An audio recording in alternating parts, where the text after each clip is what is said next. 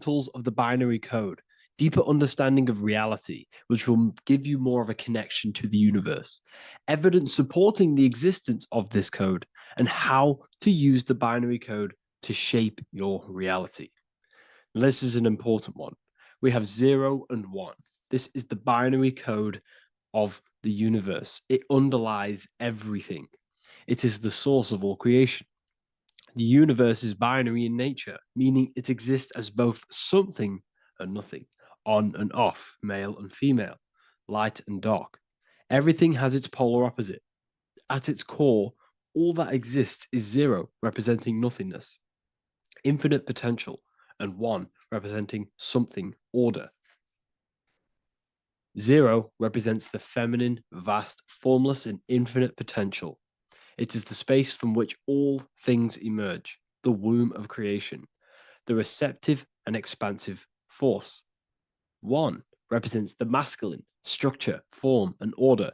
It is the active principle, the initiator, the force that defines and shapes reality.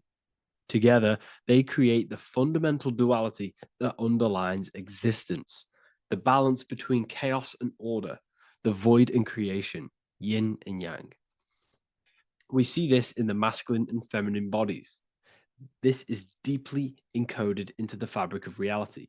And once you see this, you will never unsee this. So please leave a like on this video if you love my content and you love the wisdom that I share with the world. So we see this with the masculine genital areas. Remember, this is the genital area. This is all to do with creation. These are the generative principles, the generative organs in the body that allow creation to continually outfold into new life. The genital areas are all to do with the code. The male is the 1, the action. He's the initiator. The feminine is the 0, which is the infinite potential, the womb of creation. 0 and 1. This is why we have 10 numbers. 0 and 1. Masculine and feminine. We even see this in the bodies. The feminine body is made out of curves, which is 0, curves. And the masculine body is made out of lines. So please leave a like and comment if you love this. And if you have any lecture ideas, feel free and I can make a lecture on any suggestions that you have. So look at the word masculine. Masculine, line. Line is just one line, which represents order. 1. Feminine. 9. 1 and 9 equals 10. 0 and 1. The binary code of all creation. Why is feminine? Why the number 9 for feminine? Because the moon has to go around 9 times to create a human in the feminine's womb. And look at this image of nature. All nature is zeros and ones. Now you can tell the stick is a 1. It's a line, and here we have curves. It's curves and lines. Curves and lines create reality, creates matter. Everything is 0 and 1. We even see this with the sky. The sky represents zeros. They represent curves, the heavens, the heavenly bodies, the sun. These are circles, the moon, circles, the planets, circles. Down here is matter, representing the square. We have the Freemasonic square and compass, representing lines and circles, masculine and feminine. We see this with Leonardo da Vinci, with the circle representing the spirit, the void, the womb of creation, and matter, which is the body. This is the soul in matter, infinite potential in matter. This represents spirit over matter. This represents the architect of reality, zeros and ones, spirit and matter. This is all the same thing. Understanding this binary nature of the universe, where 0, feminine, represents the infinite potential and 1, masculine, symbolizes order and structure, can benefit you in several ways. Manifestation and creation is the first way it can benefit you. Now that you understand this, you understand that everything comes out of infinite potential. 0, infinite potential. 1, action, equals manifestation, equals creation. So you must pull things out of infinite potential. If you have ideas but don't take action, too much 0, nothing materializes. You'll never materialize if you sit there imagining all day, visualizing all day. You have to take action. They both come hand in hand. If you only take action without tapping into intuition and creativity, too much of one, your actions may feel hollow and misdirected. Using both effectively leads to greater success in life, work, and relationships. This is the 33rd degree motto, or this is on the 33rd degree of Freemasonry Scottish Rite logo, and it's called Order ab Chaos, order out of chaos. Chaos is the zero, infinite potential. Chaos is the dimension of the imagination. This is where this all ties in now. Imagination is the dimension of infinite potential, pure potential, formless creativity, and the realm of infinite possibilities. It is the void, the unmanifested energy that contains all that could ever be. That is the imagination. The imagination is the dimension that you are connected to, and you can pull any idea out of and materialize it into a reality. Matter, on the other hand, is order brought out of the imagination, chaos. It is when raw potential is structured, defined, and crystallized into form.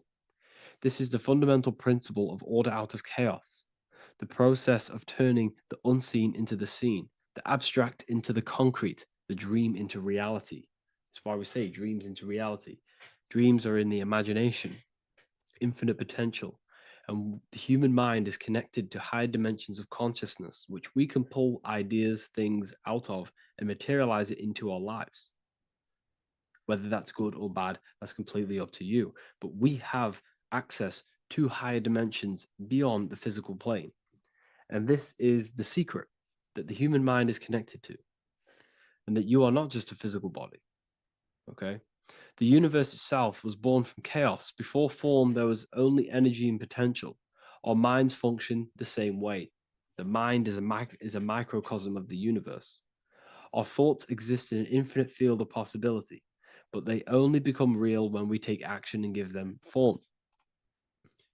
If your inner world is filled with chaotic thoughts and impulsive emotions and negativity, then creating order within is essential for balance, clarity, and growth. What do I mean? Order out of chaos, 0 and 1.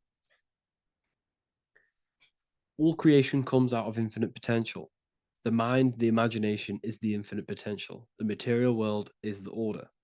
It's the effect.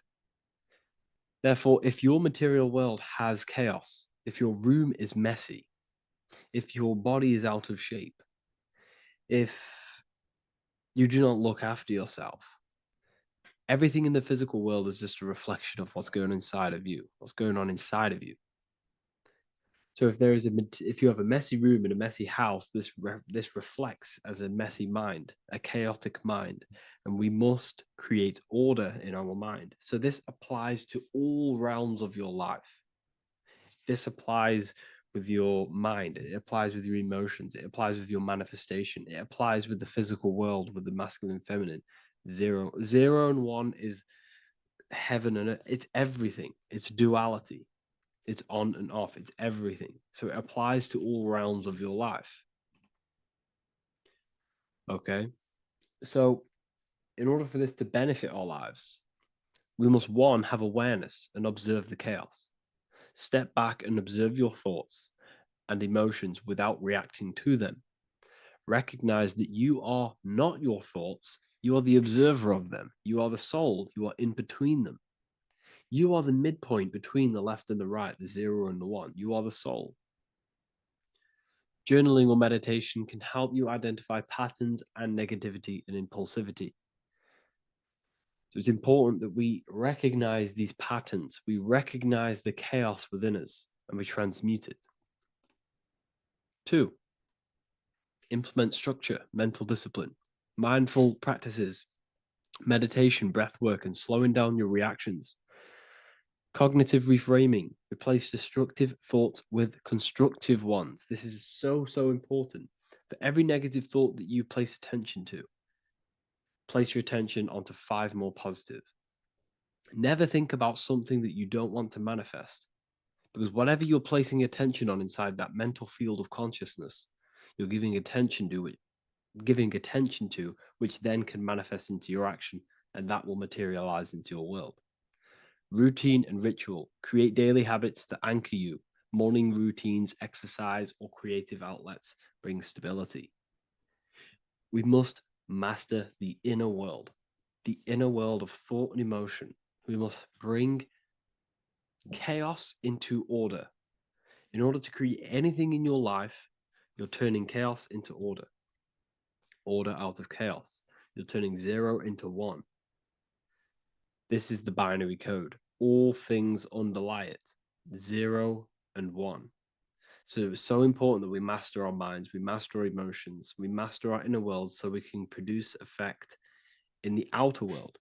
We cannot create consciously and effectively if we have chaotic thoughts and impulsive emotions. So I hope this has made more clarity to you so you can implement this into your life. I know I haven't given you much strategic things to implement into your life, but now that you have a better understanding of how this world is pulled out of infinite potential, you can use that. Everything in your life is pulled out of your imagination.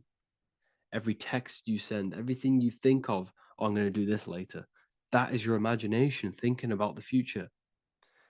So you just have to do this on a mass scale to create something big in your reality. So I hope this gives you a better understanding of how the universe works and has benefited your life.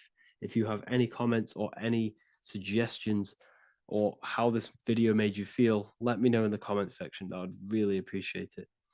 And I'll see you all inside of the Symbolism Masterclass on March the 8th.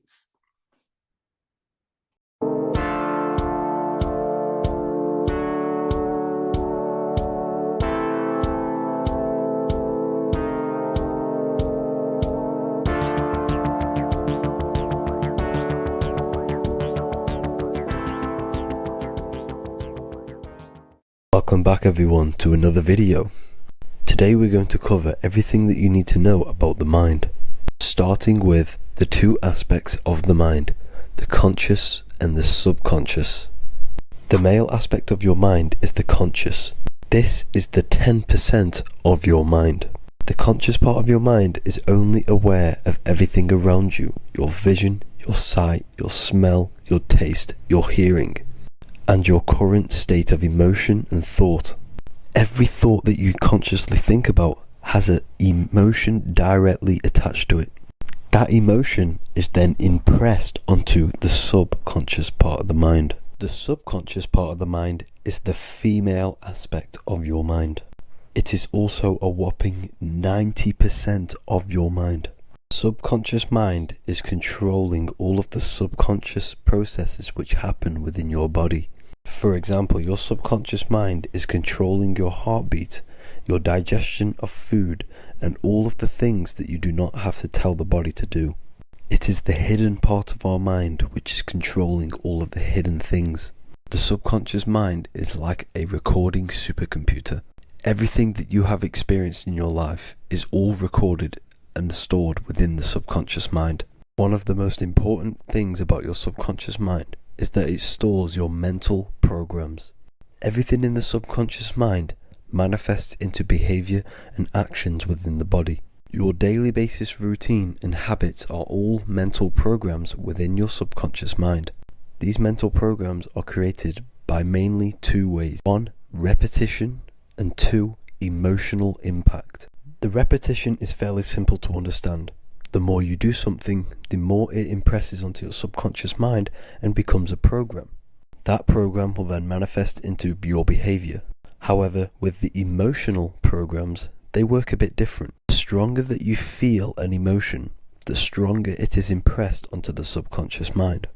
And then that emotion becomes a program. For example, you had a very traumatic moment happen when you were a young child. The emotion that you felt was so strong in that moment that it impressed into your subconscious mind so hard that you can recall that moment like it was yesterday.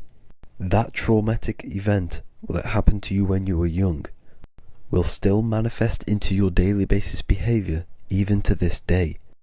However, it manifests subconsciously For example, if you were in a car crash, you will be wary to enter cars with certain people, all because of that traumatic emotion that you felt and impressed onto your subconscious mind. Another example of the subconscious manifesting into our behavior is posting on Instagram. Most of the time, the reason why you post is because your subconscious mind is seeking gratification.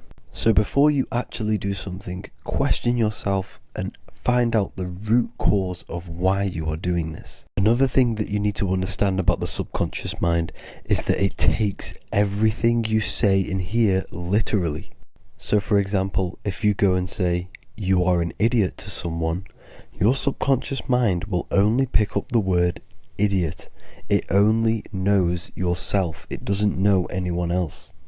You are casting a spell on yourself just by saying that to someone else. This is why the golden rule is to treat others like you'd like to be treated. Now, you can rewrite these programs which are already in your subconscious mind. However, it does take consistency. You have to change these programs which have been running for years. And by changing these programs, you change your behavior, because these programs manifest into your behavior. The best way to do this, personally, is to listen to affirmations first thing when you wake up in the morning, and do this for 10 minutes every single morning. Then at night time, you want to think and feel that you are becoming the reality that you desire. The more that you feel this reality, the more it will become a program and impress your subconscious mind. For example, you're trying to gain financial freedom. If you trick your subconscious mind into creating a program saying that you are financially free, this will manifest into your behavior. You will start doing more work. You will start looking for ways to make money. Your mind will be set on the frequency of money and financial freedom. Therefore, you will receive thoughts based around this program. If you take enough action, your life will dramatically change because of this program that you created in the mind. This is why we call it a mindset, because your mind is a frequency tuner which sets its frequency onto different thoughts, because thoughts are frequency. If you fill your mind with a specific frequency, you will gain thoughts and ideas based around that frequency. To create a stable mind, you need to master your emotions. You need to change your mindset. Everything that you experience is neutral.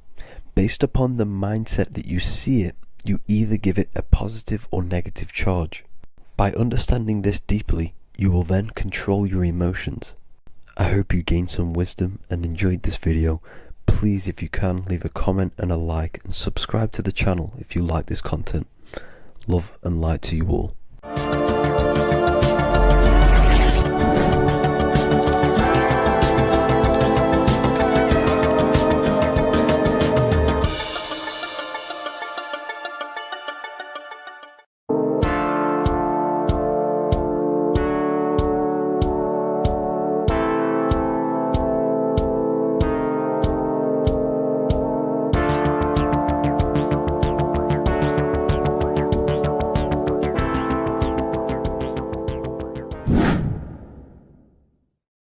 What is good, people? We're back with another video, and this is going to be talking about the connection between the micro and the macro. You are the universe, everything is inside of you. So the first thing you need to understand is that the law of mentalism, we are a thought in the creator's mind, everything's being thought into existence. We have a spark of this mind, this same mind of the creator, and everything is a state of mind. Particles or atoms, whatever you want to call them, are a mental thing. They're a product of the mind. Everything's thought into existence. Thoughts influence everything. Thoughts are energetic effects which send out waves into the quantum field around you. And your consciousness is actually the universe experiencing itself, expressing itself, and viewing itself. So we are the creator, but viewing itself in separate bodies. And this is why they call the material world the world of illusions, because everything's separate here, but we all forget that we are all one. We've all been brainwashed to think we're all separate, but we're all one. We're all the same mind, the same consciousness, everything. So everything's created out of toroidal fields. God created the toroidal field. That's the only thing that exists because particle atoms are toroidal fields, and it's the basis behind all creation. As you can see it in the owl's eyes, it creates the infinity symbol. And this was the apple. That apple is a toroidal field, and the toroidal field is made out of dielectricity, which is ether.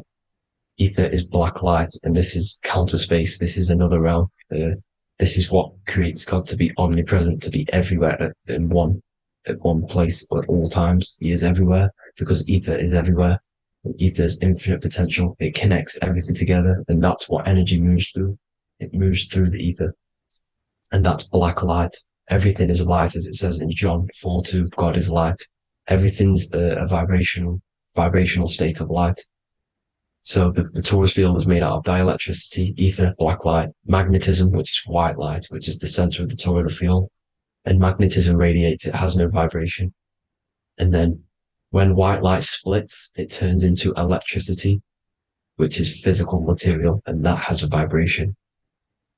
This is the Holy Trinity, the sun, the moon, and Saturn. Saturn, the god of materialism. If you've watched my videos on Saturn, you know that Saturn is crystallizing everything into physical matter. And that's why his old name was El. The ancients called him El. And this is why we get L electricity. This is where L electricity comes from. Because L electricity is only a product of the physical world, which is redshift, blueshift, Adam and Eve. And this is what creates the redshift, blueshift is what is a product of magnetism. When magnetism, white light splits. And this gives us vibration. And this what creates the toroidal field, which is the basis of all physical creation. The sine wave is created out of the magnetic wave and the electric wave. The electric wave is the blue wave, and the magnetic wave is the straight wave, which is radiation. This is vibration frequency. So the magnetic wave is straight, and then you have longitude and amplitude, which is depth, which is dimension. You see how the electric wave has depth and a dimension. This is why you get the cross. This is the cross of Earth. This is the symbol of Earth, of bondage, of physical matter, because it consists of magnetic wave and depth, which is electric wave. And this is where you get the sun cross or the Earth cross, whatever you want to call it. It's the cross of physical matter, and the ancients knew this. This is why they used that symbol. Redshift, blueshift, which is the toroidal field, is the basis of all creation, physical creation. And this is why you have the police siren is red and blue. The Matrix movie, red pill, blue pill. You have red blood and blue blood in your body. The Democrat and Republic, the two parties, red and blue. Like your taps on your taps, you have a red and blue tap. One's generative and one's destruction. Fire, destruction, water, generative. So this is the basis of all things. And electric wave has dimension, like I've already said, depth, material, and it's measured in hertz. It's measured in hertz because it hurts you. It decays because the electric wave has a vibration, and vibration always has to go back to a standstill point. This wave cannot go forever, but the magnetic wave will go forever. It's radiation. Magnetic is radiation. It radiates forever. It pulses, but the electric wave will at some point come back to a standstill point. And that's why it hurts. It decays. That's why our physical body decays, because we contain of electricity. This body is an electric body, and it will return back to stillness like a guitar string. If you vibrate a guitar string, you pull it, it will vibrate, make a sound, and then go back to a standstill point. It's the exact same with every single toroidal field within the body. It will decay, and this is why our bodies decay, and everything in creation decays. So we're born into sin. The sin of Eve. The sin of Eve is us biting into the tree of knowledge of good and evil, which is the systems in the body. And the sin of Eve is biting into the sine wave. We bit into the sine wave. The sun moves in a sine wave. Our DNA is a sine wave. Time is a sine wave. Everything in this creation is a sine wave. This is why the dollar bill is a sine wave. Magnetism and electric waves in one.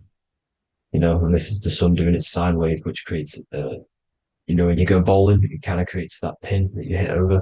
That's the pin of the sun. The zodiac sign is a sine wave because the zodiac sign is an expression of the toroidal field. because magnetism unfolds into 12ness. And that's why you have 12 zodiac signs, 12 systems in your body, 12 cranial nerves in your head, in your brain.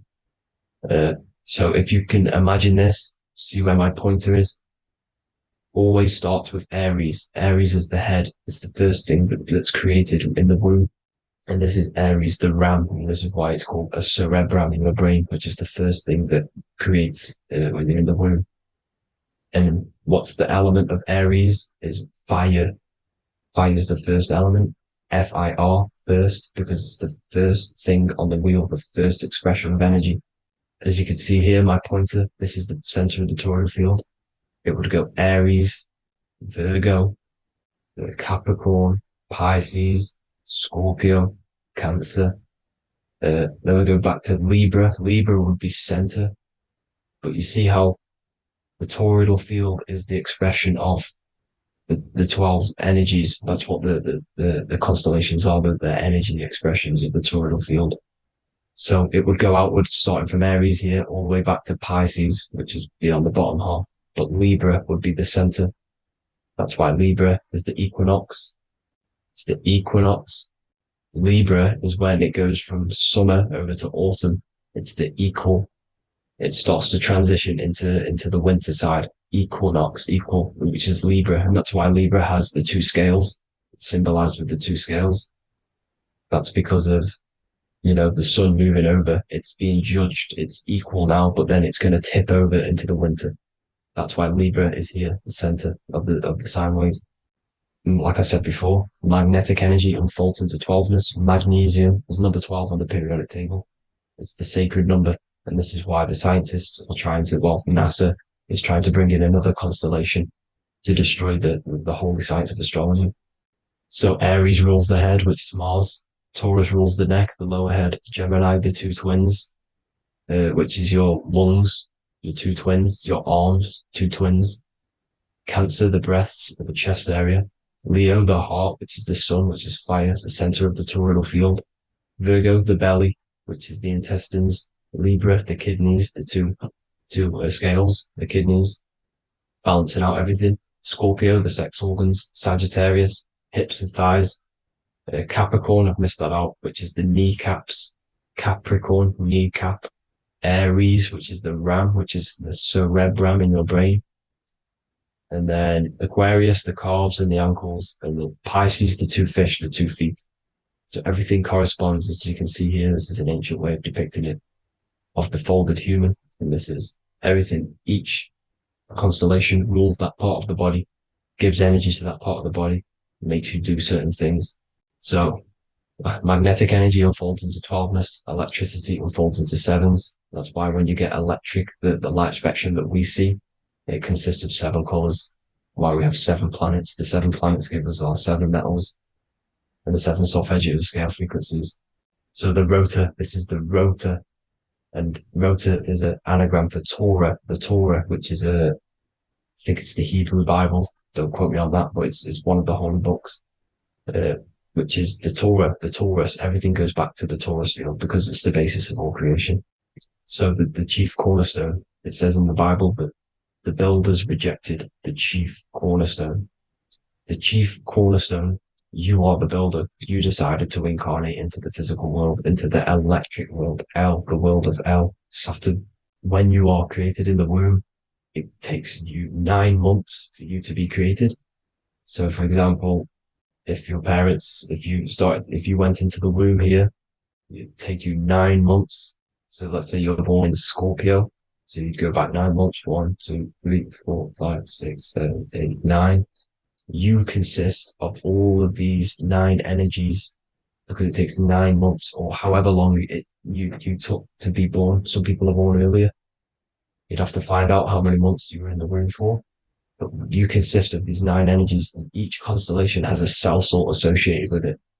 And these cell salts are vital for your health, and your cells and the optimal health of your body. So the chief cornerstone that you rejected is these 3 cell salts, these 3 constellations. So you're mineral deficient in these 3 constellations. For example, fluoride, magnesium, phosphate, and potassium sulfate. So that's the chief cornerstone. And a cornerstone, people always get it rejected with the cornerstone. The cornerstone is not, it doesn't say the cornerstone in the Bible, it says the chief cornerstone. The cornerstone is a cornerstone of a building, but a chief cornerstone is the top of the pyramid. This is where we get the pyramid of the wheel. So you're mineral deficient in whatever 3 zodiac signs you're not. You were not in the womb, or this is the chief cornerstone you rejected. So the human body is the micro, it is the universe in a physical form.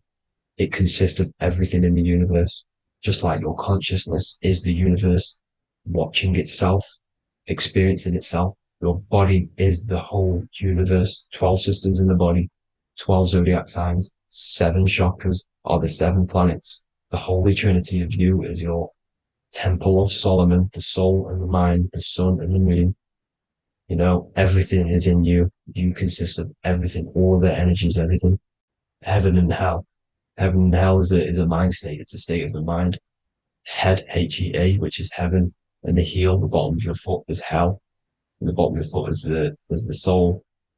So they're basically saying, well, it's wordplay. They're saying that your soul is in hell because, you know, with the elites being in control. So they call the bottom of your foot the soul, trying to say that you're in hell. The Christ is in you.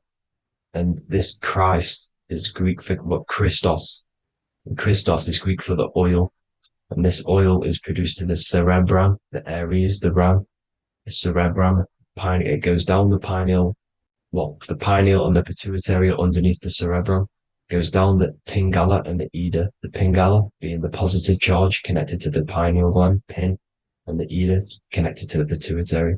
And this is the 2 serpents going down the spinal column. And this is why Jesus goes from Nazareth to Bethlehem, and then Joseph and Mary are waiting for Jesus in Nazareth. Joseph and Mary are the pineal and the pituitary gland waiting for Jesus to come back up the River Jordan, your spinal column. So this is the oil. This is the story of Santa as well. Santa comes from the North Pole. Why? Because the North Pole of the Earth is the center of the toroidal field, and the North Pole of you is your spinal column, which is the North Pole of the toroidal field. The North Pole, he comes from the North Pole. This is the North Pole. This is the South Pole of the toroidal field. Comes from the North Pole, which is your mind. And he goes down the chimney and then back up the chimney. This is the chimney. And he drops off the present, which is the Christos, the oil. And this is why Jesus is crucified at 33, because he crosses over the vagus nerve at the top of your spine. When this oil comes back up the 33 vertebrae, these are your vertebrae here. When it goes up to the 33 vertebrae, it gets crucified at 33 because it crosses the vagus nerve, and he's crucified on the cross at 33. This is the story behind Jesus and Santa. The Ark of the Covenant in the Bible is the 2 hemispheres which cover the vital parts of your mind, the brain side, which is the cerebrum, the pineal, the pituitary, etc. So the 2 hemispheres are the 2 angels, the Ark of the Covenant.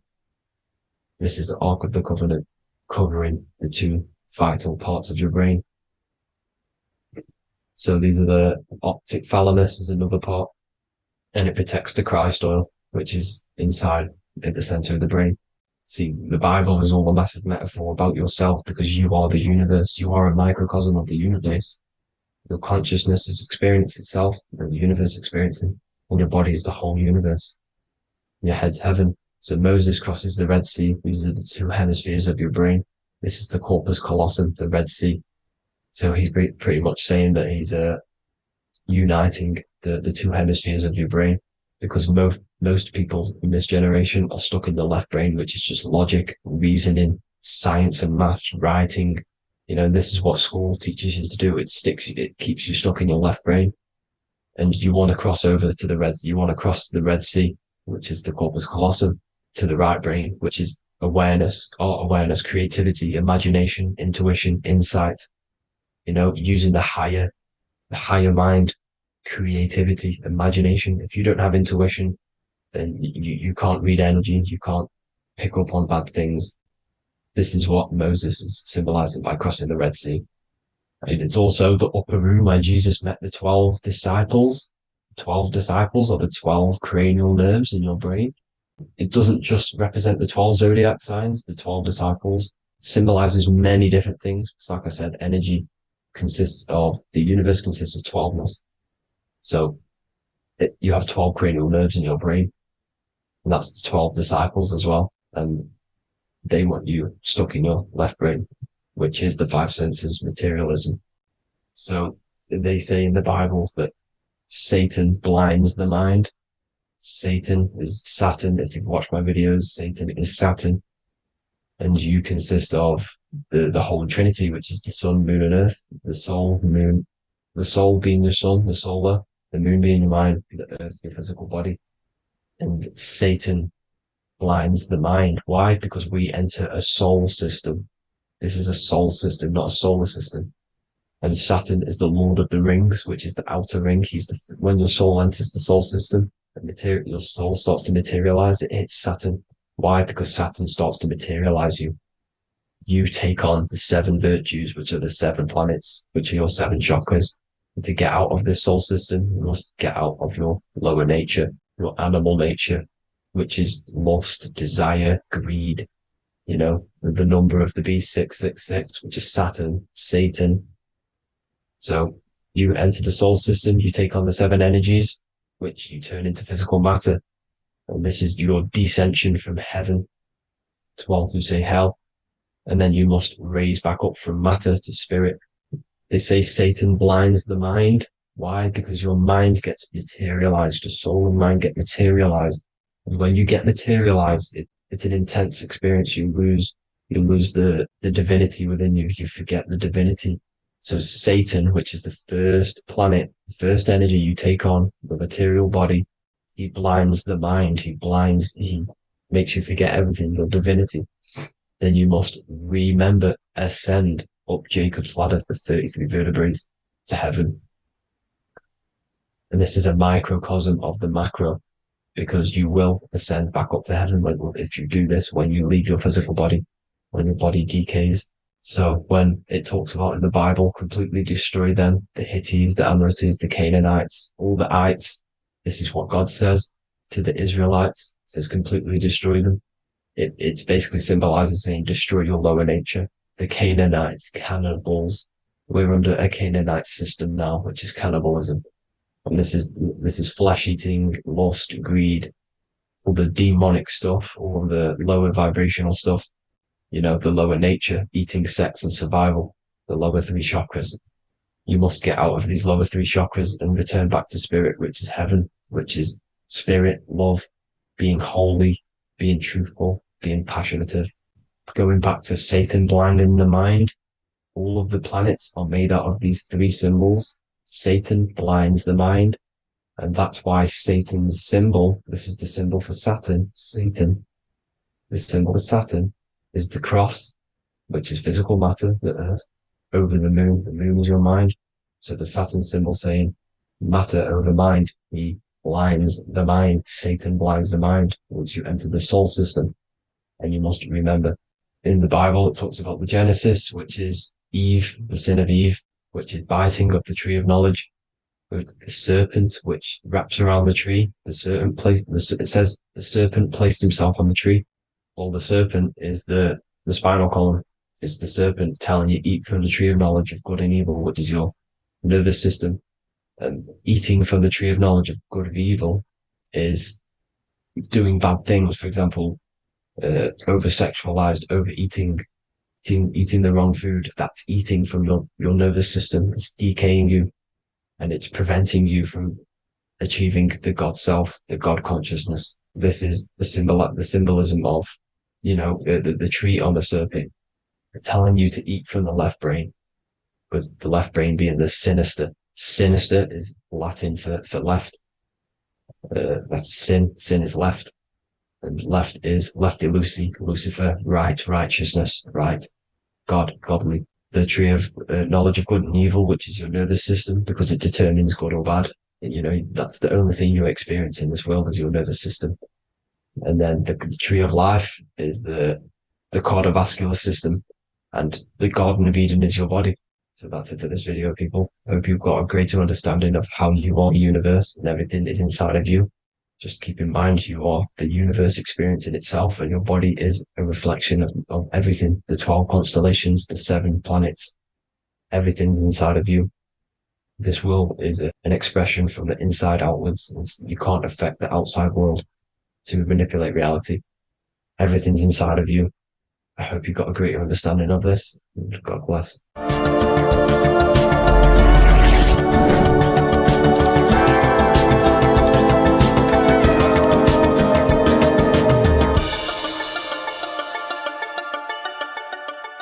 Creation demands destruction. Every time you release your sexual fluids, you're destroying a part of yourself to create an extension of yourself. For example, if you want to create a business, you have to destroy your time, attention, and energy in order to create the effect of the business. All creation demands some sort of sacrifice or destruction. This falls under the law of polarity in the universe. It's the same with your sexual fluids. Your sexual fluids, especially as a man, contains minerals, all the minerals in your body. It contains your vitality. It contains your DNA. It contains the blueprint of you, and it can create a whole new human being. You are literally playing with the power of creation if you are releasing your sexual fluids too much. Sexual fluids also extend beyond the physical plane. They contain astral forces because all physical creation is a mental creation. We live in a mental universe. Everything begins as a thought in the mind, then the thought takes the form and the body of imagination, which is an astral force. Imagination turns into etheric emotional energy. Then the etheric emotional energy turns into the physical action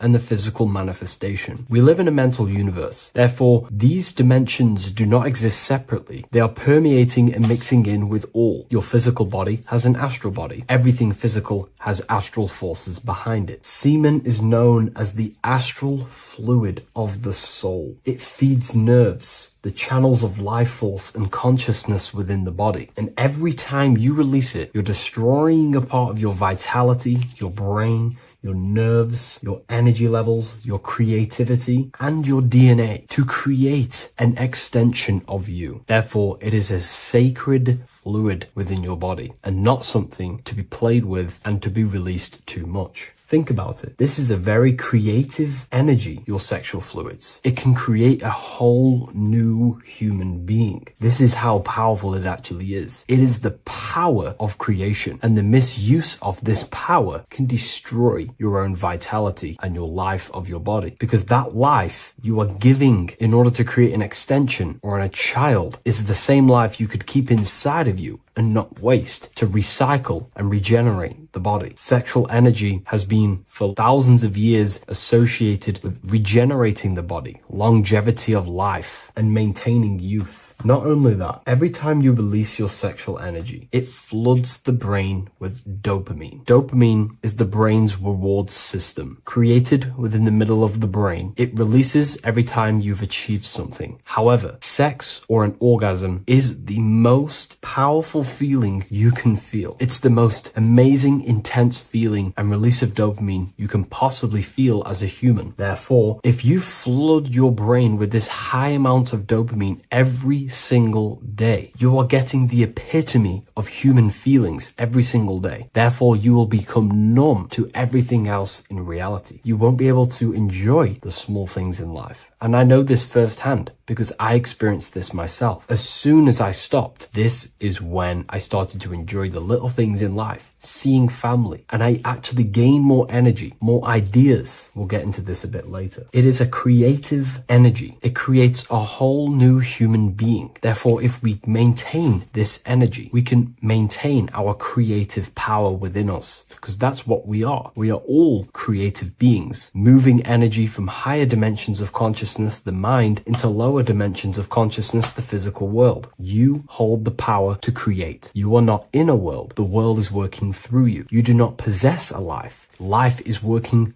through you. You are not in a universe. You are the universe. It's moving through you. There is no past, present, and future. The present moment is you. When we release every single day or frequently throughout the week, like I said, we're triggering the brain's reward system, dopamine, which makes you feel as if you have already achieved something. And if your brain is telling you you have already achieved something by overusing your sexual fluids, then you will not have the motivation to achieve other things in your life. I know this firsthand. I became very lazy. I didn't want to work. I didn't want to do anything because subconsciously my brain felt as if I've already achieved. If we look at the symbol of the Baphomet, we notice the Baphomet has horns and a goat head. Now we look at the word horny. When you become sexually aroused, it's known as horny, which is the horns, representing the lower mind. The lower mind is the mind we use for our animal instincts. We have two parts of our mind. A higher mind, which is contained of higher thought, which chases spiritual things such as love, wisdom, knowledge, and God. Then we have a lower mind, which chases the things of the material world closely associated with the ego, chases validation, material gain, status, and physical sensation, physical pleasures. It is these physical pleasures that can keep you in an endless loop, making you feeling empty inside, because nothing material can ever satisfy our internal world. Nothing. You can achieve millions of dollars. You can achieve your dream house, your dream car, your dream watch. And if that is the only thing you are chasing, you will feel empty inside when you achieve it, because nothing of this material plane can satisfy you. Nothing of the lower mind can ever satisfy you. This is why we must sacrifice the lower mind and overcome the lower mind and the lower instincts. One thing I found amazing when I mastered my sexual urges and my lust is that my mind became a lot more clear. The thoughts and the time and the attention that I used in my mind to go towards lust, sex, and chasing these things was taking up a lot of mental space, time, and energy. But as soon as I removed it and mastered it, my mind became an open vessel for higher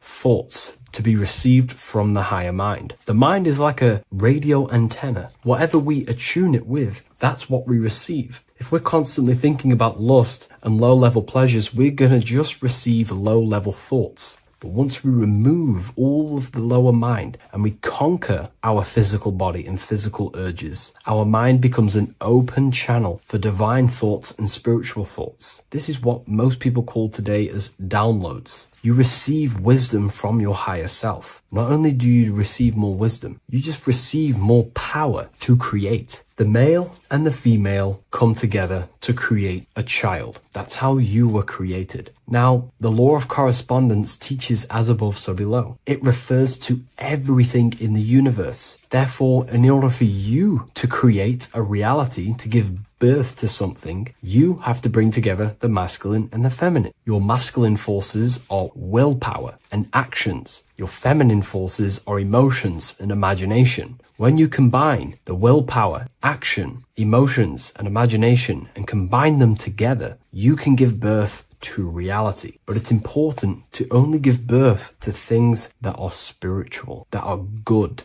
that are for the benefit of yourself and humanity, and not for the ego and the lower mind. Killing our lower mind is essential for spiritual ascension when we die. The thoughts that we give the most attention and energy to when we die are pretty much the same thoughts that we're going to think when we die. When you die, your physical body and external world is stripped and you're left with your internal world of consciousness. More than likely be resonating within the lower astral plane before you move on to any higher dimensions of the astral. It's important that we kill any addictions such as sex, food, attachments, emotional attachments to people, any desire for material things before we physically die. The Hindus taught this, Buddhism taught this, the ancient Egyptians taught this. We have to remove the desires in our heart for material and things before we physically die, because when we die, we cannot fulfill physical pleasure. Therefore, we will create our own suffering within the astral dimension. So sex is the biggest part of this. We have to remove the desire for sex or releasing any of our sexual fluids before we physically die to master ourselves. And not only that, it's going to benefit the way you feel, the way you think, the way you act towards people once you have mastered this. Porn psychologically damages you. You are quite literally the person in the corner of a room watching two other people give pleasure to each other. Psychologically, that is not good. And what happens in darkness is always revealed in light. What you do in your alone times will show in your confidence, in your eye contact, in your presence, in your aura, your energy. You cannot hide things that you do in the dark, because they always reveal themselves in a subconscious way, whether physically or through an energetic spiritual way. Sex can be known as sacred energy exchange. You are exchanging energy, bioelectrical energy. It's a scientific fact that when you hold hands with another person, your brain waves of each individual become synced. Your emotions sync. And you exchange electromagnetic energy because you are an electromagnetic being. When you have sex with someone, you are literally exchanging emotional energy. Your aura is not just an electromagnetic field. It is literally a manifestation of your internal consciousness. Your consciousness contains your thoughts, your beliefs, your traumas, your emotional state.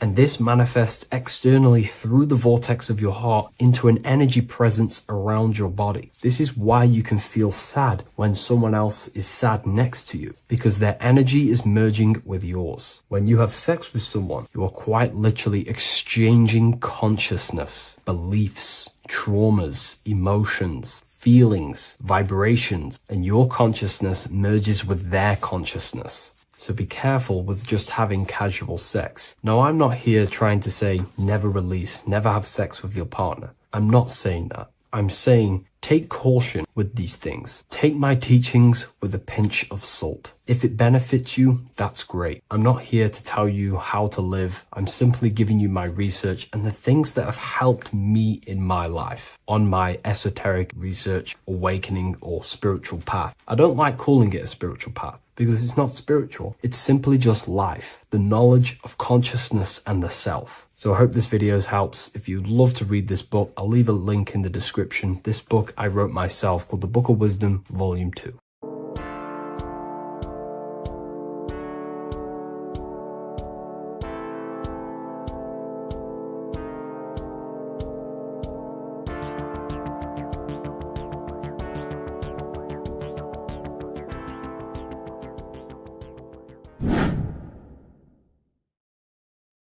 How are we all doing today, people? It's Revival of Wisdom, and today we're going to get real deep.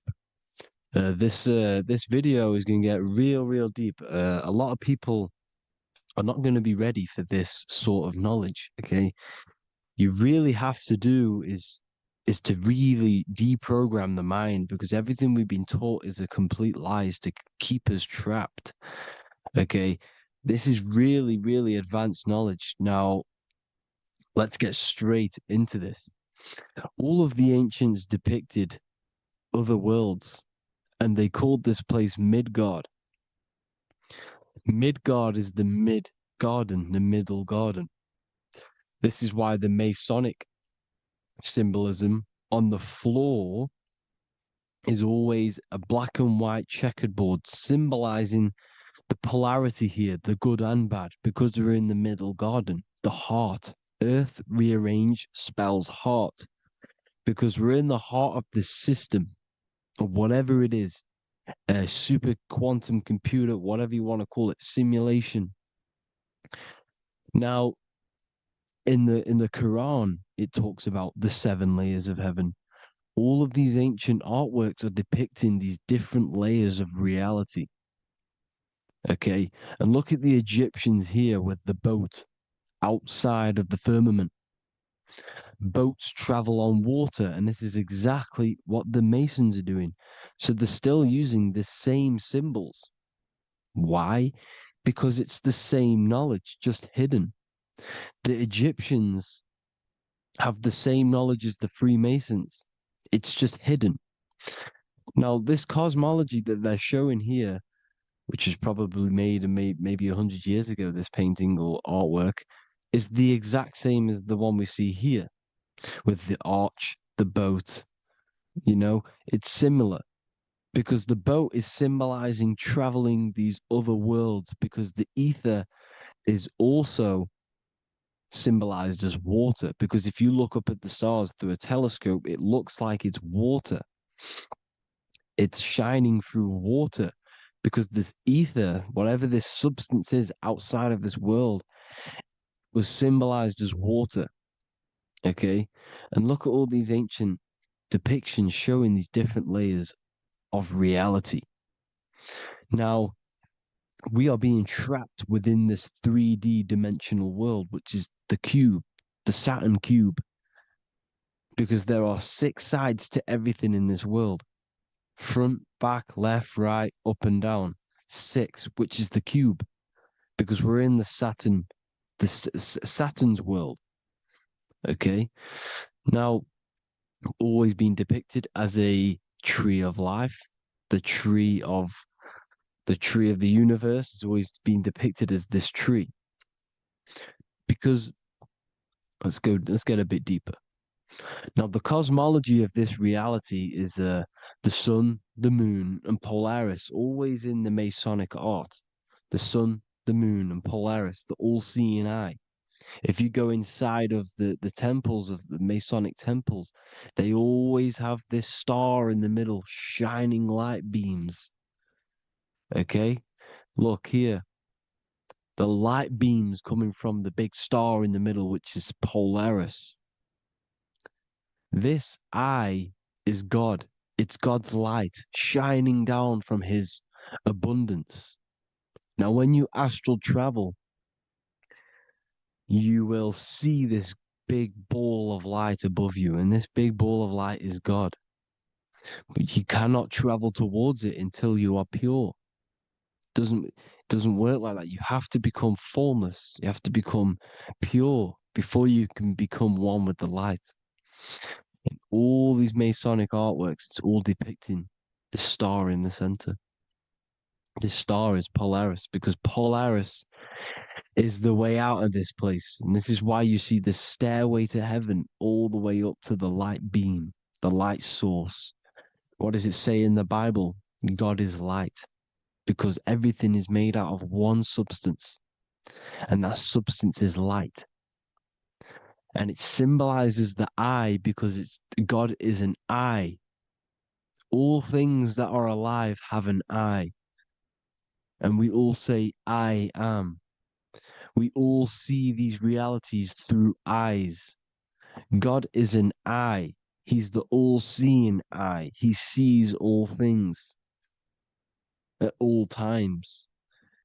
And he is projecting this light. And this light comes down to create all the different levels of the worlds. And this is what the 2 pillars symbolize the number 11. 11, the number 1, is just a vertical line. It's the 1. It's a 1 point. 11 symbolizes the mirror nature of reality. Everything's mirrored, as above, so below. Now, the 11 also symbolizes openings, doorways. And as you can see here, an opening to the all-seeing eye. And you see here again, an opening to the stairway all the way up to the light. This light is the light of God in the astral worlds, beyond this world. Now, Polaris has also been symbolized as the UFO. They put the truth in plain sight. So, you know, in the films, how the UFOs suck people up. That's what Polaris is doing if you ascend beyond this world. If you do not ascend beyond this world, you will be reincarnated in this world. The whole thing is to outgrow this consciousness to the plane above. And I'm not just making this up. I'm going to be bringing in scriptures after this. But you can see with the Christmas tree, we always put a high, big star at the center, at the top, which is the star of Polaris, which is exactly what the Masons are doing here. The star at the top. and it's on top of our Christmas trees. And all of these symbolize the other stars, because Polaris is the most high star, and all the other stars are wrapped around the firmament lower than Polaris. And that's exactly what the Christmas tree is. And it's a triangle. It's a triangle, just like light beams travel from one point in the triangle, just like the all-seeing eye. It's a triangle. The light is coming from one point and sending its rays downward. You see, it's kind of like you see here with the water. And the lower you go, the darker it gets, the more evil it becomes. And this is what the ancients would call hell. Now, this all-seeing eye is Polaris, and below Polaris is Mount Meru, the North Pole, the magnetic North Pole, the Tower of Babel, which is in the Bible. The etymology of the word Babel, Ba meaning spirit, which gives the ability to move the soul through the worlds, which is that's the ancient Egyptian description of the word Ba, meaning of the word Ba. You have the Ka, the Ba, the Ak, but the Ba is the one that gives the ability for the soul to move through the worlds. Your soul can't speak into a world without incarnating into it. Now, the Tower of Babel symbolizes Mount Meru because it's the word Ba is the spirit which gives the ability for the soul to move through the worlds. The Tower of Babel is the magnetic North Pole, Mount Meru, which gives the ability to move through these different worlds. And you can see the ancient Tibetans always showing this depiction of these different worlds coming from the center. Because we have to ascend our consciousness. It's not about how good you are to reach heaven. It's about how you expand your consciousness, you expand your mind. So they teach now that you have to be good in order to reach to heaven. It's about expanding the mind, expanding your consciousness to these different planes, these different realms. So that's what it's about. And Jesus was known as the fisher of man. Now, Jesus is a massive part of this. He was known as the fisher of man because he was fishing. He could have been fishing. He could have been one of these deities that had come down from these different higher realities and pull people up. So they would so they called Jesus the fisher of man. And he says unto them, follow me and I will make you fishers of men.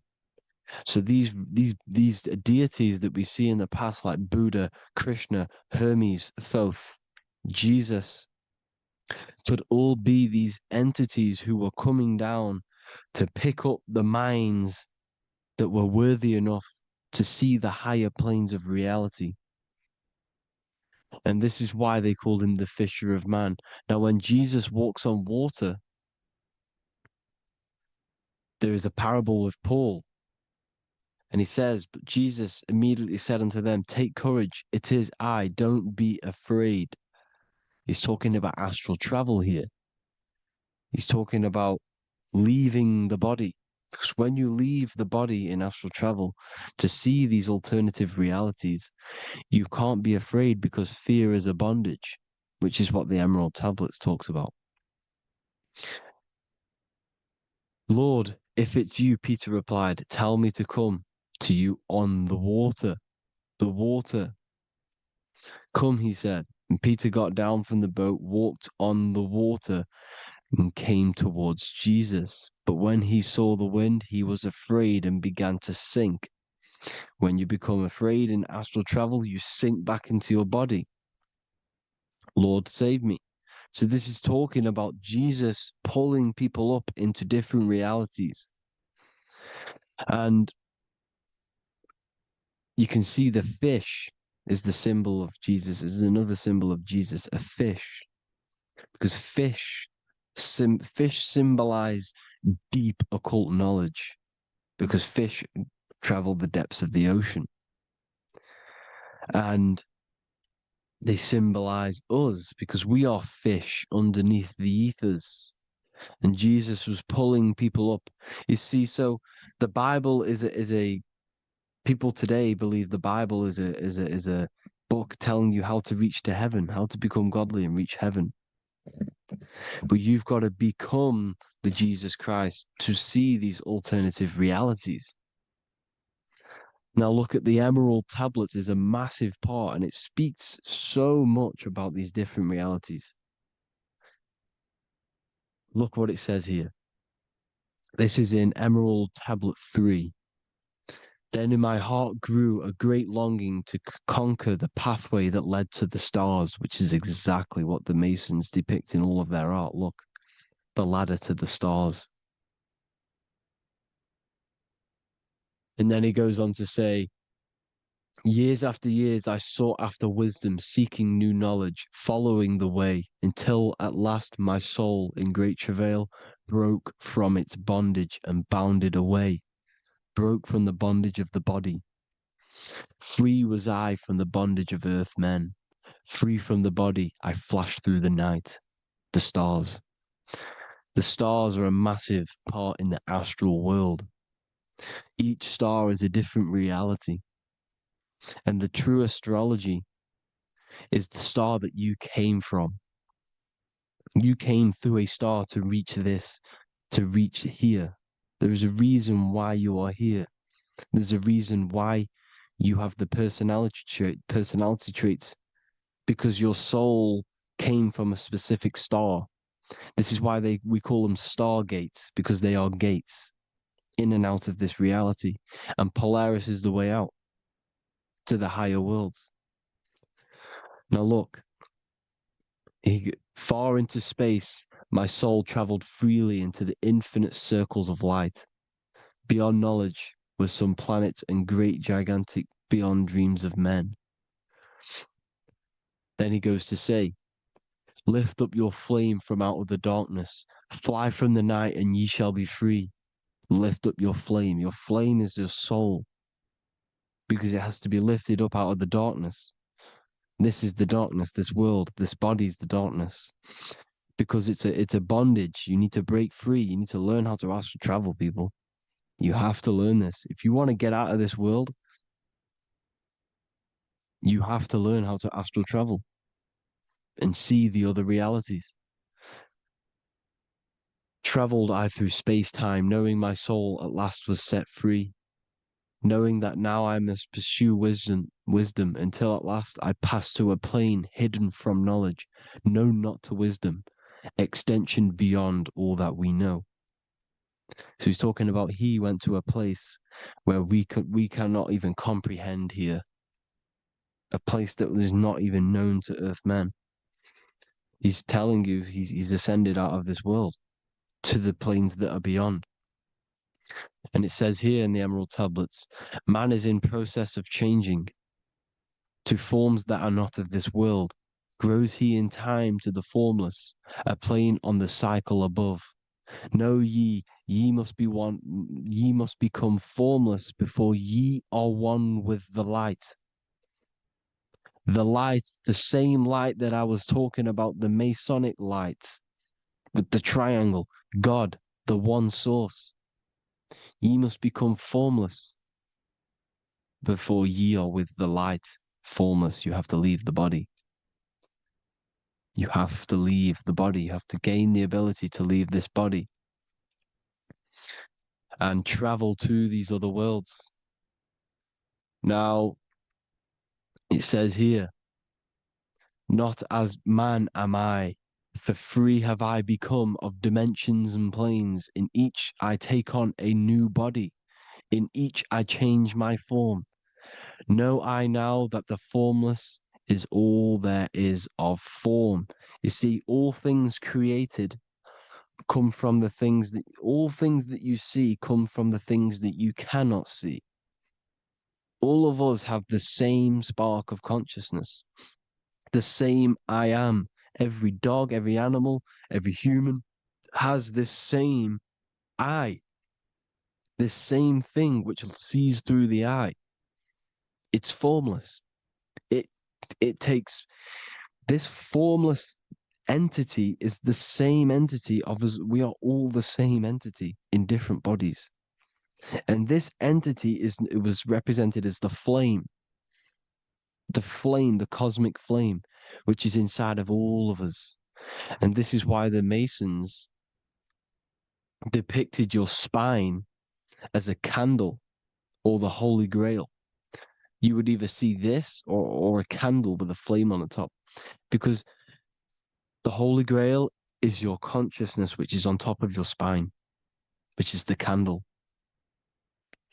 Now, Jesus, Thoth, Buddha were all these deities which were coming down to lift people up because they were fishermen of men. And he would lift you up to the higher worlds, out of this world, to the ones above. Now, Thoth, you can see him here, he's leading the way. He's holding someone and he's leading the way with knowledge and power.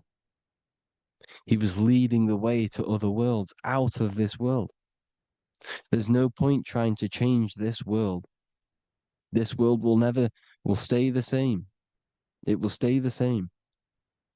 You have to get out of this world. And that's what they're telling you. That's what they're keeping you from. They're keeping you stuck within this thin layer of reality. So what the Masons are doing, they have the ability to astral travel. They're living not stuck and bound to one reality, but living within the different layers of reality. And this is what Morpheus was doing in the Matrix. Morpheus was going into the Matrix to go and get Neo, which is exactly what Jesus was doing, pulling up people out of this world to the ones higher. And that's exactly what Morpheus is doing in the Matrix. If you haven't watched the Matrix, go and watch it. It will blow your mind. Everything I'm saying in this video, you will see it. Except that you don't need to use a machine to enter the Matrix. You just use your body. Well, you use your consciousness to leave this body. You see, Neo was also uploading himself into the simulation to pull people out of the simulation. And this is exactly what all of these gods were doing. The fisher of man. Look, he was pulling people up out of this reality with the knowledge. Now, Jesus was always depicted with the mushrooms. Look at all this mushroom art. Mushrooms were literally the origin of Christianity. You can see it everywhere. There's mushrooms in all of the ancient art. Every single one of these paintings you see here, there's mushrooms on them. Mushrooms have the ability to see alternative states of consciousness. Now, if you go and do them and you go to sleep, if you pop mushrooms, you go to sleep and you will wake up in another reality. You will wake up in another reality. Don't try it if you don't want to do it. But if you've got the heart to do it, do it. Eat them and go to sleep. You'll wake up in another reality. And Jesus was handing out mushrooms to the bright minds, to the minds that he wanted to fish out and pull up to the higher realities. He was giving them mushrooms to see themselves in an alternative state, in an alternative reality. This is why there was so much mushroom art. And it's not just ancient Christians, it's Sumerians, it's the Mayans, the Celtics, the Egyptians, all used mushrooms. All of them. Look at all this art. It's on stones. It's everywhere because mushrooms See, everything in nature is a micro macro. Look at the form of a mushroom. It's literally your spine and brain because they alter your consciousness. Your body is just a radio receiver. Everything that you're experiencing is a program being ran by the central nervous system, and your consciousness is experiencing this program, these electrical impulses of the nervous system, because it's all feeding back to one point, which is the pineal gland. And this is the candle with the light on it. Type in Masonic candle and you'll see it. It's your spine with your spark of consciousness on top of the spine. And it's a mushroom because this sends you to alternative states of consciousness, alternative realities. Now, they were all doing this, the Egyptians, the Mayans. Now, there's more symbolism which goes into this. Look at the Christmas trees we use. The Christmas tree with the presents underneath them. Magic mushrooms grow under trees. And these are the presents under the trees that we symbolize today with Christmas. Santa's red and yellow for the red and yellow mushrooms. The same mushrooms Mario has to collect. And when he gets enough mushrooms, he levels up. And then what does he do when he go past the world? When you win that world in Mario, you go to another reality. You go inside of another world. It's truth in plain sight. And it's using mushrooms. It's using mushrooms. Everything, all of the characters in Mario, well, a lot of them are mushrooms. Look at this one. The presents, black, yellow, and red and white. Red and white mushrooms. And the bow on the top is the mushroom head. That's a bit of a reach, but you know, the symbolism never lies, is what you need to understand. And it's as above, so below. Now look at the Sumerians. The Sumerians were also multi-dimensional beings. Okay, look at how they have the double faces. They had 1 foot in this reality and 1 foot in another reality. And look at this one, a double-headed god inside of like a portal. You see? Because and look at these with the wings, the astral travel. Birds, ancient birds symbolize the soul. Because the soul is a bird, it flies to different worlds, it flies around the cosmos. And mushrooms gave you the ability to see these alternative states of consciousness, these alternate realities. Because you exist in infinite realities. You exist in infinite realities. Now look at the 33rd degree Ordo Ab Chao badge. You get this badge when you become a 33rd degree Freemason. And it's a double-headed eagle. A double-headed eagle. And you can see this in Sumeria first. Sumeria have the same symbol. A double-headed, bird. You can see it here as well. And the Masons are still using this symbol today. And when you become a 33rd degree, 33 vertebrae on the back of your spine, above the vertebrae is your consciousness, and it's a double-headed eagle. One reality in one, you become a multi-dimensional being in the 33rd degree. And I've heard many interviews of Masons say it becomes Luciferian. You see, they speak in code. These Masons can't tell you about what they learn about, but they will speak in code. They said it becomes Luciferian. The word Luciferian is lucid. The root word of Luciferian is lucid, and lucid is lucid dreaming, alternative realities, dream worlds. You become a god. Luciferian means you're becoming your own god, pretty much. because you are becoming a multi-dimensional being living in between the different layers of reality at the 33rd degree of Freemasonry. And look at the double-headed eagle, because the birds symbolize the soul. And they reach high, they fly high, just like the soul wants to fly high to the light, to become one with the light, like the Emerald Tablet says. Now look at Janus. Janus was another god, and he's known as the god of doorways. Janus always depicted with a double head. Janus is why we say janitor or January. And January is entering a new year. Janus is known as the god of doorways with keys, always got a key, because keys open doors. That's why the janitor holds all the keys.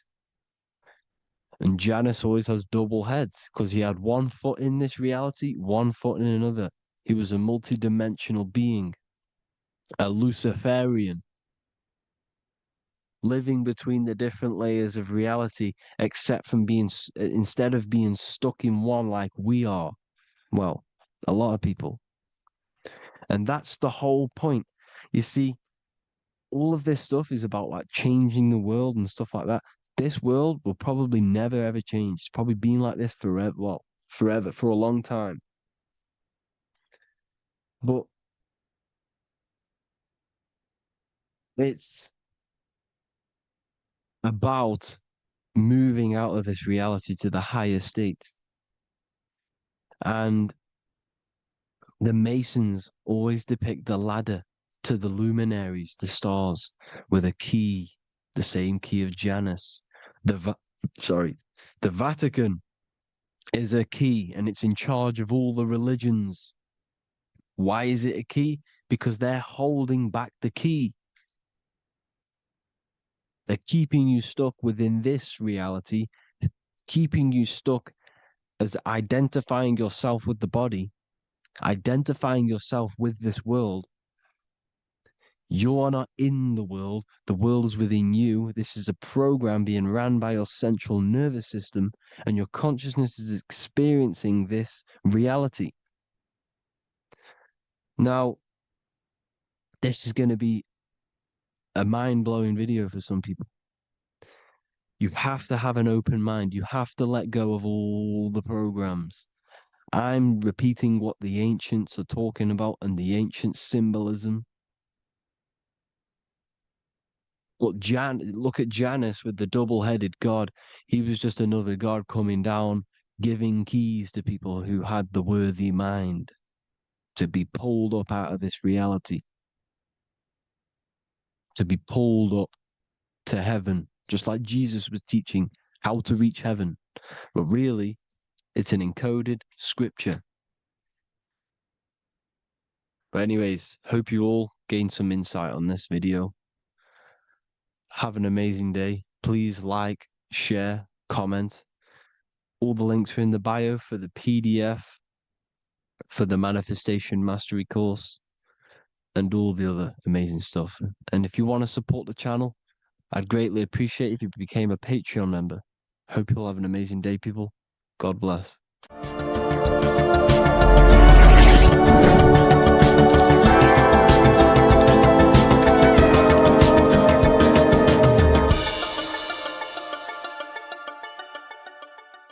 Hello, Seeker. Welcome to Revival of Symbolism, a channel devoted to the language of esoteric symbolism, helping you discover yourself and expand your consciousness into new realms of thought. I'm Harry B. Joseph, also known as Revival of Wisdom, and in this video, we're going to be discussing the symbol of the double-headed eagle, also known as the emblem to represent the 33rd degree Freemason. So let's jump straight into this.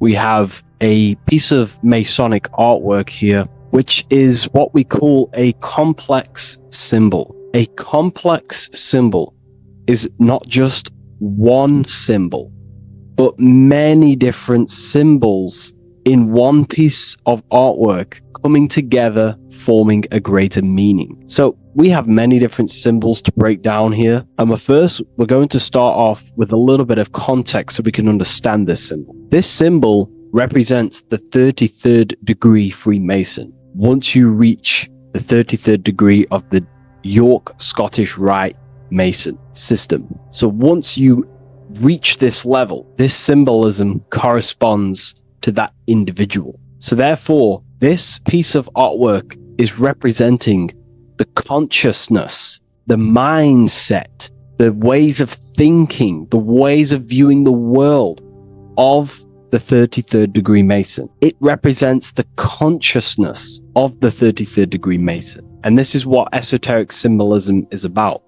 Esoteric symbolism is symbols and emblems representing states of consciousness and teachings within the forces of consciousness. So let's jump straight into this. The first thing that I see when I look at this piece of symbolism is the double-headed eagle, okay? The double-headed eagle. What is this eagle doing?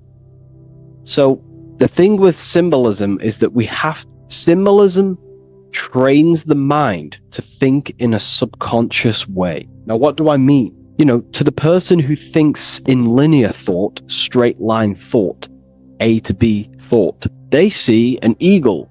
They see a piece of artwork. They just see a piece of artwork with no meaning. But to the person who is trained in the occult, these symbols are representing thought vibrations. One example would be in occult symbolism, what we're meant to do. These symbols represent thought forms in the mental plane, within the mind of the individual. Instead of me just giving you the answers, in the occult, they give you symbols. And what you're meant to do is look at these symbols, stare at these symbols, and see what kind of thought arises in your mind, and follow the chain of thought. This is how you unlock deeper levels of symbolism. This is what we call the chain of thought. Now, what do I mean by the chain of thought? If I look at the eagle, I see an eagle on a basic level thought. But then that thought leads to another connection, because this is how thought works. Whatever the character of the thought we think is, or whatever the vibration of that thought, for example, the character of the thought right now would be an eagle, then that leads to another thought. For example, flying. Then flying is connected like a chain to another thought, higher perspective. So we follow the chain of thoughts until we unlock the deeper levels of the meaning of the symbol. And this is what the occult seeks to do. Symbols make and force the individual to go inward. You look at the symbol, it's not a direct meaning, but you have to go inward and start to think and follow the chain of thought that this symbol is connected to until you find its deeper meaning that relates to the individual, to you, to a teaching or a force of consciousness or a state of consciousness. Okay? It's very difficult to explain in words because symbols transcend the barrier of words. Okay? So what we're looking at here is a eagle. And what does the eagle do? Well, the eagle has the ability to fly above the earth. It looks down upon the earth. In allegory and metaphor, this represents a higher perspective of reality, a higher perspective of the world, of the self. So this is representing the consciousness of the 33rd degree Mason. They have a higher perspective of themselves. Why? Because they studied the mysteries. They studied the Kabbalah. They understand consciousness. They understand the human psyche. They understand the origins of consciousness, the forces of consciousness. They understand how the material world is created through the forces of consciousness. So the eagle represents higher perspective because it can fly above the earth. And here you have the earth, this circle here, this sphere. So it's flying above, symbolizing a higher perspective of reality, a higher perspective of the physical world, the physical body, and the self. Because ultimately, this is what it's about. Freemasonry is about, of course, self-mastery, building a better self. That's what the craft is. But it's ultimately trying to figure out the mysteries of consciousness itself and the origins of reality. We gain this insight through Kabbalah, the study of the Kabbalah tree. So let's not get off track here. So the eagle ultimately represents a higher perspective of reality because it can fly. On a deeper level, it also represents the astral body, because the astral body can fly above the material plane. It has no connection, no limitation to the physical plane. It does have a connection to the physical plane because all of the dimensions, the mental, the astral, the etheric, the physical, are all interwoven to each other. However, it also represents the activation of the light body, hence why we see this light rays around it. But that's a bit too deep for now. Let's go a little bit deeper into about the basics of this symbol. If you look at this eagle here, this eagle's looking backwards, and this eagle's looking forward. So this is forward and backwards. This is symbolizing time. So we have an eagle looking into the past and an eagle looking into the future. This is called the mastery of time. This is how you master time. You have a crown in the middle of these two heads. A crown. A crown is something worn by royalty, and royalty has a lot of power. So this is symbolizing personal power and mastery. How do you gain your personal power and mastery over time, over the past and future? Well, it's very simple. In order to master time and master your future and master your past, you have to look at the forces in your past that have led you to this very moment. Here we have a triangle which represents the number 3. Remember, in this middle, which is the present. So you have to look into the past to see what thought, emotion, action, the number 3, the 3 expressions of consciousness. Consciousness expresses itself through thinking, feeling, and acting. That's how consciousness manifests itself in 3 different ways. You have to look into your past to see what thought, emotion, and action has led you to this very point in your life in the present moment. And what you can do now, which is your power, the present moment is your power, you can ultimately change your thought, emotions, and actions now to create a better future. You observe the past to see what thought, emotions, and actions created your present moment. You notice the mistakes and you change the now through thought, emotion, and action to generate a better future. This is how you master time. Now, keep in mind, this is always in the mind of a 33rd degree Mason. Someone who is highly, mastered, they keep this in mind.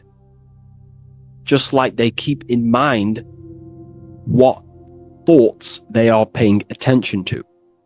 33rd degree Mason has a lot of self-mastery power, and they hold conscious thought. Most people think unconsciously and without power. A 33rd degree Mason is trained, their mind is trained. Therefore, their mind thinks powerfully. They do not think randomly because they understand thoughts are the seeds to physical creation. All physical creation is a crystallization of thought. So ultimately, this double-headed eagle representing left and right, and the crown in the middle represents mastery over time. That's how you master time. Again, here we have the eagle standing on top of a sword. The sword is, of course, on a basic level, the sword represents power. Because if I hold a sword to you, I hold the power over you, because you will more likely fear. But if we go even deeper, the sword cuts through the air. When you swing it, it moves through the air. Therefore, it's a symbol of the air. Because you can't really make a symbol of the air, because air is invisible. So the sword is a symbol of the air. And the air is one of the 4 physical elements in alchemy. We have water symbolizing emotion. We have fire representing the spirit. We have earth symbolizing the physical body. Then we have air symbolizing the mental body. The mental body. So the mental body is symbolized by this sword. A sword has to be continually sharpened. If you don't sharpen the sword over a long period of time after using it, it will become dull and it won't be very effective. This is an allegory symbolizing the human mind, because the human mind is like a sword. If you do not sharpen your mind, you will lose control of your mind. When you stop doing the meditations, when you stop being conscious, when you stop doing the affirmations, the mind falls back into old, unconscious thinking patterns, and we start to lose control of it. The mind is seen as a sword within the occult, because this is pretty much your tool. Your mind is your tool. This, just like the sword is a tool.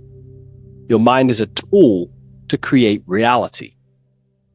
So we need to make sure this tool is always sharpened, that we stay on top of the mind, hence why the eagle is on top of the sword, symbolizing control over the sword, mastery over thought.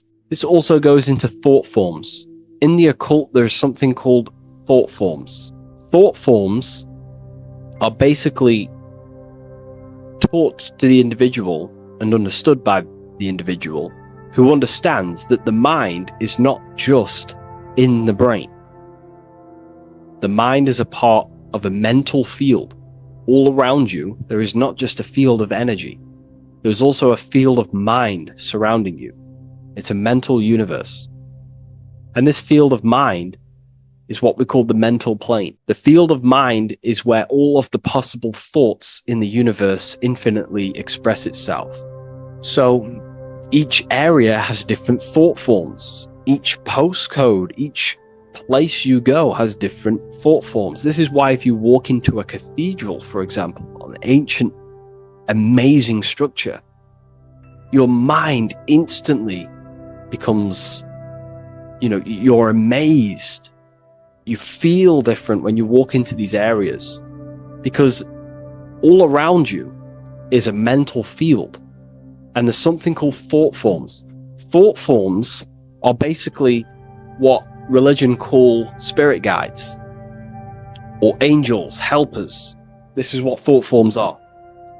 Thought forms are basically, if you dwell on the thought that you are going to lose your girlfriend, for example. Let's use a negative example here, because a lot of people can relate to this. Or your boyfriend. Let's keep it simple. Everyone can relate to this at some point in their life, hopefully. Or, if not, it's okay. No worries. It's just an example that most people can relate to. If you constantly dwell on the thought that you are going to lose your partner, what we have to understand is that the mental plane, what we have to understand is that the forces within consciousness, within what we call the universe, is always trying to give you what you want to create. That's your right. The universe or mind or consciousness, whatever you want to call it, is always trying to unfold what you want to create. It doesn't know the difference between something you don't want to create or do want to create. Whatever you think about is ultimately what this power of consciousness or the universe will try and manifest. This is why we have to gain mastery over our thought, because thought are basically the seeds that we impress into the dimensions. So we have a mental dimension, we have a higher, middle, lower subplanes of the mental dimension or the mental plane. Then that's just thought. The mental plane is just thought. Below the mental plane, thought takes the body of imagination, which is what we call the astral plane. And the astral plane also has higher, middle, and lower subplanes. Then we have the etheric plane. The etheric plane is basically an energetic copy of the physical plane. So you have an etheric brain, you have an etheric body. It's just basically an energetic exact copy of everything that is physical. So if we think something within our mental body and we dwell on that thought, the more attention you give, the more you feel that anxiety about losing your partner, you're literally forcing energy and direction and attention into this thought idea, which manifests itself within your own aura. Your aura is basically, it's not just your electromagnetic field. Your aura has many different levels. It has a physical level, it has an etheric level, an astral level, and a mental level, like layer. So it has a layer for each one of these bodies. If you dwell on this thought and you keep giving attention, power, you start to imagine this because you're worrying about it. You literally create a elemental or energetic substance that clouds your aura. And this is what people have been called demons, people call spirit guides, whatever you want to call it. This is what it is. It's a thought form. But this is not something that's come after you. This is something that the individual has created. And wherever they go, this cloud of thought forms that they've manifested literally clouds their aura. You can see it within the astral plane and the mental plane. You can see how it's affecting them. Wherever you go, you start to randomly think about it. You keep thinking about it. You know, it's infecting you. It's like a demon. It's tormenting you. But it's simply just a force, an astral force, and a mental cloud that they've manifested within their aura. Thought forms. The 33rd degree Mason has very powerful thought forms. And this is, you know, if you're a Mason yourself, and you're not aware of this, this is why it's great to be around a 33rd degree Mason within your lodge, because they have very powerful thought forms, and you being in the present of them, you're also taking on his thought forms, and they can assist you. We're all affecting each other through thought transference through the mental field or the mental plane. Okay. Now I'm not going to go too deep into that because, you know, people can use that knowledge for really bad. But ultimately it represents thought forms also, symbolized by these clouds. Clouds are a symbol of thoughts, thought forms, because they manifest themselves as basically like a cloud form energy within the aura of an individual. So this represents the mastery over the intellectual side of consciousness, of thought, sharpening the mind, gaining mastery. Then we have 33 in a triangle. A triangle in alchemy symbolizes, well, the upwards triangle, the upright facing triangle symbolizes the element of fire. The downright facing triangle represents the element of water. So an upright triangle represents fire. Fire is very transformative. If you place, I don't know, a pencil into fire, the fire will burn it down into its raw material. And this is ultimately what this triangle represents. It represents the consciousness of the 33rd degree Mason, who has basically transformed themselves from ego consciousness, only dwelling within the limits of their ego, their old belief systems of thinking they were the body, only reacting to five sense thinking, linear thinking, low base consciousness, not knowing right from wrong. It's basically transforming themselves. They have burnt themselves down to their raw soul form, and they understand that they are a soul, and they've experienced this, by casting off all the attachments to consciousness. This is why there is the number 33 within this triangle, because 33 is the age that Jesus dies. It's also the number of the Kabbalah tree, because the Kabbalah tree has 10 Sephiroths, 22 pathways, and one hidden sphere called Dot, which all adds up to 33. And the Kabbalistic tree of life, just to give you a bit of context, basically is a blueprint of how God manifested the world, and you are an expression of God. So it's also representing how your soul fell into matter, how consciousness creates matter. And it's also a diagram of how reality is not fixed, but it's ever unfolding creation through these forces of consciousness. So the Kabbalah teaches a way back to source consciousness if you go from the bottom of the tree to the top. And in order to go to source consciousness, you have to die symbolically. It's the death of the self, the death of the ego, the death of the old self, the old belief systems that you had. That has to die. The old person has to die to give room to be spiritually reborn, so you can actually figure out who you actually are. Your ego has to die. Now, that's not saying ego death, but you have to basically give away all of your old belief systems to then be spiritually reborn. That's why Jesus dies at 33 and is resurrected. Ice melts from ice into water at 33rd degree. So it's symbolic of transforming. And again, the upright triangle is the fire element, symbolizing burning things to its base raw material.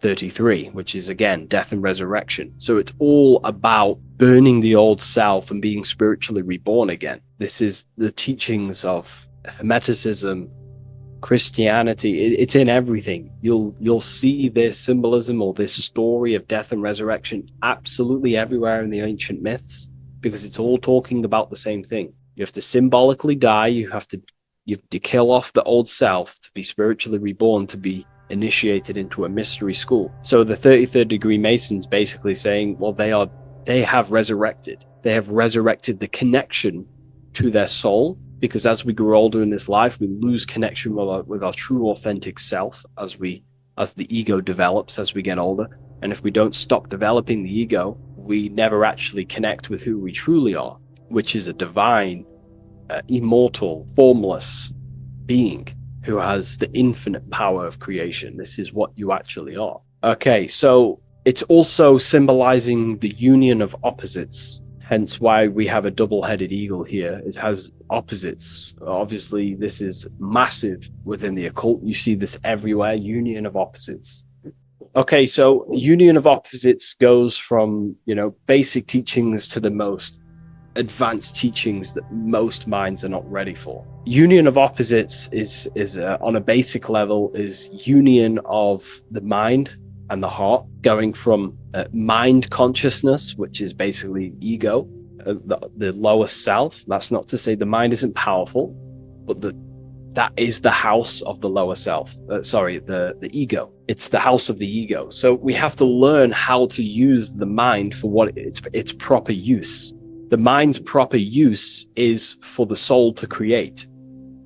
However, we're not taught this in school, so we've basically developed a false personality within our minds, and our minds have become a vessel for a false identity. So what we need to do is integrate the heart, which is the soul self, the true self, with the true powers of the mind. And the mind is basically a powerhouse of creation, infinite possibility. And that's the mind's true usage is for creation, not a false identity. So it's about integrating the mind and heart. It's also symbolizing a balanced mind, and we do this by aligning the left and right hemispheres of the brain, which help you perceive reality for what it truly is. Because the two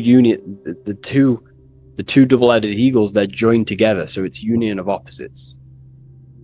So it's about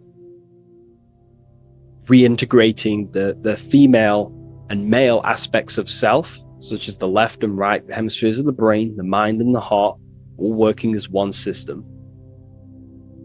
When we align the left and right brain, we see reality for what it truly is. Now, what do I mean?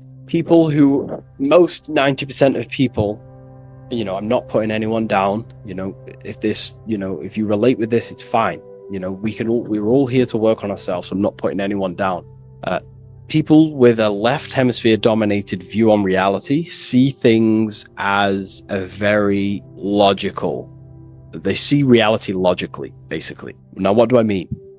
They see things as this is science, that's mathematics, that's religion, that's metaphysics. They're all separate and divided because that's what the left hemisphere does. The left hemisphere basically dissects everything down. The way the brain works is truly magical. The right hemisphere of the brain allows us to basically see a bigger perception on reality. It sees the bigger picture. The bigger picture, for example, the woods. It sees the woods as a whole unified woods. But then the left hemisphere of the brain takes that view and perception of the woods, dissects it down and analyzes it into individual branches, trees, leaves, animals, insects. But in reality, it's all one, because all is manifested from the one God, the one source, the unmanifested consciousness, the unmanifested force. So it's union of this. We have to view the world as in, yes, everything is one, but I'm also living in my personal consciousness. Yes, there is a collective consciousness. We're all one consciousness, but I also have my personal consciousness. I need to think about both, making sure that my thought, emotion, and action is contributing towards the evolution of myself and the evolution of humanity. A person who is only left hemisphered only thinks about themselves mainly, 90% of the time. They only, they're trapped in ego, and the individual can't see pattern recognition, really. Pattern recognition is more the right hemisphere because it sees the whole. So it's about aligning the brain hemisphere so we can actually see reality for what it is, so we can, without distortion or illusion, and be neutral. Okay, we have light rays. Light rays are very symbolic within the occult, especially Freemasonry. Light rays are symbolic of force and form. These are the two dualities within the occult: force and form. The internal world is force, external world is form. Everything outside of you is a formation of force. No force ever takes place on the physical plane. All force takes place within mental, astral, or etheric. The physical world is formation. Therefore, what is the force that drives you? What is the desire that's a force? Emotion, force, thought, force. What are the forces driving you to take action in the physical world? And we need to gain mastery over these forces. Light is also a symbolic of knowledge, because knowledge is considered light. This is why Freemasons say going from darkness to light. Darkness is ignorance. People who are only aware of their five senses, they don't want to know anything else. Their minds are completely shut off. I have my belief system. That's it. I'm happy. I don't care. That's their ego limiting themselves and building their own prison. Light, on the other hand, is about going from a state of unconsciousness, of not being aware, into a state of light. Light makes things reveal itself. If I shine light on you when it's dark, I reveal truth. You're there, you're manifested. If you're in a dark room and I shine a torch on you, you're revealed. The veil is lifted. The darkness is gone. So this is symbolic of light revealing higher truths to yourself as you walk the path of self-realization and gnosis. So light is symbolic of this also. They have high amounts of intelligence, a 33rd degree Mason. They have a lot of light. They have a lot of knowledge. They've researched a lot of things. They're intelligent in many different areas of life, within speech, within grammar, the way they portray thought, their mastery, their level of mastery, their understanding of themselves is very advanced. They also know a lot about physiology, about the brain, about the body, life, consciousness, astrology. They know a lot. They have a lot of light. 33rd degree Mason. Me, myself, I'm not a part of Freemasonry, and if I ever do become a part of Freemasonry or any order, I will openly share it to all of you. All this information has come from following the chains of thought through self-study and self-realization, and studying Freemasonry from an external view. You can gain a lot of insight just by studying symbolism itself. Masonry is about being a builder. That's what the word Mason is. Mason is about building.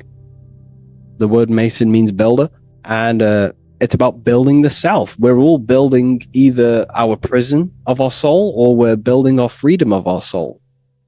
Every single one of you. Every time you reject something that if you did something wrong and you reject you being wrong, someone tells you were wrong, but you reject that, or they try to give you a piece of information and you reject it, you're building your mind's prison, stone by stone. But the person who has an open mind to all things is freeing their mind, freeing their soul. So we're all builders of our soul, and we're all builders of reality also. And we're all building Earth. This is the building project is Earth. We're all contributing towards it through our thoughts, emotions, and actions. These are our God-gifted powers: thought, emotion, action. These are our rights to operate in the world. These are your buttons to control the character in the game. So I hope this information has given you a lot of insight about this symbol. Please leave a like, comment, and subscribe. And if you wish to go even deeper, because the occult goes deeper than you could ever possibly imagine, I have a whole private community filled with hundreds of hours of esoteric teachings, self-mastery, things. We have a whole library. If you wish to go deeper, the invite is there and the door is open. I'll leave a link in the description. Have an amazing day, everyone. Welcome to Revival of Wisdom. Welcome people, we're back with another video, and this video is about Freemasonry and the connection to the Illuminati. Please, as always, to make sure to hit that like and the subscribe button and turn on the notifications to never miss a video. On May the 1st, 1776, the founder of the Illuminati, Adam Weishaupt, founded this secret organization, and this date can be found in Roman numerals underneath the all-seeing eye pyramid on the $1 bill. This $1 bill also says Anu Coptus Novus Ordo Secularum. This is Latin for announcing the birth of the New World Order. This New World Order will be headed by Lucifer, the all-seeing eye, and followed by the 13 layers of bricks for the 13 elite bloodlines. So your Orsini's, Rockefellers, Rothschilds, Soroses, and the other 9 elite families. So when Adam Weishaupt created the Illuminati, he made it consisting of high-level degree Masons, French and Latin philosophers, and many more powerful people to all become one society. So this is why you see Masons using this same symbol of the all-seeing eye inside the pyramid. But not all Freemasons are part of this Illuminati secret society.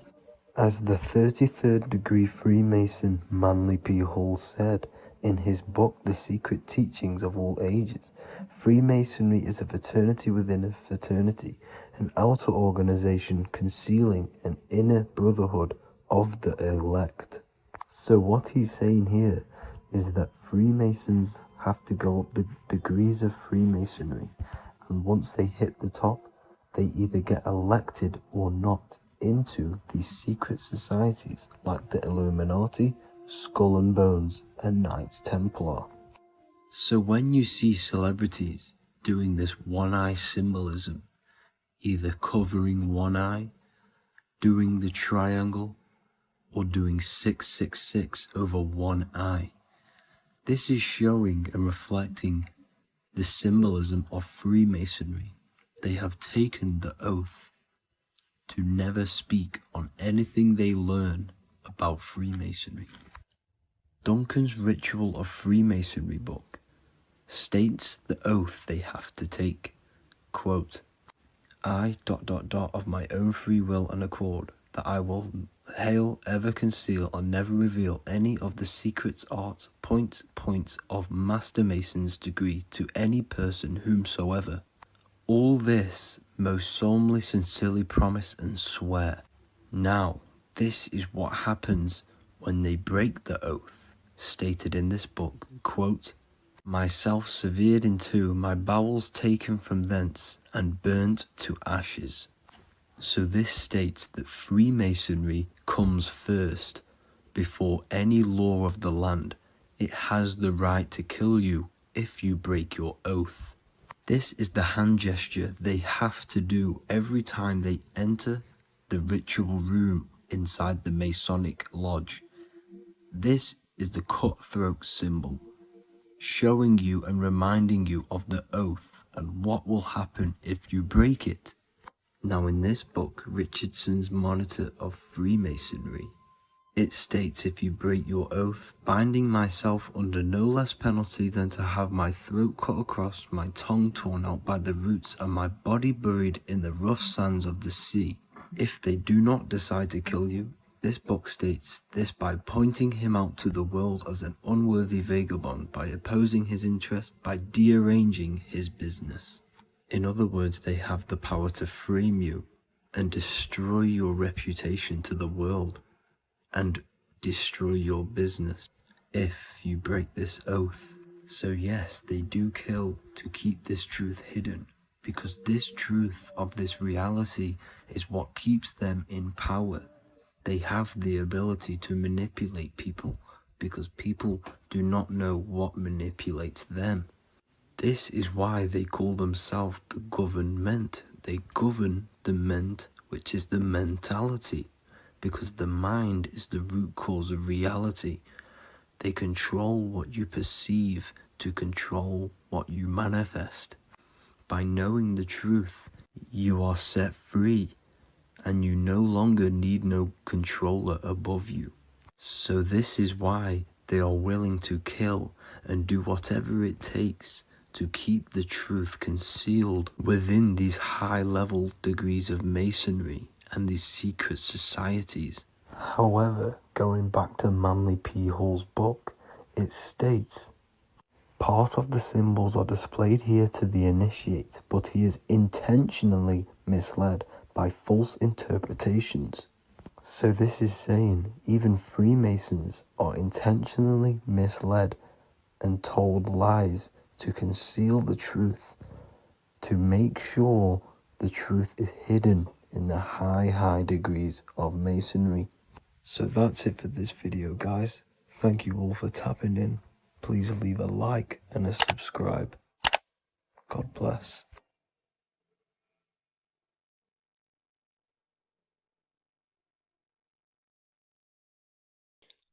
What if I told you you don't have one body? You in fact have four. There's a secret hidden right in front of you, and most of you overlook it. And by learning these teachings today, this will change your perspective on life, on yourself, and completely change the conception of yourself. This is the key to your highest potential. If you stay with me today, you will find secrets about yourself that will change your life. But I warn you, once you step this path of esoteric knowledge, there's no going back. Once you see, you can't unsee. So stay with me, and we will discuss the four bodies of your soul and how you can master yourself to reach your highest potential. The first thing we must understand is that there is a sun. And just like the sun gives life to the earth, there is this life force within the sun that gives life to all matter. We must understand that that matter itself is dead. It has no life potential. It has no ability to create or destruct anything. All of the life comes from above, from the sun, from the life-giving power of this infinite energy source we call the sun.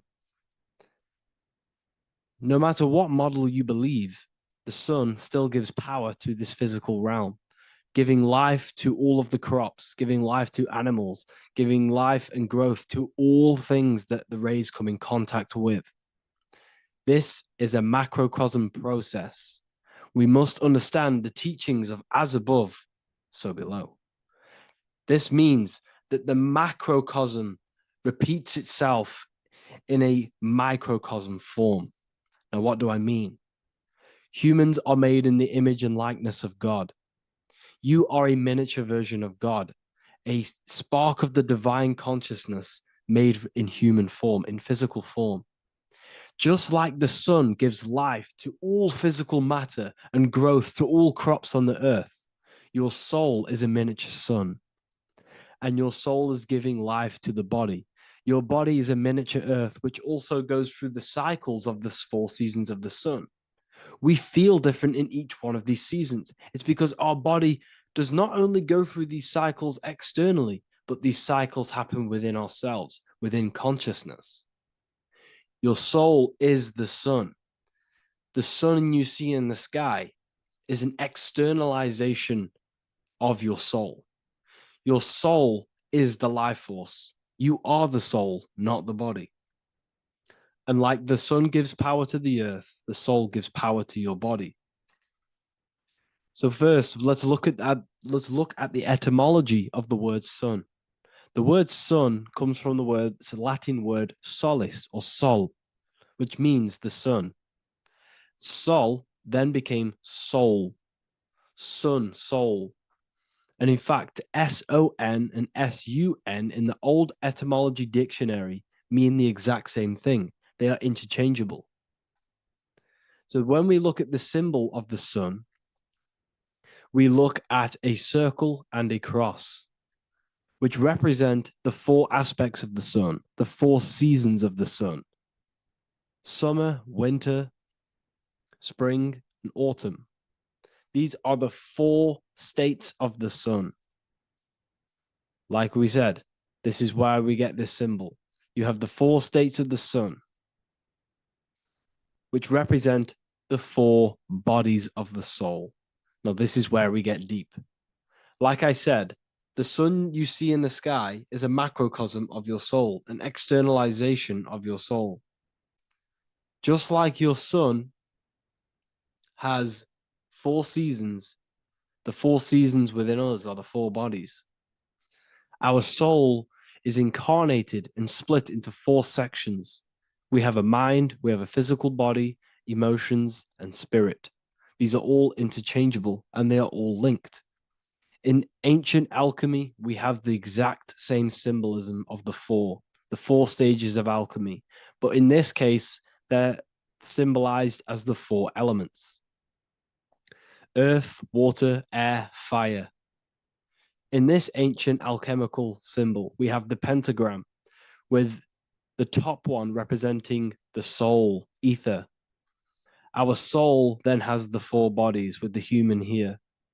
We have the man, the eagle, the bull, and the lion. We see this on the tarot card, the Wheel of Fortune. The man, the eagle, the bull, the lion. We see this in Matthew, Mark, Luke, and John. The lion, the bull, the man, and the eagle. We see this with depictions of Jesus. Jesus, the man, the bull, the lion, and the eagle. These represent the four fixed signs of the zodiac: Taurus, the bull; Scorpio, the eagle. Scorpio was symbolized as an eagle. It's an ancient symbol. Now it's been changed to a scorpion, of course.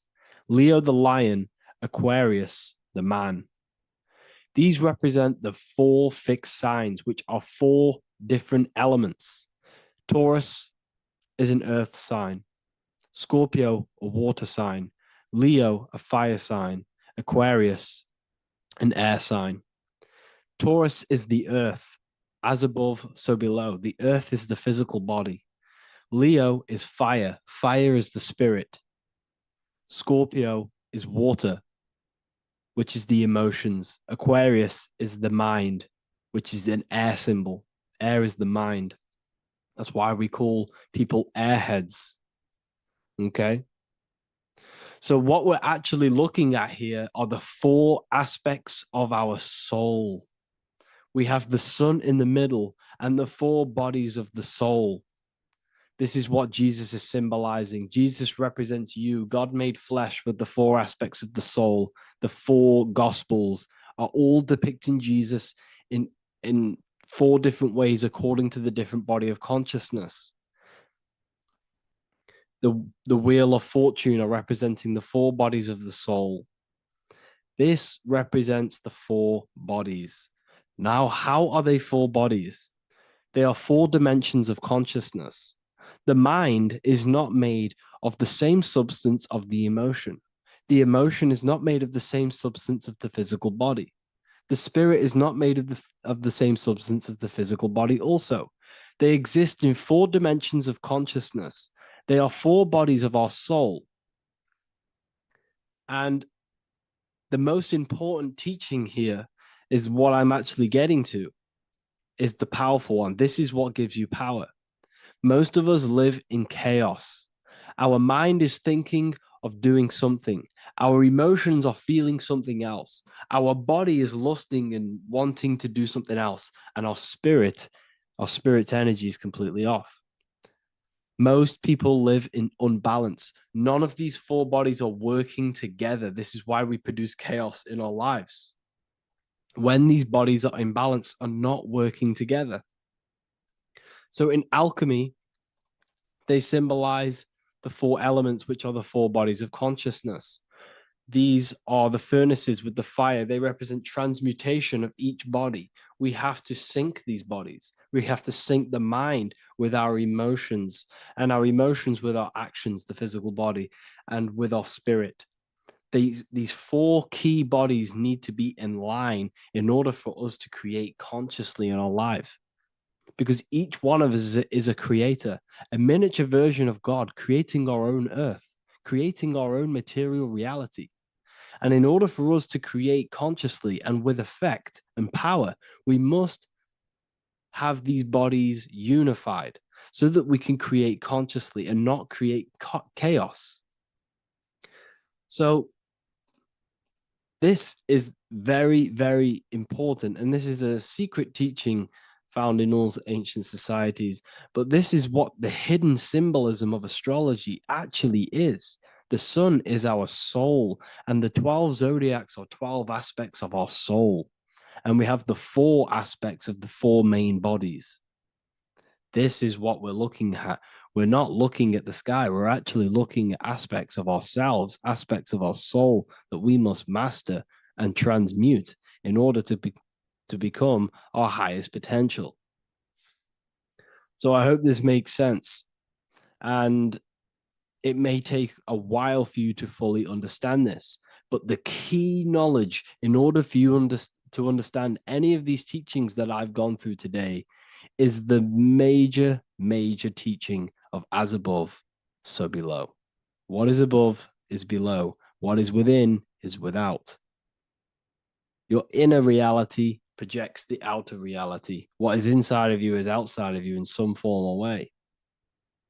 Whatever roots that go down will always shoot up. When you throw a bouncing ball, you shoot it down, it will go up. As above, so below. As within, so without. God did not make a creation separate from himself. We are all extensions of the divine made in physical form. And we are incarnated into 4 sections. Our soul is separated into 4 sections. These are the 4 corners of reality. These are the 4 pillars of reality that we must control. So in order to access our soul in meditation, we must turn off these 4 things. Turn off the mind, the emotion, the spirit, and the body. And then we access the soul. So I hope this video helps today. And you can learn all about this in the Book of Wisdom, Volume 2. This book is a revolution in consciousness. I do not recommend everyone reads this book. This book is only for people who are serious and want to transform their lives. This book is a book that will change the scope you see reality. It will change your perspective on yourself because you will resonate with this. This book does not just give you information. It gives you a sense of well-being. It gives you truth, and you will find your power from this information. This information is not just information, it's a key to your path of enlightenment and transformation. So you can find this book in the description of this video. And if you are part of the university, I will see you on the live calls. Thank you, everyone. Please leave a like, subscribe, and a comment, and let me know whatever videos you want me to make next. Anything that you fail to understand or have any confusion with, I can make a video on it. So let me know in the comment section any reviews or anything I should do.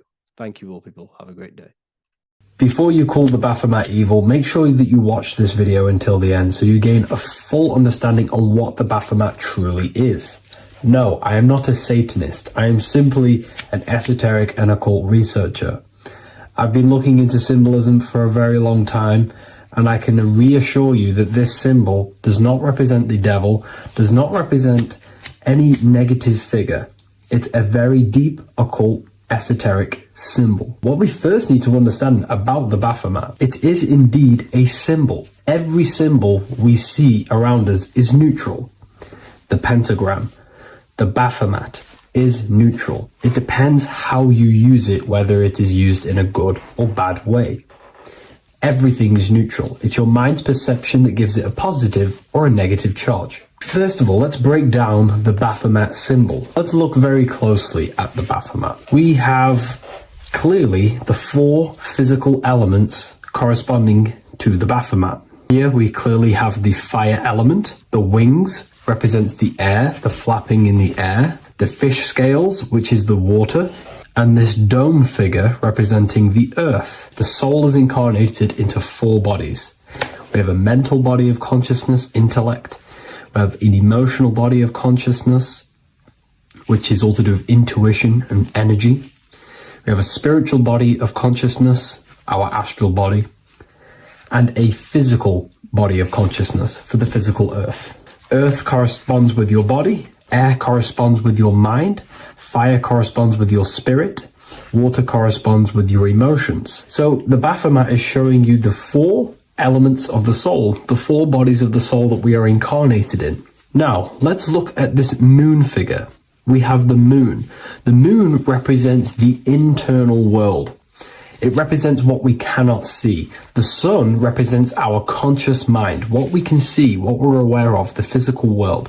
The moon represents what we are not aware of. It represents our internal world. Remember, we have 2 worlds, but you're an individual. You have a dual nature, individual. You have an internal world. When you close your eyes, you have an internal voice, an internal world of thought and emotion, and an external world of this material body. The moon represents the internal. The moon on top represents the moon controlling the mind, represents the inner world controlling you. Now, this is very symbolic in the occult world. If the inner world is controlling you, then you have no control over reality. This is the devil horns. You know the devil horns? The moon crescent? This represents you are the devil. You're being controlled by your thoughts, by your emotions, by your psyche. Then we have the moon below, which represents control over the inner world. We have control over our thoughts, our emotions, our impulses. So you're either being controlled by thought and emotions, or you're controlling them and having self-mastery. In alchemy, we always see this symbol of the man or woman on top of the moon, representing emotional control and self-mastery of the internal world. The journey of the occultist is to gain full mastery over their consciousness. They want to be conscious of every single thought that enters their mental field of consciousness. We get over 7,000 thoughts a day. It is possible to achieve a certain level of mastery where you are conscious of every single thought that enters your mind. This is one of the end goals of self-mastery and occultism, as this gains your personal power. When one achieves this, they are then able to direct the mind in one place and one place only, becoming more effective in manifestation and creation, because we are microcosms of the divine. We are creators. This is the gesture of as above, so below. The inner world and the outer world are mirrors of each other. The inner produces the outer. Your physical life circumstances are a result of every thought you thought in the past. The inner projects the outer.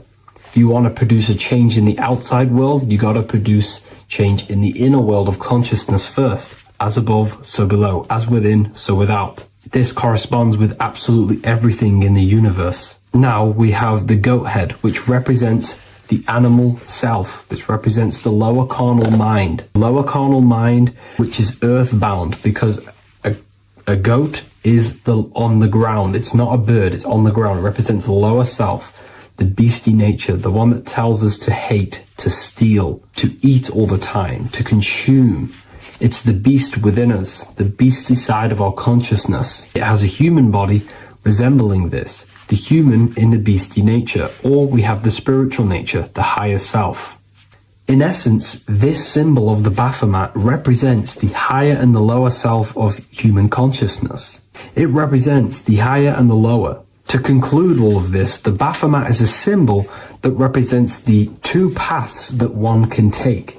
We can take the beastie path and become an instinctual animal, our body, or we can take the divine path of reaching our higher self. It is a symbol that represents the higher and lower self and the four different bodies of consciousness. In essence, this does not represent Satan or the devil. The devil represents the lower aspect of our human psyche. The war between Jesus and Satan is symbolic and allegorical for the war that happens within our mental field of consciousness. The internal war between good thoughts and bad thoughts, positive emotions and negative emotions. It is the constant war inside the battlefield of your own mind. Jesus, Satan are symbols, characters that are symbolic of aspects of your own consciousness, because the universe is mental. The only thing that truly exists is your mind. Therefore, all of these ancient spiritual texts like the Bible, the Bhagavad Gita, the Quran are all symbolic of what's happening inside of our mental body.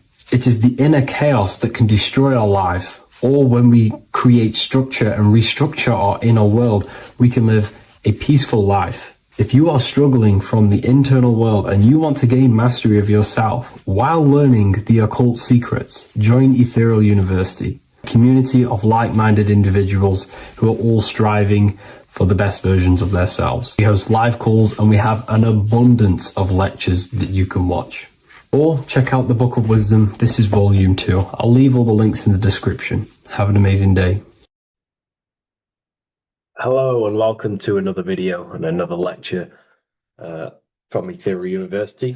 Today we're going to be breaking down in detail the Freemasonic 33rd degree symbol.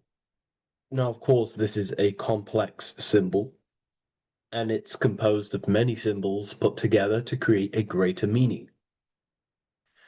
So, as you should know from my previous videos, a bit of context behind Freemasonry, what it particularly is, and I will give you a brief overview before we go into this. It's definitely important to know what Freemasonry is before we break down this symbol, okay? Because without the knowledge of Masonry and what it is, it's difficult to understand what the symbol truly means. So Freemasonry is all about building. The word Mason means to build. And we're either building with light or we're building with darkness. So that we have good Freemasonry, we have good Masons, people who want to spread the truth, people who want to help people awaken their mind and liberate them and bring them up to higher consciousness. Or we have Masons who want to divide, keep the knowledge to themselves, create walls, build walls in people's minds, construct illusions in people's minds for their own personal gain. Okay, so we're either building with light or you're building with darkness. You're either building with light or bricks, spirit or matter. God and the devil, same thing. You're either uplifting people or dividing people. Each and every single one of you is a Freemason. Well, a Mason. Not a Freemason, but a Mason. You are a builder. And you're either constructing division in you and other people, or you're either creating oneness. Everyone is doing this. Everyone is building. Everyone is contributing towards the world and building our reality. So Masonry is a craft, and that craft is to craft a better mind and heart, a higher consciousness, a higher understanding of the self, building a higher perception of yourself, getting to know who you actually are, why you are here. Every action, behind every single action, behind every single cause is choice. You chose to be here. Whether you know why you are here or whether you do not know, you chose to be here in this time, in this period of life on the earth, on this physical dimension. You chose, the mind of yours chose to be here in this body at this specific time. You are playing a role. You are building in this world at this specific time. So Masonry is all about getting to know the self, to know what you actually are through gnosis. Gnosis is direct knowledge obtained and extracted from direct experience. Knowledge extracted from direct experience. Knowingness. You know you have hands. You don't believe you have hands. You know you have hands. That's what knowing thyself truly means. To go within the self. To dwell in meditation for long periods of time. Not even meditation. To dwell, closing your eyes and thinking internally. Not thinking externally about anything outside you, but thinking and questioning internally, and you shall find answers. Seek and you shall find. If your heart is truly set on knowing, on getting to know true knowledge and knowing yourself, then you will find it. Okay, so because that's what the heart is. The heart is where we find our treasure. It's why it's inside of our chest. Our chest holds the treasure. What is your treasure? Your treasure is your physical manifestation. And whatever you act, whatever your heart cares about, your body follows. Your body takes action towards what you care about in life. This is why we say follow your heart, because your body follows the heart, what you care about. If you do not care about something, you do not take actions towards it. Whatever your heart loves and has that love energy for, the body follows. If you truly want to become enlightened and truly want to reach higher consciousness, then you will. You truly care for that, then you will find it. You have to go within. Okay, so this is what Masonry is about. It's about going within and finding out your true nature and constructing a higher consciousness by dissolving walls and blockages inside your mind and heart, purifying the self. Because you can care about sick and twisted things. Okay? We can see that in society. People like killing people. It's psychotic, but I know. So we can be corrupted. Okay, so going into this symbol, what does the symbol mean? What is it trying to portray? Okay. Before we go into the symbol, particularly, we're looking at the Scottish Rite Freemasonry. So we have the first degree all the way up to the third degree is Blue Lodge Masonry. Then from the fourth degree of Freemasonry to the 32nd degree is what we call Red Lodge Freemasonry, the Red Lodge degrees. So again, that is that symbolism of that red and blue, the left and right, masculine, feminine, water, fire. It's that symbolism again of the two polar opposites of reality, of masculine and feminine qualities, solar and lunar. The left and right hemispheres of the brain, the inner and out world, inner and outer world, the brain and the heart. These are all polarities, okay? Spirit and matter. We have to unify these. But we're looking at the 33rd degree. This is the end of the Scottish Rite of Freemasonry, and it's considered the illuminated degrees. Illuminated. This is when one gets to know the true self, the true knowledge, when one has gone within, mastered the self, got rid of mental blockages, blockages in the heart, purified the self, and they know who they are. They have higher consciousness. And in this breakdown today, I'm going to show you how they have higher consciousness through this symbolism. Okay, so I was going to say something, but I totally forgot what it was. But anyways, we'll move forward with this symbol. Oh, that's what it was. water melts, well, ice melts at 33 degrees, symbolizing ice represents solid matter, ego, the physical body, left brain thinking, physical reality identification, identifying self with the ego, the name, the job, the reputation. That's the ice, that's solid, that's ego thinking, left brain thinking. When we identify ourselves with the body, our ego, our name, our job, our reputation, our family, that is ego. That is pure earthly survival base level consciousness. This is the degree, this is the level of state of mind that we need to rise out from and figure out what we are, what you actually are inside you. When you turn off your thoughts, what are you then? If you do not think, you are not your name, your job, your reputation, your family, your beliefs. Because when the mind is turned off, there is still something left. That is you. And that is the substance that we have to get to know through gnosis, through going within and thinking internally and dwelling within. Okay.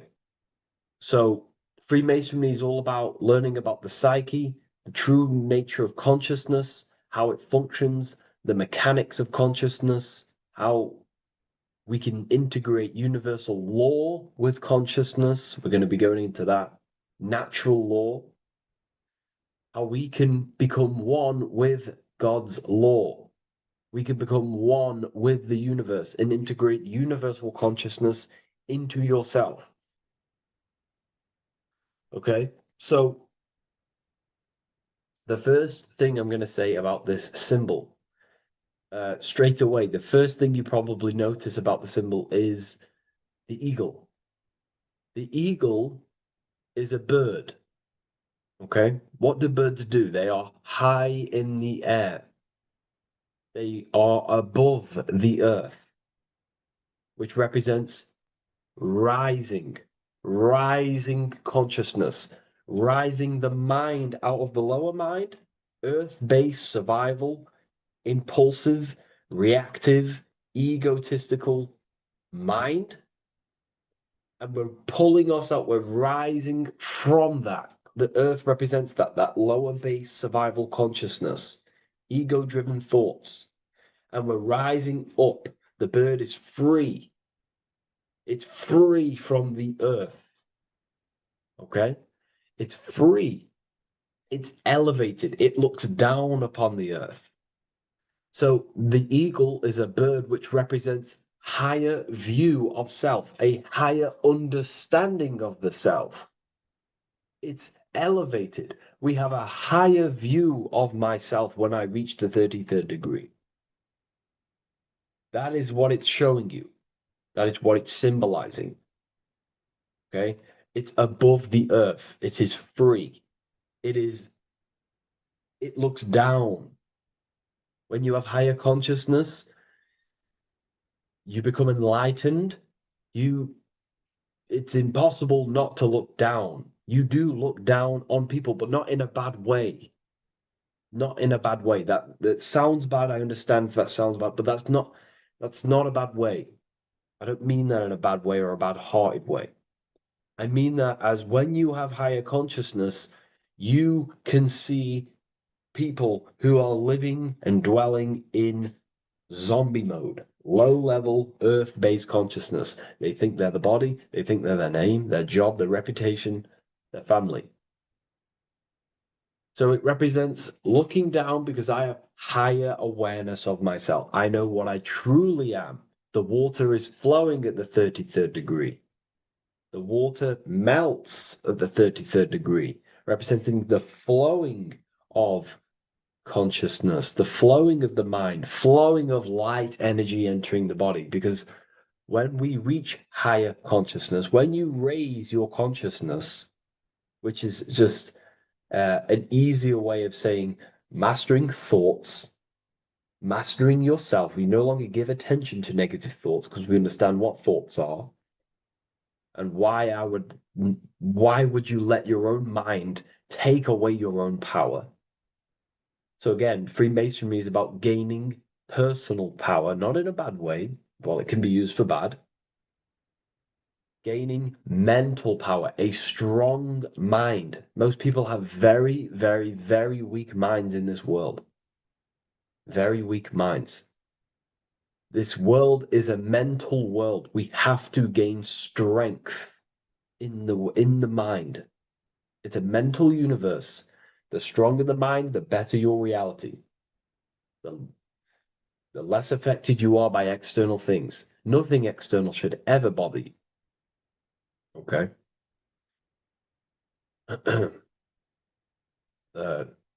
So it's about gaining mental strength, mental clarity. So again, the bird is elevated, it looks down, it has a higher awareness, it sees things from above, it sees the world for what it truly is. That's the eagle. Okay? It's the higher view. This is the illuminated degrees. So we're looking at now the sword. The bird, the eagle, the double-headed eagle is standing on the sword. Very symbolic. The sword is not above the eagle. The sword is below the eagle. The sword moves through the air. On a basic breakdown of the sword, it represents power. Power. Because if I have a sword, I hold the power over you. That's what it symbolizes. In war, you have a weapon bigger than someone else and more destructive than someone else, you hold the power. So it's a power symbol. To go even deeper on this, on its true meaning, the sword, I've already broke this down plenty of times. It moves through the air. It cuts the air. It's the mind. Air represents the mind. Water is emotion. Fire is the spirit. Earth is the body. So we're looking at the mind, the power of the mind. And the eagle is standing on top of this, representing, I am conquering my own mind. I am conquering my mind. My mind does not conquer me. My mind is truly mine. I hold the power over it. I stand on top of my mind. The mind does not rule me. Thoughts do not enter my mind that take away my power. I think it, I feel it, I act towards it. It's unity. My mind is the monarch. It is the command center. It is mine. I'm above the mind. That's what it's showing here. I hold full control over this mind. I hold the power. Okay? And I have an elevated view of the mind. The eagle is elevated. It looks at the earth from above. It's the higher perception of the mind. The mind has a higher view of the self. It is conscious. Most people are not conscious. Okay? Most people walk around, they act unknowingly, they don't even know they exist. They don't realize they have consciousness. They think they grew from a monkey. They're born on a spinning ball in the middle of space, and they think they're the body. That is the level of earth-based consciousness. And it's saying, I hold the power. I hold my mind to what I want to direct the mind's forces to. I create with my mind. I carve reality. I shape my reality with my mind and thoughts and my intellect, my communication. Okay? That is what we're looking at here with the sword. It's on top, meaning I control it. When you stand on top of something, you are the top. You are on top of it. You hold the power. You rule over it. When you are the boss of your business, you rule the business. That's what we're looking at here. The sword needs sharpening. It always needs sharpening. You can't use a sword forever. You need to sharpen it.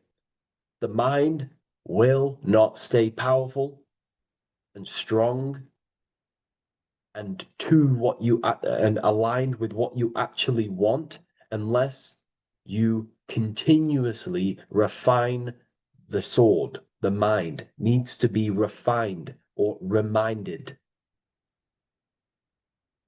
If you stop doing affirmations, the mind will fall back to old ways of thinking. If you constantly meditate, you constantly implant the messages into your subconscious mind, you constantly visualize, you are keeping the mind sharpened with what you want in life, what you are trying to create. And the mind will continue to think with that power, with them words, with them visualizations. If you fall off, if you stop meditating, you will lose control of your own mind. Okay? This is symbolizing you have to keep on top of the mind. You have to keep control. This is what the world is. The world is like Minecraft. You ever played Minecraft? You're a builder. Okay? What do? You control the man in the world. That's what you are. You need to control this body in the world. It's all about control. You are in a game. It's like Grand Theft Auto. You don't know how to use the buttons. You're going to create chaos, and you're not going to have that much fun in the world in GTA if you don't know how to work the buttons. Same with this world. You are in a world, and you need to learn the buttons of the body, the mind, the soul, the heart. How will these things function so you can actually live a better life and create what you want in the world, aligned with natural law, of course, unless you want to walk down the path of Satanism. So this is what we're looking at with the sword. Now, moving on, we're looking at this little banner here. This says "God and my right" in Latin. God and my right. What is your right? Natural law is your right. What is natural law? You already know the natural laws. We all intuitively know the natural law. What is natural law? Do good. We all subconsciously, on a soul level, we know to do good. We know to do right. It is wrong to hurt people. It is wrong to control people. What is your natural law? What are the forces that you hold power over, that you have full control over? You have full control over what you think, what you feel, what you act. Thought, emotion, action. If you start to try and control things outside of them three forces, that is now you breaking natural law. If I try to control and manipulate someone else, that is now breaking natural law. I'm going against my inner law. My soul tells me what is right and wrong through emotion. So it's about aligning the self, my actions, my thoughts with my emotion, my intuition, my natural law. These are your rights. Your right is to think, feel, and act with the law, with good, with God, with love, with care for one another. Am I building with light to bring good things to the collective? You see, most people are stuck in their left brain, and the left brain only sees me, ego-driven thinking. That's why they trap us in our left brain. They train us to be left brain. They tell us to write with our right hand to strengthen the left brain. They call it writing. Everything in this matrix is to activate your left brain. Why? They need you in ego consciousness so you can be controlled and manipulated. So you do not recognize patterns. That's the right brain. The right brain recognizes patterns, symbolism, metaphors. They don't want you reading between the lines. They want you logical. They want you divided, because the right brain sees the whole. The right brain sees the woods. The left brain sees the trees. And that tree is your ego. And the woods is the collective consciousness. They want you only thinking about you. Because that way you are divided from the collective consciousness. And we're all one consciousness family. We're all God. We're all God experiencing himself. And we are all building this world. So it's about aligning the self with my right, with God, with natural law. It's what Freemasonry is about. True Freemasonry, light Freemasonry, not dark Masonry or evil Freemasonry, whatever you want to call it. The crown, royalty. Royalty wear crowns. And what do the royalty have? Again, this is another power symbol. They hold control. Yes, royalty hold control. And that's why this crown is at the top of the image, not at the bottom of the image. It's at the top, representing I control the left, I control the right. I control my left brain and my right brain, the two eagle heads, the two views. The eagle has one eye on each side. It's looking, it's seeing. And that's symbolic of the left and right brain. We see, not physically see, but I mean perceive. We perceive reality with the left brain and we perceive reality with the right brain. And it's about unifying these two brains so we can see and perceive reality from a true lens. Because if we see reality only from the left brain, and a left brain dominated brain, we see everything as divided.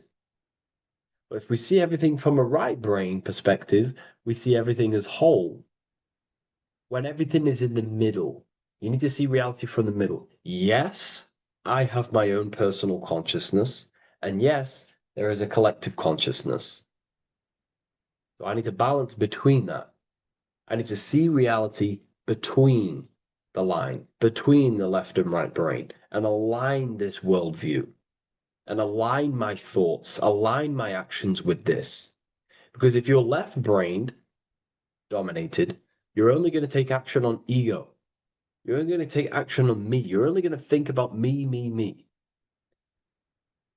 But if you're right hemisphere brained, you're only going to take action for the collective, which is, yes, that's good, but you also need to think about yourself.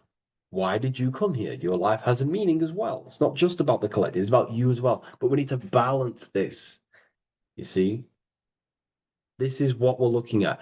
The crown is in the middle, representing the balance, the power over the two. Okay? It's the balance, it's mastery, it's control. Royalty hold control over society, royal families.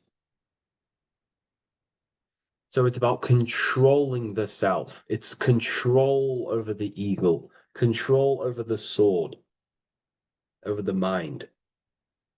It's about personal power we're looking at here, self-control. Now we're looking at a upright triangle, which represents the element of fire, which is masculine. Masculine is all to do with action. Action, the physical body. We're looking at fire, which represents spirit or transformation. Fire is a very transformative element. It transforms things. Okay, so we're looking at self-transformation through action. This is what we're looking at here. Fire is a very, very masculine force. A very penetrating and transformative force. So we're looking at transforming the self, not through knowledge, but through action. We have transformed the self. 33rd degree. I've reached the 33rd degree and I have now fully transformed. Now, there are higher degrees than 33rd degree, but we're just breaking down the symbol. That's a whole of a lecture. But this represents full transformation. 3, another, if you watch my video on numerology, you know 3 is all about what? Transformation. Thoughts, emotions, actions. These are the transformative forces that turn and create reality. Jesus dies and dies and resurrects after 3 days. Transformation from dead to the awakened. Brahma, Vishnu, Shiva. God is threefold. 3, 3, 3, 3, 3, 3. Electricity, magnetism, dielectricity. The 3 forces that pretty much create physical matter. Transformation is 3. So we're looking at transformation through action. Action is a very transformative force. There's no point learning this knowledge if you're not going to act upon the knowledge. A lot of people join the university, they learn a lot, but they leave because they don't want to take the action. They don't want to do the hard part. They don't want to act towards higher consciousness. They want to dwell in their lower mind. That's fine. That's your path. That's their path. But if you truly want to raise your consciousness, you have to act upon it. You have to actively not take the action. It's about what you do and do not do, because not doing something is also an action. If you are not participating in the low-level pleasures like sex, casual sex, masturbation, going out and getting blind drunk. These are low-level pleasures. It's going to keep you on a low-level frequency and a low-level consciousness. That is also an action, not doing that. It's about what you not do as well, which is very important.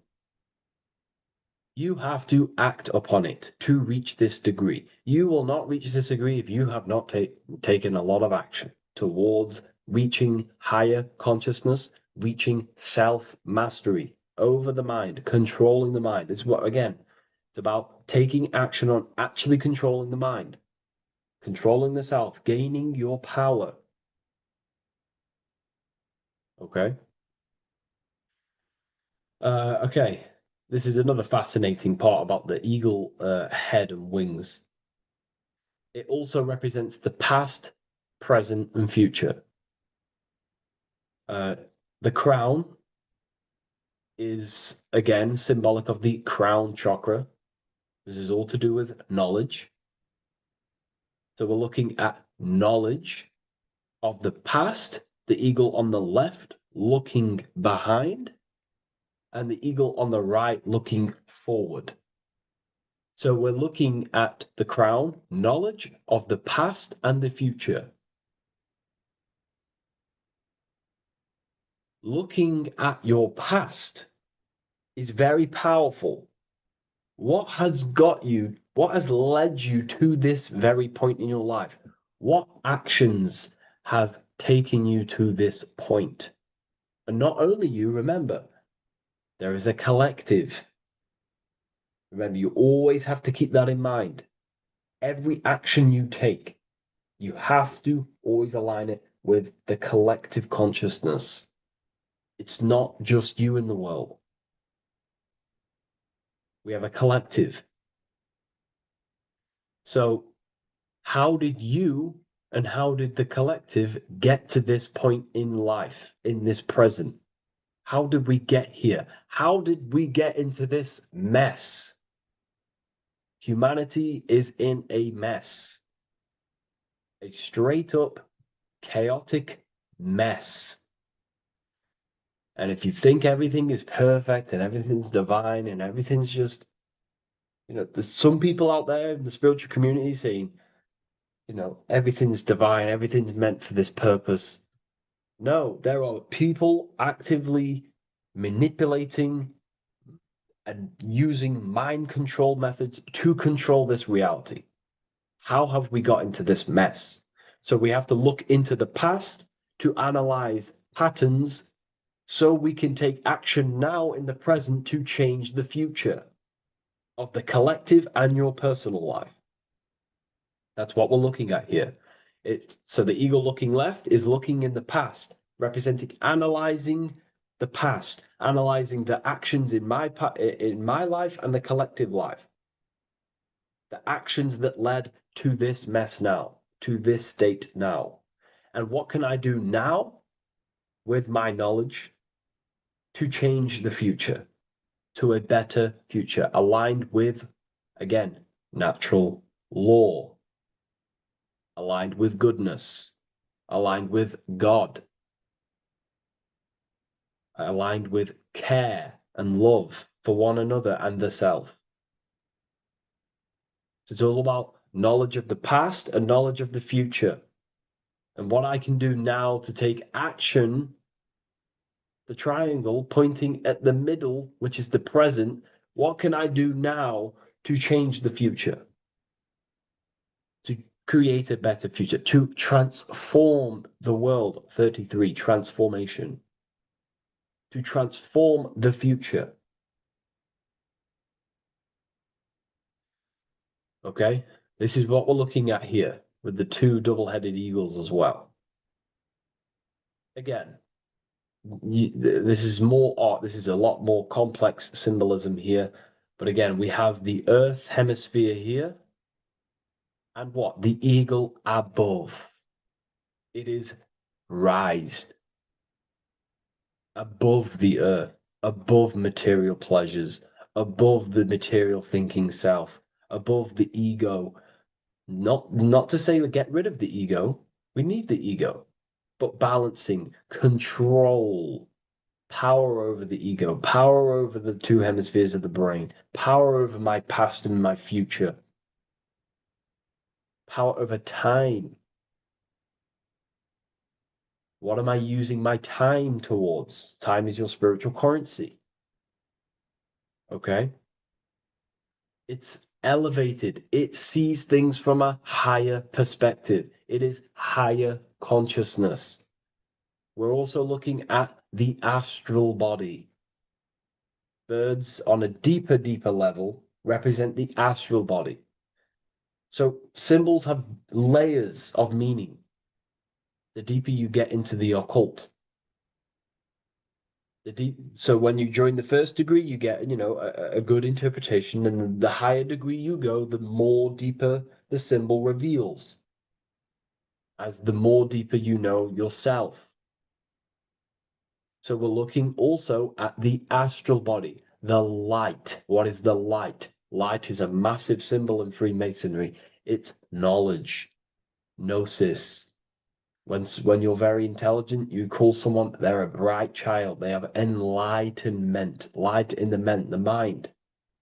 Looking at light, a lot of knowledge, a lot of self-knowledge of the self, of the psyche, how I function, what I am, knowledge of the astral body, rising above the earth, astral projection, exploring your true nature, exploring consciousness. This is what we're looking at here. And in order to explore your astral body and explore the astral realm, you have to control the sword, the mind. And you can then explore. You are free like a bird to fly. This is all symbolic of rising consciousness. All symbolic. So I hope this video has gained a bit more clarity on this symbol and giving you some insights. And I will see you in the next one. Thank you for tuning in today.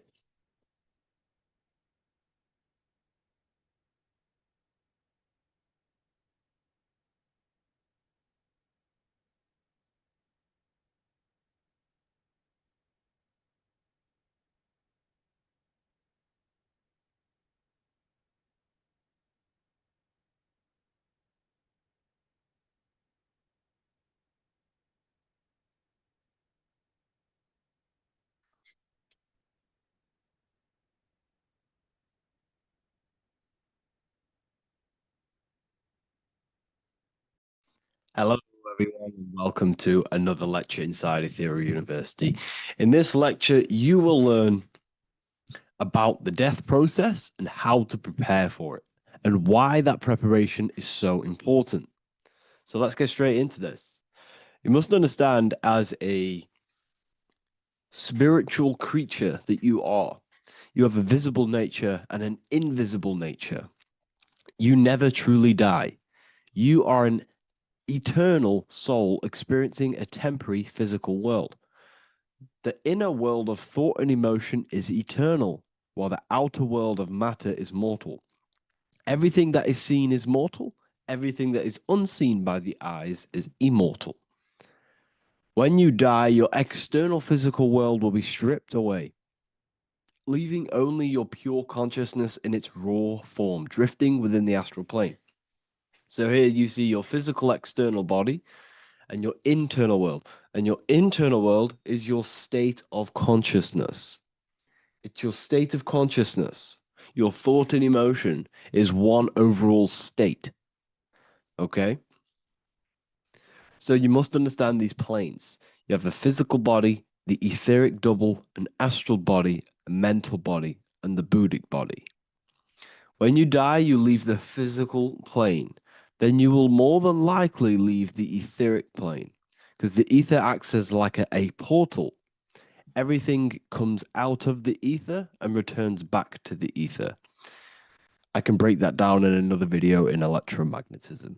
But electromagnetism is ether, energy coming in and out of the ether. You will, every single day you die, every single day. There's a cycle of life and death occurring all the time. Every single day, you go to sleep, you go back, your consciousness slips back through the ether. And then when you wake up, your consciousness comes back through the ether into the physical plane. Death is just a bigger macrocosm of the microcosm cycle of life and death. So you will return back to the astral, which is the realm of imagination, infinite possibilities. And this is where thought forms start to manifest. Okay, so depending on how advanced you actually are mentally and emotionally, will depend how long you stay in the astral. Now, what we must understand is that there is many different components to the astral. We have the higher astral, the middle astral, and the lower astral. These are all vibrational states. So if your mind and soul is operating in lust, lust, desire, hate, food, physical addiction, smoking addictions, then these are quite heavy. These are quite heavy attachments to your consciousness, and they're quite low level desire, which means they have a low vibration. You will manifest in the lower astral when you're stripped from your physical body. The lower astral is not inherently evil. However, there's just low vibrating things going on there. Low vibration does not mean evil. Okay. So just like bad doesn't mean evil. Okay. In the lower astral, you are going to see lower astral beings. You're going to see spirits, souls with low level desire. Okay. People who are attached to the physical plane, people that lust, people that do these things. Technically, this is hell, but you can escape it by escaping yourself. Now we're going to break all this down. I'll break all this down properly once you understand the full context. So depending on your level of desire, you will manifest in a corresponding layer of the astral plane. If your mind is still attached to the low physical desires, you will find yourself in the lower astral realms. But if you have few desires and have detached from the worldly attachments while you are encased in a body, then you will rise into a higher or middle astral plane, mainly the middle. Okay. The higher astral plane is very formless. So as I broke down here, this is, well, the physical plane is the lowest dimension. This is the most form. the most matter. It's quite heavy. The higher you go, the lighter it becomes. The more fluid, the more formless it becomes. So you see here it says denser down and lucidic up. So this is more lucidic in these higher realms. This is more dense in the lower realms. So this is why the ancient Egyptians were always talking about, I'll show you this. This is showing you death. So first of all, we have Anubis, which represents death. Here you have the heart, which represents the soul. And here you have a feather. And this is a scale. You see how this is a balanced scale? So what this is symbolizing, this represents death. This represents your heart, and this is a feather. So when you die, your heart must be as light as a feather, which means your emotions, your soul, should have no attachments to the world. It should be light. It should be detached. This is why the word light and light are the same. Light is in heavy and light is in very bright. Because when you're less attached to the things, your soul shines. You're authentic. You're light. You're very bright soul. And you have no attachments. Your light is in not heavy. So you must detach from the worldly desires. We have to detach from the smoking, the food. This is why we should fast. Smoking, this is why we should detox. We should also meditate. We should also be able to sit with ourselves for long periods of times. Okay, I'm going to break all this down properly. But that's why the Egyptians show you the symbolism here. Okay. So you're stripped of your material body. So that state of consciousness you're in right now, your inside world, if you shut your eyes, that state you're in, that is what you're going to experience when you die. Okay. And you're going to be manifested into the astral. In the physical plane, you can mask or hide almost anything. But in the spiritual realm, you cannot. The astral body, your thoughts and emotions directly shape your spiritual body, your astral body, revealing your true inner state. So your desires that you can hide in the physical plane, your emotions, your thoughts, you can't hide any of that in the spiritual plane, in the astral plane. That will directly shape who you are, your color of your astral body, and your astral body as a whole. So here we have Kim Kardashian. If you could see this lady's astral body, you would run so far that you would be horrified for the rest of your life. If you could see their spirit, their astral form, it would be horrific because their mind is so attached to, physical things, so attached to desire, money, fame, worship, power. These people do not want to die. These billionaires and millionaires will never want to die. They will do whatever they can to stay alive because they understand what when they die, they have to face themselves. They have to face their inner world. And their astral body, their true authentic self on the inside is horrible and horrific and so low vibration. So this is where it comes in. You must be as light as a feather. This is what the Egyptians are showing you in their artwork. Your soul must be as light as a feather. In order for the soul to ascend to a higher plane and not look at that physical plane and say, I want to go back or I want to desire things down there, you must detach now and prepare for death. Hell is not a place. It's your own personal suffering born from within. If your mind and soul are deeply attached to mental fixations, emotional wounds, and physical addictions tied to the material world, that pain will follow you into the astral. This is your true judgment day. You judge yourself when you die. You see your authentic self. There's no hiding. Right. Imagine right now that you that everything you cling to was stripped away. No matrix, no electricity, no food, no TikTok, no phone, No possessions, no distractions, no one else. Could you sit alone with yourself for just 1 hour? Could you sit alone with your thought and emotion? That moment of truth is what you must begin to prepare for. Could you sit alone with yourself? Can you sit alone for long periods of time and just think? And if you cannot, then you're running from your internal world. You're running from your thoughts. You're distracting yourself from your thoughts. This is what we must address. Now, don't feel bad if this is you. We've all have problems. We all have internal problems. But this is what we have to face directly in order to prepare for life after death. We must meditate for long periods of time. Not even meditation. We should be able to sit with ourselves with no distractions and just think. This is what the people of the past used to do when we had no technology. People would sit and think for hours. This is what we need. Because if you cannot sit with yourself, imagine sitting with yourself with no physical body. That's the level that's going to happen. And we need to prepare for that.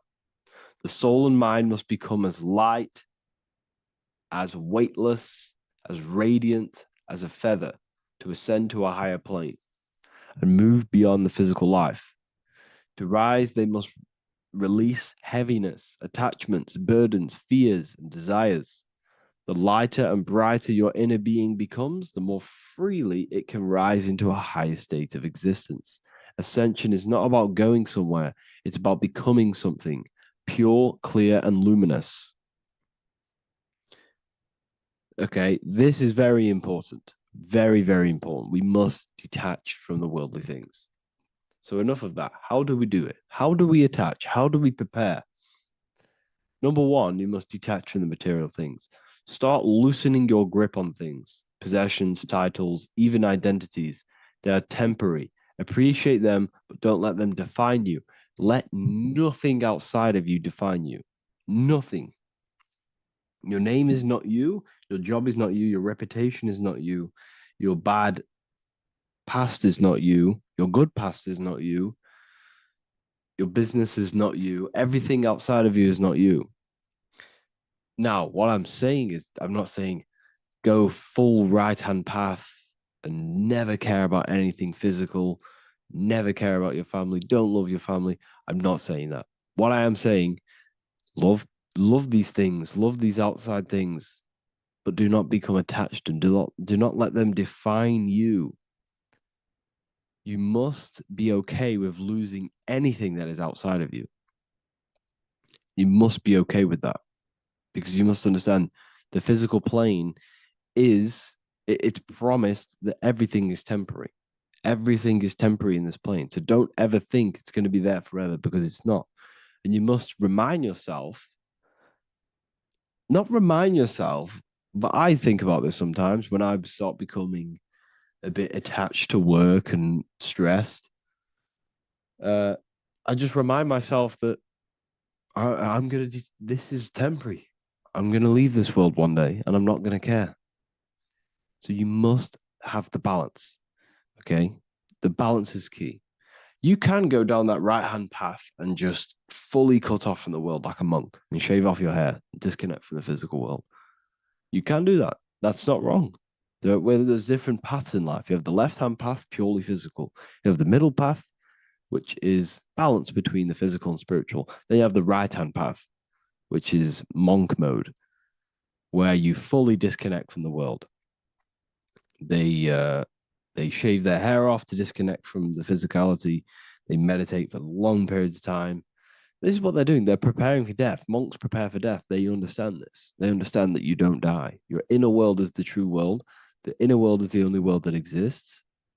Everything outside of you is an extension of you. Number two, cleanse the mind. Watch your thoughts. Are they rooted in fear, anger, regret, or craving? Meditation, mindfulness, and inner reflection help purify the mind. The cleaner your thoughts, the lighter your spirit. So your astral body is formed by your thoughts. It's formed by your emotions. If you sit around thinking about eating all day, you're going to have a very heavy astral body. It's going to manifest in the lower planes. But if your mind is thinking about good things with good intentions, love, knowledge, expansion, you're going to manifest even the middle or the higher. And there are ways to even ascend out of your astral body. Yes, you can ascend out of your astral body and out of the mental body, but that's all very advanced, and I'm not going to teach that yet. I'll make another video on that, but you can ascend from them bodies. The astral plane is not the end. You can keep ascending as a soul until you're left with just the pure essence of the soul. But we're going to, anyways, cleanse the mind, reprogram the limiting belief systems, let go of mental attachments. And the way you do this is by getting a piece of paper and writing down every single attachment that you have. And you're going to realize that there's more than you think. Okay. We have to detach from these. We have to. 4, practice presence. Can you sit in silence with yourself? The more at ease you are with your own inner being, the less you'll feel death. The afterlife is just an extension of your inner world. It's so important. This is so, so important. Can you sit with yourself? If you cannot sit with yourself, you have some inner work to do. You have some thoughts to address, some beliefs to address, and some feelings to address. Okay, so practice sitting in the present, meditation, or just literally sit there and try and be okay with yourself. And if you can't be okay with yourself, then there's something you need to address, whether it's a belief system, whether it's an emotional trauma, or something. This is what we must reshape, refine, and let go of. Live truthfully, speak and act from your soul, not from fear or ego. The more authentic you are, the more aligned you become with your true self, which carries beyond this life. The ego is your mind's perception of itself while being incarnated in this world. It's been shaped by your experiences, your thoughts, your beliefs, and your emotions. So your ego is basically this false thought form that you've created. It's a false layer of yourself that sits on top of your true authentic self. It's basically your physical character. When you were young, you had no ego. You were pure. You had a pure consciousness. But then as you grew older, your ego started to grow, and it still is growing because it was shaped by experiences, things you've gone through, things you said, things you believe, things you think. It's created by you, by your mind. And the ego is close to the word echo. The ego is the echo. It's an echo. It's a layer. It's a false identity. It's a false layer that sits on top of your soul. And if you don't get rid of that ego, if you don't know how, well, not get rid of it, but balance it. If you don't know how to rise above that ego and you die, it's that ego that's going to be pulling down when you die. It's that ego that's going to be your suffering. Okay. 7, connect with the divine, whether through prayer, meditation, tune into something greater than yourself. The connection is the soul's compass beyond this world. If you can meditate and rise above them clouds of thought, that's the soul, that's the observer. We must connect with that. Okay, this will definitely help with just allowing yourself to connect with your true self. Meditation's great because you can just fully detach from the world. And the more you meditate, the more you can prepare for death. A powerful way to cultivate detachment is through daily detachment meditation, done either at night or in the morning or the first breath upon waking. Or do this as many times as possible per day. Start by physically grounding yourself in the present moment. Say out loud, I am here right now, nothing else matters. Let that phrase draw your awareness into the now. Just keep saying it until you're present. Then begin to slowly list everything you identify yourself with, one by one. I am not your body. I am not my body. I am not my name. I am not my possessions. I am not my house. I'm not my children. I'm not my everything. I am not my thoughts.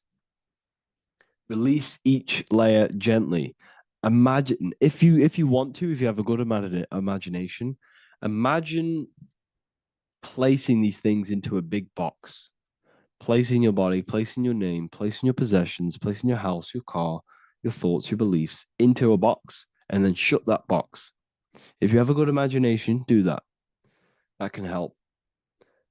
And you'll be left with yourself. And you're not even that. It goes even deeper.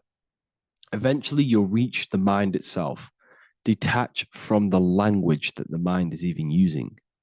Now, that's very difficult. And not many people have ever thought about that, and they've ever even been there. Detach from the language that the mind is using. Think about that for a second. Your mind is not what you actually think. It goes very deeper. Your mind is not that little voice. It's that voice that the language is using. So even the language is a spell on your mind. Okay, it's an attachment. Eventually, you'll reach the mind itself, detached from the language it uses, the voice in your head, the need to define.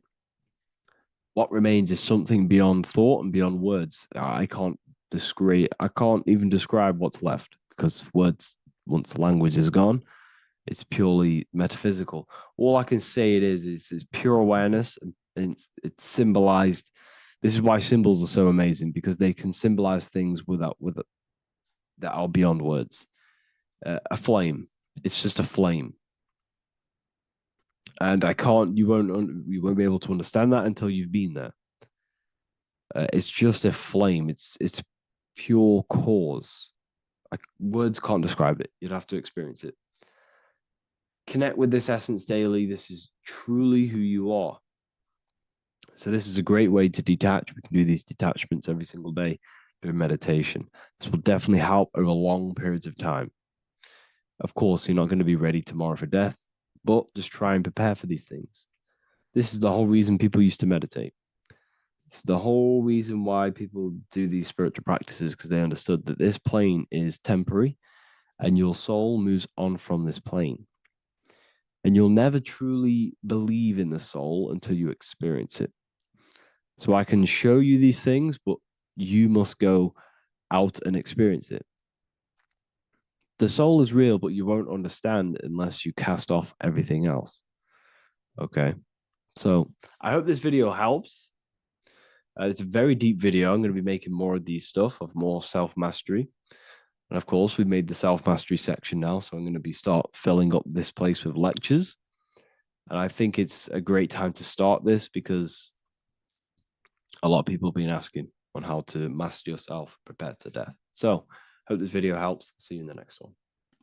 What if dreams aren't random at all, but messages from a deeper part of yourself, trying to show you things? In this video, you're going to learn exactly what dreams are from an esoteric view, how to control dreams, and how to dream more frequently. Dreams are not nonsense. They are expressions of the subconscious mind. In the daytime, we're using our conscious mind, what we are aware of. This represents the daytime, the sun, the external world. We're operating in the external, outside the body in the day. But when we go to sleep, we return inward. Everything does this breath. We breathe in through the nose and out through the nose. Everything does this in and out process in the universe. We live, we die every single day. We wake up, we express things in the external. Then at nighttime, we return back to darkness, back to the internal. This is the breath of the universe. We have summer, we have winter. This is the breath of the sun and the seasons with the earth. You have an internal world and an external world. External is physical, the internal is spiritual. Like I said, when we go to sleep, we are returning back to the internal world of your own consciousness and subconscious mind. Your subconscious mind holds everything about you, your memories, your traumas, everything you've ever learnt, your language, your name, your job, everything you identify with is stored within this vast network of the subconscious mind. It is your own personal consciousness. Therefore, when we dream, we return back to the subconscious mind, and we are in fact thinking, but in a subconscious way. The subconscious does not speak the same language as the conscious mind. The conscious mind uses language, thoughts, and all things that are very logical and very easy to understand.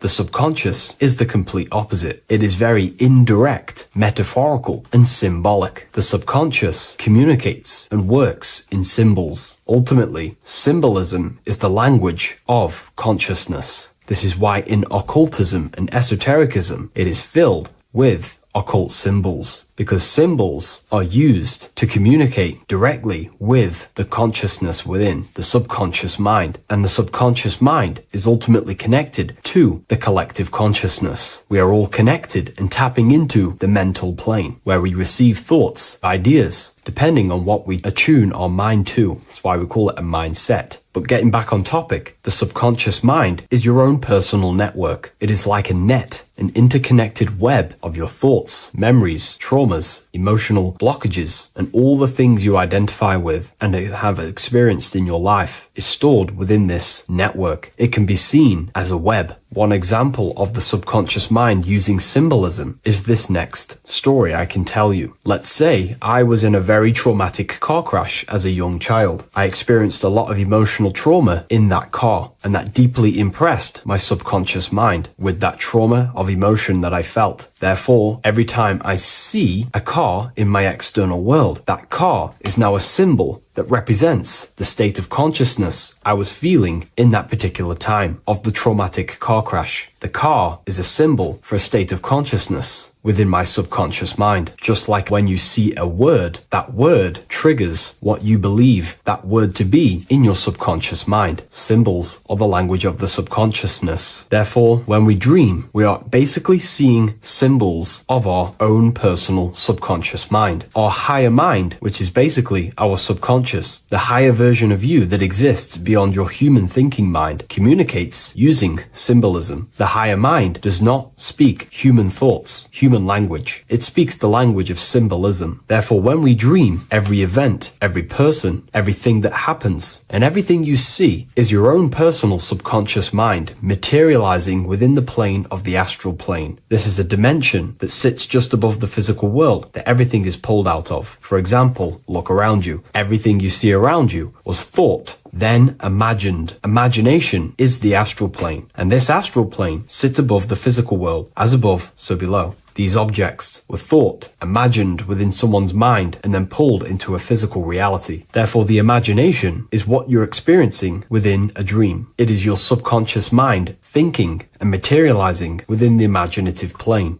For example, let's say you are a Christian, you believe in Jesus your whole life, you have lots of emotion towards Jesus. This deeply impresses your subconscious mind. You believe in him so much, you go to sleep, you have a dream that you meet Jesus. You did not meet directly with Jesus. You met with your own belief. It was your own belief materializing within the imaginative plane and revealing itself to you. Dreams are materializations of your memories, your subconscious beliefs, traumas, and anything that could be inside the subconscious mind. It is your subconsciousness revealing itself to you in a material form. Let's say you have a nightmare. There is a big dark figure chasing you and you are running away in fear, away from this dark figure chasing you. That dark figure is not an external entity. It is not a spirit or a jinn or a demon. It is in fact an aspect of your own mind. It is a symbol that represents maybe a fear, a trauma, or something you are running away from internally, inside your subconscious mind. Something that you are not addressing, but something that is fearful, something that can be controlling you on a subconscious level. Let's say you have a fear to address something in your personal life. You want to address someone who is getting on your nerves at work. You continuously put this off and you fear doing that situation. Over a long period of time, this can slowly control you subconsciously. You start to avoid the person, avoid any contact. It is subconsciously controlling you. This is not the best example, but you can see what I mean. Hidden fears and traumas in the subconscious mind can subconsciously control your actions and ultimately lead you to low states of consciousness, keep you from reaching your higher potential, and ultimately create blockages within your own consciousness. That figure in the dream is a materialization of something that you are fearing and running away from and not addressing. This is why people always have dreams of traumas that they have experienced as a child or when they were younger, or maybe from a year ago or two. It's because that emotion is deeply impressed in the subconscious, and the subconscious is always trying to reveal things to you, communicate communicate to you that you need to change, purify, and maybe heal within your own consciousness. This is how the higher self communicates to you, through the language of symbolism. Once you understand this, dreams can become a very powerful tool, not just entertainment at nighttime. Your consciousness never rests. Your consciousness is eternal. It is the very spark of the divine. Your body needs rest. Your consciousness is not physical. It does not need rest. So this is a way you can identify what your dreams are trying to show you, is by writing them down. A dream journal. Every single dream that you have a book placed near your bed. Every time you wake up, first thing you should do is pick up the book and write every single detail that you can remember about the dream. The people that you met are all symbols or aspects of yourself. Maybe it is a friend you saw in your dream. That friend represents a state of consciousness that is within you and is trying to reveal something to you. It's about making the subconscious into the conscious, to become conscious of the unknown. Write down every detail, everything you saw, every event that played out, even the details of the clothes that they were wearing. Everything is symbolic within dreams. Write everything down and then analyze the dream. Don't analyze it from a logical mind. Analyze it with the right hemisphere of the brain, which allows you to see metaphors, read between the line. Try and gain the message that it's trying to show you. What does this overall mean to you? And what could this reveal about aspects of yourself that you need to heal or maybe take action in your life and world? Because your higher self is always guiding you towards awakening and fulfilling your mission in the manifested physical world. Dreams speak in symbols, not logic. Ask about your dreams. What is this trying to tell me? Don't take things literally. Look for an emotional tone and symbolic resonance. With practice, you'll begin to understand the personal language of your subconscious mind. Now that you understand that, again, please leave a like or a comment on this video. This is now a technique for lucid dreaming and dreaming more often. This is not going to happen overnight. This is not an easy method. It simply takes practice and dedication. Every morning, choose 3 time slots. For me, I choose 4:30, 5 a.m. and 6 a.m. 3 alarms that are going to go off at these 3 times, half an hour apart from each other. Each time you wake up, stay awake for 5 to 10 minutes. Turn off the alarm. Try and keep your conscious mind awake, but drift back into sleep. There's no other better way for me to explain that. It's very difficult, but try and keep the mind awake, but the body falling back asleep. More than likely, you will drift off back to sleep. Then the next alarm will go off half an hour after. This will wake you up again, guaranteed. You will probably drift back to sleep by repeating this process. After the 3 alarms go off, each one of them times, you're either going to have a dream or a lucid dream, but definitely you will have a dream. And if it doesn't work one time, keep trying it. I've been using this method for a very long time, and I can tell you 70-80% of the time it triggers a dream, and a very vivid dream. And it's ideal for lucid dreaming because keeping the conscious mind awake while letting the body fall asleep, you can become conscious within these subconscious realms of your mind. But when you are conscious inside the dream world, you can do what you want, but you also want to let the dream naturally unfold. If you try and take too much control, then you will wake back up. If you feel any fear in your dream, you will wake back up into the material world. Another tip to dream more often is to meditate before bed. Simply close your eyes and think about nothing for 5 to 30 minutes. Detach from everything outside you, your name, your job, work, thoughts. Mentally detach from the world and the physical pleasures and become pure awareness before you try and go to sleep. This will help you become conscious while being within the self. If you wish to learn more about consciousness, yourself, the Book of Wisdom Volume 2 can definitely help you. I'll leave a link in the description. Thank you for watching this video, and I'll see you in the next one.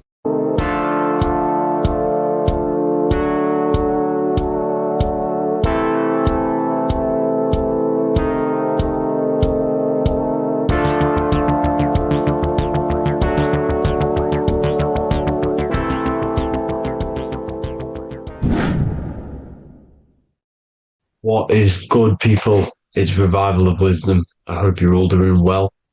And this video is how to raise your holy oil or your kundalini.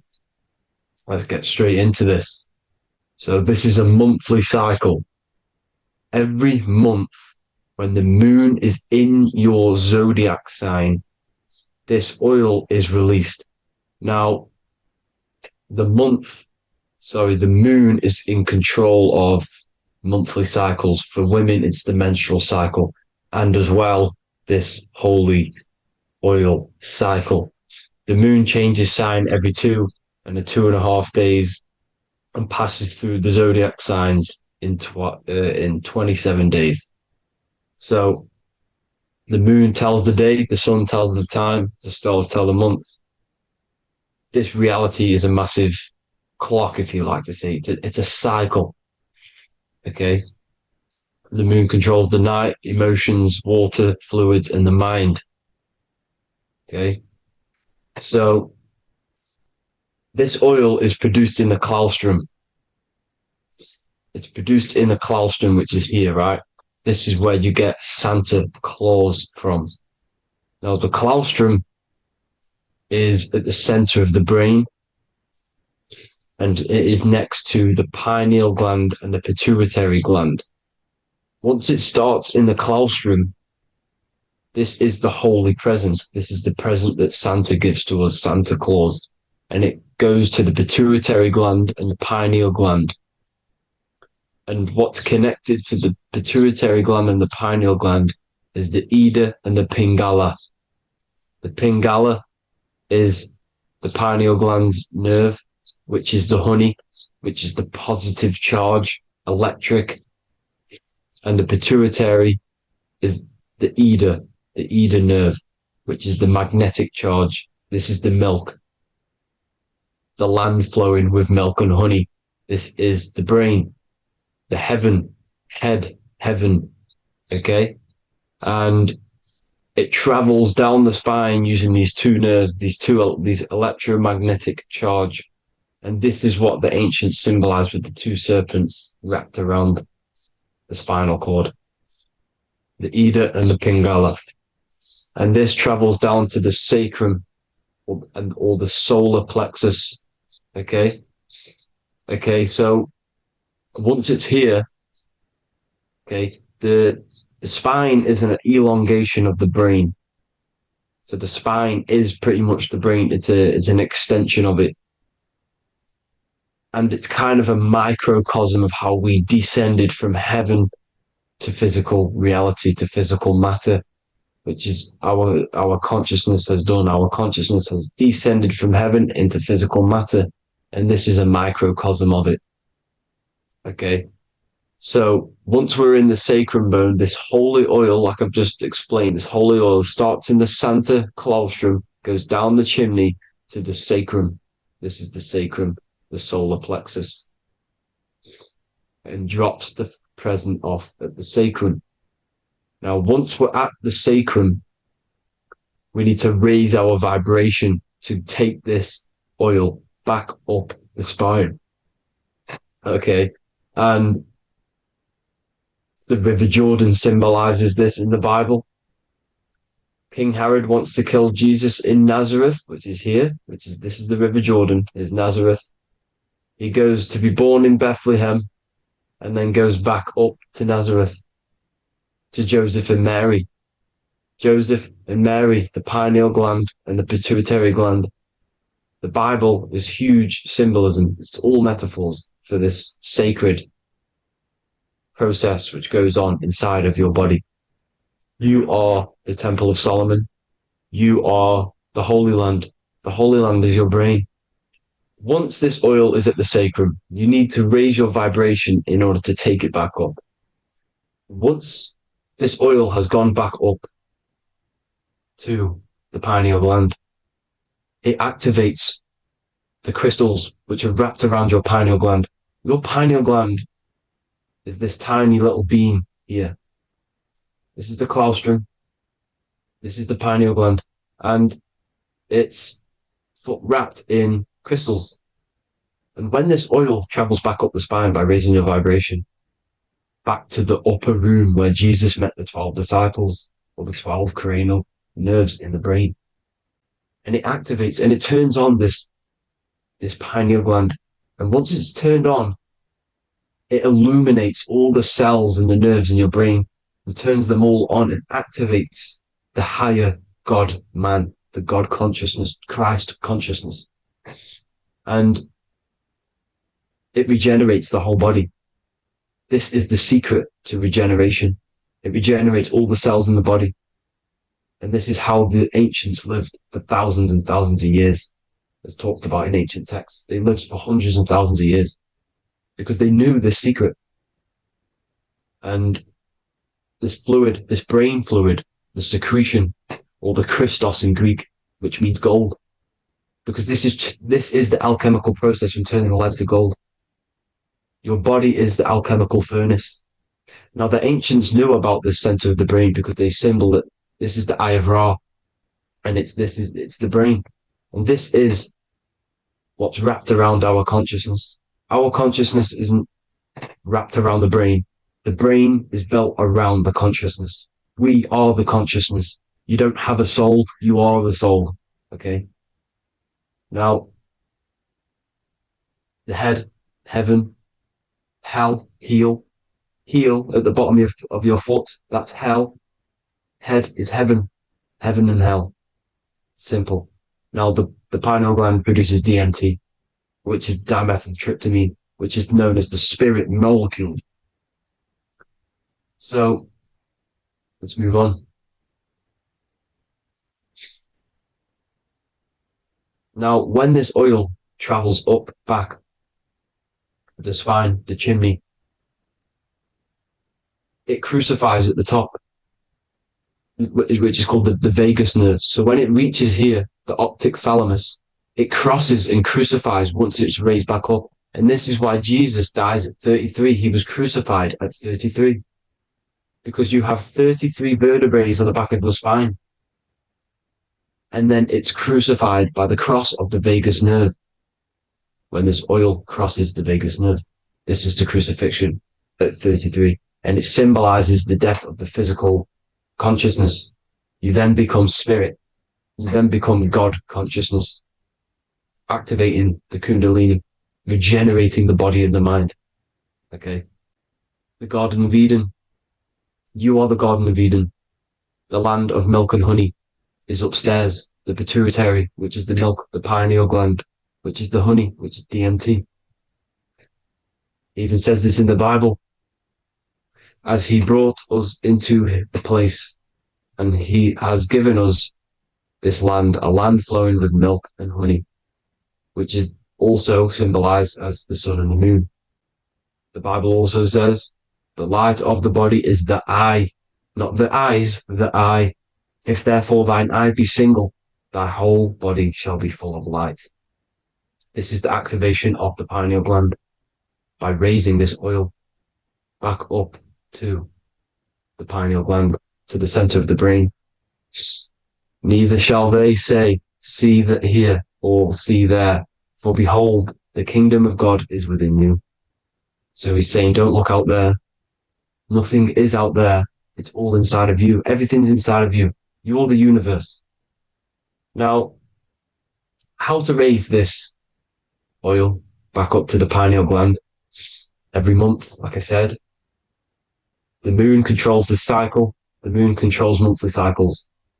When the moon is going into your zodiac sign every month, this oil goes down the spine and you must raise your frequency to get it back up. You must retain your seed. This is the most important. Your fluid, your secret, your holy fluid, your life force. You can't let that go. That life force is the reason you're alive. This holy oil is the reason you're alive because it feeds all of the systems in your body. It feeds all the systems in your body. You have to retain your seed, alkaline diet, positive thinking and meditation. Okay? When you retain your seed, you will live longer. The moment you release it, you're killing yourself. You're killing a piece of yourself every time you release your seed. Every single time. You're killing a part of yourself. Okay. Now, this could be why this could be the illumination, the single eye on the Illuminati's symbol, the Freemasonic symbol, the illuminated eye, the triangle, which could symbolize the body, mind, and spirit, but the eye illuminated. Now, in the Bible, it talks about the two trees, the tree of knowledge and the tree of life. The tree of knowledge is the tree of good and evil, which is the most important system in your body, which is the nervous system. The nervous system, the most important. The tree of good and evil, and the tree of life, which is the cardiovascular system. Now, this oil, when it's released every month, feeds these two systems, and these two systems feed everything. Now, it's important you understand that. Okay? The ancients knew all of this knowledge. The Bible's telling you this knowledge. But it's in a metaphorical way. You have to understand the context behind it so you can read it properly.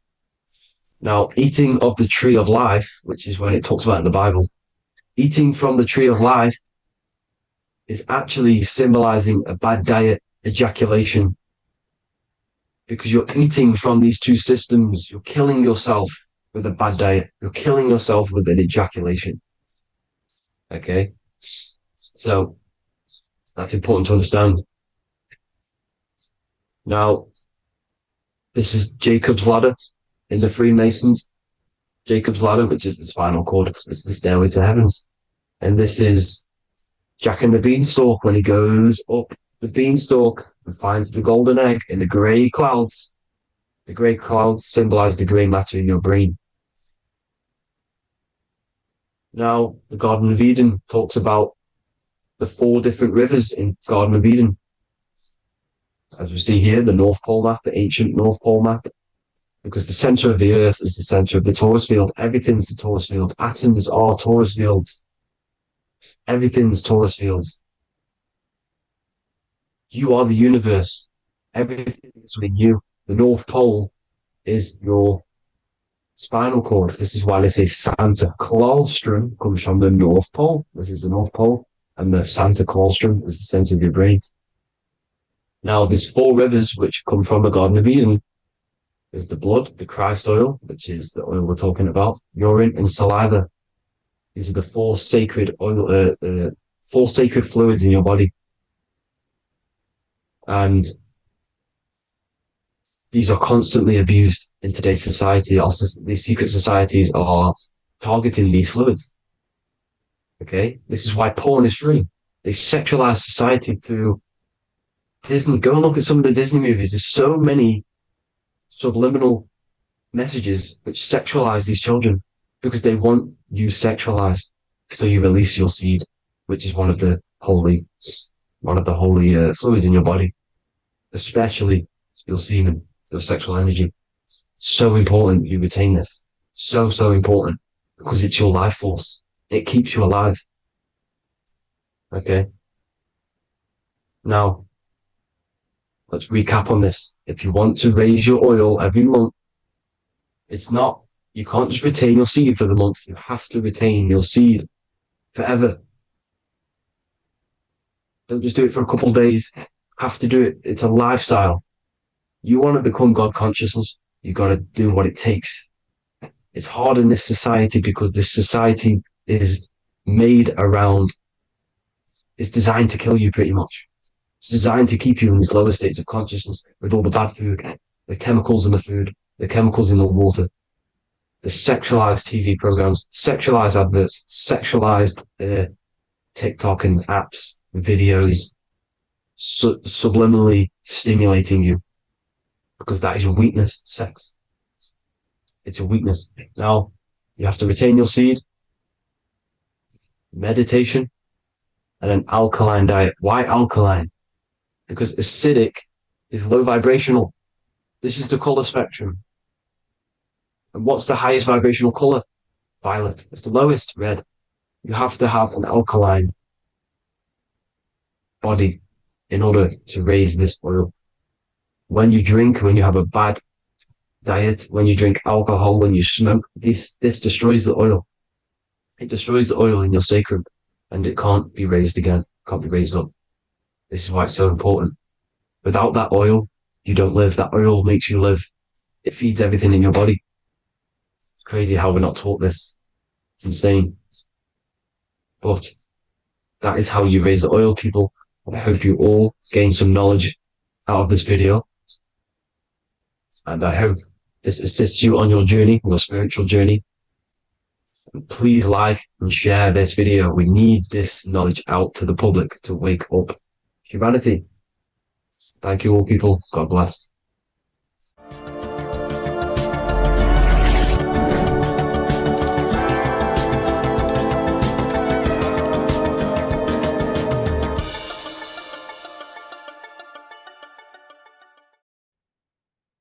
You don't just have a physical body. You have a physical, mental, spiritual, and emotional body. Each one of these aspects are a body of its own. Body does not just refer to a physical substance.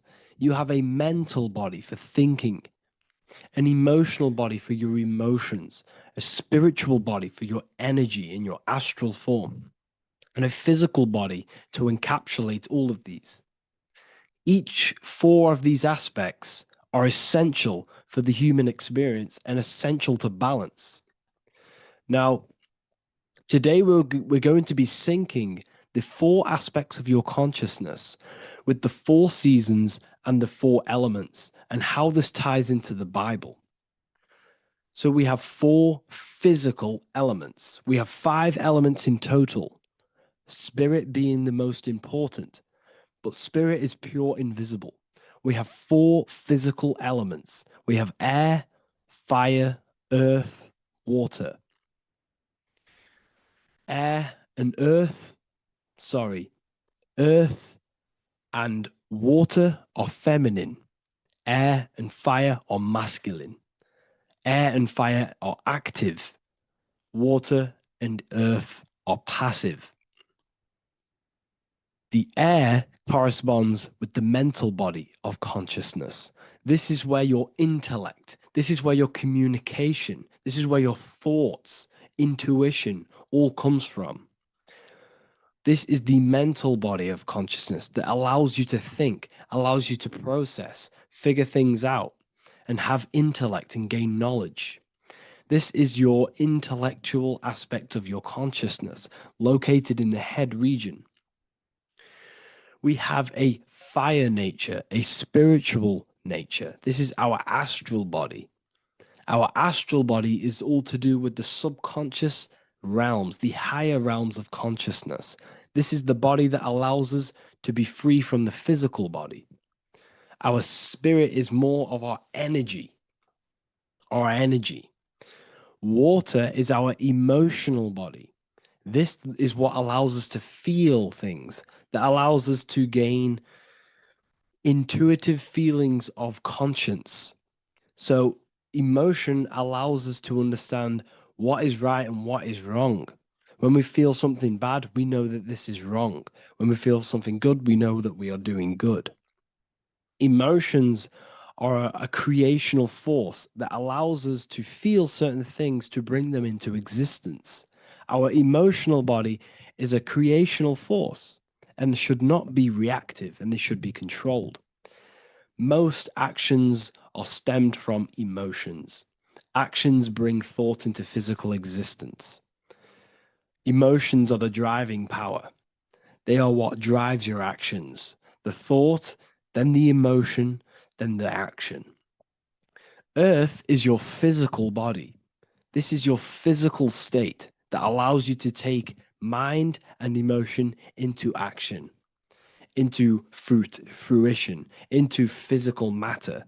This is what your physical body allows your consciousness, your soul, to interact with the physical world and bring things into physical existence. The physical body, the physical world, is an outcome and an effect of the thinking mind. All physical substance comes from the thinking mind. The pen, the phone you're holding, the microphone I'm speaking into, all began as a thought in the thinking mind, then it was brought into physical reality. Earth is the most dense. So it goes in this order: body, emotions, spirit, mind. The higher you go up, the more lucid and fluidic it becomes. The lower you go down, the more dense and dull it becomes. Air is the mind, fire is the spirit, water is the emotion, earth is the physical body. So this is why you are a microcosm. You have these 4 things within you.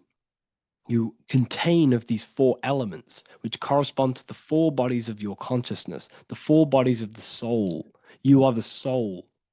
You are the spirit.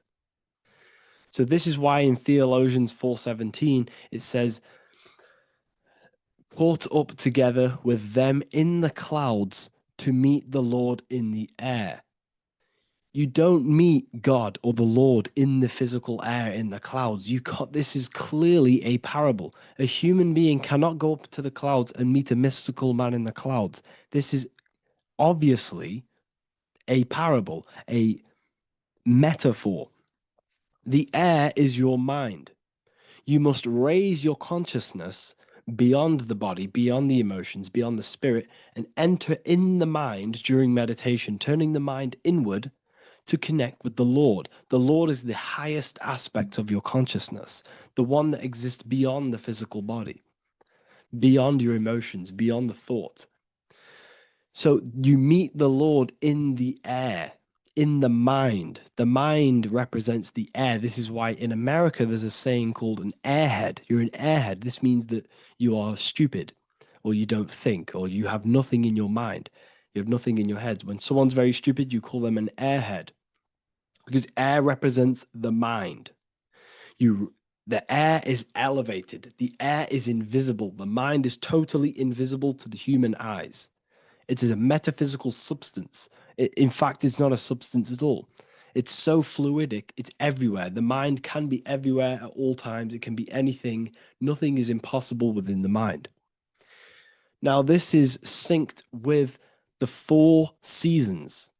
The four seasons represent the four aspects of human consciousness, the four bodies of your consciousness, the four bodies of your soul. The sun is your soul. Okay, and the sun travels around four seasons. Summer, when the sun is the most hottest point. Autumn, when the sun starts to move away from the hottest point. Things start to die. Then it goes to winter. This is when everything dies. This is when things enter in within itself. This is when darkness occurs. Then spring. This is the reignition of the sun. This is when the sun starts to bring back the warmth back to the summer. You have four seasons which correspond to the four bodies of consciousness. Fire is the spirit. This is when you are passionate. This is when you are taking action. This is when you are fiery. The sun is blazing. You're taking action. You're very passionate. You're very spirit. You're in the spirit. Autumn is water, emotion. This is when you start to become very reflecting. This is when you start to feel emotional, because in autumn there's lots of water. This represents the emotional body of consciousness. Winter is the mind. This is air. Winter, what happens in winter? Everything enters within itself. The leaves die, the trees die, everything dies and goes within. This is the mind. The mind is the darkness, remember. You close your eyes to enter within the mind. The winter represents meditation. In the winter, what do people do? They stay inside of their house. They research more. They read more books. They become more intellectual. They think more in the winter because we are so we're stuck inside. So we're more reflective. We're thinking more. We're more communicative. We're more intellectual. In the spring, this represents the earth, the body. This is when we start to come out of the mind and we awaken to the body, and things start to grow again. The plants start to grow. The earth is growing again and reborn again. This is the body. This is when you become more active in the spring. And then the summer, back to the summer, we then take action on these thoughts and these thoughts that we gained over the winter. Essentially, this is just a massive cycle. And this is a daily cycle also. The nighttime is the winter. The morning is the spring. The midday is the summer. And the evening time is the autumn. This is a microcosm. We have four bodies of consciousness. You are the sun. You are the soul. And the soul has four bodies: summer, autumn, winter, spring. Emotion, air, body, spirit. Sorry, Emotion, mind, body, spirit. So you are the soul. You are the pure essence of consciousness. The sun is your soul in the heart. And the seasons are inside of you because you are a microcosm. Okay? You are a microcosm. The word sun is son. The Latin word for sun is sol, which is soul or solo, because the sun is solo. It's on its own. You are the soul, and the soul has the 4 different bodies of consciousness. So before we move on any further, if I've blown your mind, please, if you can, leave a like, a comment, a share, and a subscribe. Let me know what videos you want me to make in the future. Please drop a like. It definitely will help me. You are a microcosm of the macrocosm. Man is a miniature universe that goes through its own cycles. The seasons of the summer, winter, spring, and autumn do not occur merely outside of him, but within him as well. The summer is within you. You feel different in the summer. You feel different in the winter. You feel, depending on the body of consciousness, it's your soul's interacting with. So the sun in the sky is your soul inside, and the sun goes through these cycles, which is affecting your bodies of consciousness, because the cycles represent your bodies of consciousness. Now, this ties in with the Bible. This is why we have 4 Gospels. This is why Matthew, Mark, Luke, and John are always seen with the 4 different zodiac sign animals or symbols. So you always see each one of the Gospels. If you just type in on Google Matthew, Mark, Luke, and John, type in ancient pictures, paintings, or pictures of them, and you will find these 4 zodiac signs are always standing with each one. Taurus, the bull; Leo, the lion; Scorpio, the eagle. An old symbol for Scorpio was the eagle, and a man for Aquarius. Here you see very, very ancient paintings and artwork. Here we see Matthew, the man, Aquarius. Here we see John, the Scorpio. Same here. We also see it on the tarot cards, on the world card. We see the 4 fixed zodiac signs. Here we see it as well. These are called the 4 fixed zodiac signs. Now, when we look at the zodiac, we're no longer looking at the sky, because what you must understand is as above, so below. What is above you is inside of you. What is above is what is below. What is outside of you is within you. The zodiac is inside of you. The zodiac revolves around the sun. The sun is your soul. These are different energies of your soul. Like I said earlier, the 4 seasons are the 4 bodies of your consciousness. And in each body of consciousness, you have these different energetic energies that you can work with. Okay, so this is the true astrology. This is the true astrology, the internal esoteric astrology. You can't find much information on this at all. Very hard to find. So what we're looking at are the 4 bodies of consciousness. Obviously, when you look in the middle of each, when we look in the middle of each season, spring, the middle of spring is Taurus. The middle of winter is Aquarius. The middle of autumn is Scorpio. The middle of summer is Leo. These 4 signs are known as the 4 fixed signs. Okay, Scorpio is fixed. It's the middle of autumn. Scorpio is a water sign, emotion. Aquarius is the air sign, the mind. Taurus is an earth sign, the body. Leo is a fire sign, the spirit. This is why we see Matthew, Mark, Luke, and John with the 4 fixed signs of the zodiac, which represent the 4 bodies of consciousness. Leo, the spirit, fire. Luke, Taurus, earth, body. Matthew, Aquarius, air, mind. John, Scorpio, water, emotion.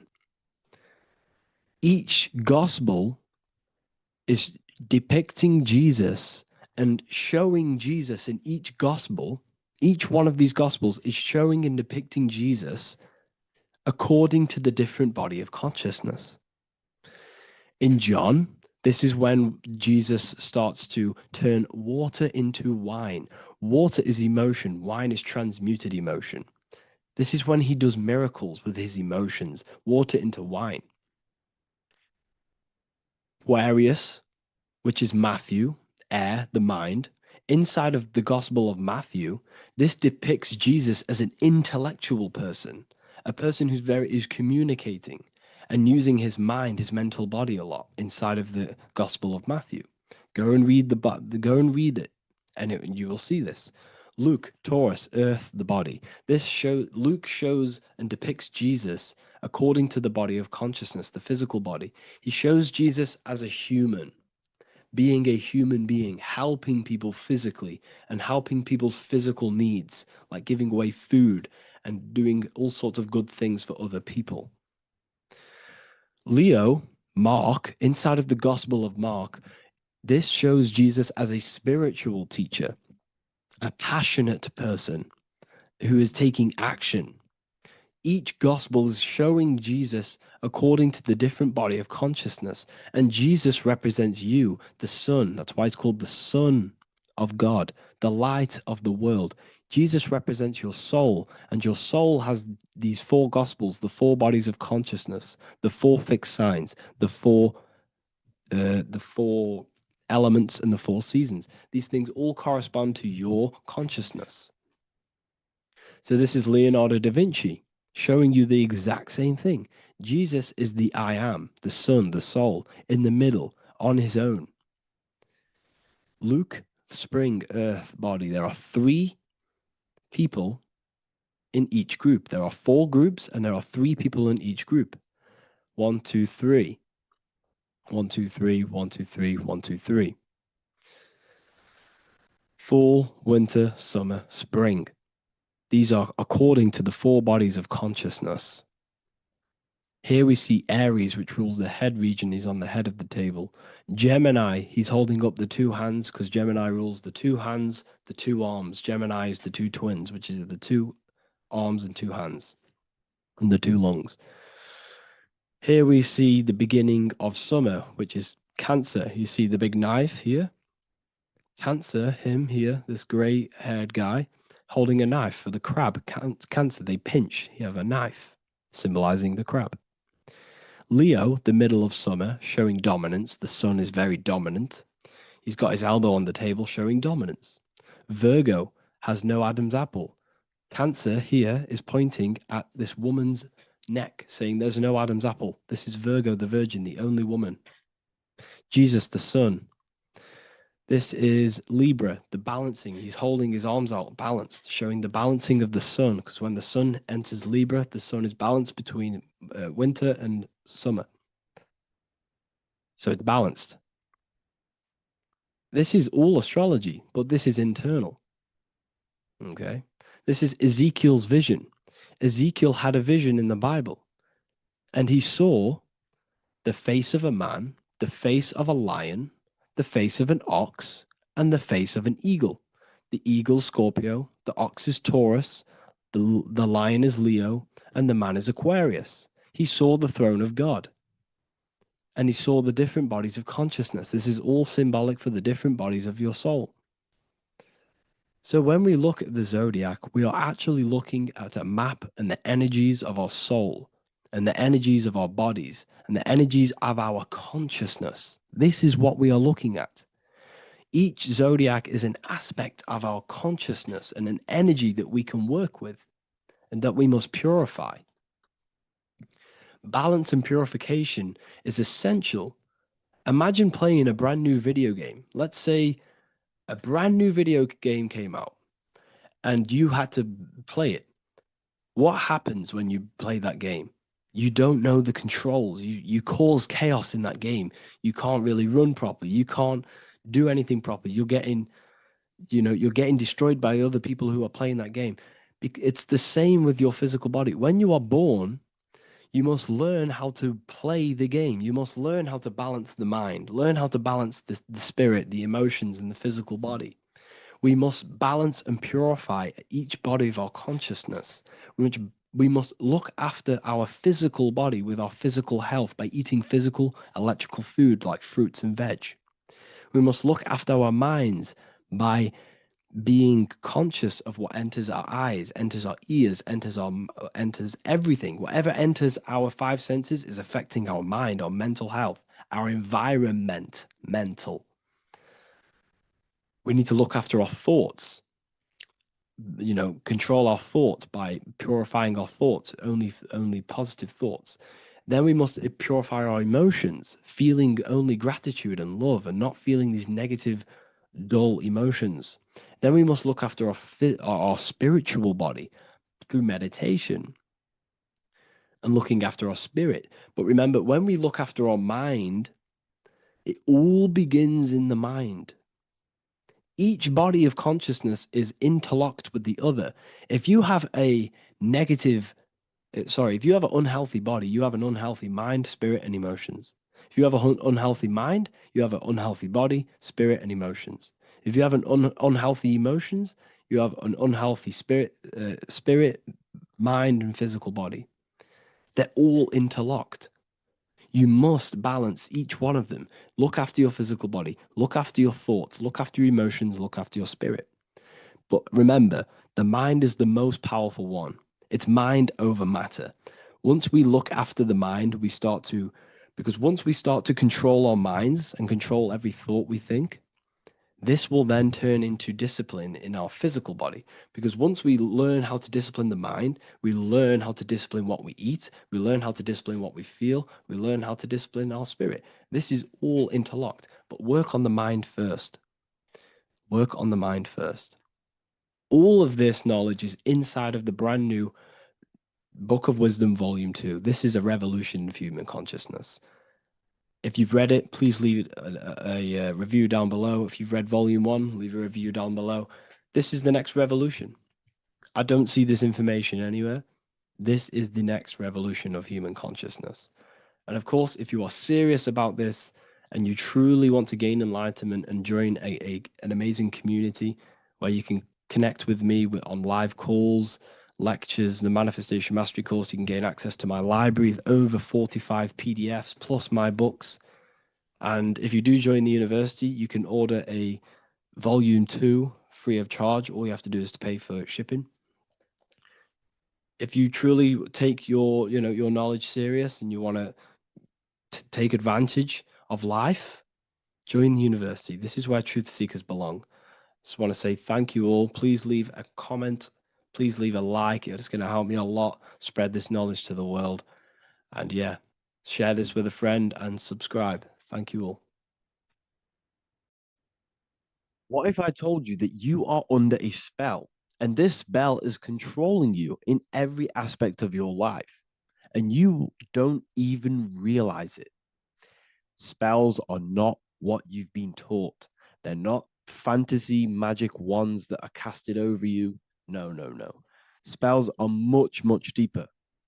A spell is a belief system that is installed into your subconscious mind, which holds power over you. Okay?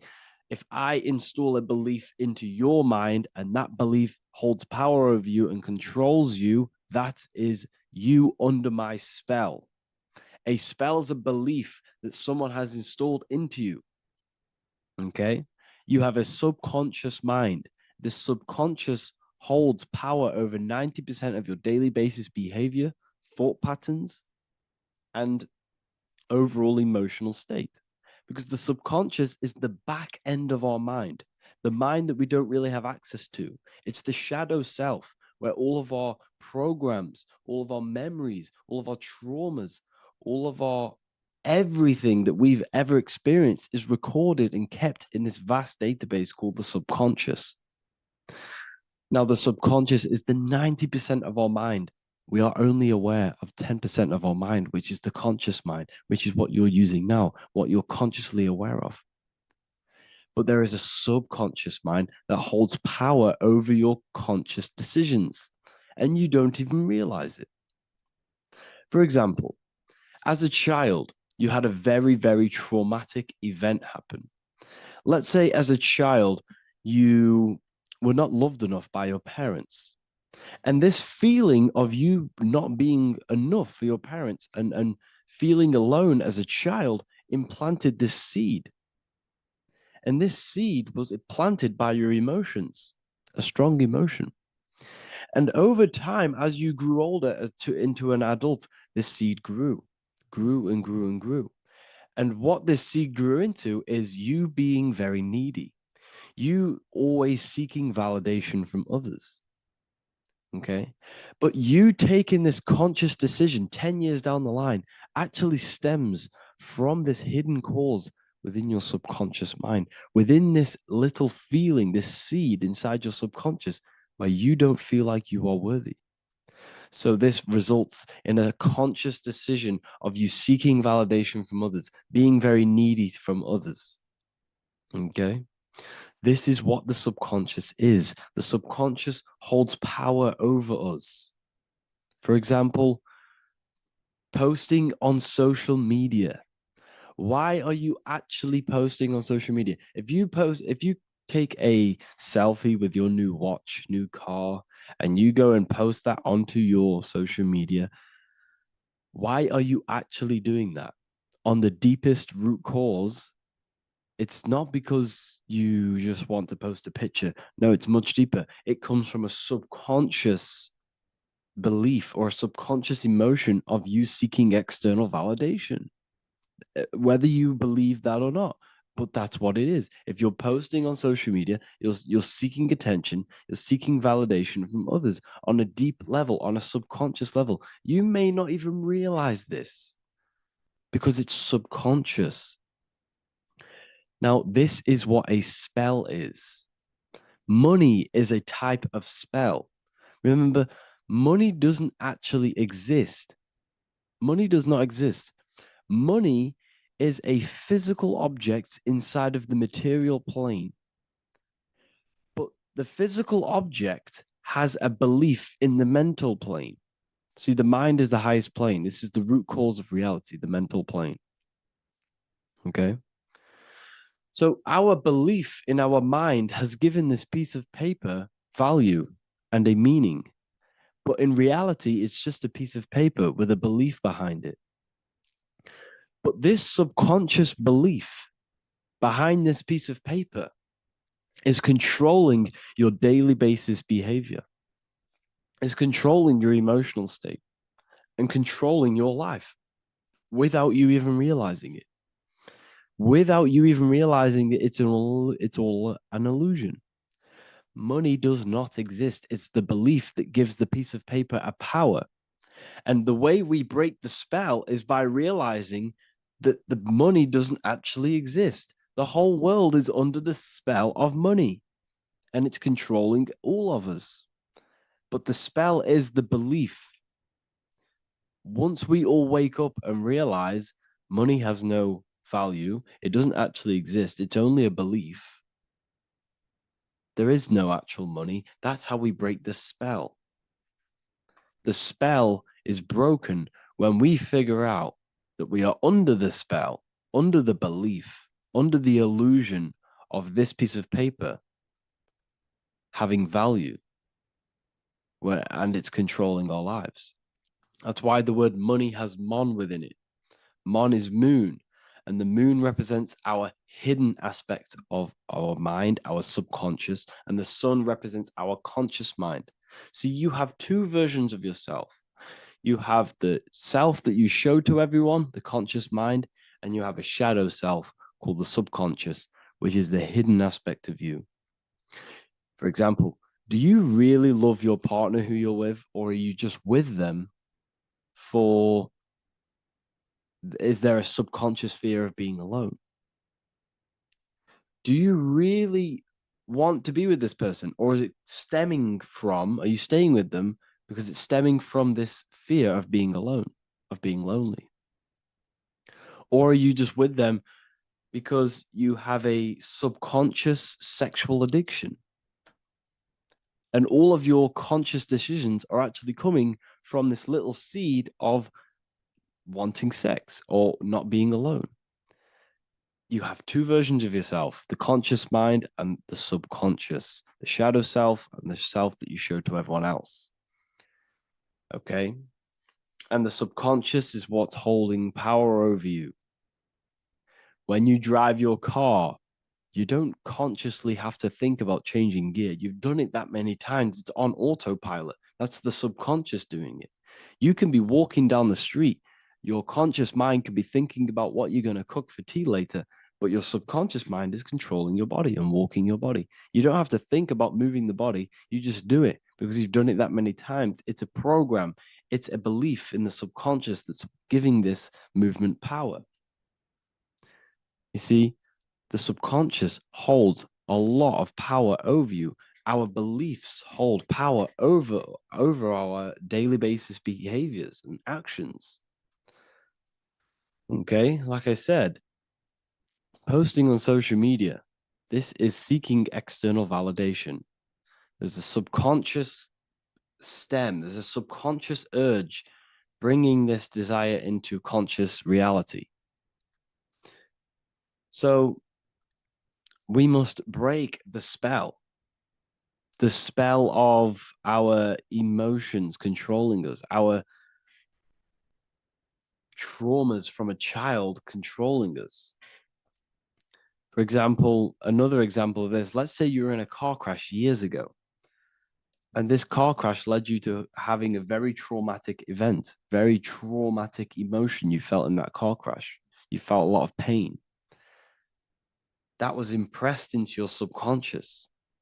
And even to this day, you're probably scared of going into trains, going onto cars, going inside of vehicles. And you might not even be aware that it's actually stemming from this event that happened 10 years ago. That's the spell. That's the spell that's holding power over you. And you don't even realize it. You realize the spell when you realize you're being controlled by this old belief, this old trauma. That's what a spell is. A spell is not something I cast over you with a wand like Harry Potter. Spell's much deeper. It's the hidden aspects of our mind that hold power over us, that control us. Okay? So how do we get rid of the spell? How do we break the spell? By installing new belief systems, by installing new programs into our subconscious. The subconscious is impressed by repetition and emotion. Everything you do on repeat, for example, tying your shoelaces, you can be looking up into the sky, closing your eyes, thinking about what you're going to create for tea while doing your shoelaces. You've done it that many times, you don't have to think about it. That's the subconscious taking over. Okay. That's the repetition aspect of the subconscious. For example, you could probably run down your stairs. You know exactly how to run down the stairs. If I tried to run down your stairs, every staircase is different. I'd probably fall over. But you've done it that many times, you know exactly how to do it. It's what we call ritual. When you have an evening ritual, when you tidy the house, you do your skincare routine, you wash your teeth, that's a ritual. This is what the ancients called ritual. When we do rituals, we're trying to implant something into our subconscious to either remove an old program, an old seed that is controlling us, for a new one that's going to grow into new light, into a new reality. So you can implant messages, implant new programs into our subconscious, which will then grow into a new reality. Okay? Because if I tell you something over and over and over again every single day, for example, if I say, you do what I say every single day I repeat this statement into your ears, about a month or 2 months in, you're going to start to believe in that statement and you're going to start to be under my spell. You're going to start to do everything that I say. So this is what spells are. Spells are subconscious beliefs that hold power over you. and you don't even realize it. So we need to remove these old programs we have that are controlling us for new programs. And we do that through ritual, affirmation, and imagination. Repetition and emotion is key to impressing the subconscious. They are the two ways that spells are created, that programs are created.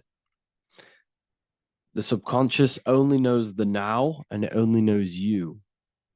So every word you say is a spell. So when you call someone else a name, you're calling yourself a name, because your subconscious takes everything you say as truth, because it only knows you. It doesn't know anyone else.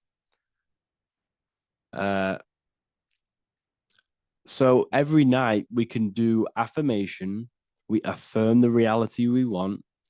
This is what we call a ritual. We sit down or we stand up, whatever it is. You affirm the reality you are, I am statements.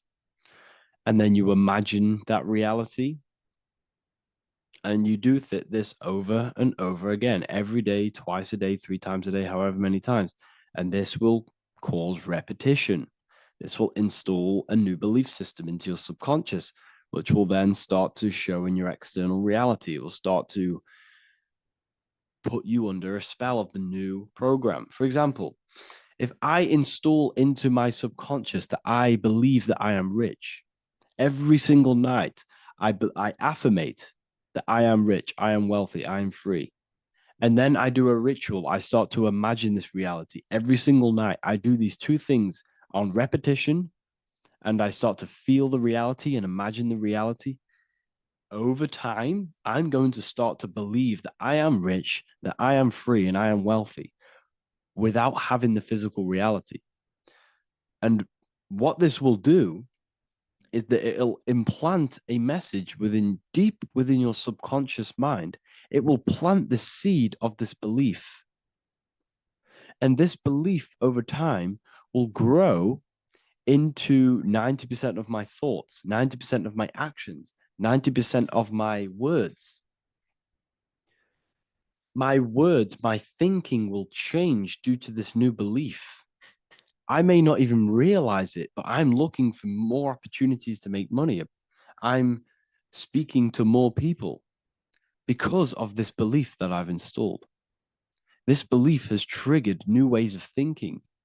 My mind, my conscious mind, is now only operating to fulfill this belief. And my conscious mind might not even be aware of it. You won't even realize that you're manifesting this belief of being rich. And that's how it happens.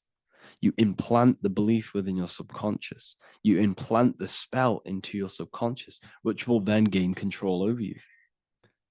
So we need to make sure we're removing the negative spells, the negative programs that are controlling us, for new regenerated ones, for new ones that are going to create new realities, a better life.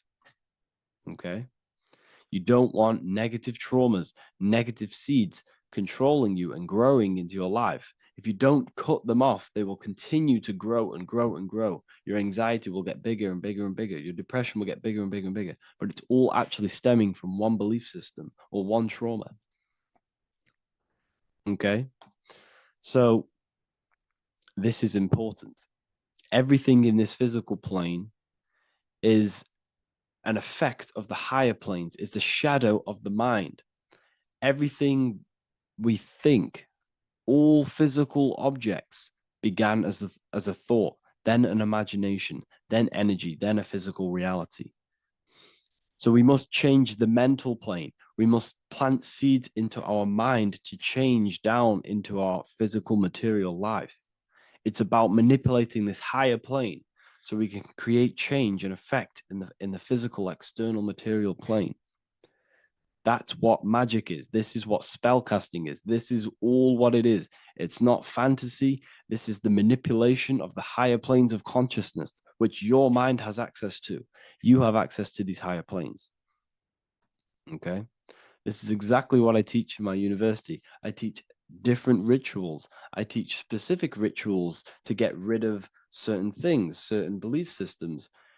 I teach all different rituals, all different ways for you to create your own reality and live the best reality you want. We also have all of these different courses. We have activating the inner eye. This will teach you exactly how to lucid dream and activate your inner vision of imagination. We have the sexual alchemy course. This will give you the power of transmuting your sexual energy into creativity. We have electromagnetism studies. We have esoteric exchange and an exclusive live call that we do every single week. And I connect with all of the students. They can ask me questions, can speak with me one-on-one inside of these live calls. We have the real numerology section. We have the health section. We have a lecture section. Look at all of these lectures we have on occultism, symbolism. All of these lectures are designed to gain you power, to give your personal power back to you, to make you realize things about you. We have a meditation section. We have a library section where you can download all of our library, all of our books, different books on occultism, symbolism, Freemasonry, astral projection. And of course, we have the Manifestation Mastery course, which teaches you exactly how to create reality so you can live that desired reality that you want. This is the last chance to lock in the price of $55 a month. This is less than $2 a day. You can really level up your life because the price is going to increase as the value of the university increases, because there's a new symbolism course coming out. And if you join now, you'll get this course for free, because obviously when this course releases, the price will go up. The symbolism course will teach you the language of esoteric and occult symbolism. I'll leave the links in the description. Make sure to leave a like, comment, subscribe to the channel if you want to see more content.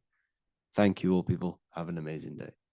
What if dreams aren't random at all, but messages from a deeper part of yourself trying to show you things? In this video, you're going to learn exactly what dreams are from an esoteric view, how to control dreams, and how to dream more frequently. Dreams are not nonsense. They are expressions of the subconscious mind. In the daytime, we're using our conscious mind, what we are aware of. This represents the daytime, the sun, the external world. We're operating in the external, outside the body in the day. But when we go to sleep, we return inward. Everything does this breath. We breathe in through the nose and out through the nose. Everything does this in and out process in the universe. We live, we die every single day. We wake up, we express things in the external. Then at nighttime, we return back to darkness, back to the internal. This is the breath of the universe. We have summer, we have winter. This is the breath of the sun and the seasons with the earth. You have an internal world and an external world. External is physical, the internal is spiritual. Like I said, when we go to sleep, we are returning back to the internal world of your own consciousness and subconscious mind. Your subconscious mind holds everything about you,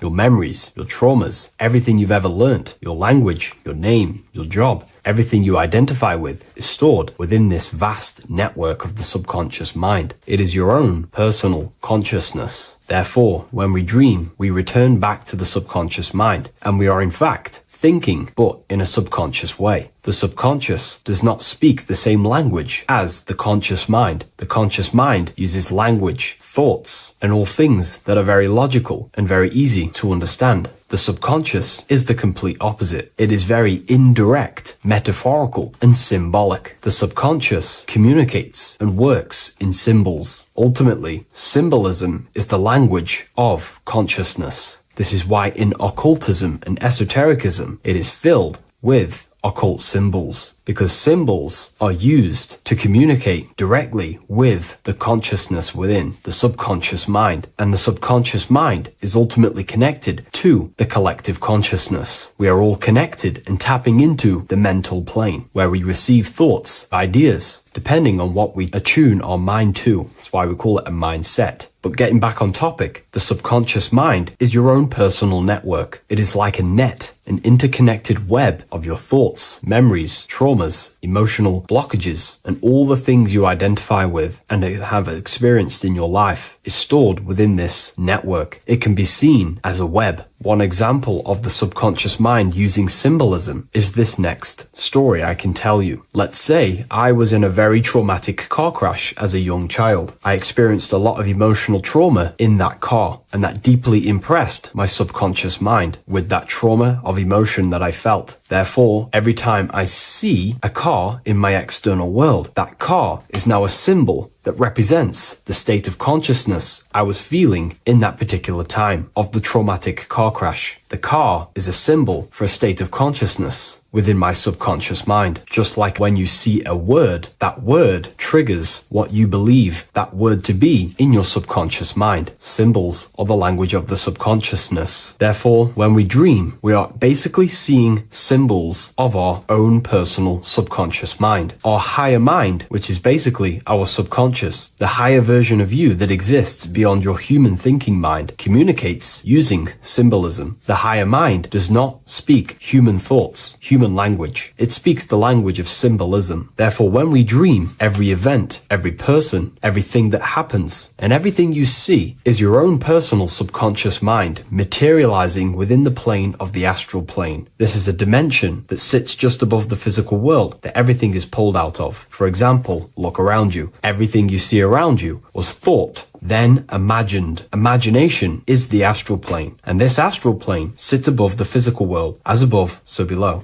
These objects were thought, imagined within someone's mind, and then pulled into a physical reality. Therefore, the imagination is what you're experiencing within a dream. It is your subconscious mind thinking and materializing within the imaginative plane. For example, let's say you are a Christian, you believe in Jesus your whole life, you have lots of emotion towards Jesus. This deeply impresses your subconscious mind. You believe in him so much, you go to sleep, you have a dream that you meet Jesus. You did not meet directly with Jesus. You met with your own belief. It was your own belief materializing within the imaginative plane and revealing itself to you. Dreams are materializations of your memories, your subconscious beliefs, traumas, and anything that could be inside the subconscious mind. It is your subconsciousness revealing itself to you in a material form. Let's say you have a nightmare. There is a big dark figure chasing you and you are running away in fear, away from this dark figure chasing you. That dark figure is not an external entity. It is not a spirit or a jinn or a demon. It is in fact an aspect of your own mind. It is a symbol that represents maybe a fear, a trauma, or something you are running away from internally, inside your subconscious mind. Something that you are not addressing, but something that is fearful, something that can be controlling you on a subconscious level. Let's say you have a fear to address something in your personal life. You want to address someone who is getting on your nerves at work. You continuously put this off and you fear doing that situation. Over a long period of time, this can slowly control you subconsciously. You start to avoid the person, avoid any contact. It is subconsciously controlling you. This is not the best example, but you can see what I mean. Hidden fears and traumas in the subconscious mind can subconsciously control your actions and ultimately lead you to low states of consciousness, keep you from reaching your higher potential, and ultimately create blockages within your own consciousness. That figure in the dream is a materialization of something that you are fearing and running away from and not addressing. This is why people always have dreams of traumas that they have experienced as a child or when they were younger, or maybe from a year ago or two. It's because that emotion is deeply impressed in the subconscious, and the subconscious is always trying to reveal things to you, communicate to you that you need to change, purify, and maybe heal within your own consciousness. This is how the higher self communicates to you through the language of symbolism. Once you understand this, dreams can become a very powerful tool, not just entertainment at night time. Your consciousness never rests. Your consciousness is eternal. It is the very spark of the divine. Your body needs rest. Your consciousness is not physical. It does not need rest. So this is a way you can identify what your dreams are trying to show you is by writing them down. A dream journal. Every single dream that you have a book placed near your bed. Every time you wake up, first thing you should do is pick up the book and write every single detail that you can remember about the dream. The people that you met are all symbols or aspects of yourself. Maybe it is a friend you saw in your dream. That friend represents a state of consciousness that is within you and is trying to reveal something to you. It's about making the subconscious into the conscious, to become conscious of the unknown. Write down every detail, everything you saw, every event that played out, even the details of the clothes that they were wearing. Everything is symbolic within dreams. Write everything down and then analyze the dream. Don't analyze it from a logical mind. Analyze it with the right hemisphere of the brain, which allows you to see metaphors, read between the line. Try and gain the message that it's trying to show you. What does this overall mean to you? And what could this reveal about aspects of yourself that you need to heal or maybe take action in your life and world, because your higher self is always guiding you towards awakening and fulfilling your mission in the manifested physical world. Dreams speak in symbols, not logic. Ask about your dreams. What is this trying to tell me? Don't take things literally. Look for an emotional tone and symbolic resonance. With practice, you'll begin to understand the personal language of your subconscious mind. Now that you understand that, again, please leave a like or a comment on this video. This is now a technique for lucid dreaming and dreaming more often. This is not going to happen overnight. This is not an easy method. It simply takes practice and dedication. Every morning, choose 3 time slots. For me, I choose 4:30, 5 a.m. and 6 a.m. 3 alarms that are going to go off at these 3 times, half an hour apart from each other. Each time you wake up, stay awake for 5 to 10 minutes. Turn off the alarm. Try and keep your conscious mind awake, but drift back into sleep. There's no other better way for me to explain that. It's very difficult, but try and keep the mind awake, but the body falling back asleep. More than likely, you will drift off back to sleep. Then the next alarm will go off half an hour after. This will wake you up again, guaranteed. You will probably drift back to sleep by repeating this process. After the 3 alarms go off, each one of them times, you're either going to have a dream or a lucid dream, but definitely you will have a dream. And if it doesn't work one time, keep trying it. I've been using this method for a very long time, and I can tell you 70-80% of the time it triggers a dream, and a very vivid dream. And it's ideal for lucid dreaming because keeping the conscious mind awake while letting the body fall asleep, you can become conscious within these subconscious realms of your mind. But when you are conscious inside the dream world, you can do what you want, but you also want to let the dream naturally unfold. If you try and take too much control, then you will wake back up. If you feel any fear in your dream, you will wake back up into the material world. Another tip to dream more often is to meditate before bed. Simply close your eyes and think about nothing for 5 to 30 minutes. Detach from everything outside you, your name, your job, work, thoughts. Mentally detach from the world and the physical pleasures and become pure awareness before you try and go to sleep. This will help you become conscious while being within the self. If you wish to learn more about consciousness yourself, the Book of Wisdom Volume 2 can definitely help you. I'll leave a link in the description. Thank you for watching this video, and I'll see you in the next one.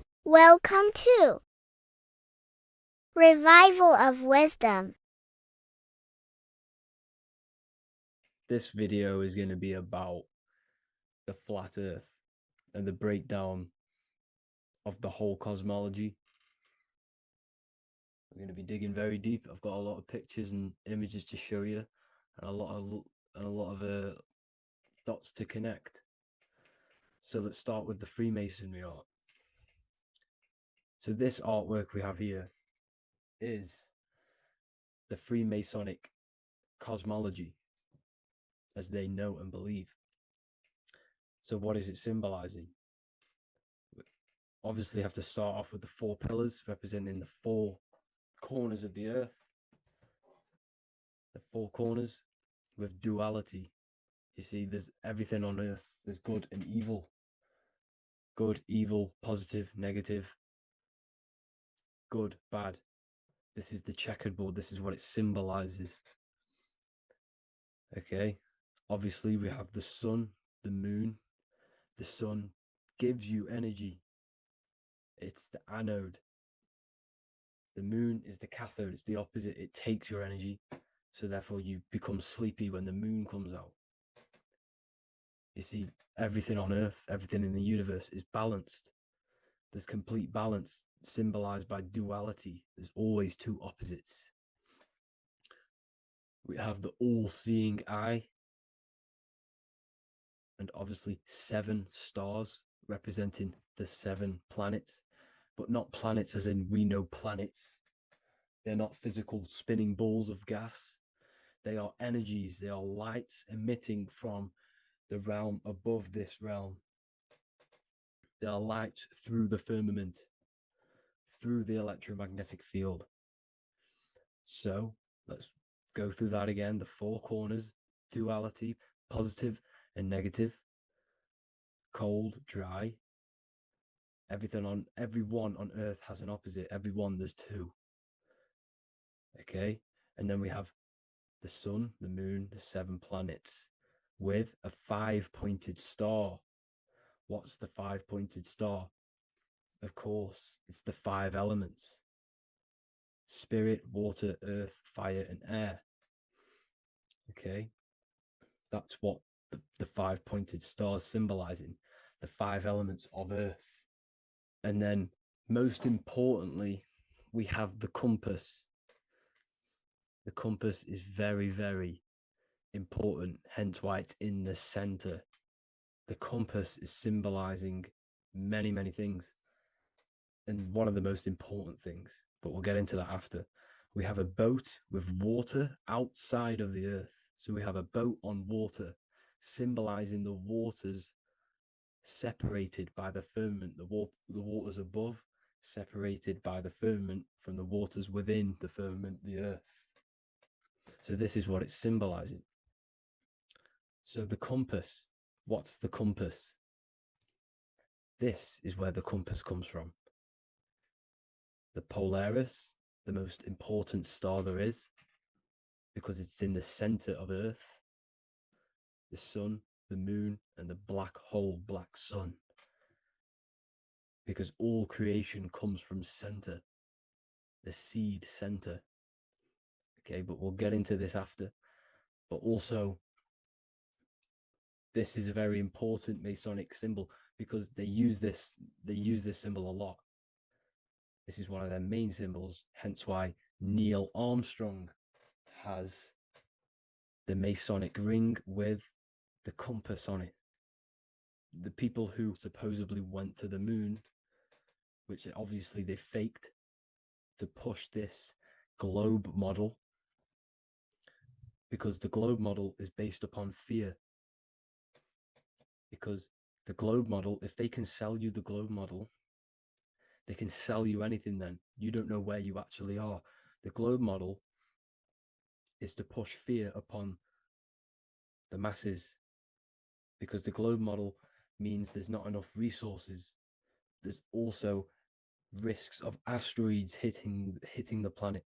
There's also risks of space, extraterrestrial invasions, global warming, asteroids. You see, this is all the fear that they can gain off selling you the globe model. Okay, because they don't want you to know that this is an intelligent design. And also, they're hiding God, the creator, the source. This is why they are satanic. They are opposites. They are lefty, Lucifer, right, righteous, godly. Hence why they do the symbolism on their eyes. 666. This is another famous, what's it called? Sorry. Famous astrologer. Astronaut. This is another famous astronaut doing 666, showing that he's in the alliance of the occult. But even look at their 10th anniversary stamps. They have a Masonic compass on there. Also, the Order Out of Chaos. Order Out of Chaos, double-headed eagle. Okay, the Order Out of Chaos ring, which they wear. So all of these astronauts are in the occult. They are lying to you. They are in with this order, this Masonic New World Order, whatever you want to call it. So let's break this compass down a lot more. Because as I showed you here, the center, okay, this is what the compass is symbolizing. Let's go into the North Pole map. This is from 1595. This is a rough estimate of where this map came from. It's from around the 1500s to the 1600s, maybe 1400s. There's not an actual set date on this map because obviously our history has been tampered with. But let's break down this map and the symbolism that they use towards this map, because this map is the map of the North Pole. Okay, so in the center, we have the black rock symbolizing the tower. The tower, the pole, North Pole. And what's on top of the North Pole? Obviously, it's Polaris. North Pole and Polaris. okay, with the 4 islands around the center. Okay, 4 islands around the center. And this is what blew my mind, right? They say that Santa sounds similar. And if you look at this pole that's pointing to the North Pole, you see this line here. So this is obviously from the 1600s. What color is Santa? He's red and white. Just like this map pointing to the center is red and white, and Santa comes from the North Pole. So it's not a coincidence that they used red and white. They're mocking this map because obviously they took over after the 1500s, 1600s. They took over around the 1800s. So they're mocking this map with Santa coming from the North Pole with this red and white line to the North Pole. Notice the 4 islands, okay, like windows, their symbol. They obviously, in the occult, they're part of the New World Order, is symbolizing these 4 islands with the blue behind it for the water. Okay, so this is another occult logo. They're symbolizing this center because the center is so important. Okay, we'll get into that. Also, we have the Mayan cosmology. This is the Mayan cosmology. This is what they created. This is their artwork with also 4 major lands around the center. You see this 4 with green in between them all. 4 major lands with the underworld. You see this underworld is also symbolized by the Masons with the coffin of the skull and bones, the deceased, the dead. Okay, so this is also mentioned in the book of Enoch. Okay, and it's called Sheol. Sheol, the underworld. Okay, and in the book of Enoch, it says all spirits of the dead go to these hollow places, that they are wait until their appointed time of judgment. And it also says in the book of Enoch, there are 4 hollow places underneath. 4 as above, so below, representing the 4 islands. As above, so below. That's where that could link in. Okay. The Book of Enoch is very important because it was found in a cave thousands of years ago and has a lot of truths about this realm and about this world we live in. So let's go back to the Mayan cosmology. So the ancient cosmology, they all must have had some sort of communication. They must all be in peace, at peace with each other, because all of their cosmologies link together. See the Greek, Babylonian, Indian, Celtic. Okay, they're all linked in together. They all knew that they were in an enclosed system with an underworld and obviously a firmament. Okay, so this is what they all knew. They all must have had some sort of communication. They were a lot more advanced than us. They knew the center of the realm. Okay, and obviously the United Nations flag also symbolizes their center. You see how it has like a grid with a circle around the center. It's symbolizing that center of the realm because that center of Earth is so important. The United Nations flag, all have it. See, some different ones will have that circle around the center. Because the center is the seed. All things come from a center. So the torus field is so important because it is the spark of life. It's the building blocks of the universe, this creation. Because all things have a torus field. Just like an apple with what's in the center of an apple, a seed because the center is where the energies hold, is where the energies meet, and it creates that spark of life, just like your heart is the center of your body, and it has an electromagnetic field. Because the center, all things come from the center. So this is why the North Pole is so important, because this is why it's so important, because this is where the creation sparked from, the center. This is where the most electromagnetic energy is stored.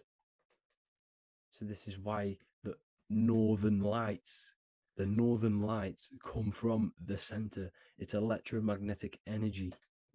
This is what the northern lights are. It's being emitted from this black hole in the center. Okay? And obviously, what else is on the center? Polaris. Polaris is the center star. Okay? So the center star is what sits on top of this North Pole, Polaris, because it's a pole of electromagnetic energy, symbolized as a black rock, a black hole, pole. You see, because all creation comes from void. Light is born from darkness. Without light, darkness can't be born from light. You see, but light can be born from darkness. This is why darkness is so important. And this is why there's a black hole in the center of our realm, like the black sun. The black sun. The Polaris star, the North Star. You see, so this is this North Pole, Polaris. This is what they're talking about. And this is why compasses are an 8-pointed star, because Polaris is symbolized as an 8-pointed star. This is where a compass will point you to. It will point you to that center. So notice how a compass has this black hole in the middle, you see, and it will point you to this meeting point, the north, because in the center is the center of the torus field of the earth. This is where the most electromagnetic energy is. You see, everything gets sucked into the black hole. Okay, this whole reality is being projected from that center point, just like your eyes suck in light. It's a black hole.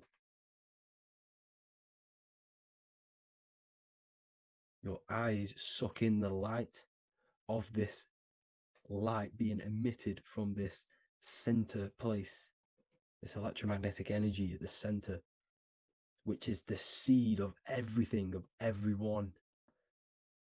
You see, just like an apple has the seed in the center in darkness, because in the center of the apple, it's dark. It's black. It's pitch black. But that's where the seeds are. That's where the life is. But Polaris is so important because it's that center star which lines up. It is the pole, it's the top of the pole of the torus field. So Polaris would be here at the very, very top. And this is where the compasses point you to. And this is why the star of Ishtar, the 8-pointed star of the Sumerians, also talked about this 8-pointed star, and it's called the star of Ishtar. Okay, and who is Ishtar? Ishtar is the goddess. Okay, so she's not a male, she's a female, because every creation is brought through a female, a womb. Every single human on earth is brought through the womb, the sacred feminine energy. And the womb is pure darkness. There's no light in a womb, just like the center of our realm. There's no, it's a black hole. Okay, and guess what? She's the god that of fertility and sexuality. She is responsible for all life. Okay, so the star of Ishtar is the star of Polaris, which is symbolizing the responsibility for all life, the center of our realm, the black sun, the black hole. Okay, so this is what that god of Ishtar of the Sumerians is talking about, the goddess, the womb, the seed of creation.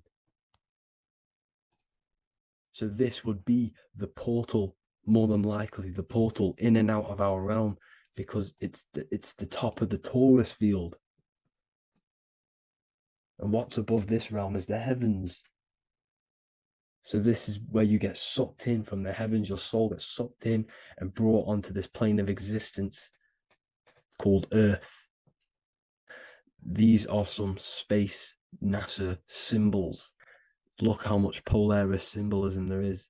And notice how it's at the center. You see this circle? This is like a half circle. And at the center is an 8-pointed star of Ishtar. It's the same thing. It's Polaris. It's at the center.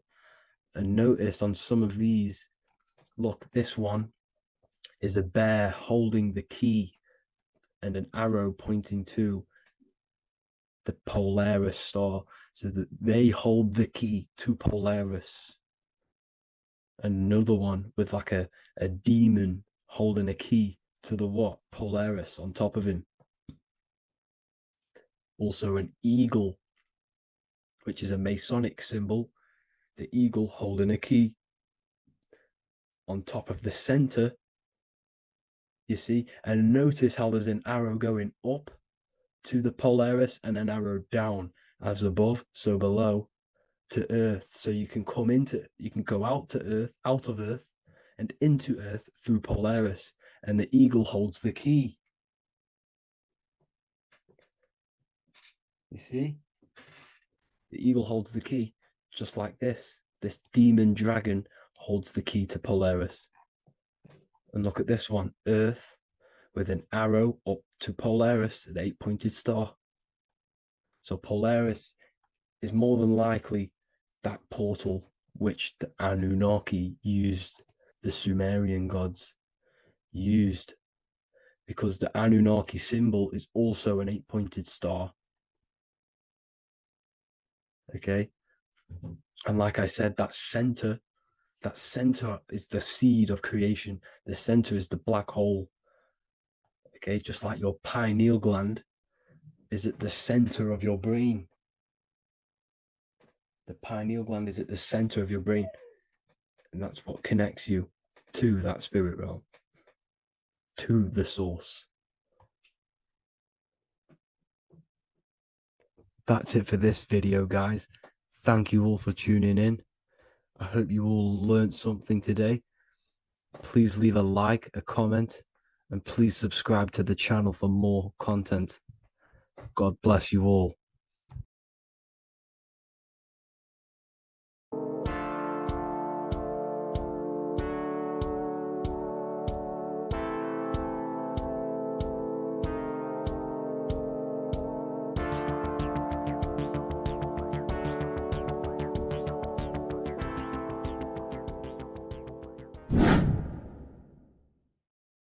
How are we doing, people? It's Revival of Wisdom. We're back today talking about sun worship. Okay? And please enjoy. Sit back and enjoy the video. First thing we need to understand is that the sun is the risen savior. It's the light of the world. Without the sun, we have nothing. Now, the sun is the Son of God. We didn't make the sun. No one owns the sun. But who created the sun? Obviously, the Creator created the sun. Therefore, it is the Son of God. And that is what Jesus is symbolizing in the Bible. The Bible is a metaphorical story. That's why it's called the greatest story ever told, because it is a story about the sun, the zodiac. It's about you, the systems in the body. It's about everything that is sacred in this creation. Now you can see the suns behind Jesus' head in all of the ancient portraits, even the ones that are more modern. You still see a sun on the back of his head because he is the sun. He's the light of the world, our risen savior. And this is what Christians are lost because they don't realize it's a symbolic story and they think Jesus was a historical person. He's not a historical person. Okay, this is what we need to get out of our mind.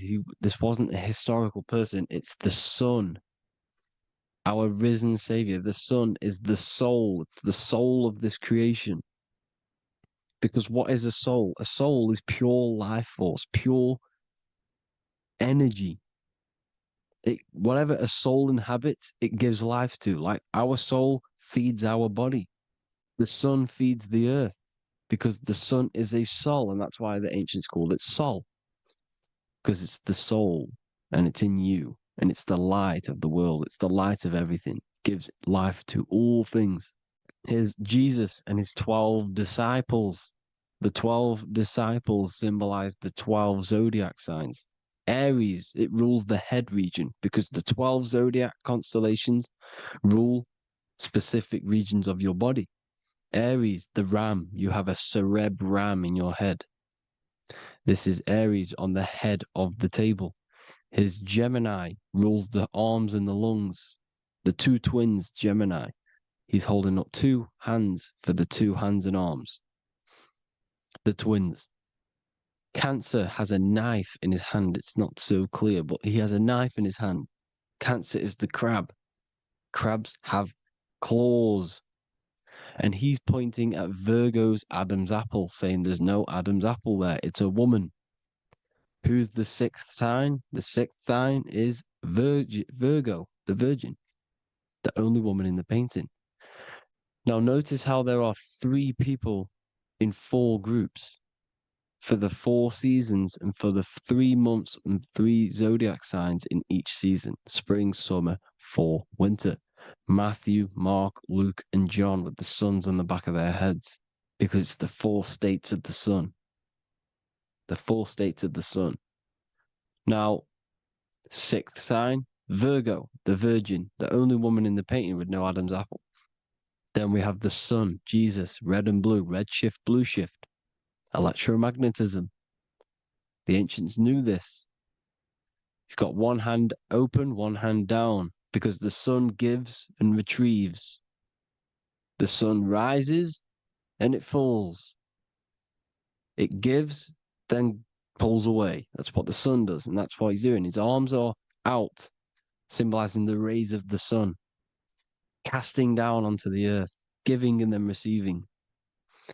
Libra, his 2 hands are equal, he's holding his arms out equally, because Libra is the 2 balanced scales. Libra is when the sun is balanced between the summer and the winter. It's being judged. The sun isn't balanced. That's what Libra is, the 2 scales.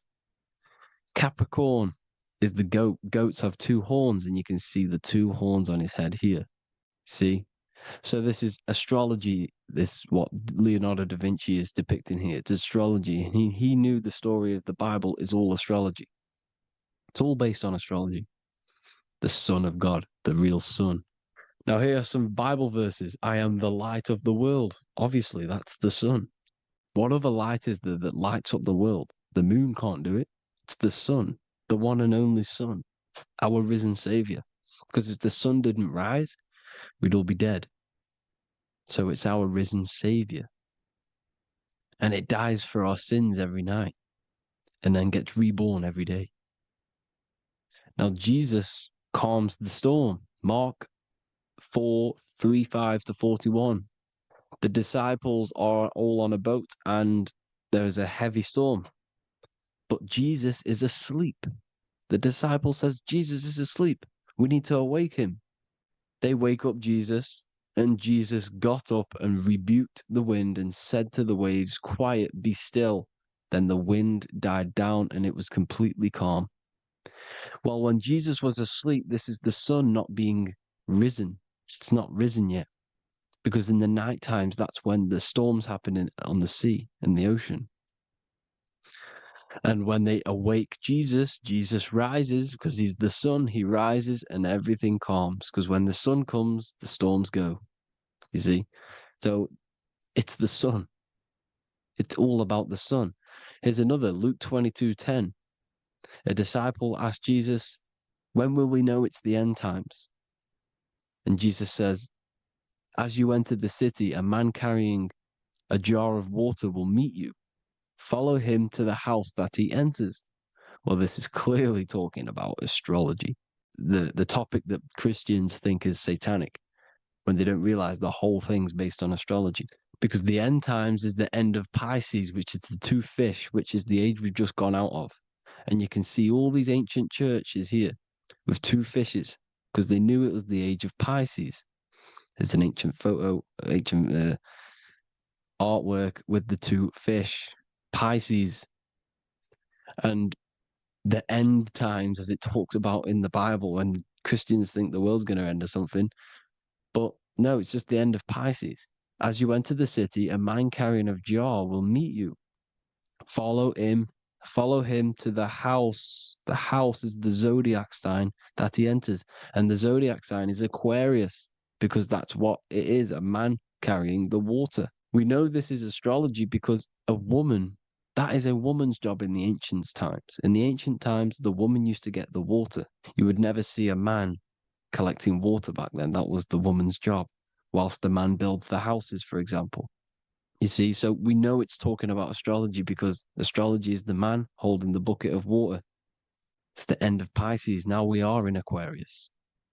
And of course, Luke 24:36, the risen Savior, the Son. Now, the Son is also born on the 25th of December, a virgin, just like Horus, Mithra, Buddha, Krishna, Hermes, and thousands of other gods, all born on the 25th of December. Well, it's because the sun moves 1 degree northward on the 25th of December. And on the 22nd to the 24th, it stays in the same degree because it's moving south. But then on the 22nd, it stays in the same degree on the Southern Crux constellation. And the ancients called this the sun dies on a cross, because the cross is the Crux constellation, the Southern Cross. And it stays on that same degree for 3 days on the cross. The sun dies on a cross, and then on the 25th, moves 1 degree northward, bringing back the summer, the light, the warmth, the growth of crops. And this is the sun being reborn again, a virgin, because it's pure. And here's Mithra, another sun god before Jesus was around, before Christianity. It was Mithraism, and Mithra, Ra is Ra, the sun god, Egypt. It's all about Ra, the sun. You can see the crown of thorns on Jesus' head, symbolizing the rays of the sun. And here are the rays of the sun on the back of Mithra's head. Krishna, the sun. Buddha, the sun. Horus, horizon. All born virgins, all did miracles, all resurrected. Dead for 3 days. Well, here he is, dead for 3 days on the cross. And resurrected, because it's the most ancient religion ever been on the face of the earth, the worship of the sun. And we should worship the sun, because without the sun we are nothing. The sun feeds us, feeds the earth, feeds everything. Without the sun we are nothing. It's been reversed, and now we're worshipping man. When we're worshipping a man called Jesus, was never real. It's all about the sun, the most high, the most powerful, potent, celestial body in the sky, the orb that feeds us every day. It dies for our sins and rises every day. It's the sun. Now on the Holy Communion Day, it's the worship of the sun. They give out mini suns. Here's Jesus holding a sun. And they raise the sun on Sunday, because they go to worship their sun god on Sunday. Not Saturn Day, not Moon Day, Monday, but on Sunday when the sun is exalting. And they hold suns up above their heads because the sun rises. They're symbolizing the sun rising above their heads as savior. It's the sun. It's the Holy Communion Day. And here's Jesus giving a piece of himself to the children. It's the sun, the light. Judas was known as a backbiter, a backstabber, because he stabbed Jesus in the back. He betrayed Jesus. Well, this is just another astrological story about the constellation Scorpio, because the Scorpio is the J, looks like a J. J for Judas, the scorpion, the backbiter. Scorpions backbite. They bite with their back. And what does Judas do? He betrays Jesus by kissing him to let the warriors know who they need to get. So he kisses Jesus and Jesus gets stabbed in the back. Well, when you get stung or bit by a scorpion, they leave like a kiss. So Judas kisses him and gets betrayed. Well, this is because the sun, when it hits Libra, it's balanced. The sun is balanced because it comes through summer. Now the sun's starting to die. The sun's starting to die. It hits Libra. And then as soon as it hits the scorpion, the Scorpio, it gets betrayed because now the sun has to fall to winter and Saturn is there waiting to take over the darkness of the winter. So he gets stabbed in the back by Scorpio, Judas, the scorpion, the backstabber. You see, it's an astrological story. Here's Mary. Mary means marry, which means pure. The sun is pure. No one gave birth to the sun but the God. And it's born every day. It's born every day on every year. It's born pure. There was no controversy. There was no, activity for the sun to be born. It's pure. Now, the 7 metals come from the 7 planets. The sun gives you gold, and this is why the sun is golden. It looks gold. And this is why the banks are backed by gold, because gold is the most valuable metal, because it's the sun, the most valuable celestial orb in the sky, in the heavens. Well, here's Jesus, another ancient symbol of him being crucified on the cross with the big sun, the Southern Cross constellation. The sun dies on the cross constellation. And if you go to the old etymology dictionaries, you will see sun and son is the same word. They come from the same etymology roots. You can use them for no matter what, but they've been confused today. But if you go back to the old dictionaries of etymology, they are interchangeable. You can use them. Son, sun, sol, it's all the same thing.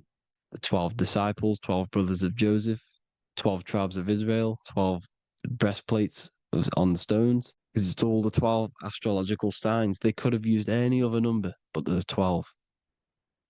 Because 12 is the mind, which is God. 7 is the number of matter, which is man. 7 energy centers in the body. 12 cranial nerves in the brain, because it's the mind. 12 is the 12ness. The zodiac is literally the mind of God, the signs of God.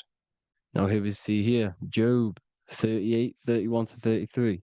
Can you lead forth a constellation in the season? He's asking you, can you read the sky? Can you read the heavens? Canst thou bring forth the Mazzaroth in its season? Mazzaroth means 12 signs, the zodiac.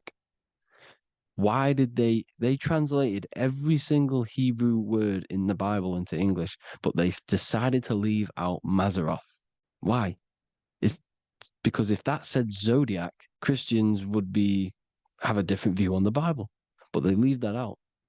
But Mazzaroth actually means the 12 signs, the zodiac, and the stars means sign. The word stars means sign because the stars are signs, things to come, which is off in Hebrew, which means sign, things to come. You see a sign on the road, it's something coming. But God is saying, no, what does he say? To qualify as a director, a judge of man's life on earth, one must be able to govern the heavenly bodies that rule the earth. It's telling you to read the heavens. We need to read the heavens. Astrology, the 12 zodiac signs, the mind of God. It's telling you, read the Mazzaroth, read the zodiac, because they are things to come in your life. They are signs. It's not satanic, it's made by God. God said, let there be lights in the firmament of the heavens to divide the day from the night, and let them be for signs. Signs are things to come. the 12 zodiac signs. It's all about astrology. Here's Mary holding the sun. His son, her son. It's the sun in the sky, the one and only, the most high, the soul, the solo because it's on its own, the most powerful, Ra, radiance. Here's the Pope holding the sun. All three popes holding the sun because they're sun worshippers and they know the true meaning and origins behind Christianity. Sun worship. Here's the Vatican is a sundial. Yes, this is literally a clock. Your clock, your watch is a sundial. It's got 12 sections on it for the 12 zodiac signs. 12 hours, 12 Horuses. Now here you see Jesus walking on water. Well, it's the sun, and here's the beard of the sun. Here's the pyramid of the sun, the illuminated one, the all-seeing eye, the sun. Here's the Ankh. The sun creates these symbols. The ancients knew this. Now, when you see these headdresses, these are actually the days of precession of the sun. Aries, Cancer, Libra. It's all about the sun. Here's some more sun worship going back to Egypt. Ra, Horus, Osiris, and Set. Jesus and Satan is Horus and Set. The sun and Saturn. Saturn rules the winter, Satan. Jesus, the sun, the light of the world, rules the summer, rules the day. Satan's the night, Saturn's the night, the sun is the day. The evil brother, Satan. Well, Horus comes, this is where we get the word hours from. There are 12 Horuses. The sun moves in 12 Horuses, 12 hours. Where's Horus? What hour is it? Where's Horus? His Ra, 12 noon, Ra, radiates, powerful, the most high sun. That's why he has a sun on the top of his head. These are the 4 states of the sun. Set, sunset. This is why we say sunset, because the sun is setting. His sunset, his Horus, horizon, the Horus is rising, Ra radiating, and the sunset. Then midnight is Osiris. Here's another ancient symbol for the sun, the scarab. Ra, the sun, scarab. It's got the word Ra in it because it's the sun. And here's the sun on top of the scarab with the wings. Because scarabs roll dung up hills and then they'll let it fall down the hill to gain more matter. To gain more bigger, like a snowball effect. And the ancients saw this as a process of the sun because the sun climbs up the hill and then it falls. So they used the scarab to symbolize the process of the sun. The sun climbs and falls. Here's an ancient Egyptian cat cutting off the head of the serpent. Well, the cat is cutting off the head of the serpent, symbolizes the sun cutting off the nighttime. When the sun rises, it cuts off the nighttime. It cuts off the serpent. The serpents represent darkness or evil. Oh, there's some more symbology of the sun and the heavens, the arch, the royal arch, the firmament, the sun inside the firmament. These are all ancient churches, and they all depict the firmament with the sun inside. Is the ancient cosmology, you see, because it's all about the sun. Everything's about the sun because the sun is our orb made for us to sustain life in this, inside of this creation, inside of this firmament, the royal arch of heaven. Here's the Freemasons depicting it. Here's the Masonic royal arch, but you can even see the zodiac signs. Here's Cancer, the checkered board. It's the royal arch of the firmament. Obviously, they don't want to tell you that. You live in space, apparently. Some more sun worship. Here's the beard of the sun on the water. They all have this long beard. And why do they say amen? Amen at the end of every prayer. Amen is a sun god, a creator god. It's all about the sun. So thank you all, people. Hope you all enjoyed. Hope you all gained some knowledge and insight. Please Give me a follow, drop a comment, drop a like.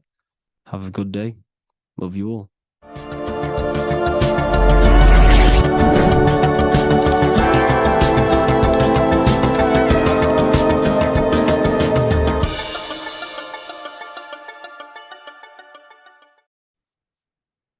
Hello and welcome to another lecture from Harry B. Joseph, also known as Revival of Wisdom, the author of the Book of Wisdom series from revivalofwisdom.com. In this lecture, you will learn how to decode Freemasonic symbolism, gain a deeper understanding of yourself, expand your awareness of consciousness and reality, and receive guidance to navigate life with greater clarity.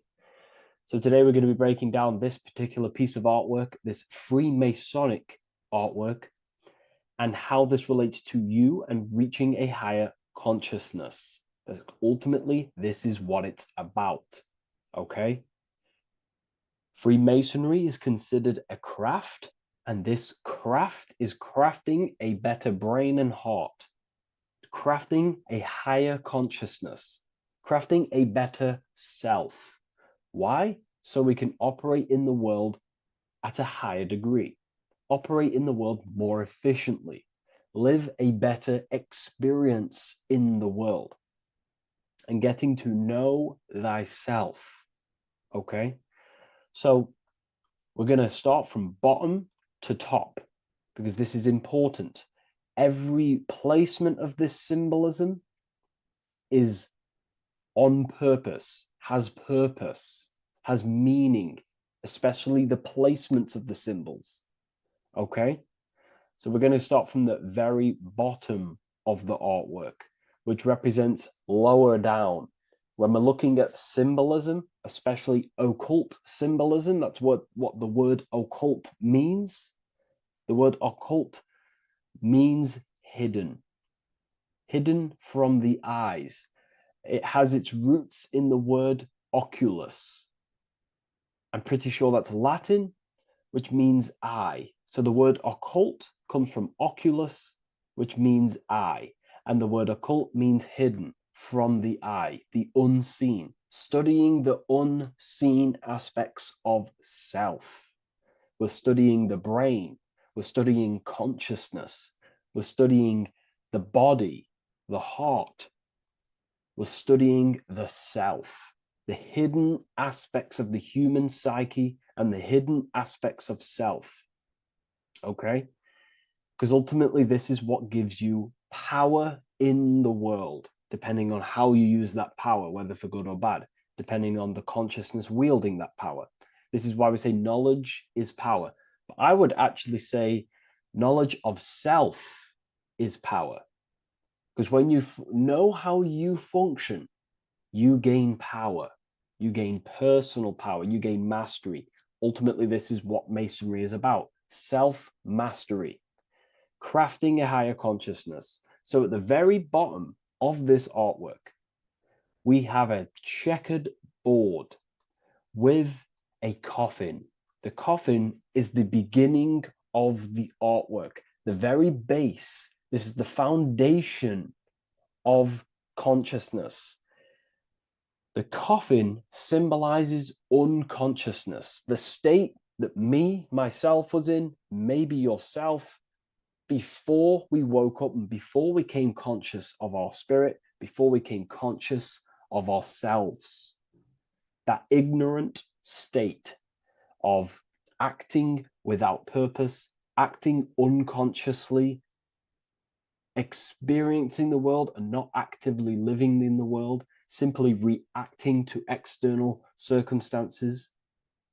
This is an unconscious state where one is ignorant. 80% of the world is in this unconscious state. And this is symbolized as the darkness, the tomb. Look at how the tomb is fully blacked out, representing dull, no emotion, it's dark. This represents the darkness of self. The spirit is buried. The spirit is in the tomb. They're not even aware that they possess consciousness.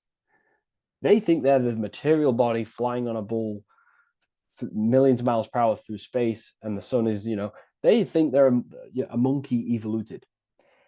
They've never questioned themselves. They stay in ignorance. They're in the spiritual darkness, okay? And they're furthest away from the light. Look at the top. This is the light sources. They're in the darkness, okay? They're in spiritual darkness. They're in ignorance. And they're in division. Their mind has no power. Their thoughts contradict themselves. They say they're going to do something, but then their mind tells them, oh, I'm going to fail. Or I want to do this, but my mind says this, and I believe this about myself. They want to, I don't know, they want to write a book, but their actions are scrolling on TikTok, and their emotions about, feeling about their past person in their life. That's division between the self. That's divided consciousness. They also have a divided brain hemisphere. They do not see reality through a true lens, because the brain acts as like a lens on how we perceive things. And if the brain hemispheres are not aligned, then we cannot see reality the way it actually is and truly presents itself, neutral. If we're left hemisphere dominated, we see everything as divided. Nothing's interconnected, nothing's a whole. But if they're, right hemisphere dominated, they see everything as a whole. We need to look in the middle of that, okay? So we'll go into that a bit later. But ultimately, they're in a divided state of consciousness. They're in ignorance. But the tomb is symbolic of that. The tomb is, you're not even aware they are divided. They think everything's right in that state. I was like that. My family is like that. They're not even aware of themselves, and you try and say something to them, and they don't even know they're in division. They don't even recognize that they're in a bad, low earth base consciousness. Okay? So when we get out of the tomb, which is representing by a spiritual awakening, we get out of the tomb, we realize, wow, I possess consciousness. I've woken up. You're waking up to the things in the world, and you wake up and start to see the world for what it truly is. When you become aware and you rise out the tomb, you're born again. You start to looking within. You start to become conscious of your thoughts. You start to become conscious of your actions. You start to become conscious of the evil in the world. You start to become conscious of the things. You rise out the tomb. You start to become conscious of your intuition. You then step on the checkered board. The checkered board is now you realizing you're in a divided state. Okay, so you're now putting down the ego, because remember, when you're in the tomb, the ego is fully in domination over consciousness, over your consciousness. It doesn't allow you to say that you are wrong. It doesn't allow you to think that there's evil in the world. It doesn't allow you to believe you have a spirit. It doesn't allow you to see that there is maniacs running the world and trying to control you. The ego is so stuck. But when we start to realize this is part of our awakening, we start to realize that the ego is trying to keep us safe at all times and keep us locked in that state of thinking and believing that we were in before. It's always seeking safety. Okay? So when we come out the tomb, we start to put down the ego and start to, how do I say this? We start to acknowledge that we were wrong about the world. And that is a lot about awakening. You have to acknowledge that you do not know everything. There are people with such higher knowledge. Okay? So when we come out the tomb, we put down the ego. We start to actually say, I was wrong about the world. I was a victim of mind control. I was in ignorance. I was in darkness. Spiritual dark. I'm divided. My thoughts, emotions, and actions are not aligned. My intuition and my action are not aligned. I'm not taking action on what I know is good. I'm taking actions against what I know is good. That's a sin. That's a sin against the spirit.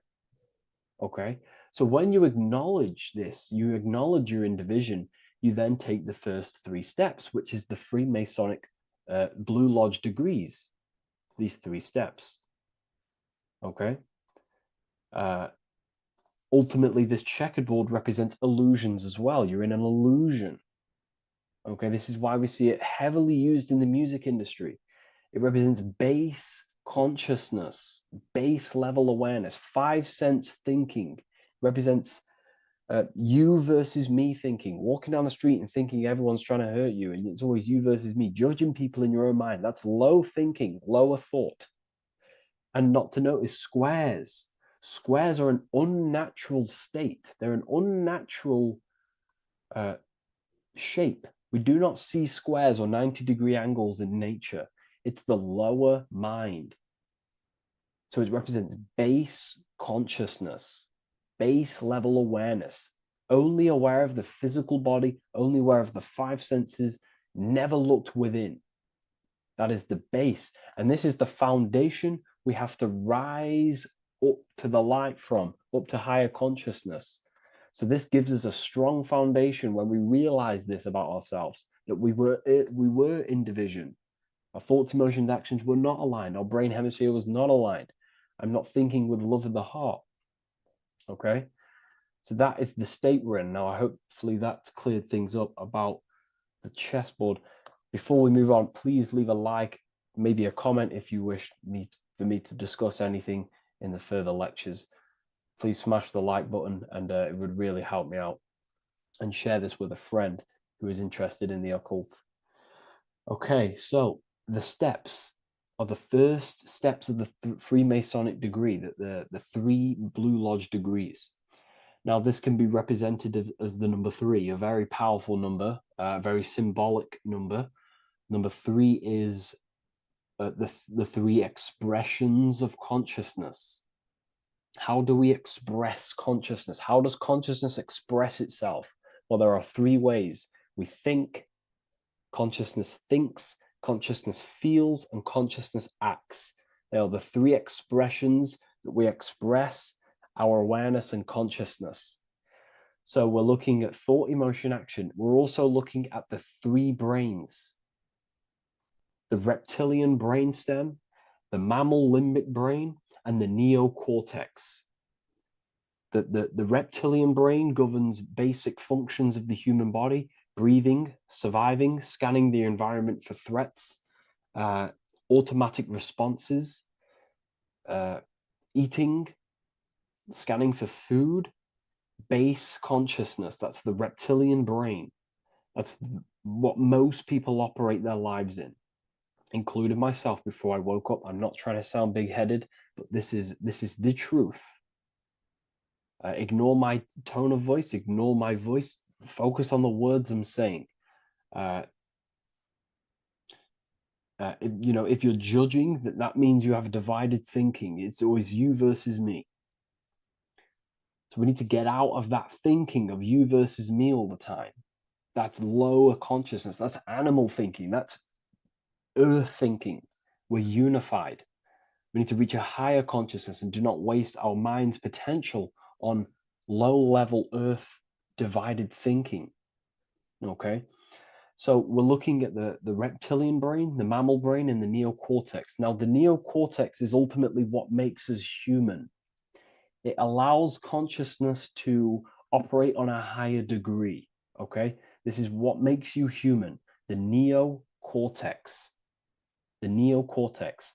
The reptilian brain, like I just said, governs natural survival instincts and the respiratory system, things along them lines of basic awareness, basic functions to operate and survive in the world, in the physical plane.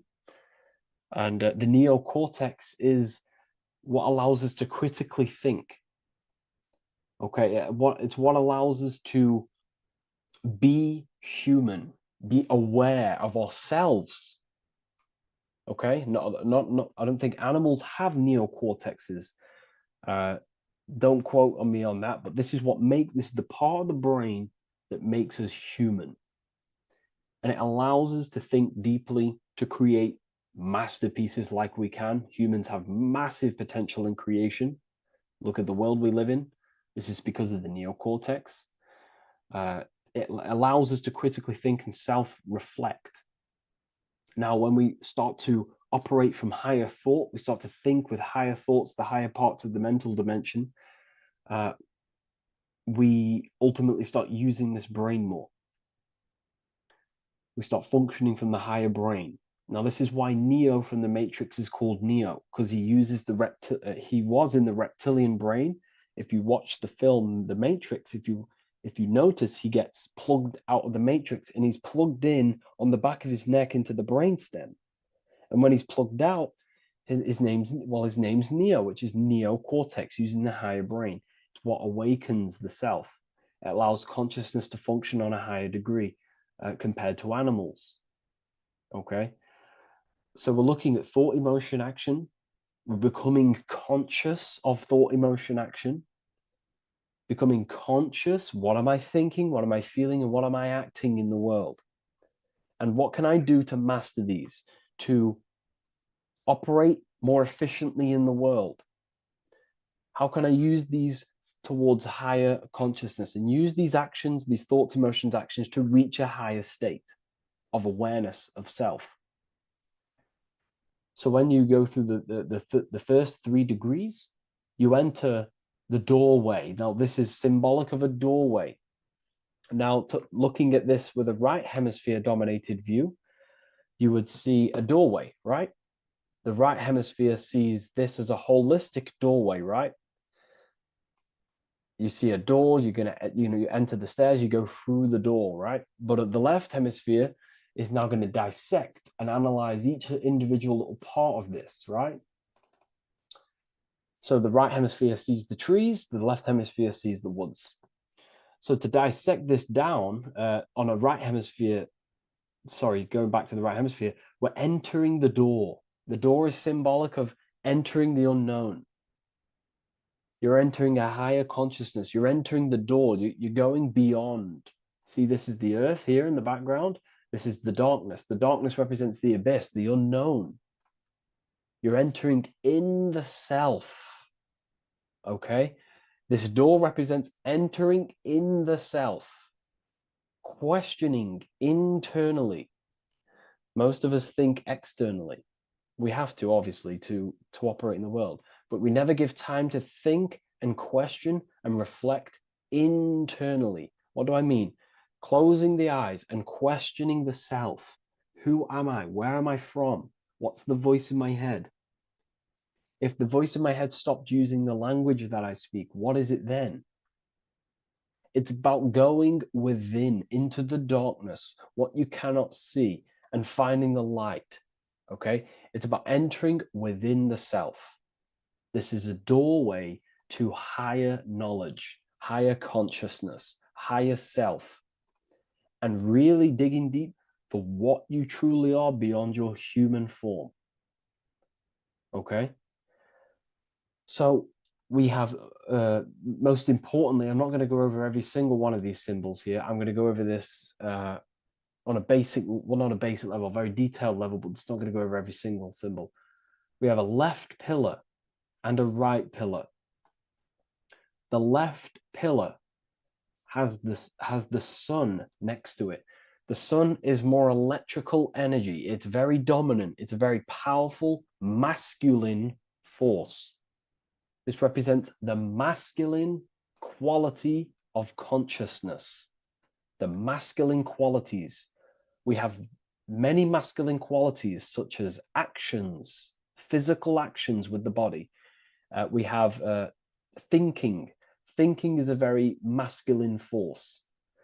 We have the left brain, analyzing brain, the brain that's very logical, that's trying to figure things out. That's the masculine pillar. Okay? So this is the masculine qualities of consciousness. It also represents what we can see, the sun. The sun allows us to see, to visually see in the world. So the sun represents the external world. The world outside the self. When we close our eyes, we have a self, an internal dialogue, an inner voice. We have an inner world, outer world. This represents the world we take physical action in, the material external world outside you. Okay? The world we can see. And then on the right pillar, we have the moon, which is associated with feminine qualities of consciousness. Now, the moon is in the night, what we cannot see. The moon is the nighttime. The darkness symbolizes what we can't see. So it's representing the internal world, the world of the self, the immortal world. Okay? The self in the mind is immortal. When you close your mind, you go in the mind, that self inside you is immortal. In the mind, you are immortal. Outside the mind, you are mortal. You will die. This body will die. Okay? So this is representing the internal world on a holistic understanding. It's also representing the right brain, the feminine brain. It's also representing intuition, emotion. They're linked. Intuition and emotion. They're a feminine force. Also, we're looking at the heart, the right pillar. So everything that is feminine falls under this right pillar. Now, don't get confused. I know a lot of people can get confused about what I've just said. So this represents the inner world, the outer world. It also represents everything masculine and feminine. So thought is, although it's an internal quality, it would fall under the left pillar, because thought is a masculine force. It's a penetrating force. So try not to get misunderstood with that. On a holistic scale, it's also represented inner world, outer world, and how they are reflections of each other. Now, these pillars, they're the same height, they're the same structure, but just different in sun and moon, which represents their reflections of each other. Their reflections, the inner world reflects in my outer world. My external world, what I see outside of me, is a reflection of my thoughts and my internal world. So the inner reflects the outer. The inner reflects the outer. As within, so without. So we're also looking at the right and left brain. I've already gone over that. So what we need to do is build the bridge between the two to reach higher awareness of self. Because ultimately, remember, we're still divided. We came from the checkered board, we entered up here, we've just entered within the self, started questioning the self. We're still divided. We need to build the bridge. And this is what they're crafting in Freemasonry. The bridge, the arc, the agreement, the great work. This is the crafting of aligning the left and right brain. We're also aligning intuition, feminine, with the actions. Because ultimately, the higher self is always guiding us. That's our true spirit guide. Our true spirit guide is our higher self. And the higher self ultimately exists in a higher dimension. This is going to sound crazy to some people, okay? But who you are is not your human body.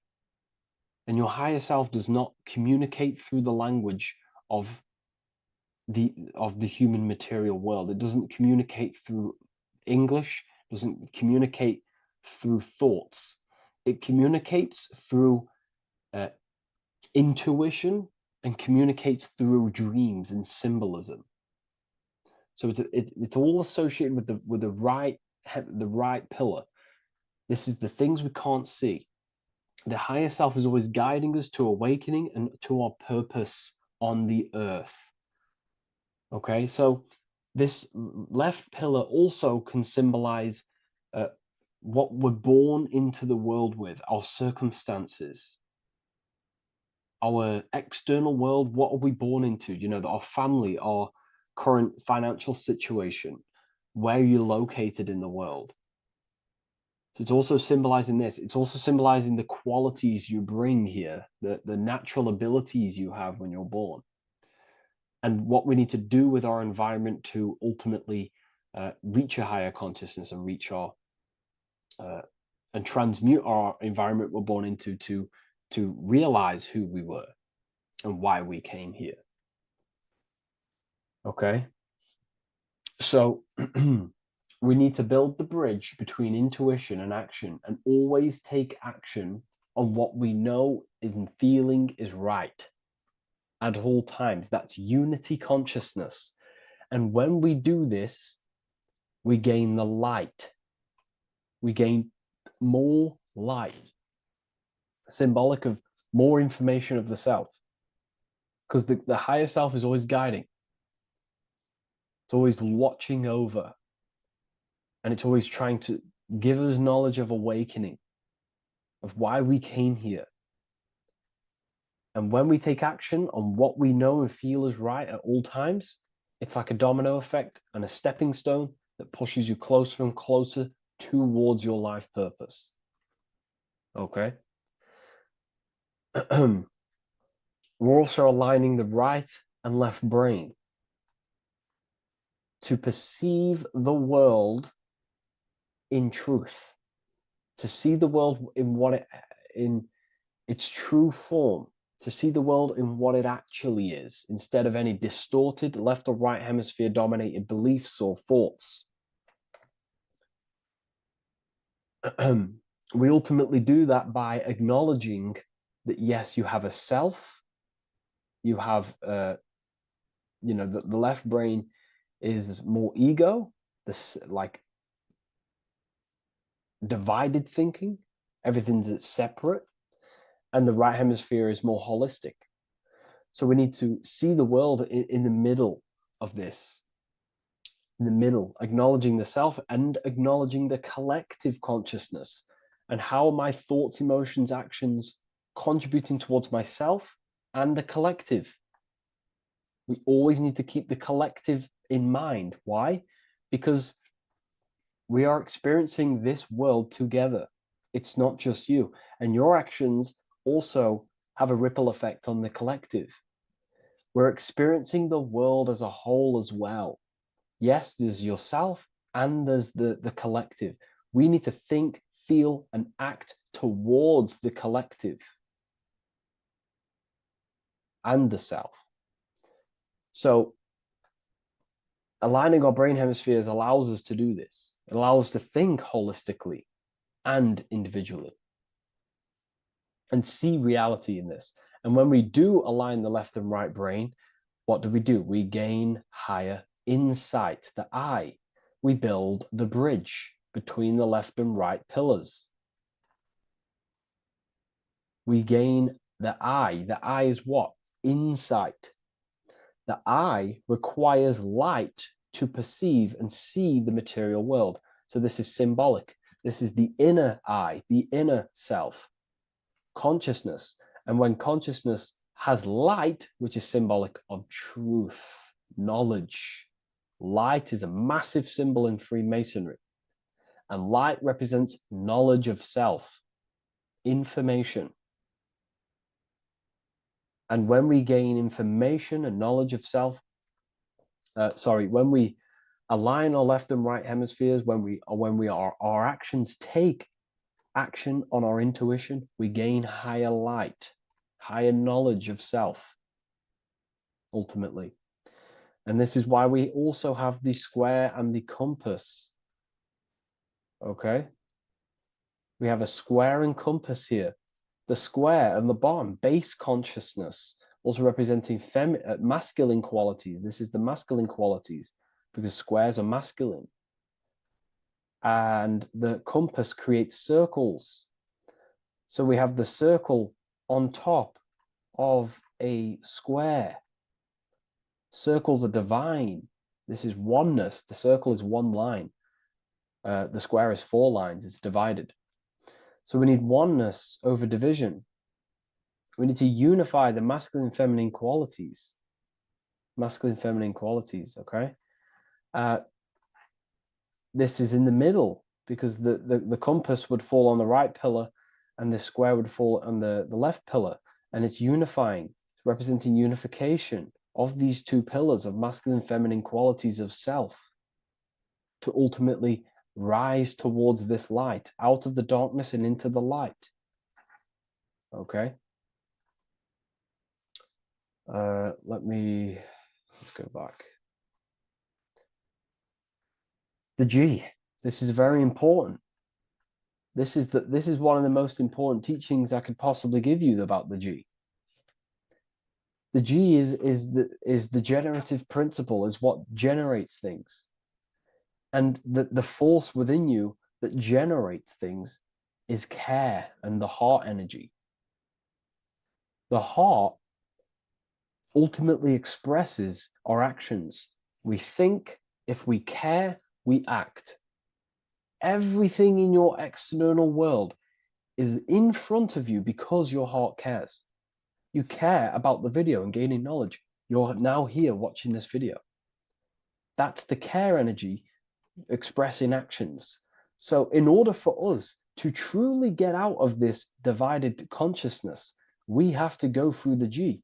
We have to go from base consciousness, the square, divided, through, we go through the G, because we have to care.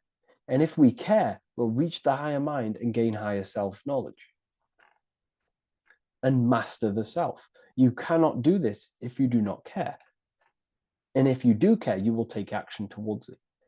If you're watching this and you don't actually truly deeply care, you won't take the action. You'll just gain the knowledge, which is ultimately useless. You have to take action on this knowledge. And if you do not, there's no point watching the video. It's difficult. It's difficult. It's not easy. And things, throw us off our path sometimes. I understand. I'm not saying I'm perfect, but we ultimately have to give care towards reaching higher knowledge. Seek and you shall find. If you have the care about reaching higher knowledge of self, you will seek it and you will take actions towards it. Okay. We see this everywhere, and I mean everywhere. The Temple of Solomon has the two pillars, Jachin and Boaz pillars, feminine and masculine qualities. Sol, O, Mon. Sol is sun, Mon is moon. It's building the temple, which is the temple is the inner self, ultimately. It's symbolic. The temple's not a real place. The temple of self, building the Temple of Solomon and reconstructing the Temple of Solomon, is about reconstructing the self through masculine and feminine qualities. We see it everywhere. And this is very symbolic, like very symbolic. We have the two pillars, we have building the bridge, and we have a stairway that goes to what you can't see, because it's going to the unknown. You have to have faith. Okay? What I'm about to say is very important. You don't know what higher consciousness is, okay, until you get a little bit higher.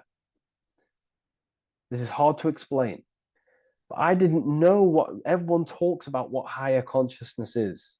I can't give you my higher consciousness. It doesn't work like that. You have to enter in and go within and have faith, going into the unknown, because you're ultimately going into something you do not understand. Higher consciousness, I cannot give it you. You have to enter the door and take action and think, feel, and act towards it, and you will go to the place, and then you will understand what higher consciousness is. Ultimately, what higher consciousness is higher knowledge and understanding of self, what you actually are. Okay, that is what's being symbolized here. It's again in the Masonic art. We have the darkness. We have to have faith to leap into the darkness, into the unknown. We see this everywhere. Like, you know, you'll see, when I say this everywhere, and I mean everywhere, you'll see this. Every doorway has this symbolism in the ancient world, because ultimately this is what it's about, people. The door represents going within, into a new light, a new room, a new level of understanding of self. Okay. Here we have Astro World. Now, this is obviously a darker aspect of this. But again, we have the two pillars. See you on the other side. That's the doorway. The other side. And I'm not going to break down, you know, this ritual, but you can guess what I'm on about here. That's for the university, of course. I can't break that down on YouTube. It's way too deep. But there's knowledge out there that is so deep you couldn't even comprehend it with the current mind, even for myself. And this is the power of symbolism. The more you learn about yourself, the more these symbols reveal to you. It is a journey of self. And I can't give you these understandings. You have to go within and question and meditate on these symbols yourself, and have thinking exercises of meditating on a symbol and seeing what your mind does with the symbol, what it lets you think about that symbol, and you'll unlock deeper meanings. I'm going to go over one more symbol before we end this. This is the hourglass, which represents time.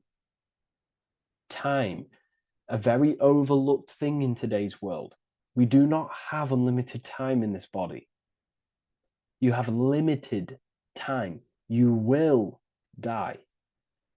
You will die. You have limited time in the external world. This is why it's on the left pillar, located on the left side, the external world. You are limited. The scythe represents you will be harvested. Your body will die. It'll be harvested. You will die, and you need to fulfill your mission here. You came with a purpose. You have to find that purpose by going within the self and questioning and taking action on what you know and feel is right. Unity consciousness, aligning thought, emotion, action. So if you wish to learn deeper insights, gain exclusive lectures, astral projection, self-mastery, I've just started a new section on mind control methods and how people are using this in society and becoming conscious of it. I've now opened 5 spots at a limited special price for Ethereal University. Use the code MIND, all capital letters, MIND, all capital letters at the checkout. And there's only 5 of these codes. Whoever uses them gets them. It's ultimately going to give you 20% off the university for as long as you're subscribed to the university. We go so much deeper in the university. Remember, social media is just the tip of the iceberg. Tip of the iceberg information. There are certain things I can't talk about, but I'll see you inside, and I hope you enjoyed this video. Please leave a like, comment, and a subscribe. The Freemasonic square and compass is not just a symbol that represents Freemasonry, a lodge, or a secret society. It is a symbol of gaining your own personal power. Now, in this video, I'm going to be breaking down this symbol in the most detail I can possibly go into. Most people live in a state of illusion. They live their life impulsively, acting based on their 5 senses, tasting. They want to feel a certain thing like an orgasm, or they're basically just slaves to external things and their 5 senses, which leads to a very dark path where you'll never actually become a conscious creator and you'll never actually be internally happy. The Freemasonic square and compass reveals some deep wisdom about this. Now let me break this down. If you want to gain your personal power, listen up. The Freemasonic square and compass is a compass which is used to create circles. Now, if you notice something about the circle, they have no beginning, no end. You can't tell where it begins and ends. It's eternal, which means this represents consciousness. Now, if you don't know what consciousness is, if you close your eyes, you have an internal world. You have thoughts, emotion, visualization. This is all consciousness, spiritual. Then we have the square. The square creates squares or lines, which represents matter. It has a beginning and an end. You can quite see where the beginning of the end is, right? So we can even link this to Leonardo da Vinci, the Vitruvian Man. We see the man in the square with the circle. The circle is the eternal consciousness, and the man is the square, limited to the physical world. But consciousness is not limited. That's why it's outside the square. This is eternal. The body is mortal. The body will die. Consciousness will never die. If we look even closer at the symbol, we notice in this particular symbol, we have the compass overlapping the square.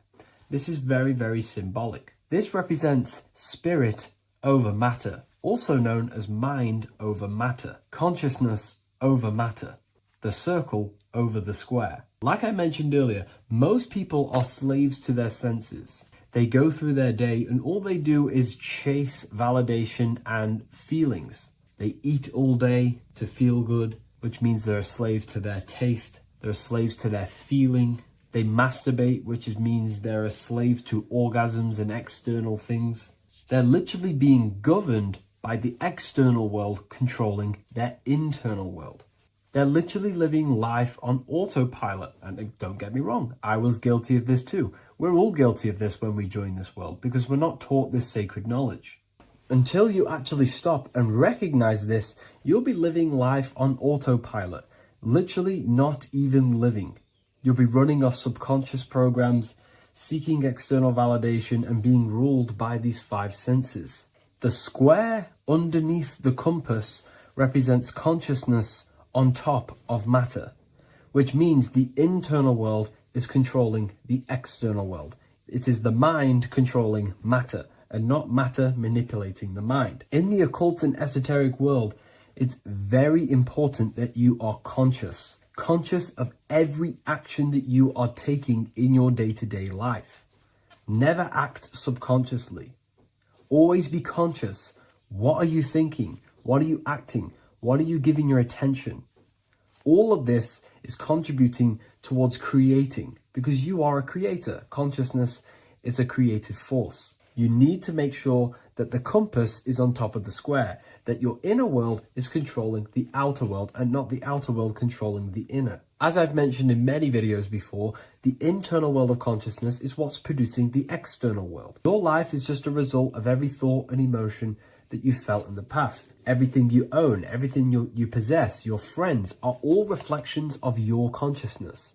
They're all reflections of what you are thinking about. When you change your thinking, your external world starts to rearrange itself. On a basic level, this symbol represents the combination of spirit and matter. You are a spiritual being and a material being. You are heaven, the sky, and earth, the ground. You are heaven and earth, spirit and matter infused into one. You are a bridge between the divine and the earthly worlds. And you can bring down these higher realms of consciousness, thought, imagination, and emotions into a physical, tangible reality. To do this consciously, we need to make sure the external world is not manipulating the inner world. Because if your internal world is being controlled by external circumstances, for example, you have a circumstance happen in your reality, an emotion triggers inside of you, and that emotion is a command to create more of that. And the thoughts that you think are creating more of that negativity. So it's a constant cycle of negative manifestation if you let the external world control your internal world of consciousness. So we need to make sure the compass is on top of the square, that the internal world are commands and not reactions to create your external reality. And not only just to create, but to actually enjoy life. If we let the external world bother our internal world, this means that we have some sort of mental or emotional attachment to the external world. We need to detach from the external world. Why do I say that? Because it's temporary. It's an illusion. We are going to die one day, and none of this will matter. You need to understand that everything in this world is temporary. You have to be okay with losing things, losing family, losing things in this world, because it's guaranteed to be temporary. We need to make sure the internal world is order and not chaos, commands and not reactions. Now, at the back of the Book of Wisdom, Volume 2, the book that I've wrote here, I go over the different meanings of the different arrangements of the square and compass. Sometimes we see the square overlapping the compass, which is the opposite of what we've just broken down. Or sometimes we see one leg of the compass on top of the square and one leg of the square on top of the compass. These are all highly symbolic. When we see the square overlapping the compass, this pretty much represents the beginning of the Freemasons' journey, when their internal world is being controlled by the external. They have a lot of spiritual growth and a lot of learning and inner work to do. Now, when we see half and half, one leg of the square on top and one leg of the compass on top, this represents the Masons' gradual emergence from the material realm into the spiritual. This interplay of symbols reflects the process of gaining greater light and knowledge as the Masons ascend from material concerns towards spiritual enlightenment. And of course, we've just broken down what this means. This represents spirit over matter. They're not chasing external physical things anymore. They're actually chasing and gaining validation and happiness from spiritual growth, more knowledge and deeper understanding of consciousness and themselves. Most people chase external material things, which actually don't make you happy in the long run. You could be given £1 million today. In a week's time, you would be back to the same original state of consciousness and actually chasing more and more millions of pounds. It's because nothing physical in this tangible world will ever satisfy your internal world of consciousness. So through spiritual growth, we can actually become happy and seek higher understanding, higher consciousness, which actually satisfies us eternally. So when we see the compass on top of the square, it symbolizes the triumph of spirit over matter. This arrangement not only signifies the mastery of spirit over the material realm, but also represents the resurrection, ascent, and dominion of spiritual principles over all earthly conditions. It's all about gaining personal power and spiritual growth. It's all about spiritual evolution, going from matter to spirit.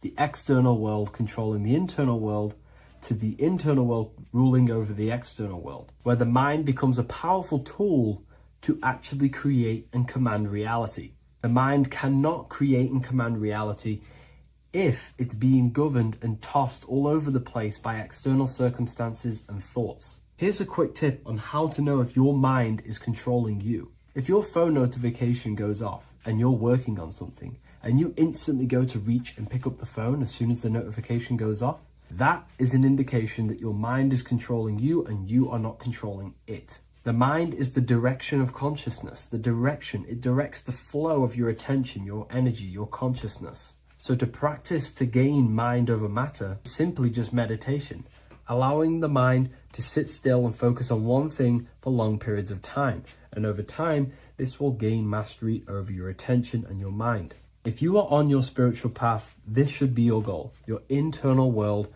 becoming the master. The mind becoming a vessel for you and not a vessel controlling you. It needs to become a command center and not a reaction. Please like, share this with a friend, and subscribe to the channel if you're new. Leave a link in the description for the Book of Wisdom Volume 2.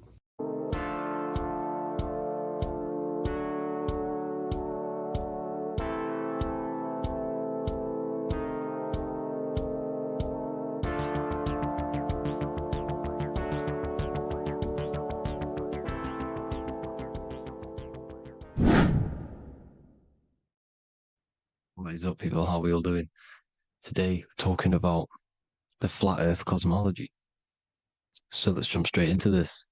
Please drop a follow and leave a like to help the algorithm. So we live in a torus field. Everything's made out of torus fields. And every torus field has motion. It's what it is. It's the motion of energy. And every torus field has a center, which is the black hole. It's a womb of creation. It's counter space. Now, this is why the North Pole is magnetic, because the center of this torus field is the most magnetic part, the strongest part of the field. So this is why all compasses will point you to the center. And the Earth's magnetic field is spread across the whole of the Earth. And it's spinning, as you can see here, it's like a tornado at the center. And this tornado is the force which is spinning the sun and the moon around us. You got the sun, the moon, Polaris, just like in the Masonic cosmos here. The sun, the moon, Polaris, the all-seeing eye. Now we'll get into Polaris a bit later, but the sun is the magnetic force. Sorry, is the electric force, because every field is electromagnetic. Now, the sun is electric. It's positively charged. It's gonna give you energy. It's feeding energy. The moon is more magnetic energy, which is taking your energy away from you. And this is why you become sleepy when the moon comes out, because it's taking away your energy. So these two forces is the balance. It's the yin and yang. It's the balance. Everything in this creation is balanced, because the torus field is the Earth is the plane of inertia, the 0 point within the field, because physical matter is a result of two opposing forces equalized on the plane of inertia. And that is where matter crystallizes into physical results. And this physical plane is the plane of inertia, planet Earth. And at the center of this plane is the black hole, the womb of creation. And outside of this black hole gives birth to light. So the torus field is constantly rotating, going into counter space, the black hole, and then out of counter space gives birth to the white hole, white light. You see? So it's going around, black hole, birth again, black hole, birth again. And it just keeps going around. It's an infinite cycle of energy. And this is where the infinity sign comes from. This is the motion, this is the force which is creating everything to spin inside of this circle. Okay? And it's making the stars spin. It's making the sun and moon spin around us, around this center point. Now here you see Horus and Set. Horus and Set putting their feet inside of this dome. This is the royal arch, the arch of the dome above us, which is like you see in the Masonic cosmos, the royal arch of Freemasonry. This is the dome above us, the firmament that the Bible talks about. You see, they're putting their feet in because Set symbolizes the moon and Horus is the sun. Horizon, Horus. Horus is rising, the sun. So they're both putting their feet around this center magnetic pole, which is the pole, North Pole. And above the North Pole, you have Polaris, the pole of electromagnetic energy. You see? And this is how we get the sun and the seasons. Because the sun, for us, when it becomes summer, it's on the Tropic of Cancer. Then it spirals outwards, going out and out and out, then goes to the Tropic of Capricorn. That's winter for us. Then it comes back in and creates summer again. So it's constantly spiraling around this center magnetic North Pole. You see? So this roof above our heads is the firmament. And this is what they've taken off of us. They haven't physically taken it, but mentally they have taken this away from you. It's a female energy. And this is what the Egyptians called Nut, the sky god Nut. And this is the womb. We are inside God's creation, God's womb. And the woman's womb, when she has a baby, is a microcosm of this, because everything inside of this creation is micro, macro. It's a reflection of the bigger things, as above, so below. So the dome above our heads is the dome we are in when we are a baby. And you can see the sacred geometry of it is the exact same. It's the dome. And when we are inside of the womb, the woman, the sacred maker, which is the M, the Masonic M, this is the Gmail symbol. The Masonic M is maker, mason, matter, male. She delivers the male, you see. She delivers the male because it's the maker, the female, the magnetic. The woman is magnetic in nature. The male is electric in nature. So When we are in this womb, the female, we are being fed by the center umbilical cord, by the center of the mother's stomach. We're connected to the center of the woman's stomach, just like we are when we are in the earth. The center is where the aurora borealis is being emitted from, the electromagnetic aurora borealis, the northern lights. This is our spiritual umbilical cord, connecting us to counter space, connecting us to the realms beyond this world. Because at the center of every torus field is counter space.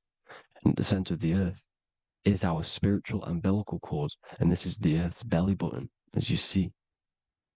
As above, so below. We had a physical umbilical cord. We have a spiritual umbilical cord. And this gets cut when we die, when we're cut away from the physical reality.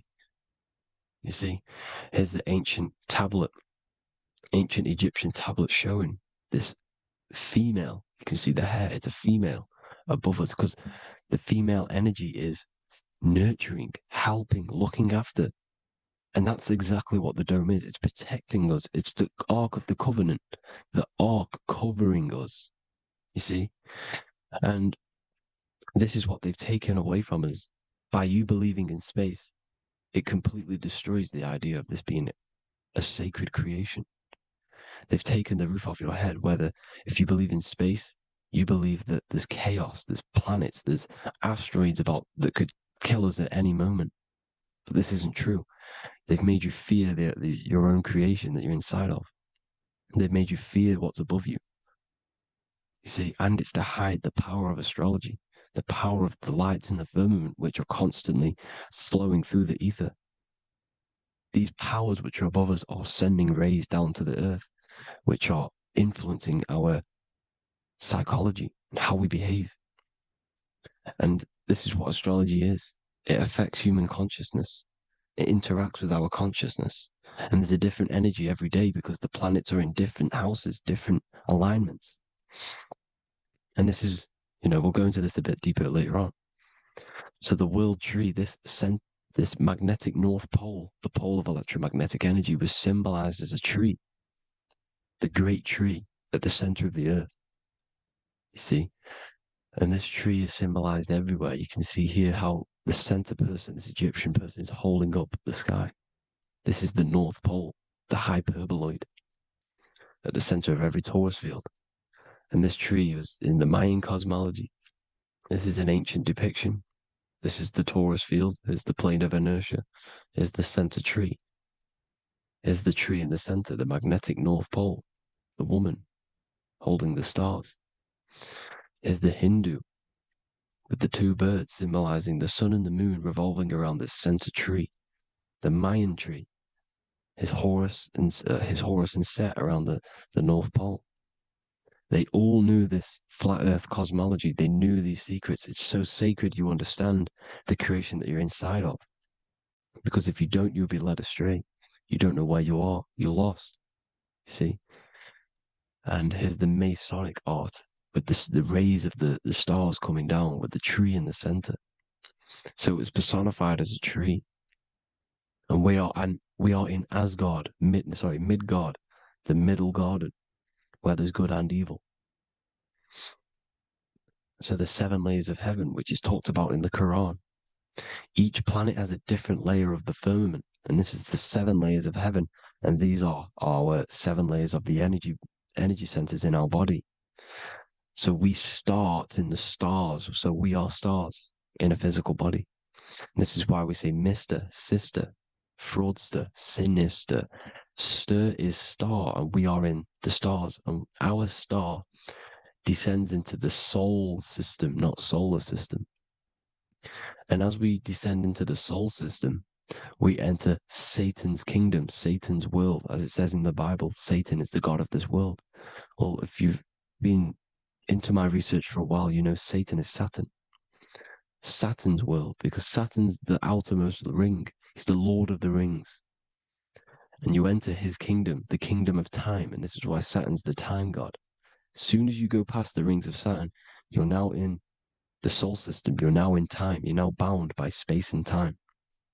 And you're bound to the earth plane, the heart. Earth is heart. It's a rearrangement. It's an anagram for heart. And the heart of the electromagnetic color spectrum is green, and that's why the earth is green. And above green is blue, and this is why the sky is blue. In order to go to heaven on the macro scale, you have to go through the blue sky, through the 7 layers of heaven. In order to reach heaven in your body, whilst you're here, you have to go through the blue chakra to your head, which is heaven. It's micro, macro. Everything is micro, macro inside of this creation.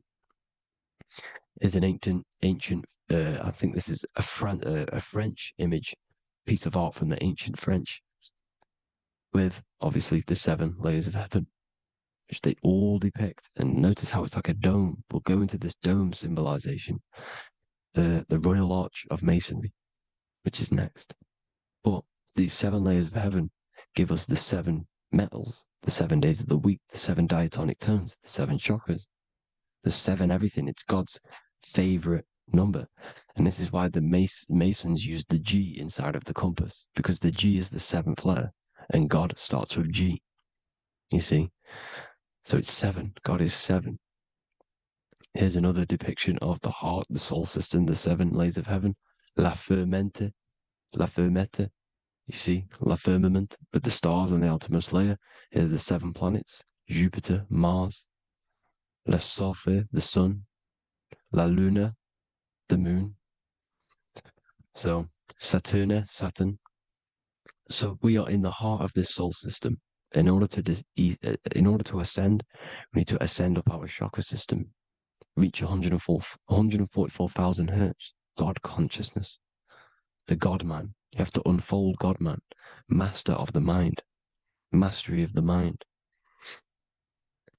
So what are the stars? The stars make everything unique.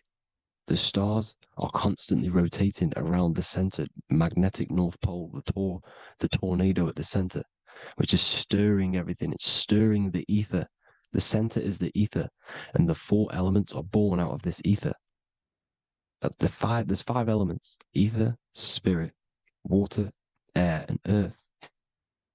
The ether gives birth to the 4 other physical elements, which the whole of creation are made out of. About them 4 elements. 4 is the number of stability. You know, a chair, a table has 4 legs. It stables things. It's a foundation, and these 4 elements are the foundation of this creation. You see, and this magnetic North Pole is stirring this, and the 4 vibrational states of the ether are the 4 elements. Now let me get back to the stars. I just wanted to give you that. The stars are being stirred around this center point. Center. It's stirring everything. And they're always in different alignments. Every millisecond they're moving in different placements of the stars. And the planets are called the 7 wanderers because they're not fixed. The stars are fixed. But the planets are called the 7 wanderers, the 7 layers of heaven, because they move faster and slower than each other. Each planet is slower and faster. There's a different rate of speed it's moving. So these alignments are mixing in with the energies of the different 12 constellations. And this is why you have a unique characteristic. You have a unique look, a unique energy, a unique personality. This is because when you were born and you took your first breath, that energy which was in the ether, because the ether is all around you, and energy travels through the ether. The energy that the stars were casting down and the energy that the planets was mixing in with the 12 constellations was in the ether. So when you came out of the womb and your first breath, because breath is spirit, okay? So that first breath you took, that is the energy that is imprinted within your DNA, your soul. And you reflect that energy, you emit that energy. That's the energy that is with you forever until you die. Till this physical body dies off. And that's what the stars are. The stars are giving a unique energy, characteristic, personality to every living thing. Every dog, every cat, every animal has a unique personality because it was born at a different time and place in the sky. Okay? The stars are your destiny. Now, the stars are constantly changing as well. If you look at stars through a telescope, they're constantly changing and forming different forms. You can see here, it looks like water. It looks like light through water. because it's the ether above us, a sea of ether. And this light is being emitted through it, and it's just constantly changing, giving different energies, each star. So this is why this is what the zodiac is. It's the expression of energy. It's the expression of the stars. And each constellation has many different personality, different energies, different traits. Each planet has different traits, depending where your planets are, depending what energies you hold. No two person have the same energy. There's no one. It could be similar, but no one's the exact same. It's because of the stars. The stars are never in the exact same split place. The planets are always in different houses. So here's some Royal Arch symbolism. Here's the Royal Arch of Masonry, as it says here. The sun and the moon, the constellations. Here's Cancer, the 7 planets, the 7 stars. Here's the Royal Arch. This is the firmament. Here's the duality. Black and white, duality, good and evil, rest and motion, dielectricity, magnetism. See? So this is what the Royal Arch is. It's symbolizing the cosmic dome above us. The womb we're in. We're inside God's womb. And here's George Washington, the Freemason, inside of the Royal Arch. See? With the G, the Masonic G, God, 7. Here you see another depiction of George Washington with the stars in the dome above his head, his Polaris, the sky vault, Polaris. We'll get into that later. Go inside of all of your ancient churches, you will see the dome. Go to the Vatican, you'll see the dome. All of your ancient churches have this dome because it's the dome above your head. The ancients knew this. This was known. We did not live in space. It was known back then. They all knew. This is Crown Court, which is one of the most important courts in the UK. You can see it's clearly so much Masonic symbolism. You've got the 4 pillars of Masonry. The Royal Arch is like an arrow pointing upwards to Polaris. His Disney World is under a dome. And his Polaris, the sky vault. You see? And also 666 in the symbol. There's more 7 layers of heaven. Here's an ancient depiction. The firmament. Here's the astral plane outside of the firmament. The Royal Arch. You see? It's everywhere. Here's Polaris, the 8-pointed star. Polaris is in between the sun and the moon. It's at the center of the Taurus field. And Polaris corresponds with the pineal gland as well because it's the all-seeing eye. See? So is Polaris, the 8-pointed star, which is at the very top. It's the very center. It's on top of the North Pole. And it's an 8-pointed star that's always symbolized as an 8-pointed star. Here you see the Vatican. The Vatican is a giant key with an 8-pointed star. See, it's a key. Here's the dome. Here's the Space Delta, the USA Space Delta logos. Here you see the Egyptian god looking from the center of the North Pole, looking upward to an 8-pointed star, Polaris. An arrow pointing up to Polaris. Here's another, the bear holding a key with an arrow up to Polaris. 7 holds the key to Polaris. Here's an eagle holding a key above the North Pole to Polaris. Polaris, and here's another one. There's another bird, like a dragon, holding a key to Polaris. Because Polaris is definitely something to do with leaving this creation. Okay, maybe, I can't say for sure, but maybe it's to do with ascension, and this is why the Vatican hold the key to the 8-pointed star. And this is why the space, well, we all know space is a lie, but they're showing Polaris and its sacred symbology. Maybe it's to do with something leaving this creation, going to another. Here's some North Pole symbolism. As above, so below.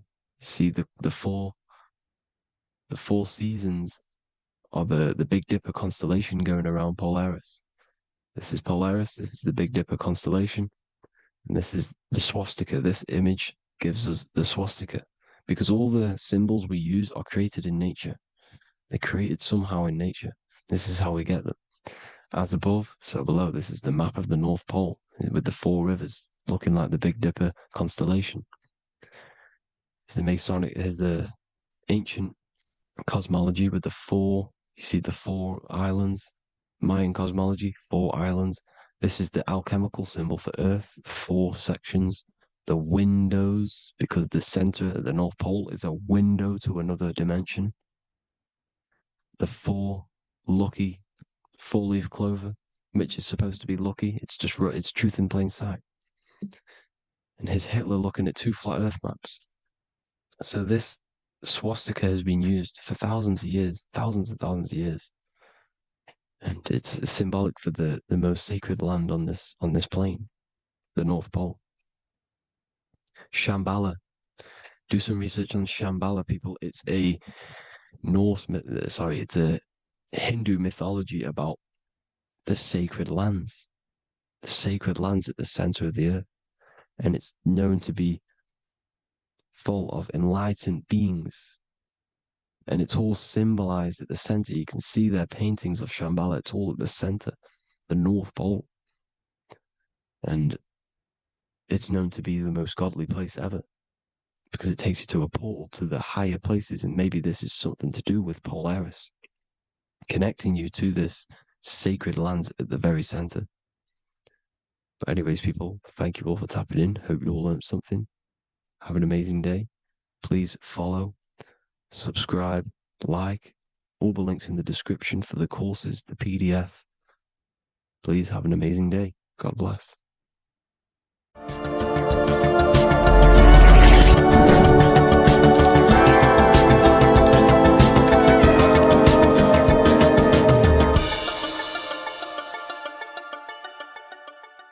Welcome to Revival of Wisdom.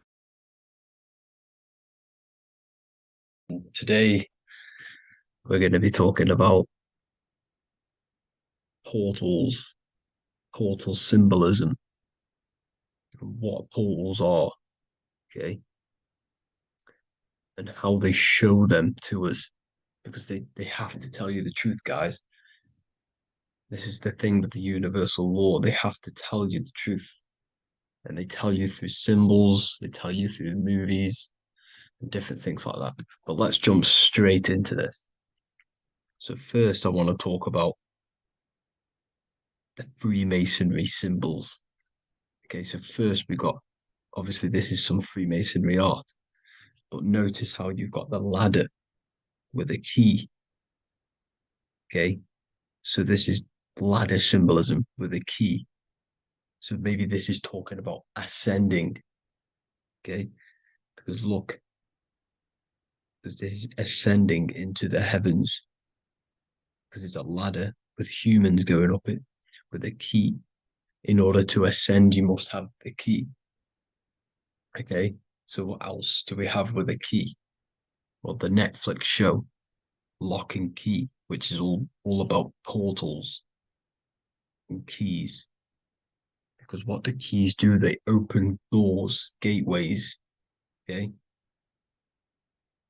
So what's interesting about this is that they've got this key here, which represents the Kundalini energy rising up the spine. Okay, but we'll come back to this. But it's that same portal key symbolism. We've also got the Vatican. The Vatican is in the shape of a key. Okay, so you can see the start of it here and the end. So this is key symbolisms. Keys open doors. And notice how it's got the 8-pointed star. Okay, what is the 8-pointed star? Okay, we'll come back to this. This all ties in, guys. I'll break it all down for you. But then you've also got the god Janus. Janus, okay, is known as the god of the doorways. He's an ancient god of Rome, and they worshipped him. However, he's not a god, he's more like a high-level ranked demon. Because he is the god of the doorways And notice how he's got two faces, because doorways always have two sides. You're going into somewhere, there's always two sides of a door, and he's always depicted with two sides of a face and a key, because he holds the key to the doorways, to the portals, to other worlds and realms. Okay, as you can see, he's always got two faces and a key. Okay, so now we have the Sumerians, the Anunnaki, and they are always depicted with the two faces. Why do they have the two faces? Because they're symbolizing doorways, and the Anunnaki come to Earth through doorways and portals. So these are what these gods are symbolizing in their artwork. But they always have the 8-pointed star. Okay, what is the 8-pointed star? You see how they always have. Look, let me try to find another one. It's the 8-pointed star. This 8-pointed star is Polaris. Okay, Polaris, just like the Vatican has the 8-pointed star with a key. Polaris is the center star. Polaris is a fixed star, it doesn't move. Okay, so the Anunnaki's symbol is also the 8-pointed star. So this is symbolizing the portals and doorways that they come through in order to get to the Earth. But Polaris is that center star which does not move. It's always symbolized with the 8-pointed star, just like a compass. Why is a compass the 8-pointed star? Because at the center of our realm is where the most electromagnetic energy is stored. As you can see, we have an aura field, an electromagnetic aura field. So does the Earth. And in the center, so like our heart, for example, is where the most energy is stored. And like the center of the Earth, this is why all compasses point to the center, because this is where the most electromagnetic energy is stored. It's at the center of our realm. Okay. So like I was saying with the lock and key series, see this here? The Kundalini energy rising up the spine, just like your Kundalini energy rising up the spine. Let me try. I can't zoom in. But you know what I'm trying to say here. Let's go back to Polaris. Because at the center is where hold. Can you see the pole of electromagnetic energy? Polaris, the North Pole. It's symbolized. The truth is in the words. It's like a pole of electromagnetic energy. And this is where the aurora or Bellows comes from. Notice how it's got the word aura in it, because it's the Earth's aura, electromagnetic field. Just like you have an aura, also known as the Northern Lights, because it's coming out of this center hole in the center of our realm, where the black sun is. And this is where the electromagnetic energy is coming up from. And this is what the aurora or Bellows is, or the northern lights. It's just electromagnetic energy. And it's symbolized through our symbols, the original O. Okay, because it's like a pole through the middle. Polaris. So this Polaris is the sky vault. It's the portal into this realm. Because this is what the Anunnaki are always talking about.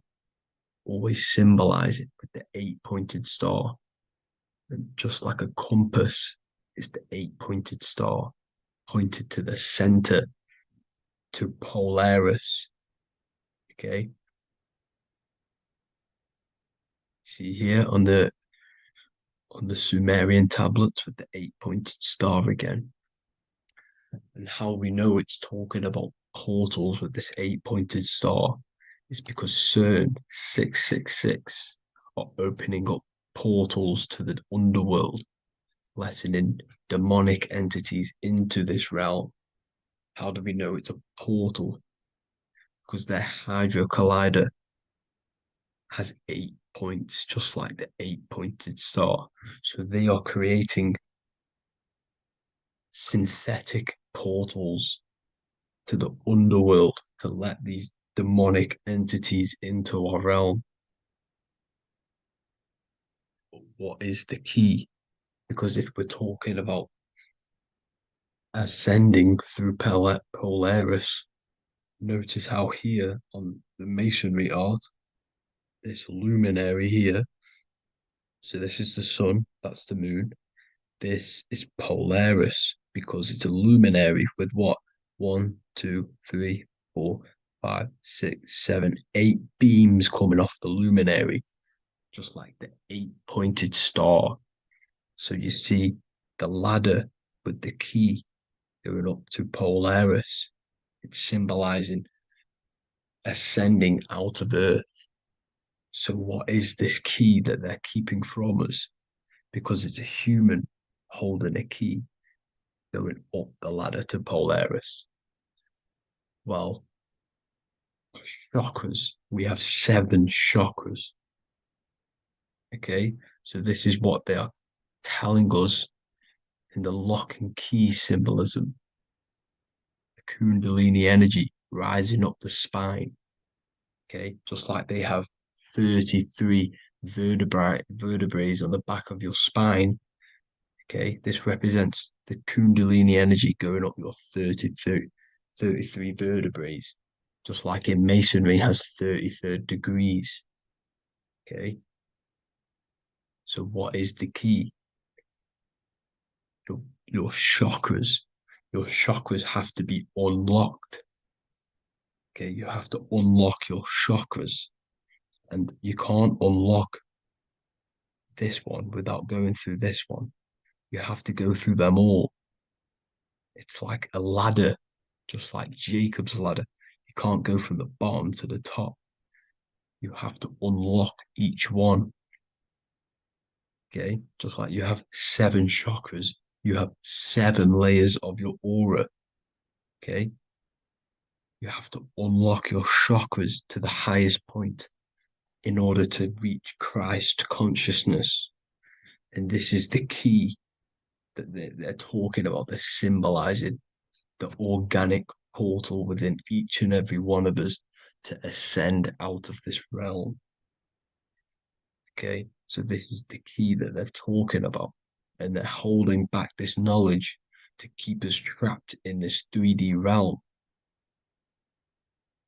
Okay, so like I was saying with the 33 vertebrae and the Kundalini energy coming up the spine, 33 vertebrae, you can see this sort of symbolism going up to the light, because it's the light. You see here, your crown chakra turns on and becomes enlightened, just like the Illuminati symbol. Can you see it? But also, Jesus also died at 33. So this is symbolizing, okay, they're symbolizing the death of the ego, the body. So once you open up your chakras and reach Christ consciousness, which is your 33rd vertebrae, once your Kundalini energy goes up your 33rd vertebrae, your body technically, not physically, but spiritually dies, because you then become formless. You reach Christ consciousness. So then you can travel other worlds. Okay. This is what they're talking about with Vatican, 8-pointed star, and the key. Janus with the key. The Sumerians with the 8-pointed star. Anunnaki, the 8-pointed star. Polaris, 8-pointed star. So Polaris is the way out of this realm, which is at the center. Pole, North Pole. Okay. So the key is that they're hiding from us is the knowledge to unlock our chakras. Okay. And without this knowledge that they keep from us, is trapping our souls in this reality to keep reincarnating. Okay. Well, thank you all for tuning in. I'm going to leave you all there. Make sure to leave a like and a comment in the comment section. Let me know some topics to talk about so I can break it down for you. God bless you all.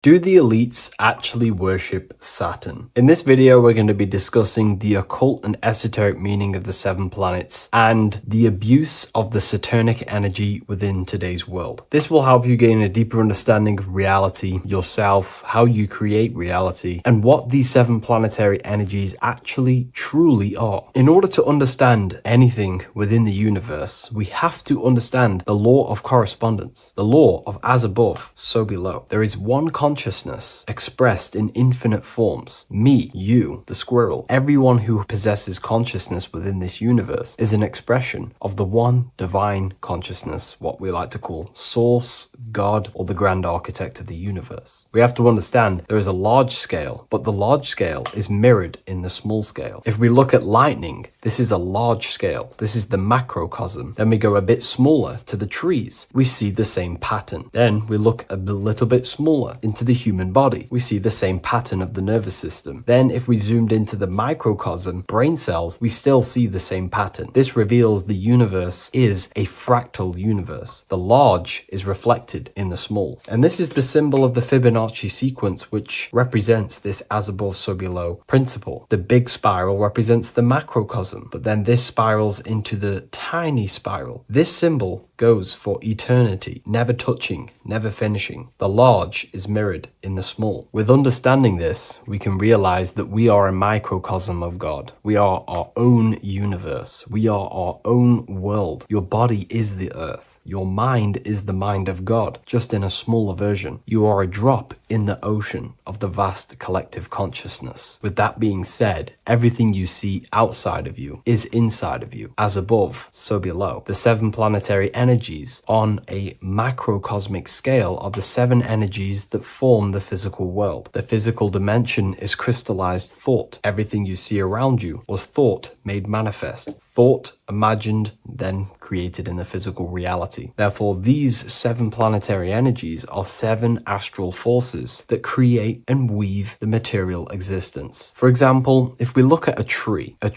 has 7 categories of consciousness, 7 creational forces that create the tree. This is the reason why we have 7 days of creation in the Bible. This is the reason why we have 7 days of the week for the 7 planetary energies. Monday is for the moon, Mars is for Tuesday, Mercury for Wednesday, Jupiter for Thursday, which is Thor. Thor is Jupiter. Venus for Friday, Saturn day for Saturn, Sunday for the sun. This is also the reason why we have 7 major energy centers within the body. The 7 life forces that flow through the body to give physical existence to the physical form. Man is a microcosm of the universe. With that being said, if we look at a tree is nature, and nature is the macrocosm, the creation of God's mind. And if we look at the tree, we can see 7 creational categories that go into create the tree. For example, the stem of the tree, the trunk, represents the sun. The root system, the base of the tree, where the tree grows out of, is Saturn. If we look at the fruit of the tree, that represents Jupiter. The smell, the look, the colors of the tree, that's Venus. How the tree communicates with other trees through the root system is Mercury, the intellect, the intelligence, the communication. The leaves of the tree is the moon. The defense mechanism of the tree, how it defends itself from infections and other territories, is Mars. So we can see all physical matter, all physical creation demands these 7 categories of consciousness, these 7 planets planetary forces. But again, that is the macrocosmic scale. The macrocosm is reflected in the microcosm, which means you have access to these forces, these 7 planetary energies, and you use them to create anything in reality. You've been using them maybe unconsciously your whole life. For example, this book that I've created, the Book of Wisdom Volume 2, you can find it in the bio if you're interested in reading it. It has the 7 planetary forces that go into this tree, into this book. I used the sun, which is my passion and my drive to take actions. I used Mercury, which is my intellect, my thinking, my communication. I used Venus, the layout, the look of the book. I use Mars, my defense of my work, my trademark, my copyright. I use Saturn. Saturn is my time, my discipline, my attention. I use Jupiter, which is the why, the reason why I created it. I used the moon, which is my care. My care is the generative force. Whatever you create in your reality is because you care. You care about keeping a house above your head. Therefore, you go to work and earn money. Care is the driving force to create anything in reality. What you see right now watching this video is because you care about watching this video. If you lose care about watching the video, you will turn it off and continue to do something else. All creation demands these 7 forces, hence why we have here a midsection. Sometimes we see the symbol of the earth, which is a circle and a cross in the middle, because these 7 forces create earth. But again, this video is specifically aimed to Saturn. We're going to be discussing Saturn's Saturnic energy because there is a lot of misunderstanding in today's world, and I'm going to give my perspective and my research on the energy of Saturn and how we use it and how it's being abused in today's world. Saturn externally, because remember, we have an external world, an internal world, a macro and a micro. Saturn externally in the material plane governs the foundational and enduring aspects of existence, such as the roots of plants, the bones of our body, even the insects that dwell beneath the ground. It represents the dull, hard, unyielding forces of life, symbolizing structure, limitation, and conditioning. Under Saturn's influence, things become rigid, bound by the god of time, bound by restriction and boundaries. In Roman mythology, Saturn is revered as the god of time, ruling over the cycles, beginnings, and endings. This connection with this emphasizes Saturn's role in marking the passages of life, aging, and inevitable constraints we all face. Internally, inside yourself, the microcosm. Internally, Saturn embodies the conditioning within our own consciousness. When Saturnian aspects of consciousness dominates, we become overly rigid, fixated, restricted in our thinking and actions. For example, Saturn's influence is strongly felt in today's world, where many people's minds are confined to societal norms and conditioned responses. The pervasive control Saturnian energy can lead to the sense of limitation, as people become trapped within structure imposed by society and power structures. However, we have to remember that limitation, there is dark and light. Limitation is not bad. This is why Saturn is connected to the god Satan. They are the same being. It's something that restricts, holds back, and keeps you limited, conditions and limits consciousness to its lower power. Saturn is a great teacher, guiding us through difficult life lessons that ultimately lead to growth and expansion and power. Although Saturn's energy is harsh and often challenging, it helps us to develop resilience, discipline, and wisdom. Yet in modern age, this energy has overpowered the minds of the masses, fostering excessive rigidity and limitation. Instead of being ruled by Saturn's constraints, we should seek to embrace more freedom, love, joy, balancing Saturn's lessons with openness and fluidity in our life. So like I said, Saturn rules law. Anything that is limiting or holding back, something that is a restriction or a wall. This is why we see judges wear black robes. The color black is associated with Saturn because Saturn rules over the nighttime and the winter time. Capricorn, they wear black robes. A graduate also wears a black robe with a black square cap on its head because black is associated with Saturn, restriction, limitation. University graduates wear this. Personally, not to offend anyone, these educational systems that we have in today's world are not here to give you power, to find you the power of consciousness or yourself. They are simply to restrict you, to keep the mind limited in a certain belief system. That's not to say the things in university are completely useless, but what I'm saying is it is a conditioning by the educational system. And if we actually look at the top of the hat, it's a square over a circle. And in Freemasonry, we see the compass on top of the square. In Freemasonry, we see the square underneath the compass on top of the square. The square creates squares and the compass creates circles. So this is symbolizing the square, which is matter, the circle, which is spirit, matter over spirit when it needs to be spirit over matter. This is a symbol of conditioning, limiting the mind into being locked in the five senses and base consciousness. Saturn's energy is keeping people restricted. This is why there is so much Saturn symbolism in today's world, because Saturn is anything to do with limitation, restriction, and time. All of the systems in place are to limit our minds, to keep us on base consciousness, only thinking in a limited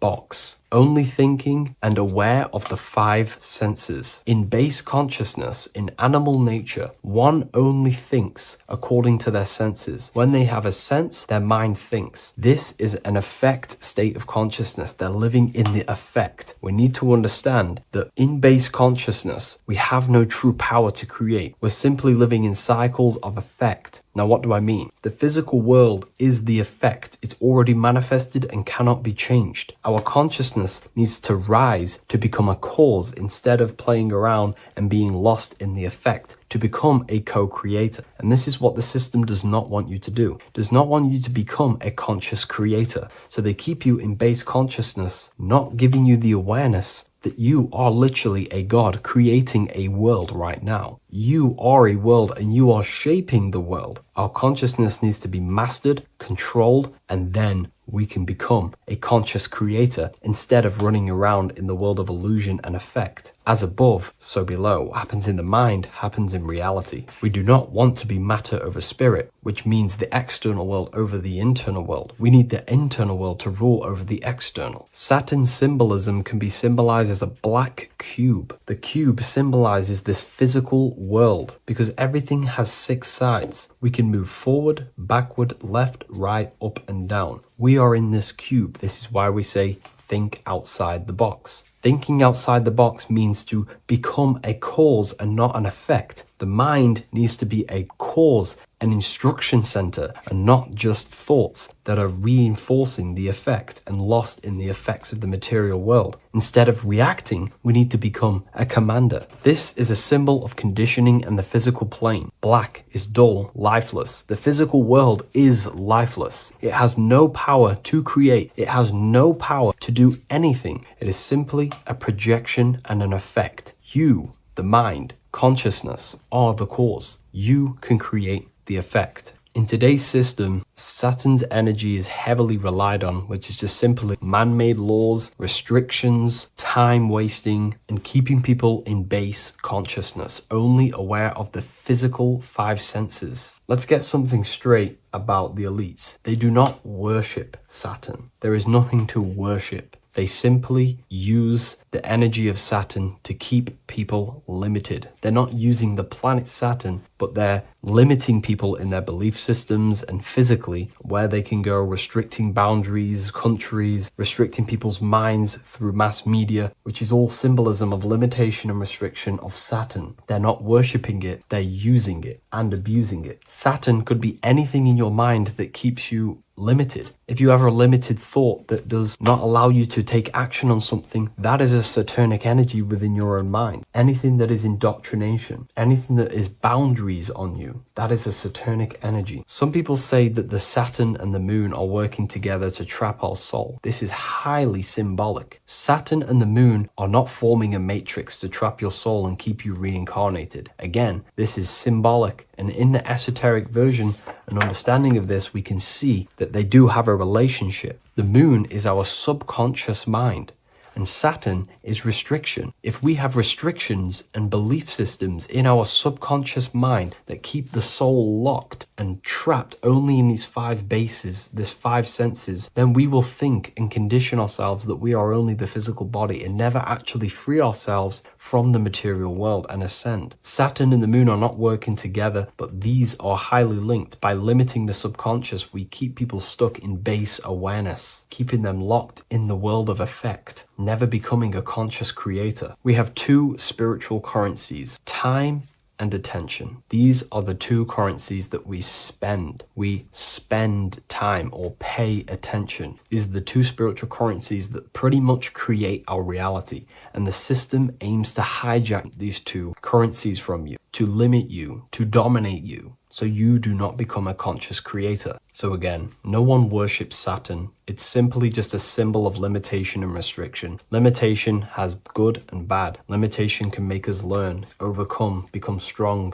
disciplined, but when it's abused, it can keep people locked in base consciousness and stuck in their lower nature, never figuring out how powerful they are. You hold the power to shape a world. That's how powerful you are, to turn thoughts into physical existence. I'll see you in the next video. Please leave a like, comment, and a subscribe.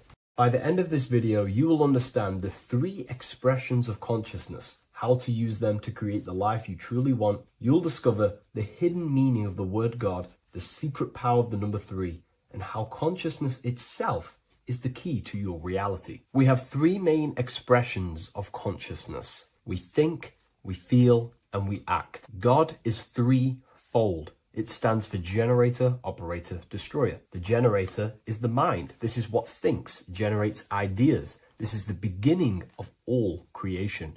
This is the first expression of consciousness. It is the first form of consciousness, not a physical form, but a spiritual form. Then we have the operator, which is emotion. When we think something, if we have care or any emotion towards it, then we take physical action. The body, the destroyer.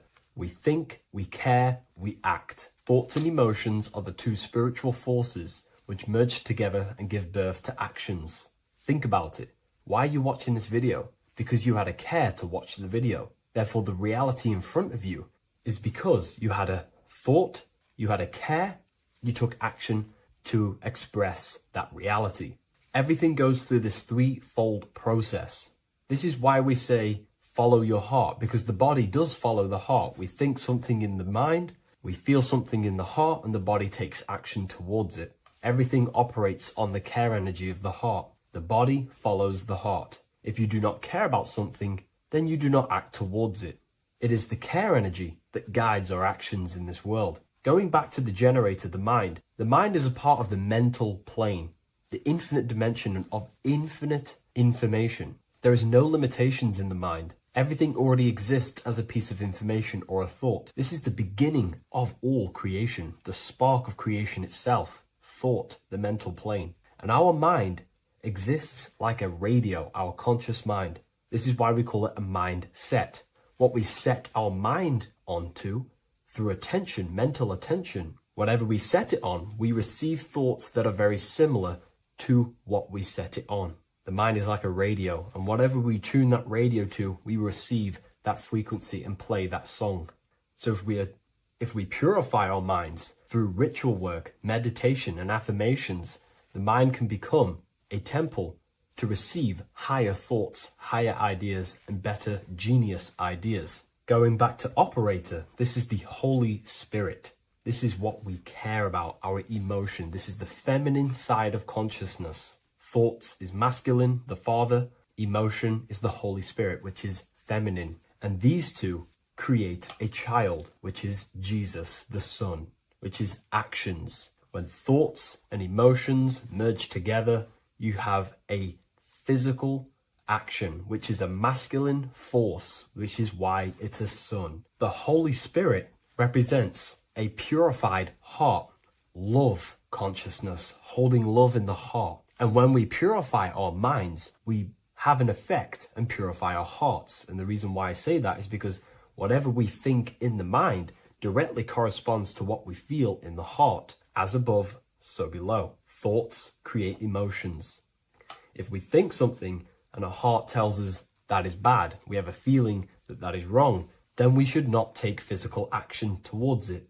And if we do take physical action against the feeling of knowing it's bad, then you are going against the spirit. That's what the word Satan means, or Satan. The Hebrew word for Satan is Satan. It means adversary or opposer. You're opposing the Holy Spirit. You're opposing what you know is good. You're taking a sin against the spirit, against the guidance from your soul. the knowingness of good. So when we do purify our mind, we purify our hearts. And when we cultivate love for the self and one another's in our hearts, we gain the Holy Spirit, which is love consciousness. And when we think in our mind with the love of the heart and we merge our thoughts with love, it gives birth to perfect actions. This is what the true Christ consciousness is. We think with the love of the heart and it gives birth to perfect actions. And if everyone did this in the world, we would live heaven on earth. Everyone would be balanced within themselves and the world as a whole would be balanced. So we need to gain full mastery over these three aspects of our consciousness, over our what we give mental attention to, gaining love for ourselves and the collective in our hearts, and gaining a strong disciplined willpower for our physical actions. And if you can gain full control over these three-step process, you can gain full control over your reality. The number 3 represents this 3 aspects of creation or transformation. This is a transformative process from going invisible to the visible. This is also why Jesus dies in a cave for 3 days. It's all about transforming the self. Transformation is the number 3. Me personally, I think the Holy Spirit has been replaced for the sacred feminine aspect of consciousness. They do not want us connecting to our feminine side of consciousness, because then we will cultivate love in our hearts for the self and one another. And love is the most potent force there is in the whole universe. It is what unifies everything. It nurtures everything. It allows things to grow. Think about it. When you hold love or care for someone, you grow relationships. The sun is the perfect symbol and representation of love energy. The sun gives abundantly, expecting nothing back, and allows everything on the earth to grow. It's a caring, nurturing, feminine force that allows things to grow and unify and come together. In today's world, we mainly have thinking and acting without emotion, without care, without the judge of our hearts. It's all about gaining unity consciousness. We think, we care, true care for one another and the self, and we act. And if you align these 3 forces towards something, your business, whatever you're trying to create, you will fully create that reality, because these are the 3 forces that you can use to generate a reality. You can do ritual work to create care in your heart about something, and then you will take more action towards it. The book I'm using here is the Book of Wisdom, Volume 1. You can get this paperback or PDF on my website. So I hope this video has helped you. Please leave a like, comment, and a subscribe on the channel if you like the content. Let me know what you think about the Holy Spirit and if it is covering up the feminine side of consciousness in the comments section. Matthew 21:1, Jesus went into the temple of God. Corinthians 3:16, do you not know that you are the temple of God? Now what is this telling you? That God is within you. Hence why in Luke 21:12 it tells you the kingdom of God is within you.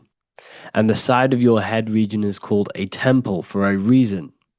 Because the brain encapsulates the mind. The brain is a physical manifestation of the mind. The heart is a physical manifestation of emotion. So we have these different layers of our consciousness. We have an intellectual, communicative aspect of our consciousness, which we would call the mind. We have an emotional aspect of our consciousness, which is the heart. And to communicate with the divine, it's all to do with the mind. Hence why the ancients always symbolize the mind being God. This is why Michelangelo always placed God inside of the brain on top of Sistine Chapel in the middle of the Vatican. He understood that God is in the brain. God is within you, not outside of you. The church tells you that God is in the sky because they are creating a externalization of the truth to create a business and a distraction so that you don't find the divinity within you, so that you don't find your power. Now you have Adam, the physical man, the physical body, the ego, the lower self. And he is resting. He's not trying to reach to God, but God is reaching because the higher consciousness within you is always trying to communicate with you. It's always trying to wake you up to your divinity. But the lower mind, the lower self, Adam, The physical self is always in ignorance of truth, always in ignorance, and stays in a materialistic way of thinking, which is the lower animal self. And this is what we call a sleep or an NPC. This is the lower mind of man. But all you have to do is to move your finger to touch God. You have to look within yourself, within the brain, meditate, and you can find God. This is why in the Bible we see many references to the human body and anatomy to truly connect with God. Kings 6:8, the door to the middle chamber was in the right side of the house, which is the right hemisphere of the brain. The middle chamber is the pineal gland, where the seat of your consciousness is, where the seat of your higher consciousness is, the mind.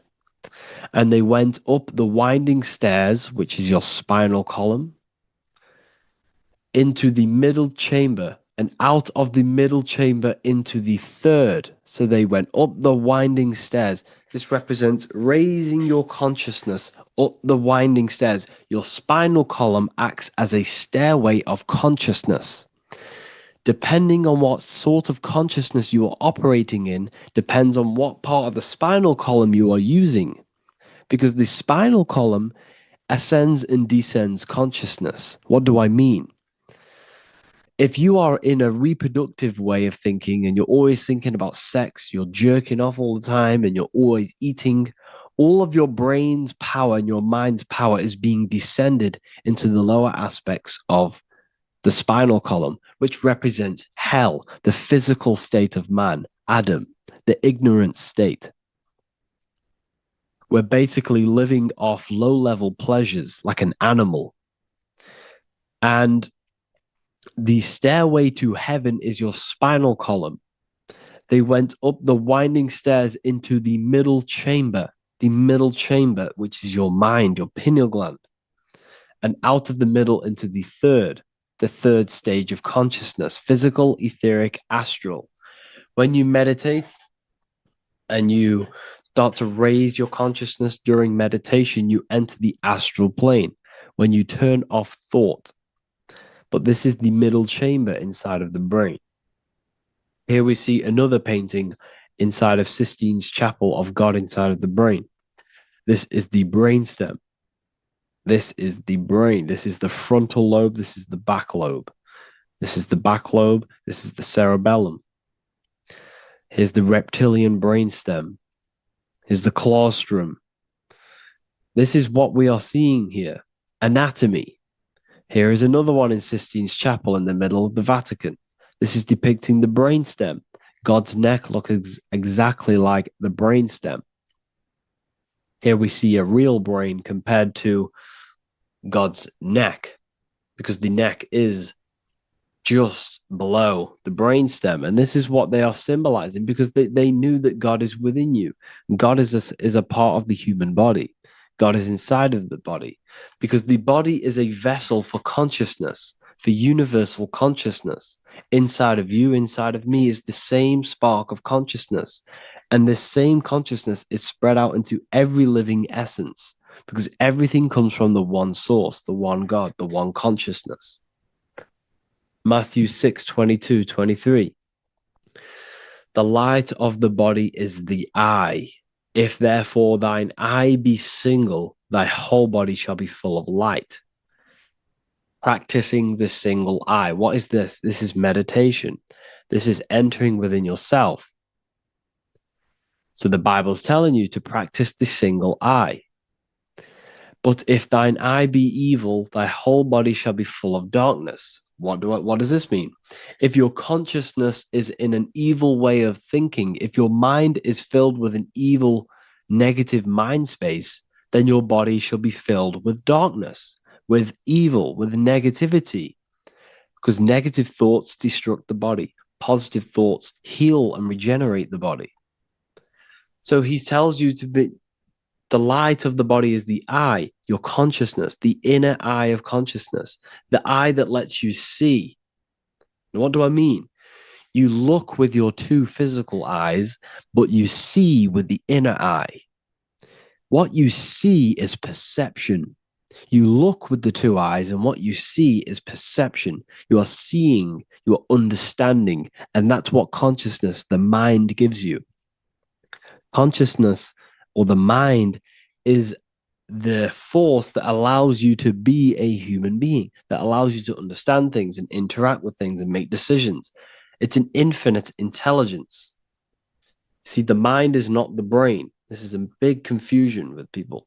Hence why the eye on top of the pyramid is separate from the bottom half of the pyramid, because the consciousness is separate from the body, the eye, the all-seeing eye.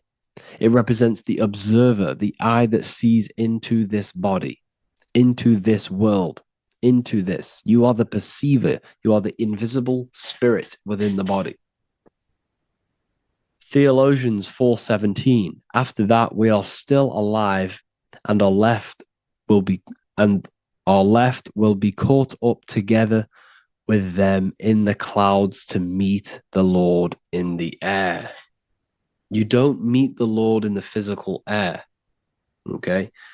This symbolism of the ancient Christian artwork is showing you this is symbolic. These things never happened. There's no man in the sky. Moses didn't go on a mountain to meet with God. The air represents the mind. This is why you say you're an airhead when someone's very stupid. Earth is your body. Water is your emotions. Fire is your spirit. Air is your mind, the invisible mind. So Anton Mengs, an ancient Christian art worker, is showing you anatomy of God in the clouds. But this is the anatomy of the human body, raising yourself to the mind and turning the mind inwards on itself during meditation. And that's how you meet the Lord in the air. You meet the Lord in an elevated state of consciousness. The air represents an elevated state of consciousness because the air is up. You have to raise your consciousness to meet the Lord in the air. This is why Moses went on a mountain to meet with God. The mountain represents elevation of consciousness, raising the mind up the spinal column, taking all of the mind's attention away from the reproduction and the physical aspects of self and raising it to the brain and turning off the brain and going inward into the air. It's talking about raising consciousness. It's allegorical. It's a spiritual, metaphorical text. The side of your head's called a temple because inside that where that temple is, right in the middle of where you call the temple, is the inner chamber, the open room, the holies of holies in the Bible, or the land flowing with milk and honey, or Mount Zion. There's so many different names for the brain, or the upper room where Jesus meets his 12 disciples, the 12 cranial nerves in your brain. This is the temple of God. Your body is a temple of consciousness. It encapsulates consciousness. It encapsulates the mind and soul. John 10:30, Jesus states, I and the Father are one. Psalms 46:10, be still and know that I am God. He's talking about the I am within you, not within Jesus. Everyone refers to ourselves as I.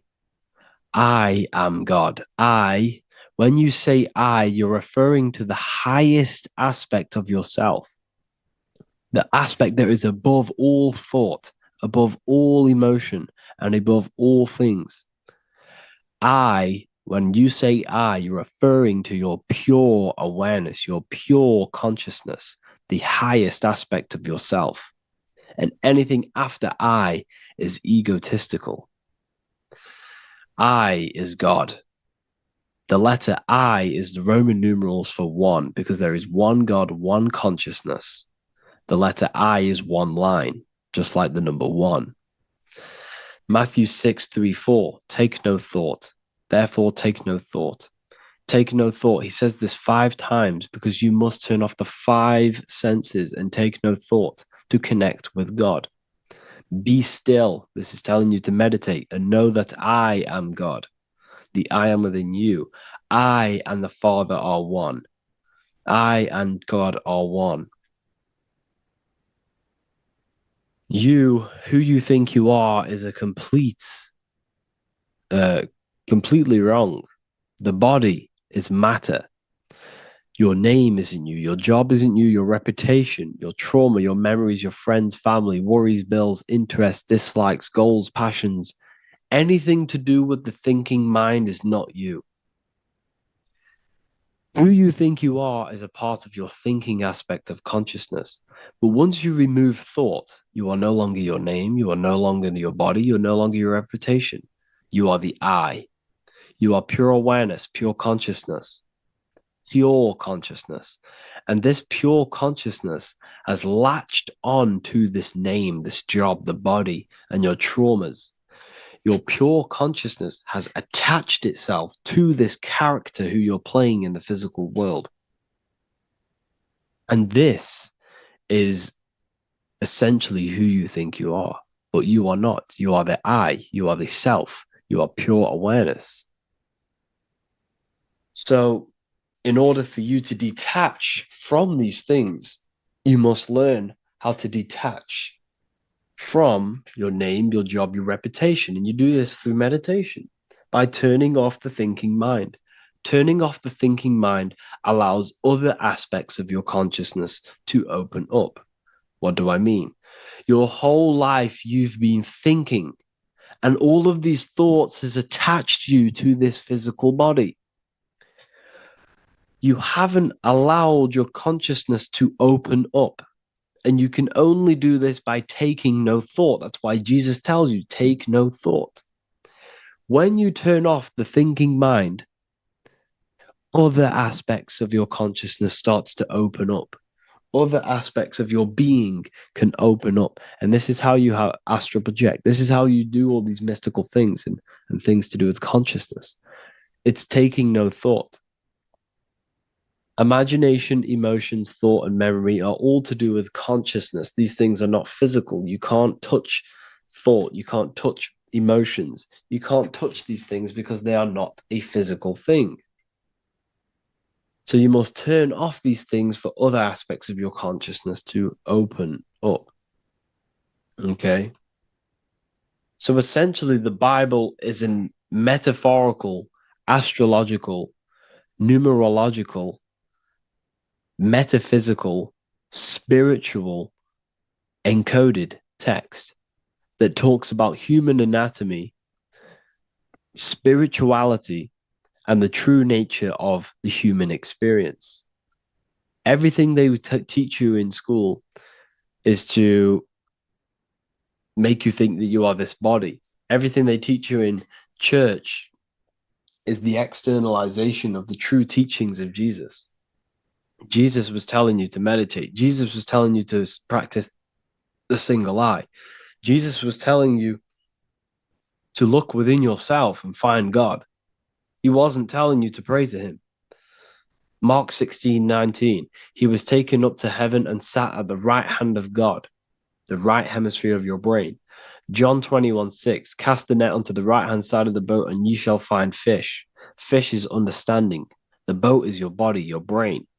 Cast your awareness into the right side of your brain and you will find understanding, because the right side of your brain is all to do with the creative aspect and the intuition and the spiritual sides of your consciousness. This is why God is here. This is why Michelangelo depicted God in the right hemisphere of your brain, because this is all human anatomy. And I speak about all of this in the brand new Book of Wisdom, Volume 2, which is now available. The start of the revolution has begun. This book is truly going to change the way people see the world. It's got so many more topics than the last one. It's truly a revolution. It's written in so much detail. It's very practical. I cannot wait to share this one with you. I just want to say thank you for the opportunity for me to create this book, because without you, I couldn't have created this. And I just love sharing my work with you. And I thank every single one of you for the support, the watch, like the views and the likes, everything, especially the people who have joined the university and stuff like that. And for people who have joined the university, You do get a free Book of Wisdom paperback if you just go to the general chat and follow the description, follow what the instructions that I gave you in the chat, then you'll be able to order a free Book of Wisdom if you are inside of the university. Plus, you get all of my other books, 2 books, and over 45 occult books on occult and esoteric things. You get lectures, live calls, a community, a manifestation mastery course, and a whole library and reoccurring updates every month, every week. So yeah, I hope you all enjoyed this video. Thank you all. Please leave a comment to help the algorithm, and leave a comment on what videos I should make. And yeah, I'll get to uploading on the YouTube a lot more now the second book is now released. I have a lot more time on my hands. No longer using my energy to create the book. I'm now going to redirect this mental energy into the YouTube. So there will be a lot more content coming. So I need some content ideas. So feel free to comment some ideas, some YouTube videos that I can create. Thank you all, people. Have an amazing day. So depression doesn't actually exist, and in this video I'm going to show you how depression is actually a choice. And I'm going to give you some solutions on how to deal with it. And this is probably going to change your life forever just by doing this alone. Okay, so the first thing you need to understand about depression is that it exists in your conscious mind. It exists in your thinking mind. So what is inside your thinking mind? You have your body, your name, your reputation, your trauma, your memories, your family, your worries, your interests, your bills, your passion, dislikes, goals, right? Most people identify their lives with this. They identify their lives with their thinking mind. They think they're their name, their job, their reputation, their memories. But this is not who you actually are. Who you actually are is the observer of that. What happens if you stop thinking? What is left? You're left with unconditioned consciousness. You're left with the self, which is what we refer to as I. We are the consciousness, not the thinking consciousness. You are not these labels. You are not your thoughts. You are not your job, your name, your reputation. Okay? And the reason why I'm telling you this is because it's very important, is that we are something beyond this body, beyond this name, beyond our thoughts. We are the consciousness. So depression exists inside of the thinking mind, the conscious mind. Okay? So if you want to get rid of depression, you must learn how to escape the thinking mind. And not only just escape, but that's step 1. In meditation, you do meditations, right? We sit still and we have to learn how to control the mind and turn off the thoughts. And when we turn off the thoughts, depression goes out the window because there's no thought present in your mental field of consciousness to be depressed. Okay? You must understand, who is the one suffering from the negative thoughts? Who is the one suffering? Your mind is not suffering because the mind is producing the thoughts. Your body's not suffering from the negative thoughts. You are suffering. And who is you? You are a soul. You are that feeling. You are that person beyond the thoughts, beyond the feelings, beyond that. You are the one experiencing. You are that. Meditation gives us the ability to turn off the thinking mind. This allows us to escape our thoughts. Okay? And it gives us, over a long period of time after meditation, you'll be able to turn this switch. And this switch will be able to turn off your thoughts. And by doing this, we will be able to control our conscious mind directly by the hand. So when you notice yourself gaining them negative thoughts, we can then turn off the switch of turning off the conscious mind and rising to our authentic self and knowing the thoughts are just illusions. Now, let me tell you something that's very powerful. Most of your thoughts are coming from beliefs. Most of your feelings are coming from beliefs. So if you have a feeling of lack, this is coming from a belief that you don't have much. If you are feeling alone, this is coming from a belief that you are alone. So what we must do is restructure ourselves We must restructure the subconscious mind, and we do this in many different ways. We can do this with meditation. We can do this with visualization, visualizing our desired reality as if we are living it. We can do this with affirmation. Now, a lot of people think, oh, I'm trying to speak something into existence with affirmation. No, you're not using vibration to try and change reality with what a lot of these new age people will teach you. Vibration, your words will not have much an impact on reality. That's the truth. But what they do have an impact on is reprogramming and recrafting and refining your mind. If you repeat, I am wealthy all day long, your subconscious mind, that word will be lingering inside your subconscious, and you will start to mold that into your conscious. You'll start to be consciously thinking about this. Most of your thoughts are coming from your subconscious. So if you want to get rid of depression, you got to figure out the trigger. What are you depressed about? What are you feeling? What are the beliefs that are making you feeling and thinking this way? And that's what you must restructure. You must restructure your subconscious mind through visualization, meditation, and affirmation. You do these all the time. You do these every single day, and you will slowly, if not surely, restructure your subconscious mind. While by doing the practice of meditation, you'll gain the off switch as well. Sometimes depression comes from not living in your authentic self. You're not doing the things that your soul is telling you to do. We all know what we should be doing at all times. I don't care what you have on. We all know we should be doing something. We all know that we have there's a higher aspect of our mind that tells us, oh, we need to be doing this, but I'm actually sat here on my phone. Oh, I shouldn't be eating this, but I'm doing it anyway. There's always that higher voice. And that is the voice that has to be connected to. And when your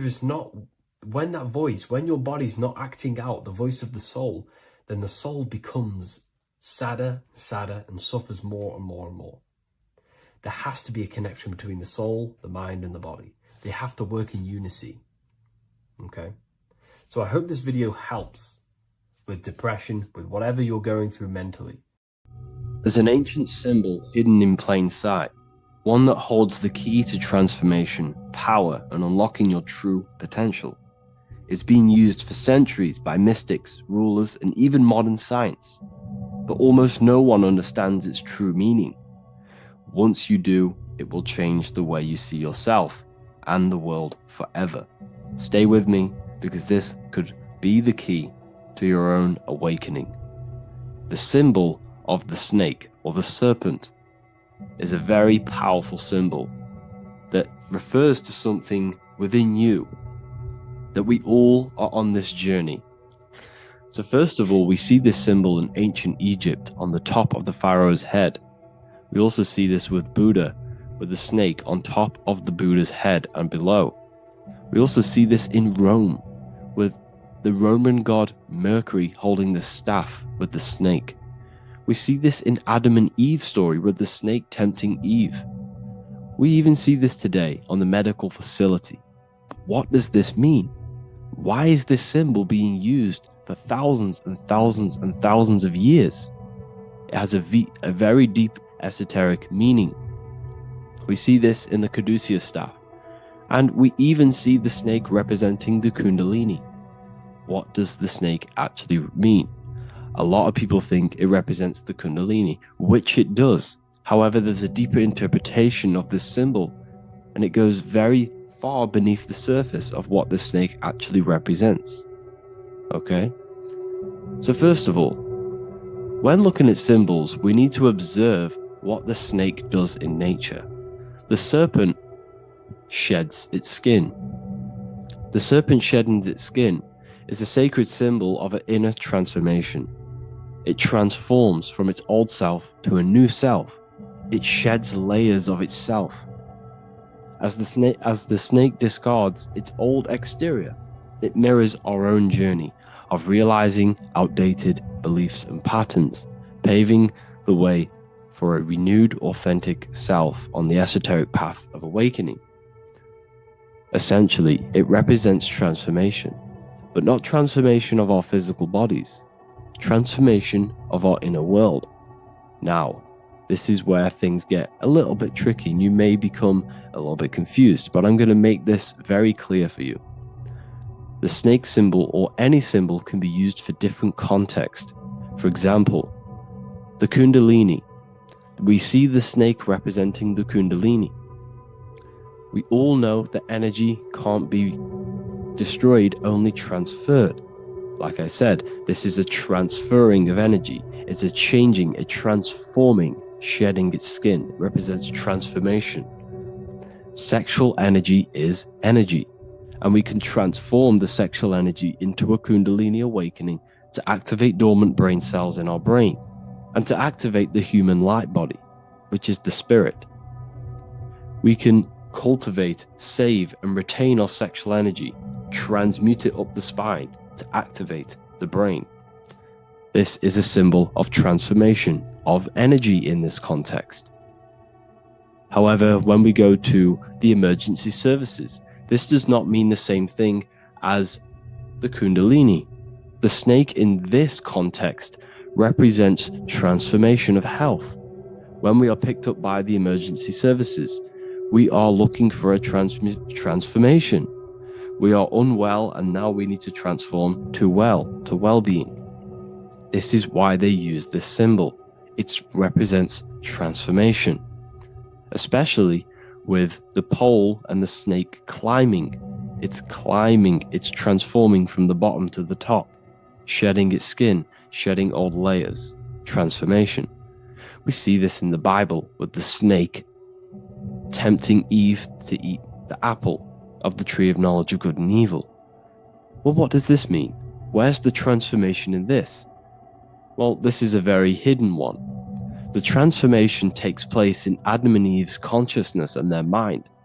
They go from a pure, whole state of consciousness, from being tempted by the snake, and they eat it and they transform into knowing the good and evil, into the dualistic ways of thinking and the dualistic meaning of this world. Let me rephrase that. They understand the dualism of this world, and they now understand the two good and bad ways of thinking. They know the knowledge of good and evil, of duality. They shifted from a whole state of consciousness into their consciousness being split into good and evil. This represents the journey of every single soul that incarnates into this world, including yourself. When you were a child, you were whole. You had no understanding of good and evil. But as you grew older, you eaten the fruit. You grew to understand the knowledge of good and evil. Your consciousness split from a whole into a separate and divided way of thinking and divided understanding of the world. We suppressed aspects of ourselves to fit in with society norms. And we just limited ourselves with limiting belief systems. We knew the knowledge of good and evil. Our consciousness split from a whole state. This is what Adam and Eve is symbolic of. We see this with the Roman god Mercury, with the snake. Mercury represents intellect, communication. He's always flying in the air, which represents the air, the mind, the intellect. He's holding the snake to represent transformation of the mind. This is what we call mental alchemy, turning base metals into gold, turning the unenlightened aspects of our mind into enlightened ones, turning our negativity into power and control. We see this with Buddha, and Buddha is all to do with transformation of the inner world, transformation of the mind and the soul and the emotions. And it also represents the Kundalini. We see this in ancient Egypt. We always see the snake on the head, representing the place where the third eye is, representing the intellect or the mind, the mind's eye, the third eye, whatever you want to call it. This is the place of the invisible intelligence within us. This is our mind, or intellect. And this is the transmutation of the mind. This is why the snake is on the head, representing the transformation of the mind, going from the unenlightened into the enlightened, going from the uncontrolled to the controlled mind, so that we can control the very fabric of reality. I've kind of just given that away. Why is this important? Humans are creators. We're the architects of creation. endowed with the divine power to channel the fourth dimension, which is the imagination, into reality. Each thought and intention is a seed. When nurtured with focus and clarity, transforms the unseen into the tangible experience. This creative process bridges the gap between the ethereal and the material. Humans are creators. It's impossible for you not to create. Whether you're doing this consciously or subconsciously, you've been creating your whole life, turning non-physical thought into physical reality. We are creators. However, the mind cannot create in a state of chaos. The mind cannot create with limiting beliefs. The mind cannot create with thoughts that come and destruct our minds. The mind cannot create consciously and effectively if there are impulses within our mind and we have no control over the mind. So this is where self-transformation comes from within. This is where the snake comes in. The snake represents the transmutation of our mind from the uncontrolled to the controlled. In this context of the Egyptians with the snake on their head. It's all to do with mental alchemy. In the occult tradition, the mind is seen as a delicate instrument that demands constant vigilance. Left unchecked, it reverts to archaic and destructive thinking patterns. Like a finely honed blade, it must be continually sharpened through discipline and self-refinement. In this unending process of unveiling and mastery, we learn to shape reality, harnessing the power of our thoughts to manifest the highest potential. It's all to do with mental alchemy, and this is how the snake is connected to you. And what the snake represents to you, it represents the transmutation, the changing of ourselves, of our consciousness, so we can gain control in this 3D world. If we lack control, then we'll constantly be manifesting chaos. Now, there are 3 ways that we can transform our world, and we can slowly transform our mind. Now, this is not an overnight process. It takes periods of time of purification. And number 1 is affirmation. Let's say we have this dirty cup of water, and we have a tap of water. And in this tap, it's pouring in more water, clear water. Over time, if I keep pouring clear water into this cup, it's going to slowly purify this cup. And then in the end, it will look like the cup on the right. It's the same with your mind. The cup represents the limiting beliefs, the negative thoughts, the negative mind, the uncontrolled mind. But if we keep repeating affirmations over and over and over again, such as I am disciplined, I am powerful, I am limitless, over time this can purify our subconscious and we can gain control over the mind, and we will become conscious of the thoughts that we are giving attention to. The second way is meditation. Meditation allows one to develop an off switch for the mind, providing a sense of control over it. Over time, we gain the ability to filter our thoughts and become more conscious of the ones we choose to engage with. Meditation, over a period of time, will give you this button that allows you to filter out negative thoughts. If you have a negative thought in your mind, you'll be able to become conscious of this and redirect your mind's attention. This is all about self-control, because remember, we become what we think about. The snake represents the transmutation of the self. And another way is visualization. Visualization allows your subconscious mind to experience the reality you desire, accepting it as truth.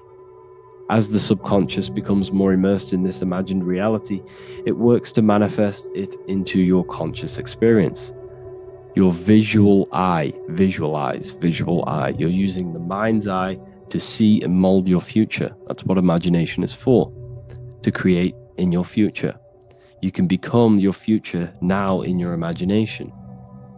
And this can slowly purify your consciousness, slowly purify your mind, which will then, if you do all 3 of these over periods of time, you will see great transformation from the inside out.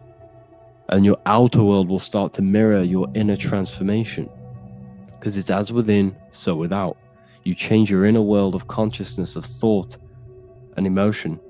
You'll change your external reality and your circumstances. So I hope this lesson has gave you a great understanding of what the snake actually represents. And now that you see it, you will see this everywhere. Every time you see a snake, you know it represents the transformation. So please, if you can, leave a like, comment, and subscribe, and turn on the alerts to make sure you never miss a video. And if you have any video suggestions, feel free to make a comment and I can make a lecture on it. I appreciate you all watching this video today, and I'll see you all inside my university if you're inside, and I'll see you all in my Telegram if you join, and I'll see you in the next video, of course. Thank you and take care. The Pope is supposedly opening 5 portals on Christmas Day. Now, I know this video is a bit late, but I'm going to be commenting on what I think this symbolism and this ritual truly means and what they are trying to do to society with this symbolic ritual. So the first thing we must understand is that everything these people do on a mass scale, all of these major events that they take place on, are all symbolic. They're all ritual. They all have purpose. Okay, so when we look at the locations of these 5 doors that are in Rome, we actually see the sigil of Lucifer when we connect the dots of all of the 5 door locations. This is the sigil of Lucifer. Lucifer is not what you think. Sigil of Lucifer represents the outline of the human brain and our visual perception field. Now, the human perception field is how our brain interacts with the external reality. Our external reality is not physical. The only thing that exists outside of you is pure energy, formless, vibrational energy and light. Your brain is an energy decelerator.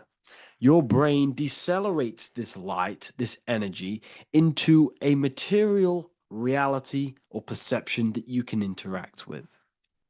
You don't look into the external world. The energy, the light, enters the eye retinas, goes through the optic nerve, and travels to the back of the brain called the visual cortex. And the visual cortex is what shapes your visual screen. Now, if you are seeing the screen, this means that you are not the body, you are not the brain, you are the perception observing the screen that you are seeing. You are the eye behind that, you are the person behind that. So, what this is actually symbolizing is perception.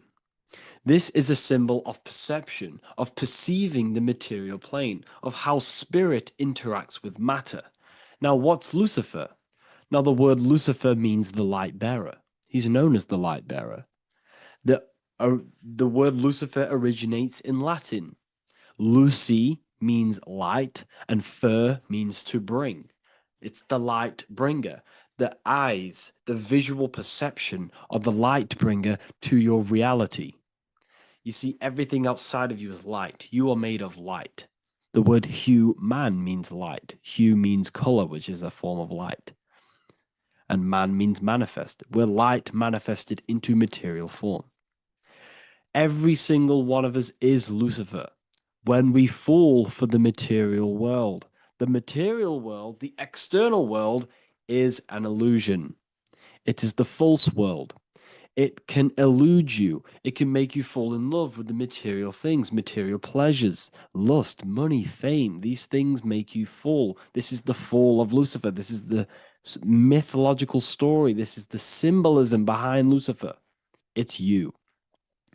Are you falling for material pleasure because you are a divine spiritual being from the higher planes, not from this plane?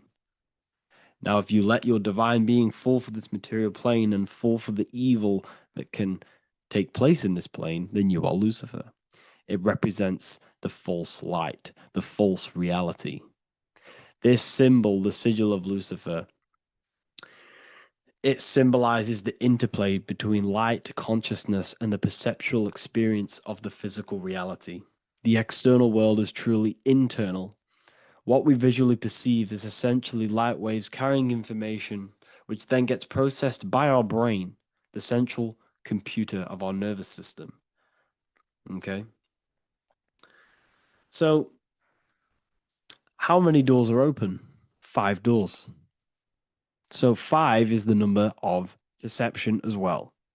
5 fingers on each hand, 5 points on the human body, 5 toes on each foot. We have 5 senses. 1, 2, 3, and 4, they're spiritual numbers. 6, 7, 8, and 9, they're material numbers. 5's the gateway. 5 is the middle bridge of how our spiritual self interacts with the physical self, how spirit interacts with matter. So this ritual is symbolic of perception. This is maybe bringing in a new perception. A new event will happen after this, a new perception of the world. Or personally, I think this ritual was to obviously shape the collective consciousness, because your reality is an externalization of your inner consciousness. It's simply just a mirror. Your material life, your material world outside of you is simply a mirror reflecting with mathematical and geometric precision of your internal consciousness.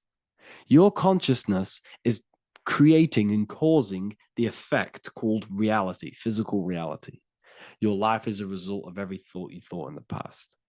Therefore, with that being said, everyone who perceives this ritual of, the Pope's opening 5 spiritual portals, who's letting in demonic energy into the world, they're going to let demonic energies and demonic spirits all in the world. Well, what if I told you the only portal they're opening is a portal in your own mind for negativity? By you believing in negative forces coming into the world and going to possess everyone, that's opening up your own mind. The collective spiritual community has been brainwashed in thinking there's going to be demonic energy. Therefore, what will happen? There will be demonic energy. Not because the Pope opened up a portal to the demonic energy, it's because everyone opened up their own minds to the demonic energy. Therefore, we as a collective consciousness shape the external world on a macrocosm scale. For example, the microcosm is your personal life. Your personal life. You have created it through consciousness. Your belief system is just externalized in your world. But on a collective scale, we all believe in money, for example. And because we all believe in money and we believe that this piece of paper holds value in our minds, okay, in the mental plane, this has an effect on the physical plane by shaping the physical plane by being ruled by this belief on a macrocosm scale.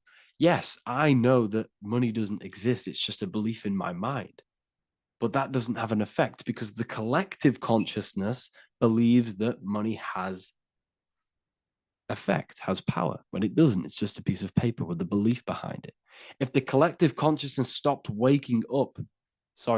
believing in money, then the collective consciousness would have broke the spell and we would have no longer had a material plane ruled by money.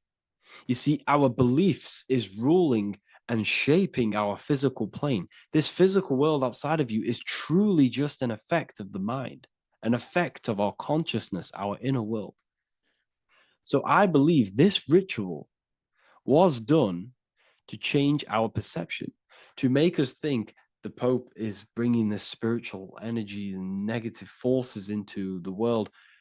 And it's just simply us creating the negativity in the world by believing in this, by thinking this. Remember, they have the power to send messages into millions of people's minds through media. And then messages are then believed, and that belief is shaping our world. What have I told you? That the New World Order is not manifested by the elite, it's manifested by you and us. We're all manifesting the New World Order. They can't manifest it. We can, because we are the ones believing it. We believe it. It is reality. It shapes our own prison. We're all shaping our own prison by believing in the prison, by believing in money. So this ritual was all to do with perception, creating a new perception, creating fear in our minds to, of course, distract us from what's really going on. This is all a ritual to implant messages in your own mind. So I hope you all understand this video, and I hope you all gain some insight, and I'll see you inside the university.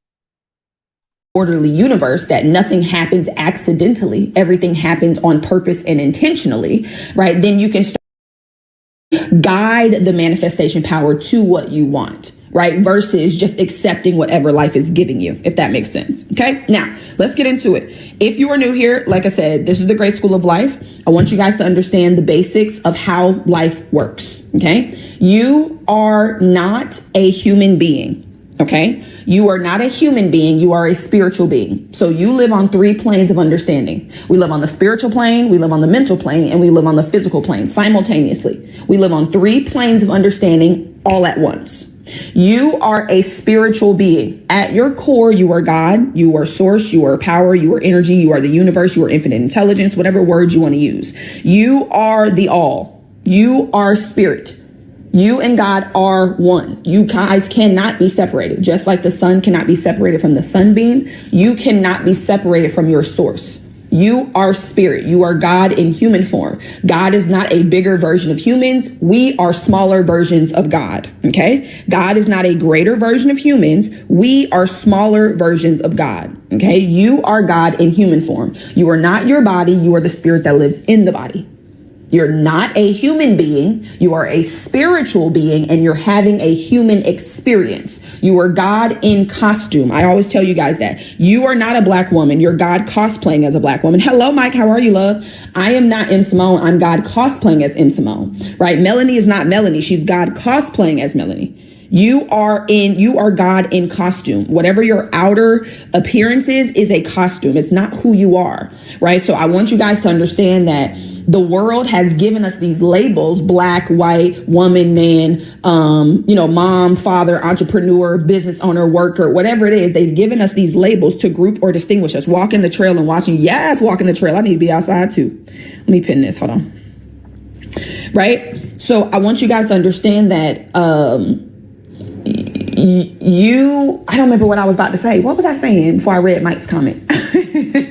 What was I talking about? Oh, yes. Cosplaying. Yes. So the world gives us these labels to group or distinguish us, right? To make us feel like we're less than, or make us feel like we're in some group, or we're more better than others, or we're less than others, right? You are all the same. We are all one. If I took you out of your human meat suit, you would be a walking mass of energy. You would be a walking mass of power. That's what we all are. We are all energy. Everything is energy. Everything at its base is energy. If I took you out of your human form, you would be a walking mass of energy. Right? Everything is energy. This pen is energy. This glass is energy. The water that was in this glass was energy. This is energy. Everything is energy. Everything is energy vibrating at different frequencies. Right? So I want you guys to understand how everything works. Everything is energy. This is what Albert Einstein said. Okay? Everything is energy, and that is all there is to it. Match the frequency of the reality you want, and you cannot help but get that reality. It can be no other way. This is not philosophy. This is physics.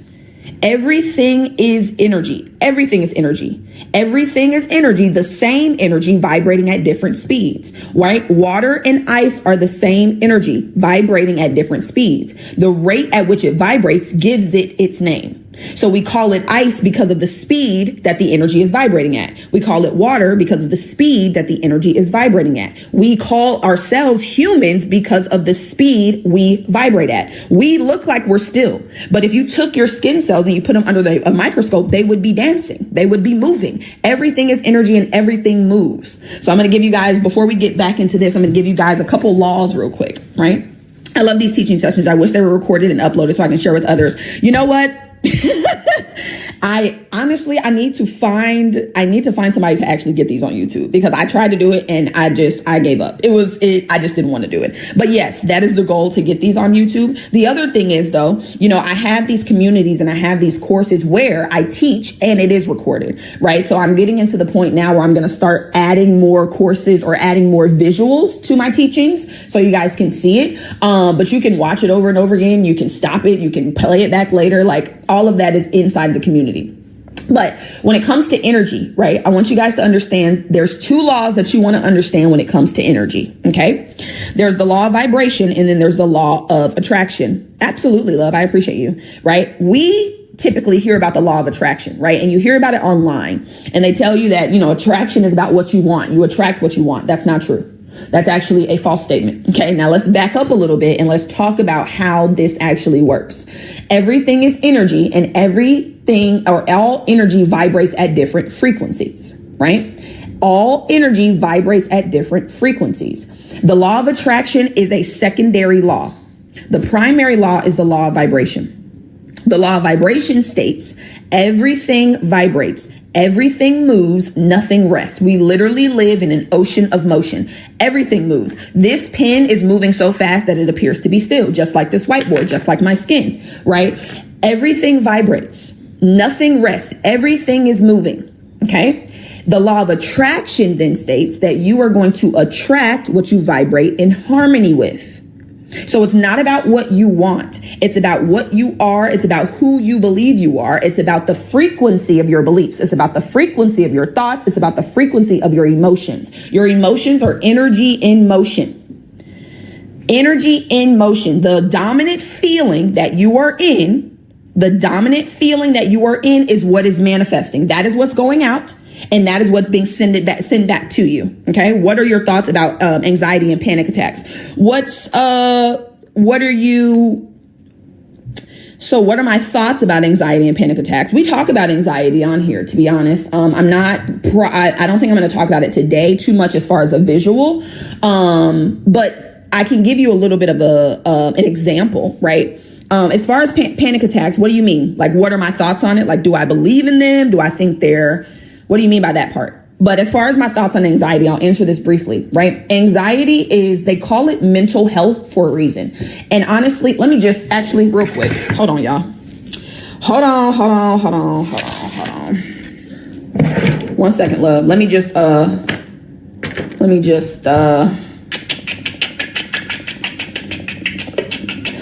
okay, hold on.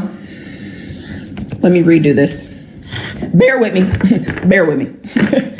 Let me redo this, because clearly we're supposed to be talking about it today. So give me 1 moment.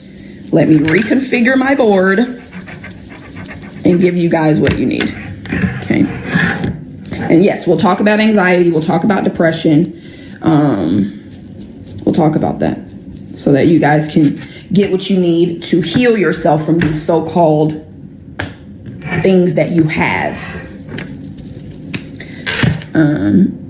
Because there's nothing that's incurable. Okay. I don't care what they told you. They lied. Just like they lied to you and told you had to go to college to get a good job to be successful. So many people out here who didn't go to college, do not go to school at all, and are swimming in money. So we're not going to listen to what the outside world says, because they don't know what they're talking about. I mean, you can do it if you like. I'm not going to listen to the outside world because they don't know what they're talking about. Okay. Let me redraw this real quick, y'all. Give me 1 second. I'm doing a little bit of artistic work. Bear with me. What y'all talking about in the comments? Oh, shoot. I don't know what that is. Where do you think they come from mentally? I'm about to show you, love. I'm going to show you exactly where it comes from.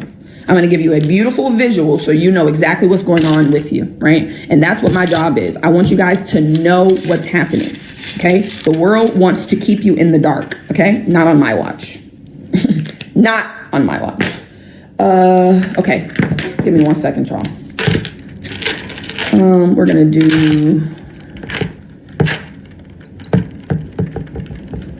you know what, let me, while I'm doing this, I'm gonna get some music. Hold on, let me play y'all some music. Because I don't want people to walk by the live and be like, there's nothing going on in there. Hold on, y'all, hold on. Let me see, what we gonna listen to? Let's listen to, oh, this is a good one. No, let's listen to, what we gonna listen to? What we gonna listen to? Let's listen to this one. Hold on.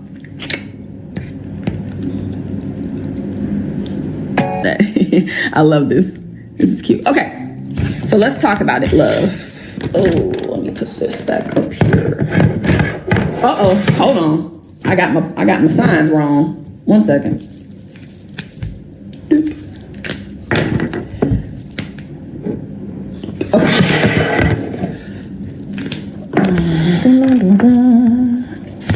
Alrighty, so we're back on the board. Let me clean this off a little bit. It's kind of crazy.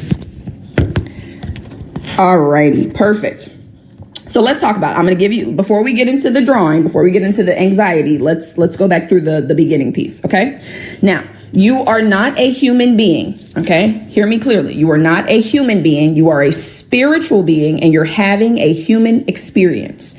You are not your body. You are the spirit that lives in the body, okay? You are spirit, you are God, you are source, you are energy, you are infinite intelligence, you are the all, whatever word you want to use. You are the divine. That's who you are at your core, okay?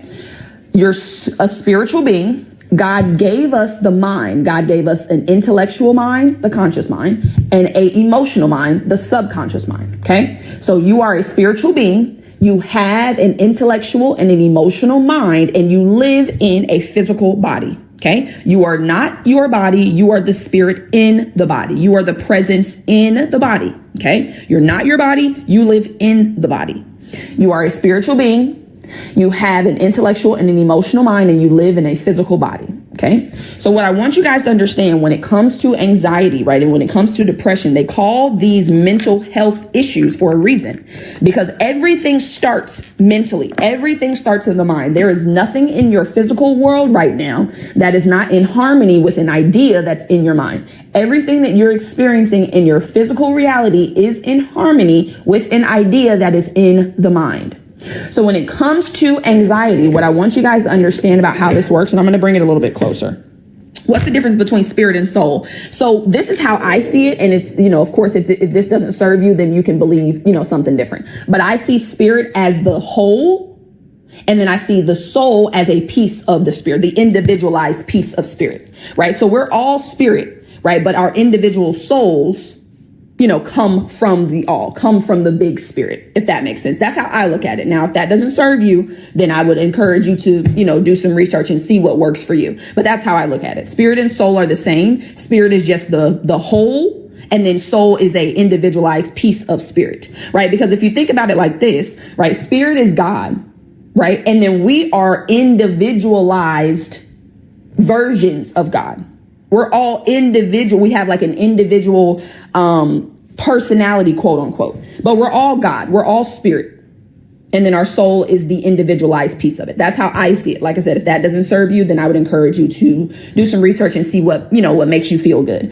And then with saying that, right, I'm not here to tell you guys what to believe. I'm just here to inspire you to create new beliefs. I'm here to tell you how your life is created right now and to give you the tools to be able to create beliefs that will actually get you where you want to go, right? If what I believe does not serve you, you do not have to believe it. I'm not here to push my beliefs down your throat. I'm not here to tell you that you don't know what you're talking about and this is the way and the only way. I'm just here to give you a higher perspective so that you can create beliefs that actually serve you to get you to the reality you want to create. Okay. So these are the three pillars for permanent manifestation. God created you with everything you need to be successful. A lot of you guys have trouble with your experiences, with your life, with your reality, because you believe you're missing something. You believe you have to go get something to be successful. You believe you need more education. You need more skills. You need to know more. You have everything right now you need to create the life of your dreams. You are spirit. That is the all. There is nothing outside of spirit. There is nothing outside of God. Everything you need, you are right now. You have the mind. The mind actually directs spirit. So spirit is formless. God is formless. God has no form. I want you guys to think about water. Water is formless. Water has no form until you put it in a vessel. If I put water in this cup, it will take the shape of this cup. Same thing with spirit. Spirit is infinite, unlimited. And then by the limitations that are in your mind, you are going to put a limit on this unlimited power by your mind, by the thoughts, feelings, and beliefs that you are predominantly holding and in. So spirit is unlimited. There is no limit to God. We can all agree to that. There's no limit to God. But somehow in our reality, we're experiencing limitation. That's not because God is limited. That is because we have limited thinking and feeling that translates into limited actions, which creates a reality that appears to be limited. Okay? All right. Now let's talk about this drawing right here. If you guys are new, right? This is well, let me ask you first. So a couple of you guys in the comments, I want you to tell me what your mind looks like, right? So if I say, hey, what does your mind look like? What comes up? When I say the word mind, what picture comes up for you? I want somebody to put something in the chat. We'll see. We'll see how many answers we get. We got a lot of different answers yesterday. I liked it. It was very fun. A mountain peak. Okay. Brain. Yep. That's what most people think. Most people think about the brain. I'm going to let some more of y'all come through. The brain. Okay. Yep. Most people think about the brain. That's what most people tell me. Most people are like, oh, it's, the brain. A beach. I like that. Music notes. Okay. Okay. Music notes. Beautiful. An antenna. Okay. Okay. Pictures and noise. A whole bunch of chaos. Okay. So yeah, so we got the brain, we got busy, pictures and noise, we got a beach, we have a mountain peak. Okay. So what I want you guys to understand is that your mind is not a thing, right? It's not a physical thing. Your mind is actually an activity. It's a movement. Right? But when we think in pictures. If I ask you what your mom looks like, there's a picture that pops up. If I ask you what your favorite food looks like, there's a picture that pops up. Your favorite car, your dream house, there's a picture that pops up. But when I ask you about your mind, there's no picture, or it's confusing, or you're thinking about the brain, right? The brain is a physical instrument of the body. Okay. Your mind is an activity. It is a movement, and your body is the physical manifestation of that movement. However, the mind is the cause of everything. So it's sometimes, let me say, difficult for you to understand how to actually change your mind, be ye transformed by the renewing of your mind, because you don't really know what it looks like, right? You hear about it and it seems like this, abstract thing that, nobody's ever seen, but somehow it controls everything. So basically, there was a doctor back in the 40s who created this drawing to represent the mind, right? So this drawing right here is what the mind looks like. So the next time you think about your mind, this is the picture I want you to think about, right? It's a stick person. It's so simple. It's very easy to understand, and I'm going to explain it to you. Now, if you don't want to believe your mind looks like this, that's totally fine. You can create whatever picture that serves you. This is so simple, and it looks just like a person, that it's the best drawing that I've ever seen of it, right? This is what I use. Now, you can use whatever you like, but this is what I teach my clients, and this is what I teach my students, right? So this whole picture is the mind, right? And then the top circle is the mind part of the mind. And then the smaller circle is the body part of the mind. As I told you guys earlier, the body is an instrument of the mind. The body does what the mind tells it. If the mind tells it to do nothing, the body does nothing. People who are brain dead, right? When they say brain dead, the mind is no longer functioning the way that it's supposed to. So the body does nothing. The body's not going to move without the movement. Okay. Now the mind is split into two. Now, for creation's sake, it's split into two. So we have the conscious mind and we have the subconscious mind. The conscious mind is going to be your thinking mind. Okay. So this is your educated mind. This is the intellectual mind. When you went to school, right, and they dumped all that shit into the cup thinking the cup was empty when your cup was actually full, and their job was to pull the stuff out of the cup. They dumped all of that stuff into the conscious mind. They just dumped a whole bunch of knowledge in there that you're not even using. It has nothing to do with anything, just a whole bunch of busy work, right? But then the subconscious is your feeling mind. This is your emotional mind. This is the part of the mind that actually creates. This is the part of the mind that actually manifests. Okay. So I want you guys to think about the conscious mind as the seeds, right? You get to choose whatever seed you want. Consciously, you get to choose what type of life you want to live. You get to choose the type of partner, choose the type of house you want to have. You get to choose these things consciously. But the subconscious mind, I want you to think about as a garden. The subconscious mind has no ability to reject. It will accept whatever you give it. If you plant a negative seed into the subconscious mind, you're going to reap a negative fruit. If you plant a poisonous seed into the subconscious mind, you're going to reap a poisonous fruit. It's just like the garden outside. The earth doesn't argue with you. When you want to plant a poisonous seed, the earth doesn't say, oh no, that's poisonous, I couldn't take that. No, the earth accepts whatever you give it, and it will outpicture whatever you give it. It will create fruit in harmony with whatever seed you plant. It does not matter what seed it is. If you plant $1 million seed in the subconscious with emotion, you will reap $1 million life.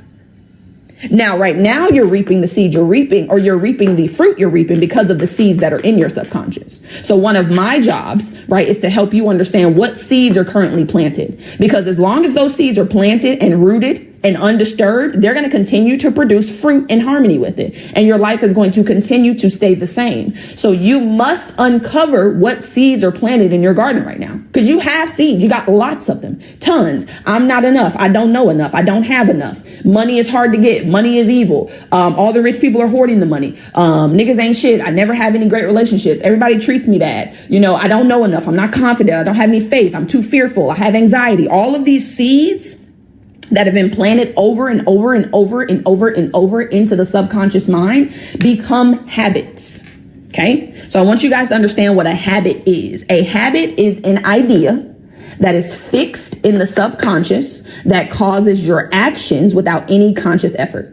You guys have a multitude of habits. You wake up every day and you just move into a routine. You don't have to think about it. You don't have to think about putting your shoes on, how to tie them, how to get in the car, how to drive it, how to cook. You don't have to do any of that. Even with your breathing, I want you guys to understand that. You're not breathing consciously right now. You're not thinking about, okay, let me take a breath. Let me let it go of breath. Let me take a breath. Let me let go of a breath. It's an automatic pattern. It's a habitual way of operating. You don't have to think about breathing. Do you know how difficult life would be if we had to think about breathing and all the things that actually happen within us? Oh my gosh, we would be overwhelmed. And that's why a lot of you are overwhelmed, because you think that you make things happen. You think you're the one that's going to manifest it. You have to know how. You have to do the work. God is doing the work, baby. Your job is to pick the seed, plant the seed, and tend to it. That's your job. You're not going to actually make that seed grow, though. You guys understand? When you plant a seed into the ground, you don't make it grow. The farmer doesn't make the seed grow, right? The farmer plants the seed, tends to it, waters it, pulls the weeds. And then the earth, the God, the actual power makes that seed grow, right? The farmer has an assumption that they've planted the right seed. They've done what they need to do. And God, the earth, is doing the rest. That is the same way that your life operates. But if you're trying to do the work of God, if you're trying to step into the big God's role, that's why you're struggling. That's why you're confused, you're overwhelmed, you're frustrated, and you're discouraged, because you're not supposed to be trying to make the seed grow. It's going to grow automatically. Your job is to pick the seed, plant it, and to tend to it. Now, somebody asked me if I studied psychology. I didn't. I actually wanted to, though. So I actually wanted to way back when. I wanted to be a forensic psychologist. Way back in the day. I took a psychology class in high school, though. It was pretty dope. But then no, I went to school and got a math degree. I got a math degree because I'm just good at numbers. But yes, psychology is like one of my favorite things. That's like one of the things that I would have done had I went down a traditional path. But this is what I study. Actually, yes, I do study psychology 100%, because that's exactly what this is. Now, do I study it in a traditional sense? No. But based off what I teach, absolutely, I study psychology, and I teach people about the psychology of the mind, right? And the psychology of the Bible, right? Somebody said that yesterday. It's like you're teaching the psychology of it. Yes, I teach you how to actually use it, right? These scriptures that we hear in the Bible, seek the kingdom first and his righteousness, and all these things shall be added. And then be ye transformed by the renewing of your mind. That is psychology. That's exactly what it is, right? So what I want you guys to understand, though, is that the conscious mind is selective. Where are you going? The type person. Oh, okay. The conscious mind is selective. Okay. Your conscious mind chooses. You get to choose what type of life you want to live. You get to choose the money, the partner, the relationship, the physical health, the mental health, the spirituality, how much faith you're going to have, how much love you're going to have, how much travel you're going to do. You get to choose it. Nobody else chooses it. I love the energy of numbers too. Like, I'm actually starting to get into numbers and things like that, like deeply. Love it. Right. But you get to choose. You have the choice to create the life of your dreams. Whatever you want, you can choose to have. However, I want you guys to see that your choice is only 2%. Okay. When you choose the seed that you want to plant, that's only 2% of your results. 97% of your results, the reality is going to come from those seeds being planted into the subconscious. This is an automatic process. Hold on. Let me draw one more thing on here. And I am going to go over the actual anxiety and things like that. Just give me 1 second, y'all. Let's just color this in. Okay. I want you to understand that there's a quote in the Bible, it's a scripture. There's also a book too. It's called As a Man Thinketh. The Bible says, as a man thinketh in his heart, so is he. What I want you to understand is the Bible is not talking about the physical pump in your body when it says, as a man thinketh in his heart. They're talking about the subconscious mind, because the subconscious mind is the heart of your life. That's where everything comes from. The subconscious mind is the womb of creation. Okay. I want you to think about the conscious mind as the male and the subconscious as the female. The conscious mind gives the woman a seed, sperm. She takes that seed with an egg and plants it into her womb. And then automatically that baby is created. You don't have to make the baby. Okay. You're not consciously deciding to make the ears and the eyes and the legs every day. It's an automatic process. You have accepted the idea that you are carrying life and you are automatically operating every single day to create the reality of a baby. Okay, that's how your mind works. So what I want you guys to understand is just like this little quote down here. Your life is 99% consciousness, 99% beliefs, thoughts, feelings, emotional convictions, identity. 1% of your success. Hear me clearly, because we get real tied up in the actions. Oh, I need to do this. I need to do that. I need a strategy. 1% of your results come from the strategy or action you're taking. 1%. How you see yourself trumps the actions you take. You can take all the action you want. If you don't see yourself as somebody who's successful, if you don't see yourself as someone who can have the life of their dreams, if you don't see yourself as God in human form, it ain't gonna matter what actions you take, baby. You can take all the actions you want. I took actions for 4 years trying to monetize my social media and did not. I got a mentor 2 weeks later, changed my consciousness and monetized my social media. How is that? I'm doing the same things. I've never changed my actions. I've been doing the same exact thing on social media for 5 years.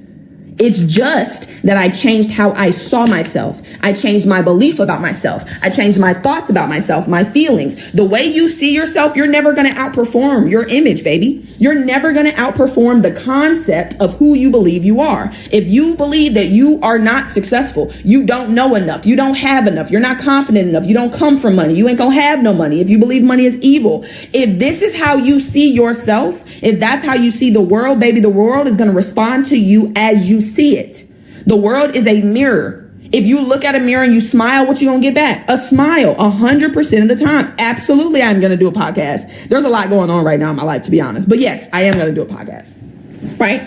But you have to understand it's how you look at it. If you look at a mirror and frown, it's not gonna smile back at you, baby. It don't matter how long you frown at it. You can frown at that shit for years. It is never, ever, ever, ever, ever going. I would love to invite you on my podcast. Yes, Kylie, send me a DM, baby. I would love to be on your podcast, love. Yes, send me a DM.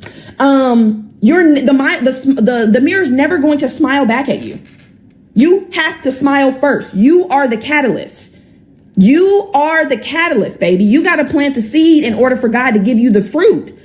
Y'all want God to give you the fruit and you ain't planted the seed. You want God to give you all the things, but you haven't sought the kingdom or the righteousness. You want God to give you the things, but you haven't transformed your mind. You're just trying to transform your actions. That's not how it works, my love. That's not how it works. You do not change your reality by changing reality. You don't change reality by working with reality. Reality is an effect. It is an effect. It's not the cause. In order for you to change an effect, you must go to the cause of the effect. The cause of your reality is the frequency of your beliefs, the frequency of the ideas that you hold to be true. A belief is an idea that you have accepted as true. Doesn't mean it is true. Thank you, baby. I'll check it when we get off here. It doesn't mean it is true. It just means that you've accepted it as true. Let me give you some examples. Money is the root of all evil. How many of y'all's parents, grandparents, old people told y'all that? Money is the root of all evil. You must understand, if you have a belief that money is the root of all evil, there is never, ever gonna be a time where you get a reality where you're swimming in money. You believe money is evil, my love. You have a belief that money is bad. You are not gonna have a reality where money is good. It's not in harmony. They are literally on the other ends of each other. Because if you believe money is bad, what are you going to think about when you see people with money? Oh, they did something shiesty for that money. Oh, they're evil. Oh, they're doing whatever they're doing, for that money. They're getting money illegally. You're using your God-given power to judge somebody else negatively, and you wonder why you don't have what it is you need. Baby, when you're saying these things about other people, your subconscious mind doesn't know you're talking about somebody else. When you're talking about how evil other people are because they have money, your subconscious mind is not like, oh, I know you're not talking about us. I know you're talking about them. I want you to understand there is no them. There is no us. We're all one. It's all one, baby. We are all the same spirit. So you think you're talking about somebody else. You think you're downing somebody else. No, baby. All you're doing is downing your light, your potential. You're not hurting that other person at all. When you see rich people, that is not an indication for you to belittle them. That is not an indication for you to down them. That's an indication God is showing you clearly, I got my other children getting money. You can get money too, baby. If you see somebody else having something, you can have it. That's all that means. It don't mean shit else. If you see somebody bringing in $1 million a month, it means that you have the potential to bring in $1 million a month. That's it. That's all. Stop looking at rich people or people of great wealth and looking and feeling being judgmental or envious or jealous. Because those energies, that energy that you're putting in motion, it's going to come back to you tenfold. Because God doesn't just give you what you give him back. No, God multiplies everything you give and then sends it back to you. Whatever you give God, if you give God fear, if you're in the emotion of fear, what's God going to do? Press it down, shake it together, run it over, and send it back to you, love. You cannot get anything that you don't already have. If you are in the vibration of fear, baby, God is going to send more of that to you. God is a reactor. God is the reaction to your action. You have to do first and then God does. You send out emotion or energy in motion and God sends it back to you. I say that's for me. That's the way to do it. And it may take some time. Believe me, I used to be envious and jealous of wealthy people as well. Because that's how we're programmed. We're programmed to believe that the wealthy are hoarding all the money, and that's why we don't have none. Let me ask you this. Not let me ask you this. Let me tell you this. Okay, I'm going to give you 2 examples. I want you to understand that when people win the lottery, right, more often than not, when they win the lottery, a year later, they are worse off than before they won the lottery. Why is that? Why is it that they just got a windfall of money? Because this is what a lot of you want. A lot of you want God to give you what you want, but you don't want to change. So let me explain this to you. God gives you $1 million today, but you're the same person, same beliefs, still believe money is evil, still believe it's hard to get, still believe you don't know how to use it, still believe you can't save, still believe you don't know how to invest. What's going to happen? You're going to use that money the same way you've been using money. Just because your reality changed, you got a windfall of money. If you don't change how you see money or see yourself, you're going to lose it immediately. Automatically. Everybody talks about, well, what we should do is we should take all of the money that's in the world and we should split it up evenly between everybody. I'm going to let you guys know. We could do that. We could do that today. And in a year, all of that money will be right back in the hands that it started in. Because if you don't change the consciousness, if you don't change your beliefs, thoughts, and feelings about money, about your relationship with it, about yourself, about success, about life, baby, you're going to run it up. You're going to have the same actions you've always had. God's going to react to you the same way, and your reality is going to go back to the way that it was. It's not about taking the money that somebody else has. It's about understanding that God gave you everything you needed to be successful, but you can't see it because you're looking at others. You're too busy looking at the people that got so much. Oh, well, I don't have any money because they have it. No, you don't have any money because you believe that your power is outside of you. That's why you don't have any money. It's not because anybody else is hoarding it. This is an infinite universe. And I know some people lose me on this. This is an infinite universe we live in. All of it's within. This isn't, she said, I got an inheritance and well, here I am. And it be like that. You know, and that's what we want. We want God to give us this life, but we ain't the person that actually sustain it. God could give you your dream life right the fuck now, today, immediately. Drop it in your lap.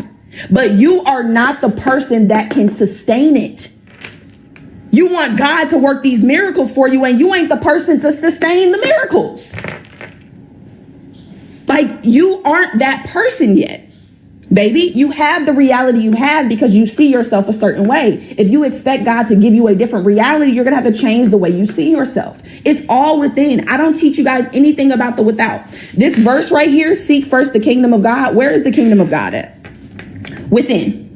Number one, God gave us the first thing he said was seek the within. What are you doing? You seeking the without. You seeking some actions. You're seeking another course. You're seeking another degree because you feel like if you get more knowledge, then you'll be more successful. Baby, it's not about the knowledge. You can know everything under the sun. If you do not apply it, if you do not implement it, if you do not accept it, if you do not reprogram how you see the world, how you see yourself, that knowledge is not going to do anything for you, love. Knowledge is cool, yeah. That's what they tell you. Knowledge is power. That's what they say. That's not true. That's a lie. You can have all the knowledge in the world and have nothing to show for it. When you apply that knowledge, when you apply it, that's when it becomes powerful. It's the application. Knowledge by itself will do nothing for you. You must apply the knowledge. You must get it into the part of your mind that actually controls the reality. Now, let's talk about this drawing here, because that's what we thank you, love. That's what we was here for. And I don't know if was it Kit Kat that said it? I don't think it was Kit Kat. It was who was it?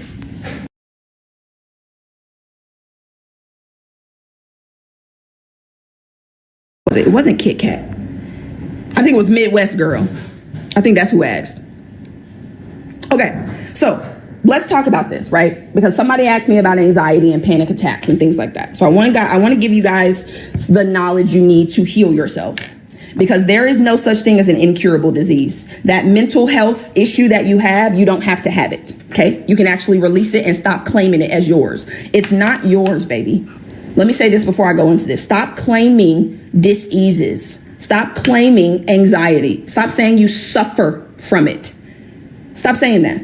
Because the more you suffer from it, the more you're going to suffer from it. Stop suffering from it. It's something you experience. It's something that happens to you. It's not yours. Oh, my anxiety. No, it's not yours. Stop claiming it. It's not yours. It doesn't belong to you.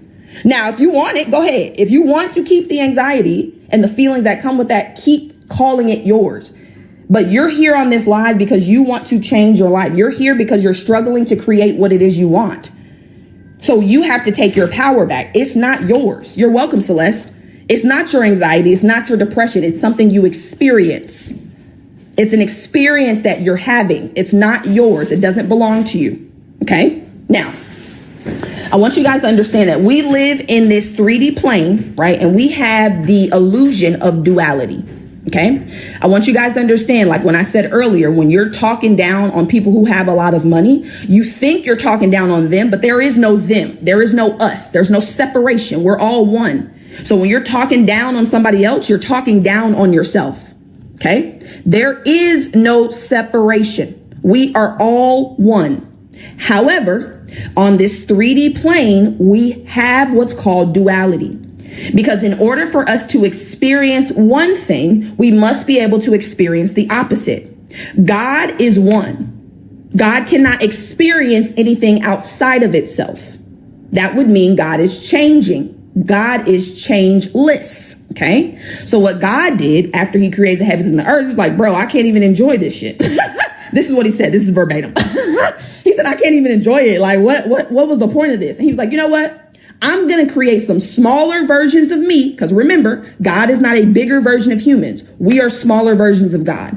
I'm going to create some smaller versions of me, and I'm going to give them the ability to experience all of it. Okay. So up, down, hot, cold, in, out. You can't tell me what sadness is unless you can explain to me what happiness is. You have to have both to have anything on this 3D plane. So we have duality. We have what's called ignorance and we have what's called knowledge. Ignorance is just the lack of knowledge. It's just the opposite, right? It's called polarity or duality. Up, down, hot, cold, yin, yang, left, right. Okay. Now, what I want you guys to understand is when you got here, when you were born, what side do you think you were on? If you think about a baby, I want you guys to answer me. When you think about a baby, what side do babies come on? When you come through your mama, which side are you on? Just based off what you see. Which side do you start on? Okay, so yeah, so true, but knowledge or ignorance, which side? Which side do we start on when we get here as babies? Shanna, you are right though. We only have the subconscious, but as far as knowledge and ignorance, which side do we start on? Ignorance. See, I love this. Jupiter, thank you for the goats, baby. Knowledge, ignorance, not see. I love it. Oh, I love it. I love it. Okay. And this is why I get up here. This is why I teach. This is why I do this. Okay. This is why I do this. I want you to understand when you get here as a baby, fresh from God, this is the side you start on. Do they call us bundles of fear, bundles of anger? No, we're bundles of joy. Babies are faithful. Babies actually have no fear when they get here. None. They will jump off of anything. They will walk off of, they do not have any knowledge of fear when they first get here. None. They're happy, joyful, loving. Just wake up. They know mom is going to be there with food. They don't worry. They don't doubt none of that. They know when they wake up, there's going to be food. They know that. They're called bundles of joy for a reason. They just straight, just love, joy, faith, and gratitude. But then what happens, right? They then become conditioned on this side. You start to hear your parents talk about all the worries they have, how much money they don't have. It's 111, right? How the economy is going down, how we don't have McDonald's money. Don't go when you go in the store, don't ask for nothing, don't touch nothing because you ain't getting nothing. I can't afford that. We don't have that. We're black. Nobody in our family's ever done that. You can't do that. I don't know about y'all, but parents get so twisted when it comes to these 4-letter words, these curse words that they don't want babies to say and kids to say. But can't, C-A-N-T. I know, Lisa, and it is like that. And that's why I want you guys to understand what's happening. Can't is the one word that is more destructive than any other 4-letter word you could ever think about telling your child. Oh, you can't do that. Oh, no, you can't do that. No, don't do that. Be careful. Stop. You can't do that. You can't do that. Oh, no, you can't. All of that. Babies have the greatest imaginations when they get here. They think they could be astronauts, teachers. They can bring in, they think houses cost $5. They just have the biggest imaginations. Literally. Like no type of any of this. But then we program them that way. Your parents programmed you to doubt, to worry, and you've been doing it for so long, it's second nature. That's why you think we start over here. Somebody else said that too on another line. They were like, oh yeah, we start on this side. No. You start over here because I want you to think about what you are a spiritual being in a body, correct? You just came from God. I mean, perfect. You just came from the divine. Ain't no fear up there. Anger, envy, jealousy. No. It's faith, joy, love, gratitude, and bliss. But then we come into this physical world And because the outside world conditions us to fear, to have doubt, to worry, to feel like we're not enough, we don't know enough, we don't have enough. You are more than enough. God created you with more talent and ability than you could ever hope to use in your lifetime. When you went to school, this is what they were supposed to do. Okay. So the word education comes from the word educo or educa, right? That word means to draw out from within, to develop from within. When you went to school, your cup was already full. It was filled. It was overflowing. It had all that it needed. But the school believes that the cup was empty. So what did they do? Dump a whole bunch of shit in there that you don't need. A whole bunch of nonsense. Just BS for 12, 14 years. Nonsense. A whole lot of nothing. Hello, Jalen. Hi, baby. How are you? A whole bunch of nonsense. They gave you a whole bunch of nothing. What you were supposed to do is go to school and have them help you develop what you already have. I have been speaking since I got to daycare. And you know what they tried to do? Shut it down. They put me in timeout. When I was in school, they tried to move me around in the class. My mom got emails on emails on emails every year until 11th grade. Maya is such a great student. She does all of her work. She gets it done. But she won't stop talking because I got something to say. And I'm going to say it. I've been speaking my whole life. They were supposed to develop that skill, not shut it down. But the school doesn't know that because they're not taught that. You can only give what you already have, just like your parents. Your parents couldn't give you anything other than what they had, baby. And one of the steps that I take my clients through is that forgiveness step, forgiveness of self, forgiveness of others, forgiveness of God, whoever you need to forgive. Because your parents gave you what they had. Yes, it was probably trash. We understand. I got it. I got some trash stuff too. I got some good stuff and you did too, but a lot, it was a good bit. Okay. But we have to forgive others, ourselves, for what we didn't know. They didn't know. They gave you what they had. They gave you all they had. And it might not have been enough. But I want you to understand that regardless of what your parents did or did not give you, you have everything you need right now to rewire your life and get it on track to the life of your dreams. Right now, you are spirit, you have the mind, and you have a body. Spirit is the power through which all comes. The mind is the channel through which this spirit flows, and it manifests through the body into your reality. Already gave it to you. You were born with it. You don't have to do anything for it. When I talk about the 3 pillars for permanent manifestation, do not ever be confused. Spirit, mind, body. Those are the 3 pillars, and you were born with them. You were born with them. You don't have to do anything for it. God gave it to you. From literally conception. You have everything you need. But what does the world tell you? Oh, you're not good enough. You don't know enough. You need to go to school, get another degree, get some more education, learn some more, spend some more money on some BS on the outside world. Well, Susie, I could cry from you saying that, baby. Like, I want you guys to understand, I didn't start the great school of life. You know what, Whit? I love you, baby. I did not start the great school of life, from a place of love, from a place of joy, from a place of faith. That's not how it started. It started from a place of anger. I was literally fuming, boiling, and I still do when I think about it. The fact that you have been programmed to believe that you're not enough, to believe that you don't have it, to believe that you need something outside of yourself. I don't like that.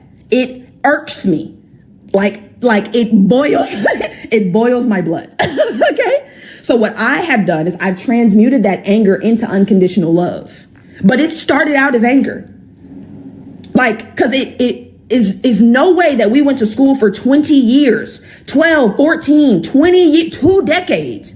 And we are struggling. That makes no sense to me. It doesn't make sense. How is it we have all this education? I know people that got PhDs that are struggling because they told us education, right? Traditional education was what was going to make you successful. It's people that dropped out of college, out of school, didn't even get to college, didn't even get to high school, and are millionaires. How is that? Because we've been programmed to believe all of these lies, and I'm not going for it. Okay? I'm not going for it. They do that so that you don't know. My job is to make you aware. You need to know who you are. Because when you know who you are, you can actually do something different. When you know who you are, you can change things. But they keep you in the dark. They tell you you're just a body. They tell you that God is some man in the sky who sits on a throne and looks down and judges everybody and loves some of us and some of us he doesn't. And then he banishes all of us to burn eternally. This is crazy work. The programming is insane. It's literally insane. Now we're going to talk about hell really briefly when we get down here. Okay. Cause I want to, anybody who still is really, tied to that. I want you to, give you some perspective, but let's talk about this. Okay. So yes, we all start on the knowledge side. We all start on the faith, joy, love, gratitude, bliss, calm, and peace. And then we're programmed to doubt, to worry, to fear. Okay. So this is how this process works.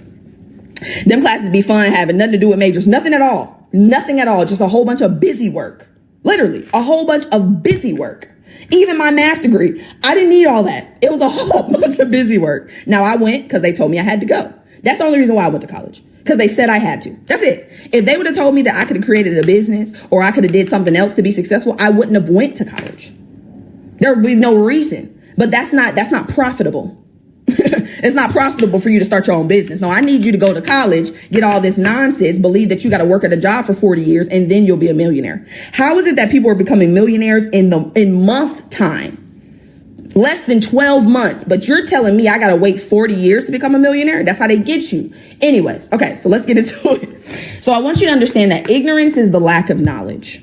Okay, I'm going to give you an example. Later on in this live, I'm going to give you guys an opportunity to actually move forward, to actually take this information that you just learned and actually implement it, right? So whether that's investing in a course, whether that's investing in mentorship, monthly, whatever it is, right? I'm going to give you that option.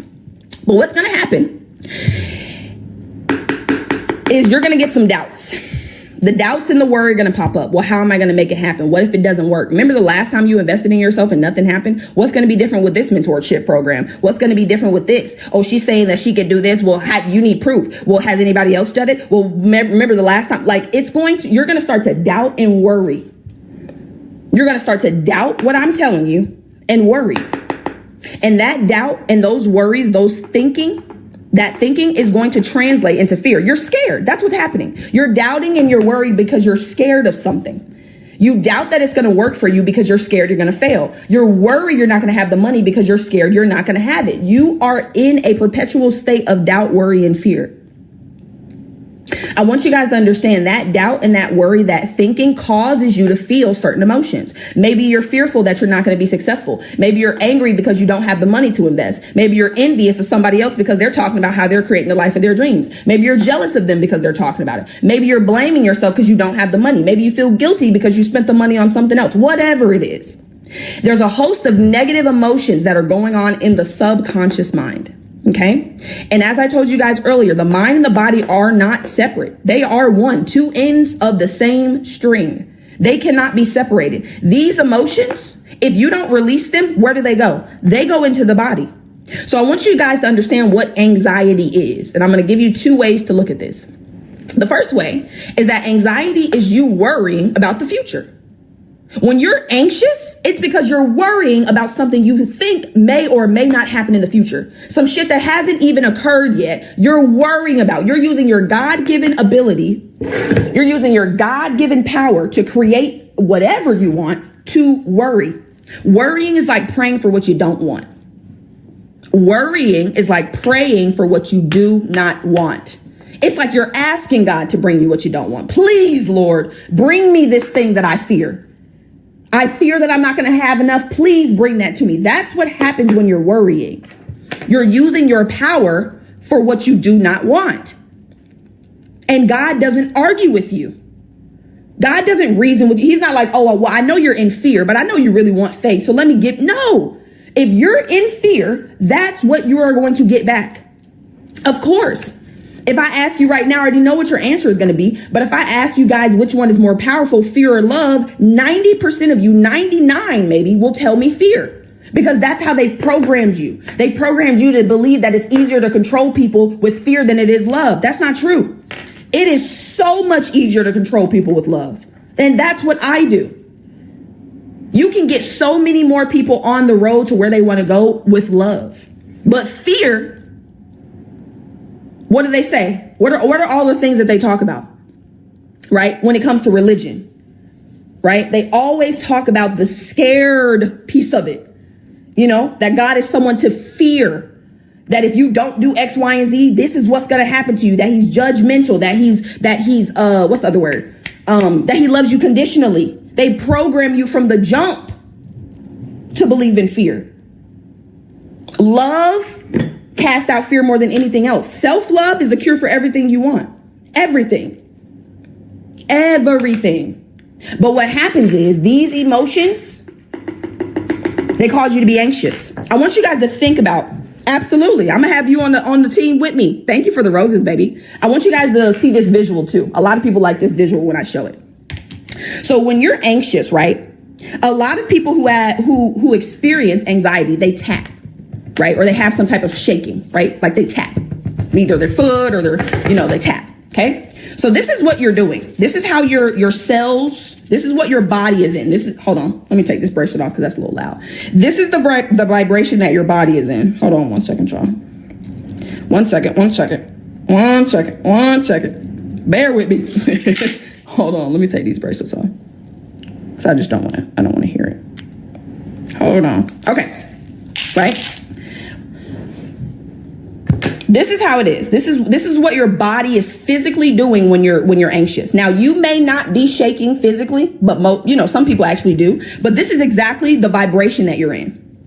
I want you to see this. Okay, so this is you, anxious, worried, doubtful, scared. This is God. This is God trying to give you the life of your dreams. This is God actually trying to give you the things that you're worried about. But you see how you cannot receive like that? You see how you cannot, you can't, because you're going to drop it. Whatever God is trying to give to you, you're going to drop it. So this right here, this anxiety actually repels what it is you want. Because God knows if I give it to you, baby, it's going to hit the ground. Okay? Now, anxiety is not something people like come out and just express. They're not like, you know what? I'm anxious today. I'm waking up. I'm anxious. I'm anxiety. This is going to be no. People suppress their anxiety. It's suppressed. They don't express it. They suppress it. Now let's back up. Anxiety, again, is these negative emotions about the future. So you're suppressing these negative emotions. You're going to get to this point of depression. Okay. Now there's two ways I want you guys to think about depression. Depression is like a hole. It's like a dip. That's what it is. It's like a dip. It's like a whoop, right? So in your body, there is a hole. And those negative emotions that you have not felt, understood, and released are suppressed into that hole.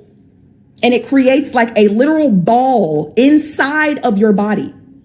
On the other side, though, depression is you worrying about the past. Now you're stuck in the past because what happened was you used your God-given power for the now to worry about the future. The future then became the reality that you were worrying about. And now you're so focused on the fact that your life used to be so great because of the process of you using your God-given power to doubt and worry, be anxious about the future. Now the future has become the present where it's actually manifested. And now you're depressed because of what you believe you should be living right now. Now you're focused on how the past was so much better.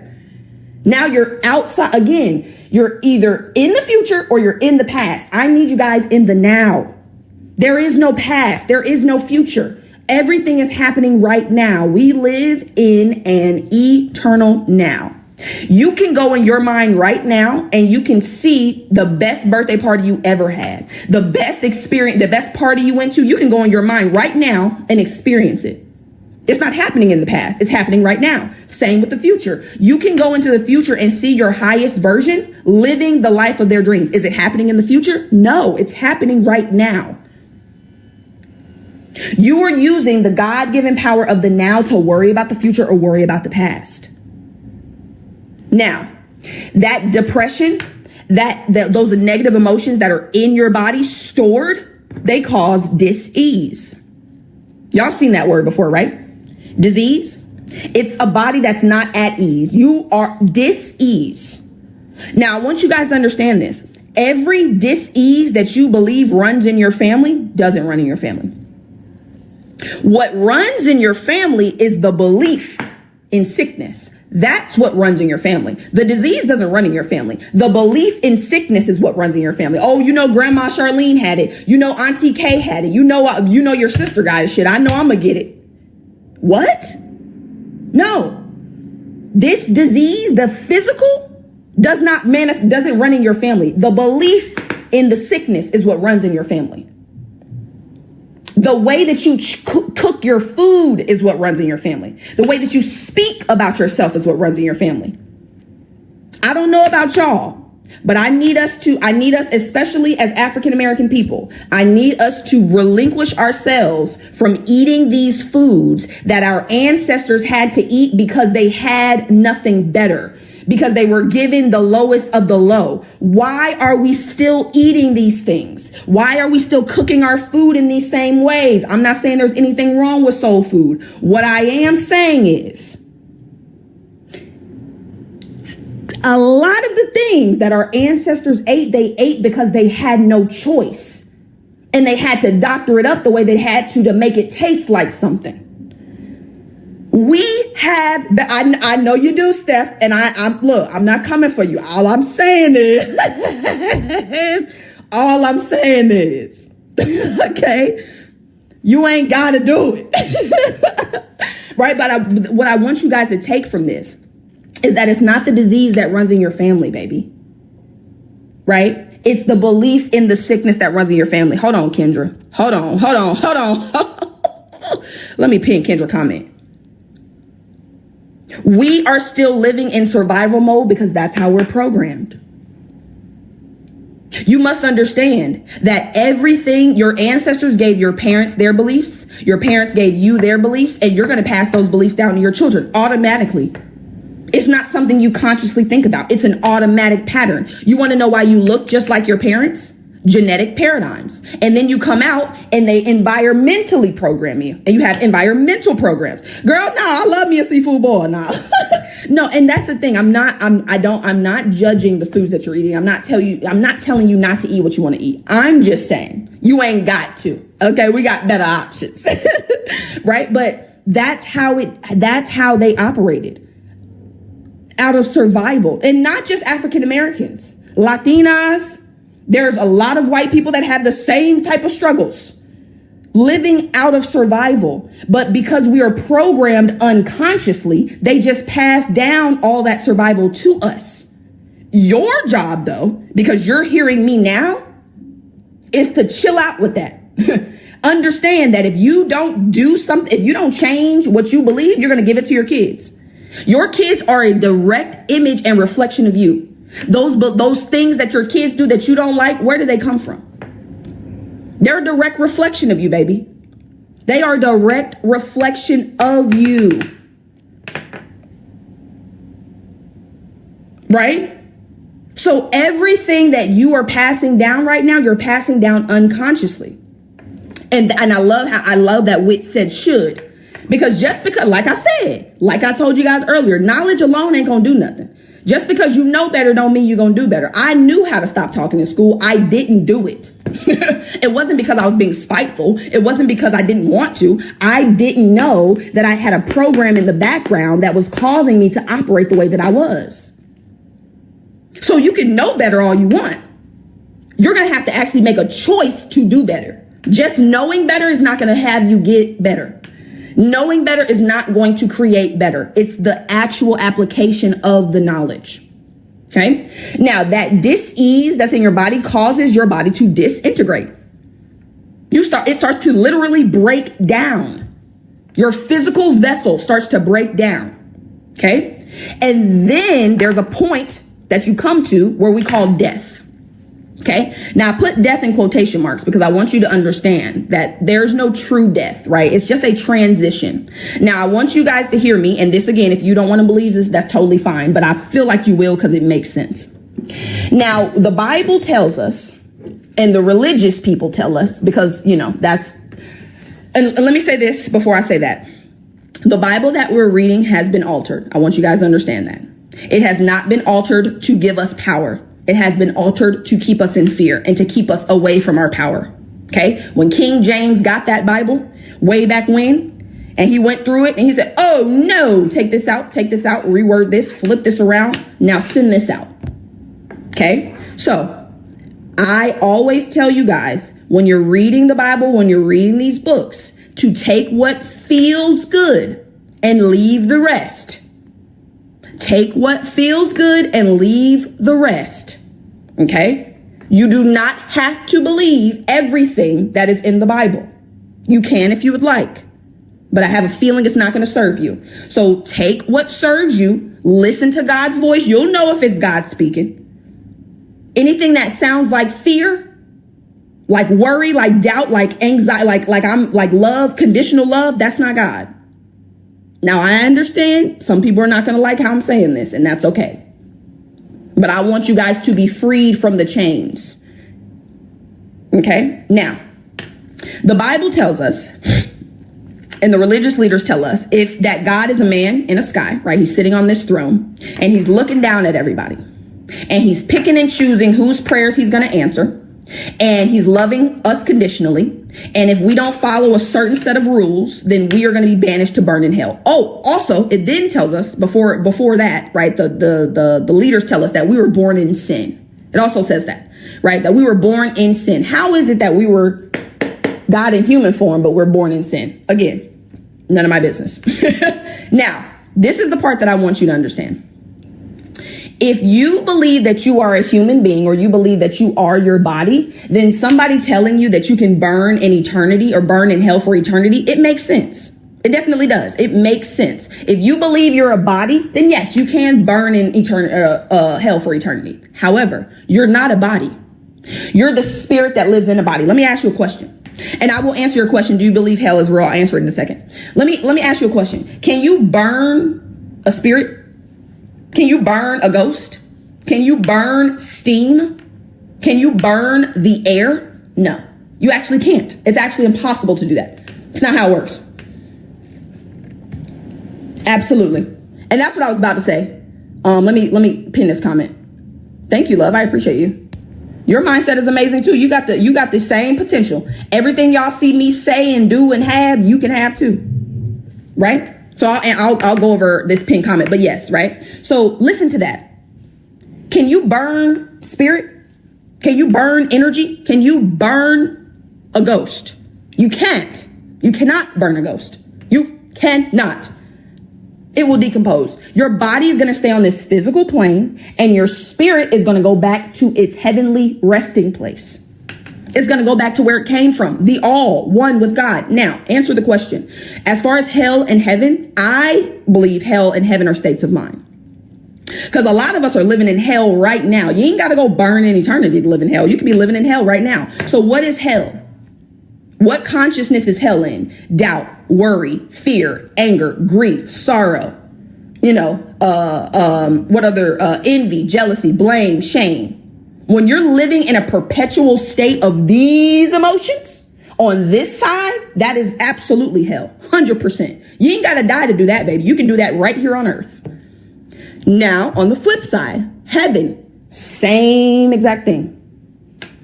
Heaven is a state of mind.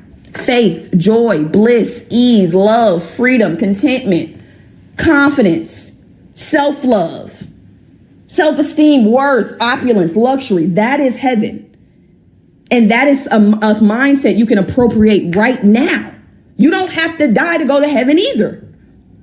You can experience heaven on earth. That's what I am here to teach you how to do, because that's what God created us to do. When God created the heavens and the earth, he then created us to experience the heaven on earth, because he wouldn't be able to do it. Because again, in order for God to experience something, it would have to experience the opposite of that something. God is one. So yes, your job is to appropriate, listen to what God said. And this is not what M. Simone said. This is what God said. Okay. Jesus loves you too, baby. Seek first the kingdom of God. Where is the kingdom? Within. Number one, He was very clear. Seek the within first. First. What's the other thing that God said in the Bible? He said, you have sought me after the loaves and fishes and you can't find me. You sought me after. No. He was clear. First. Seek God first. Beforehand. Originally. At the start. Genesis. The beginning. The origin. Seek the kingdom of God, which is within first.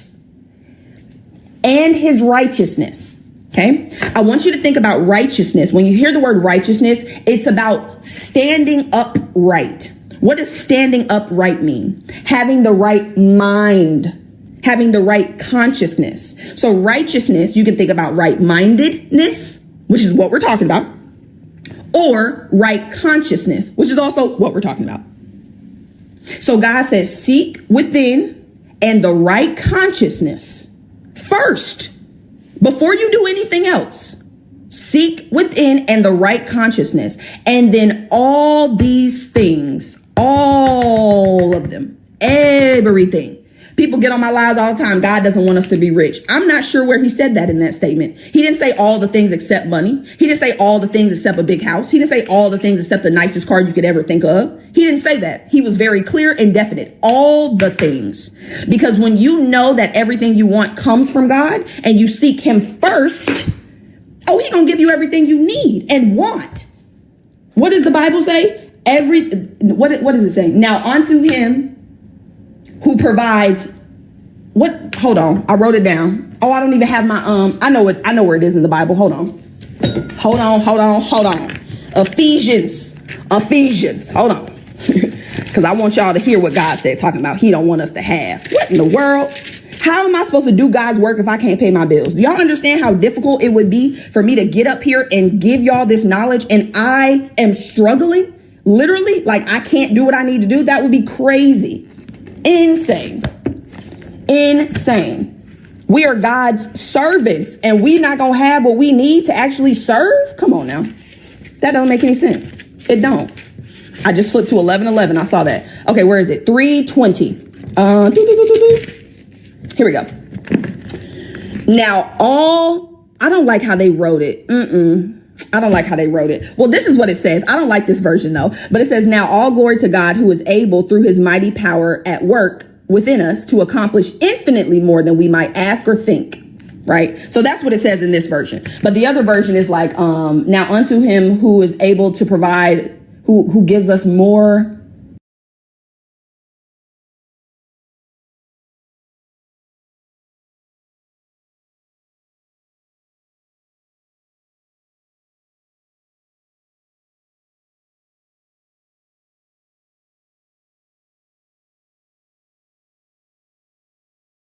Sorry about that. I had to go get it. So yes. So now unto him who is able to do abundantly and exceedingly above all we ask or think through the power that works within us. Abundantly and exceedingly above. That don't sound like just enough. That don't sound like a minimum. That doesn't sound like just enough to pay my bills. No, that sounds like more than enough.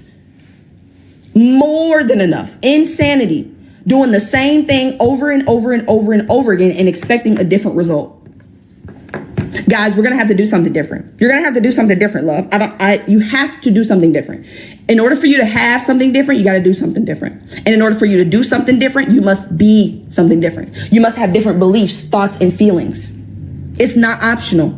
What was the other thing God said? Be transformed by the renewing of what? I haven't actually seen the movie and I don't know too much about it, so I really can't speak on it. But I have heard good things, so maybe I'll go see it and then I'll be able to talk to you guys about it. Your mind. He was clear. I mean, crystal. It says, be not conformed to this world, but be transformed by the renewing of your mind. It's very clear. There's no room for interpretation. If you want to be transformed, if you want anything to transform, what do? You renew your mind. That's it. If you want all the things to be added unto you, you seek within first and the right consciousness, the right state of mind, the right belief, thinking, and feeling. Thank you for the heart puffs, baby. It's clear, crystal. You don't have to think about what God is telling you. Seek the kingdom of God. It's within. Seek the righteousness, the right thinking, feeling, and believing. And all the things that you want will be added. All of them. There's nothing outside of all. There's nothing outside of God. Everything you want, God wants to give to you. But you're in the way, baby. Your beliefs, your thoughts, and your feelings are in the way.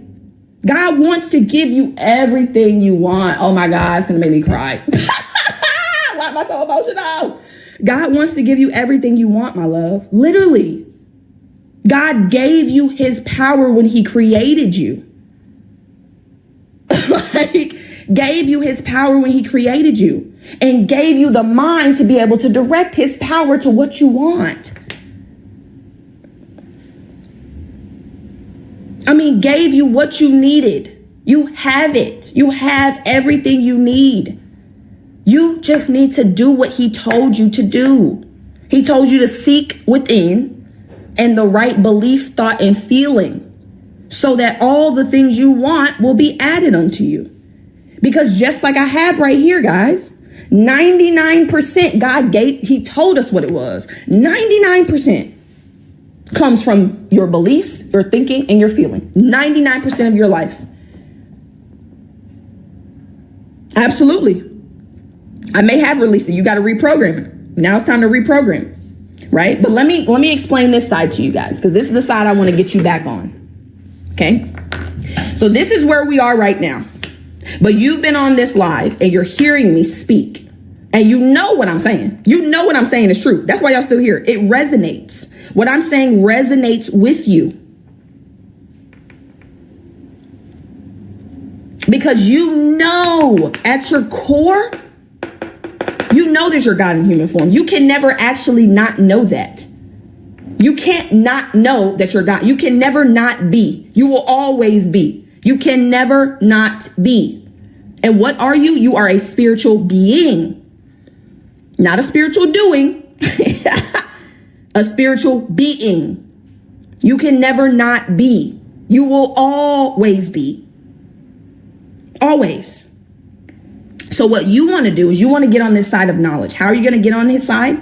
Understanding. Understanding comes from study. You must study. And I ain't talking about the study they had us do in school, because I ain't never did that type of study. Honestly, I excelled in school doing the bare minimum. And that's actually how life works. But it's another conversation, right?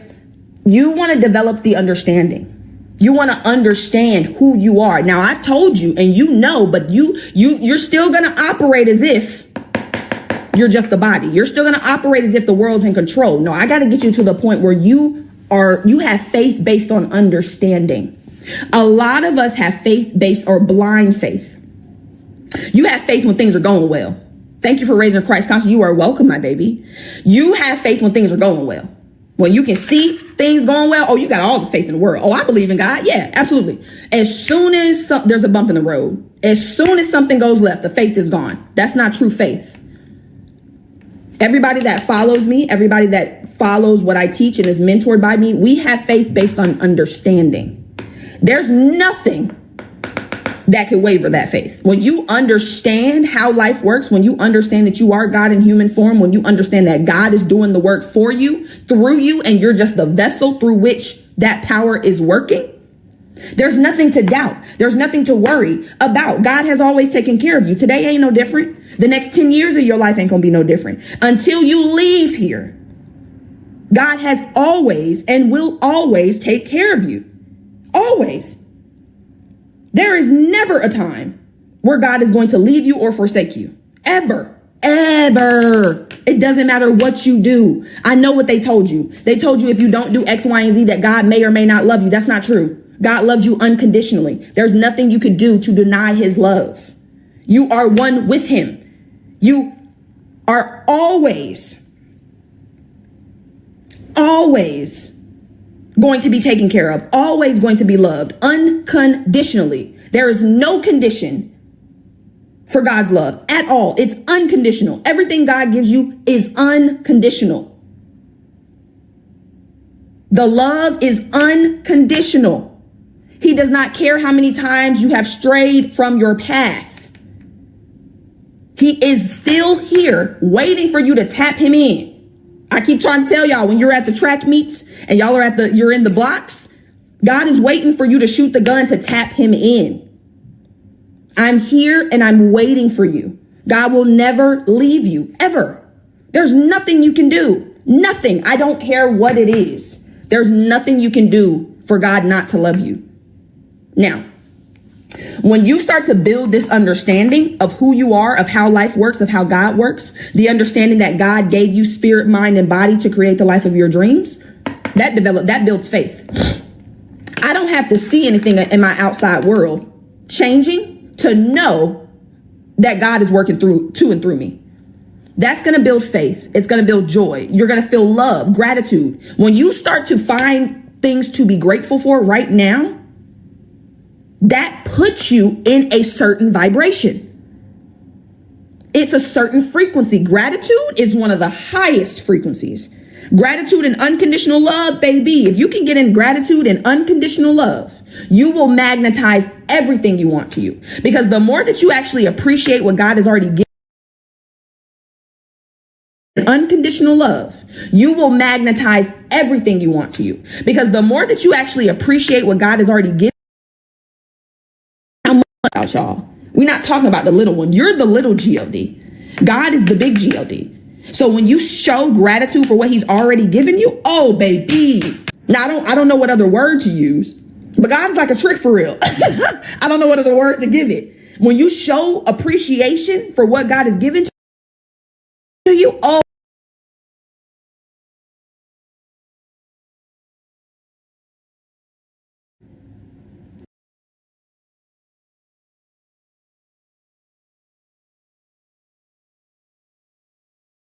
it just gives more. I don't know. I'll find another word. I'll find another word. But I want you guys to understand, the more that you show appreciation and love for what you already have, it opens it takes out all of this and opens a clear channel for him to give you more. Because again, listen to me. All day, every day, right now, as we're speaking, all day, every day, that spirit is on. That power is on. It's never speaking. All day, every day. That spirit is on. That power is on. It's never omniscient. It is always on. Always. It never turns off. Never. Love, faith, and joy, the channel that you're giving God to work through expands. There's no obstruction. This right here is the obstruction in your path. You think it's something outside of you. You think it's something in the world. You think it's because you don't know enough. No, the obstruction in your path is this right here. This is the obstruction. Because what's happening is God's infinite power has to go through doubt, worry, fear, anger, envy, jealousy, blame, all of this before it gets to the body, into the reality. So when it gets to you, it's so minuscule, so small. How is it changeless?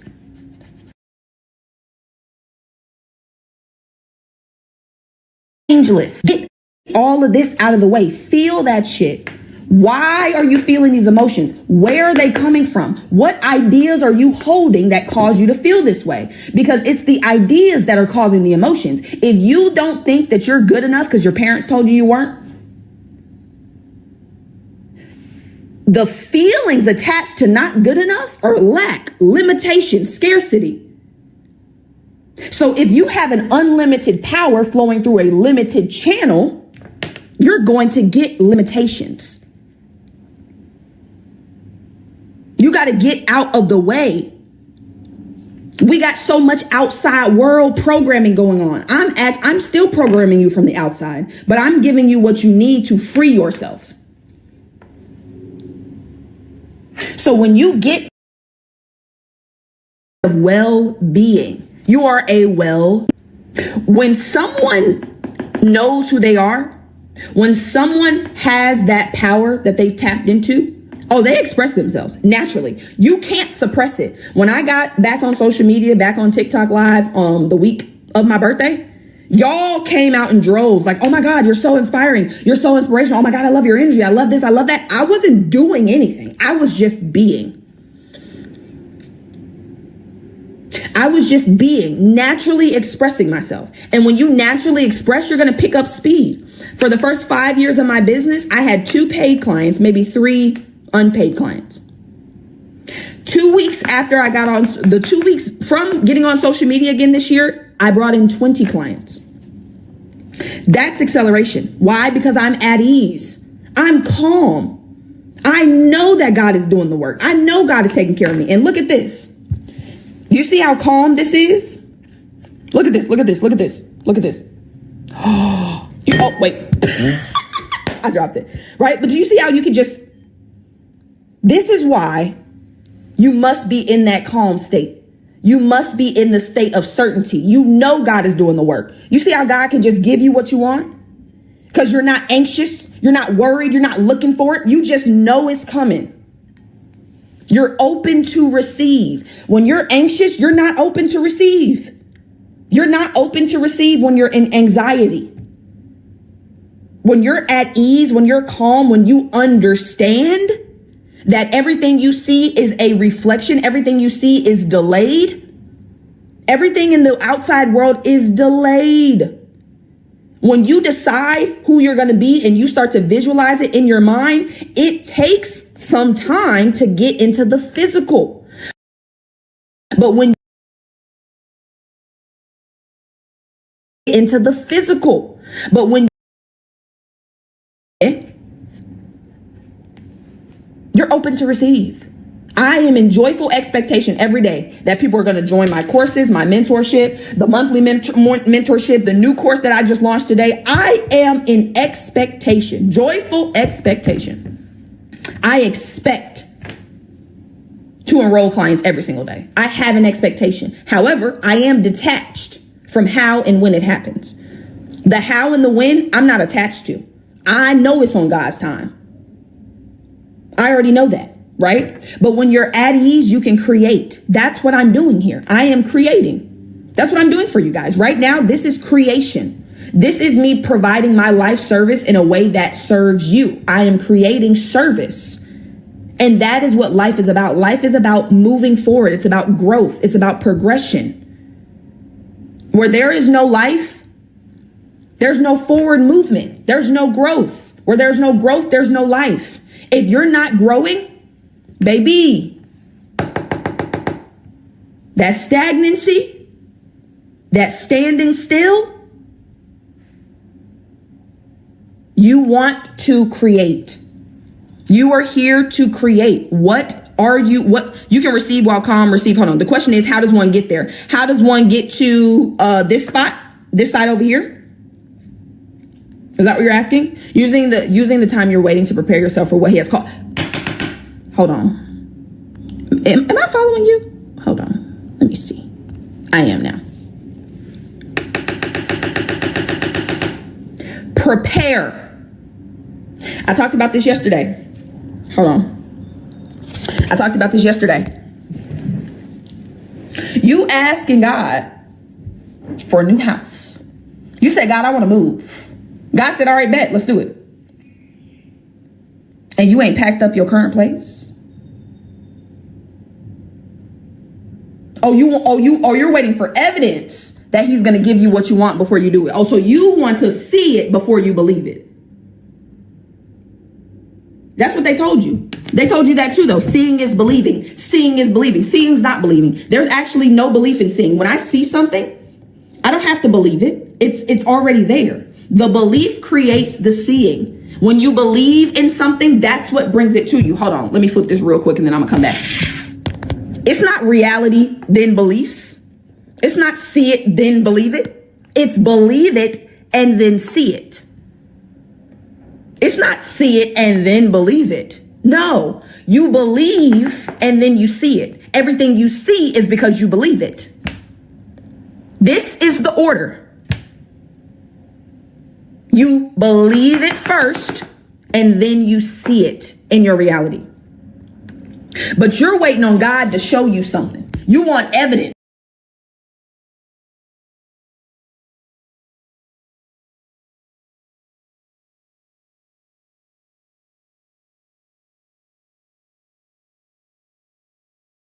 In this video, we're going to be talking about the evolution of consciousness.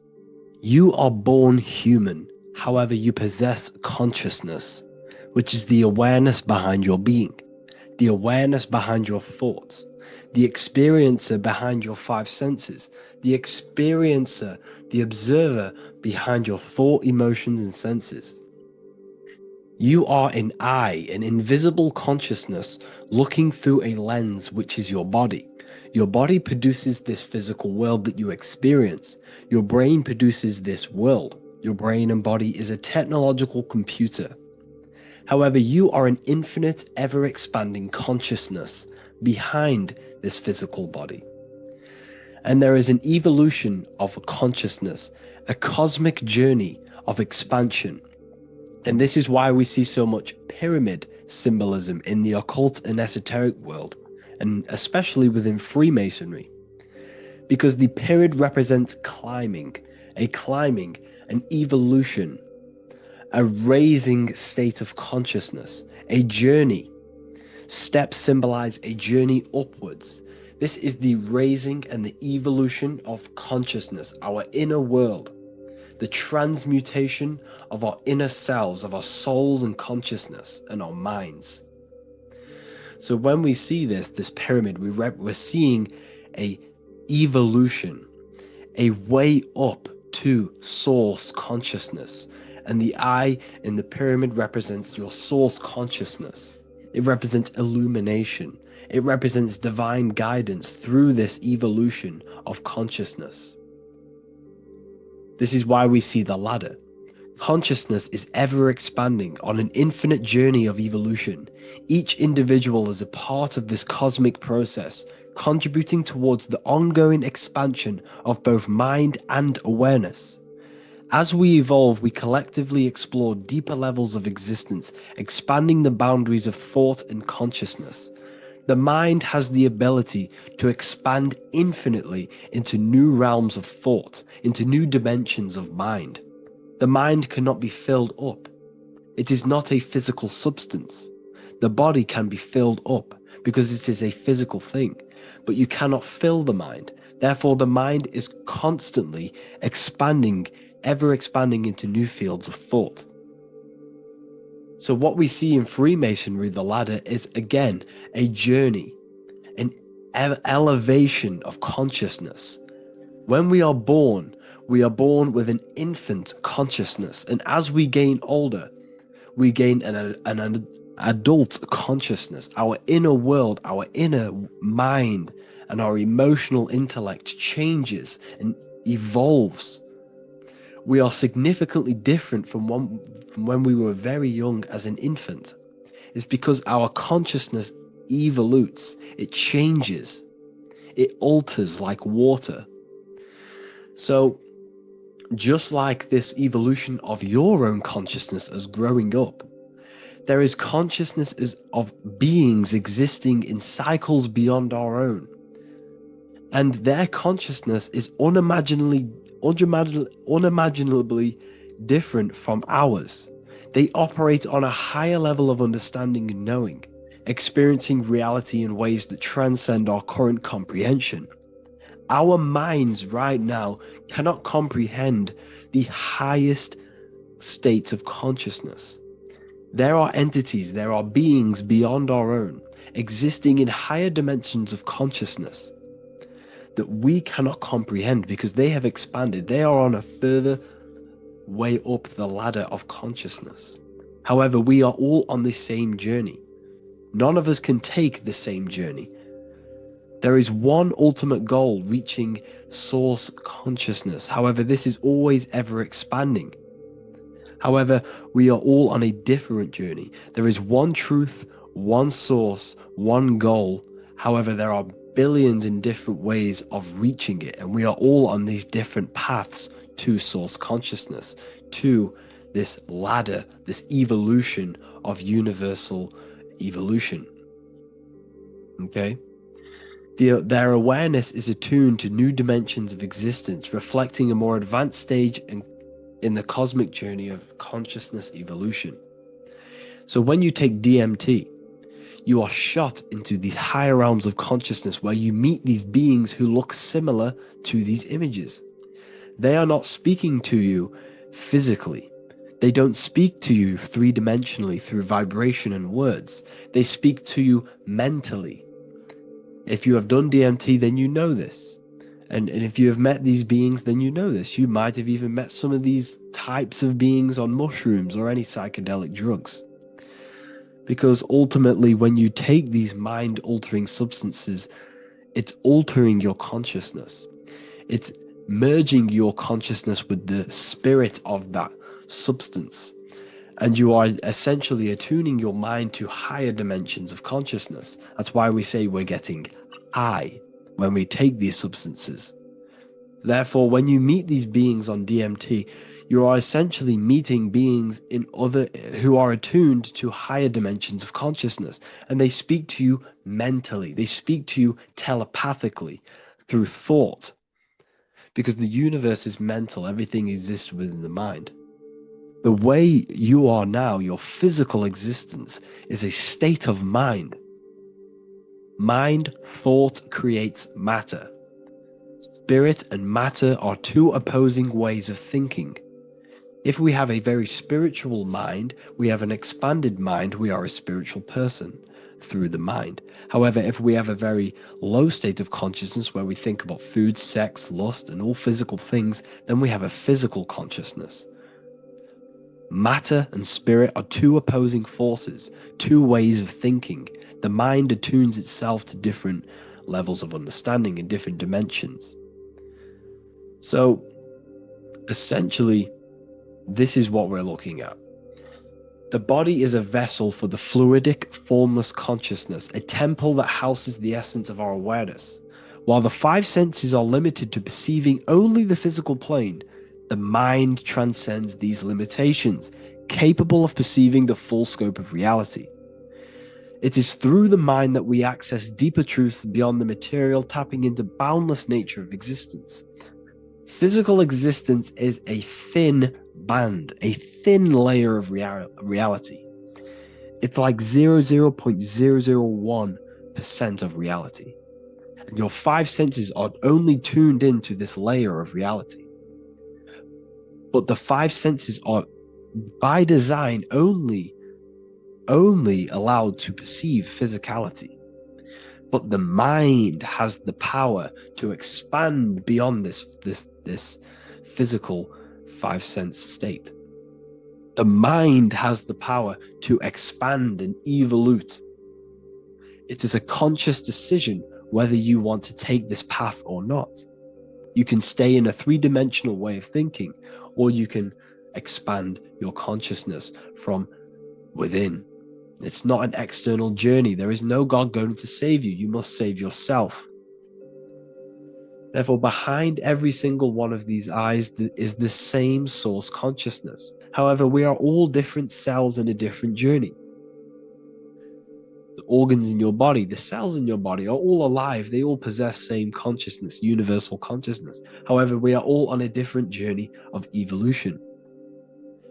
As above, so below. As the baby is in the mother's womb, when the baby becomes conscious, there is a world outside of its mother. What does it do?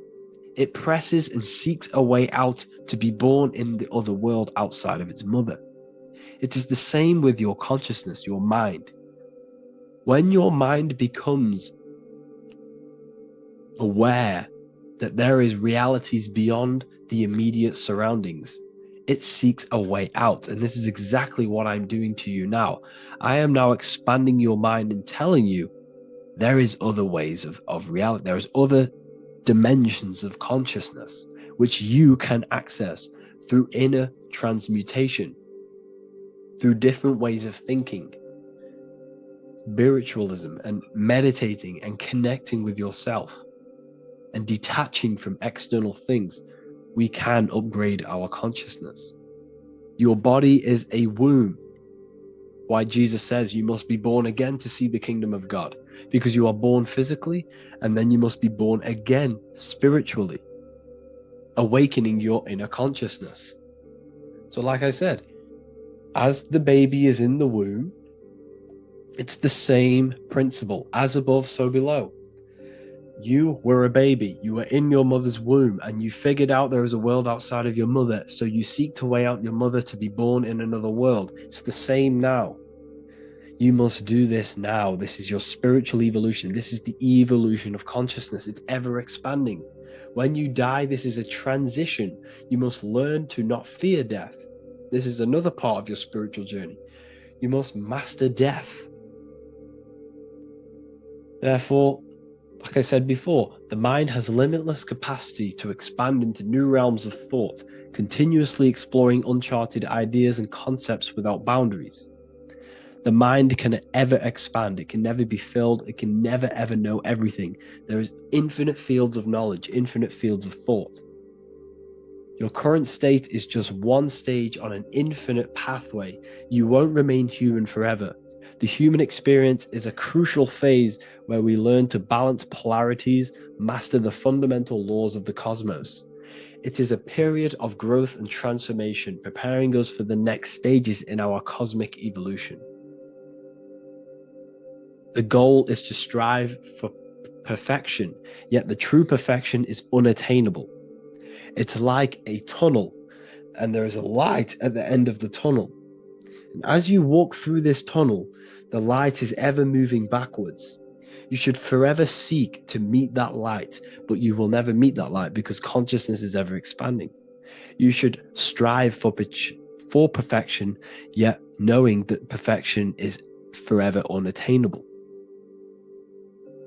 The journey is endless, with each step revealing deeper layers of understanding and experience. The pursuit of growth and expansion is itself the essence of our evolution. You can find all of this knowledge in the amazing book that I have read for years. I have read this book, The Emerald Tablets of Thoth, the Atlantean, by M. Dorial, translated by M. Dorial. I'm telling you now, this book, now that I've told you this, you have some context on the book. The whole book is about evolution of consciousness. He's talking about higher dimensions beings. He's talking about how you can transcend this physical plane. It is truly the most amazing book you will probably read. One of the best spiritual texts you'll see. It's hard to understand, so you must read it over and over again. And the more your mind progresses, like for me, I read this every couple months. And the more I learn about consciousness, the more I expand my own consciousness.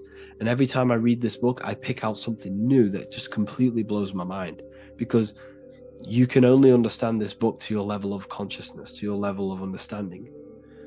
So now that I've told you all this information, go and read this book and it will absolutely blow your mind. And so will the Book of Wisdom Volume 2, which is now available. I released it the other day. I'm just going to read a page out now. This page is called Spirit and Matter. The Earth is not merely a dense, lifeless rock drifting through space. It possesses spirit, a living essence that animates its form.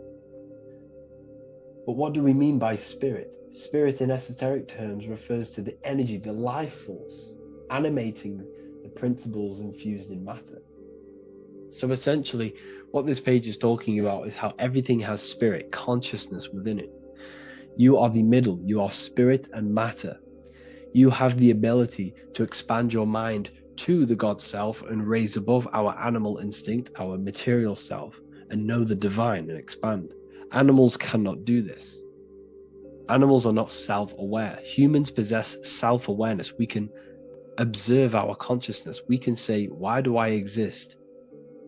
We can look in the mirror and know that we need growth. And this is what Anunnaki means. Anu means above. Anu was the supreme god of the sky, which is a metaphor. He represents spirit above, heaven. Anu came down to earth and married Ki, the goddess of the earth, which represents matter. It's a myth, it's an allegory. Anu married Ki and gave birth to the Anunnaki, Spirit came down and infused with matter and gave birth to the human, which is you. You are spirit infused in matter, Anu and Ki, Anunnaki. You are the Anunnaki. And this is just one of the teachings in my book. Honestly, this book is absolutely amazing. If you truly, truly want to expand your consciousness, give this book a read. And obviously, if you're inside the university, I give you this book for free. A paperback version. If you join the university, follow the steps inside of the general chat, you'll be able to download this book. Or, sorry, not download it. Order a paperback for free. All you have to do is pay for the shipping. You'll also gain amazing knowledge inside of my library, where your mind will just be overblown with the amount of esoteric books. There's over 45 rare occult books, plus you get a PDF of the Volume 1 and Human Health Guide. You get reoccurring updates where I expand on symbolism, occultism, where you will just feel absolutely amazing once you understand esotericism in yourself. You'll also learn how to create the dream reality that you want with the Manifestation Mastery course, where I teach you how your consciousness creates reality. You'll have a real lectures where I post lectures on symbolism, occultism, esotericism. There's a conscious community and live calls and Q&A where you can ask me questions and I'll answer your questions. I just want to say thank you to everyone who has joined the university. Thank you for even liking and watching this video. Any support I just appreciate every single one of you. Please, if you can, leave a comment and a like on this video and let me know any videos you want me to make in the future. And I will start uploading a lot more to the YouTube. So yeah, thank you all for tuning in today. Have an amazing day.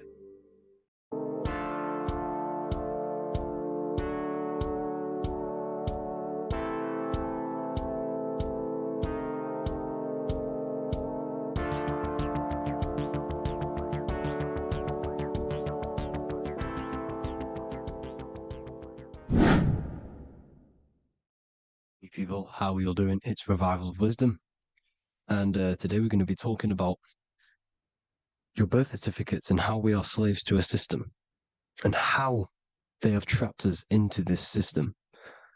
Okay, so the first thing you need to understand about this system is there are two types of laws.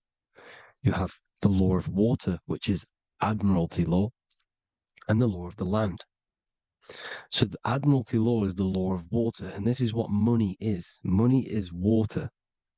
This is why we say liquidity, currency, the current. A current is water, something moving through something. Cash flow. And this is why banks are called banks, because a river bank is on either side of the water, and it directs the currency. You see? So money is water. And as you can see here, Ripple, the cryptocurrency, Ripple, water Ripple, and they're building a bridge over water, overseas, international banking with cryptocurrency. So money is water, and this has specific laws about water, but water is the same everywhere, you see. What the difference is with the law of the land is that you can have different laws in different lands. I can't do certain things in the UK that people can do in America, for example. You see, that's the law of the land, but the law of water is the same because water is everywhere. Now, this is very important to understand when it comes to, you know, these birth certificates. So, Pope Gregory, this is where we're going to start off. Pope Gregory in 1582 took the Orthodox Eastern sunrise calendar and changed it to his own Gregorian timeline, not a calendar, a timeline.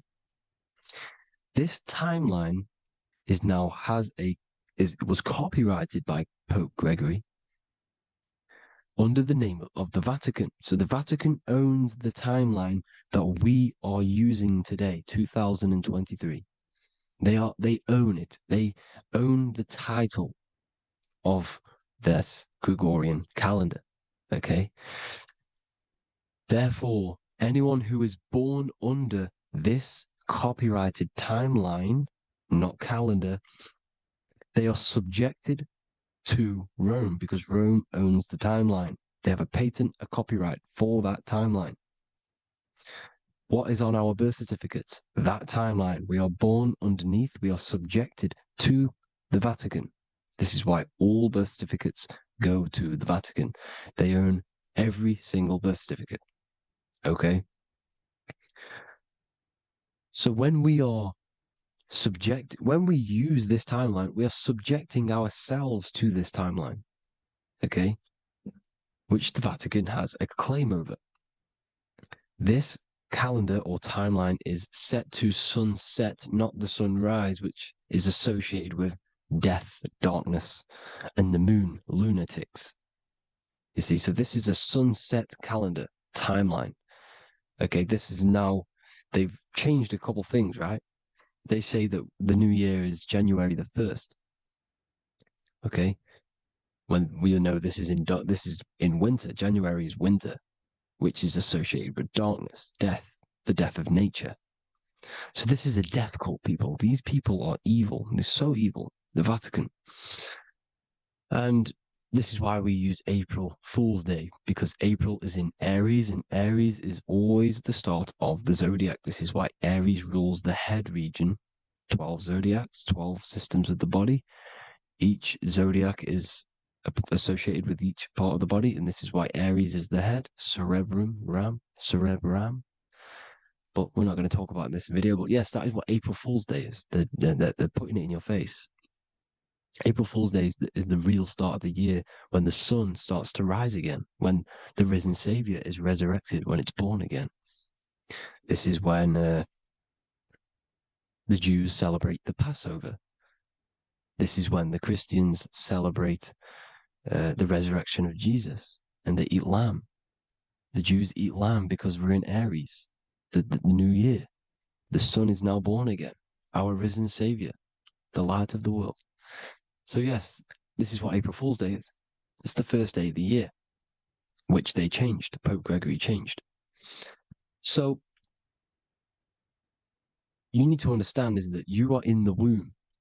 You are inside of a ship, because every ship, literally a ship, every ship is female. This is why they say she delivers the product, because she does deliver the product, you, the baby. Same thing with a ship, they deliver products. They are a she. And when they pull up to the bay, like you can see on this picture, they're pulling up to the bay. This is now called the birth canal. The ship is now in birth, on paper. Okay, this is law. And when they pull up, they tie up to the bay, and now they get a certificate of manifest certifying all of the products which are on the ship and what they are bringing into that nation.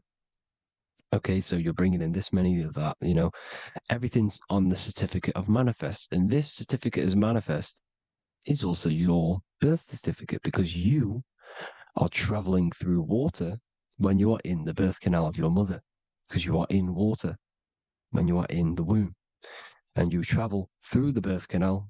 And when you arrive, you get a certificate of manifest with the name, how many, the quantity, that's your birth certificate. Okay. And this is what it is. We are a we're not a corporation, but we represent a corporation, which is your name in full capital letters. That is your corporation. You cannot physically tax a body, but you can tax a corporation. This is why we get charged. This is why we get taxed, because it all goes down to the corporation which our name represents, which we are subjecting ourselves to. We are my name, I am subjecting myself to this name, and that name has a corporation which I represent, which I subject myself to. You see, this is how we are attached to this straw man, this character that they have built on paper. So it's a character which is on paper. This is what we represent. So when the woman gives birth, she delivers the baby, and then she has another substance. Now I'm going to break down how they attach this name to us, how they do it. Okay. Our mother is carrying us the product in the womb, the water. And it goes, for example, it goes from the United Kingdom into a state-owned, corporate, federal-owned hospital, which is government-owned. She does not declare the package when she enters the building. Aha, so keep that in mind. When she delivers the package in the federal territory, she does not declare the package either when she leaves. Therefore, there is no evidence that we exist when we arrive. On paper. On paper, there is no evidence that we came into the building or left the building. We have not been declared. So we do not exist on paper at this point. When the woman gives birth, she delivers the baby, and then she has another substance, which is called the afterbirth material. Okay? This afterbirth material has the same DNA as our physical body with the body, mind, and spirit. Okay? This is how they get this cooperation. Hold on. The afterbirth material does not get claimed by the mother nor anyone. Therefore, they salvage that substance because we are under the Vatican. Every state is all Catholic. Your birth certificate is Catholic.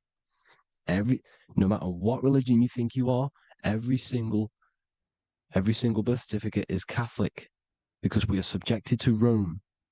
All roads lead to Rome. Rome runs all of this. Okay? We're still under the Roman Empire. Okay, so Rome are Catholic and they believe in salvation. This is how religion comes into this. This is how they use religion to get this. So they salvage the afterbirth material and they claim it and they salvage it and give it and charge it to Rome. And they give it a name. Here's the legal term, born alive. Here's what it says. Each product of such birth is considered live, born, and fully recognized as a human person. So each product of such birth, so that could be anything, the afterbirth, the person who actually comes out, the baby. So your afterbirth, which we do not take with us, we take the baby with us, they keep that in the hospital, they collect the afterbirth, and they salvage it, and they give it the name, which it is us. We are a representative to that afterbirth material, which they put the name on, they claimed, which is subject to Rome. So we are walking around our whole lives as a representative to that claimed salvaged afterbirth material, which the federal state have. Okay. We are under the Catholic Church, Vatican. Therefore, the afterbirth material is a child of God. See? On paper, therefore, they believe in salvation and salvage the afterbirth material. This material has no mother or father. The state pick it up. It becomes a war to the courts and gets charged to the state. So we are a representative to that character they salvaged because it is the exact same DNA as you.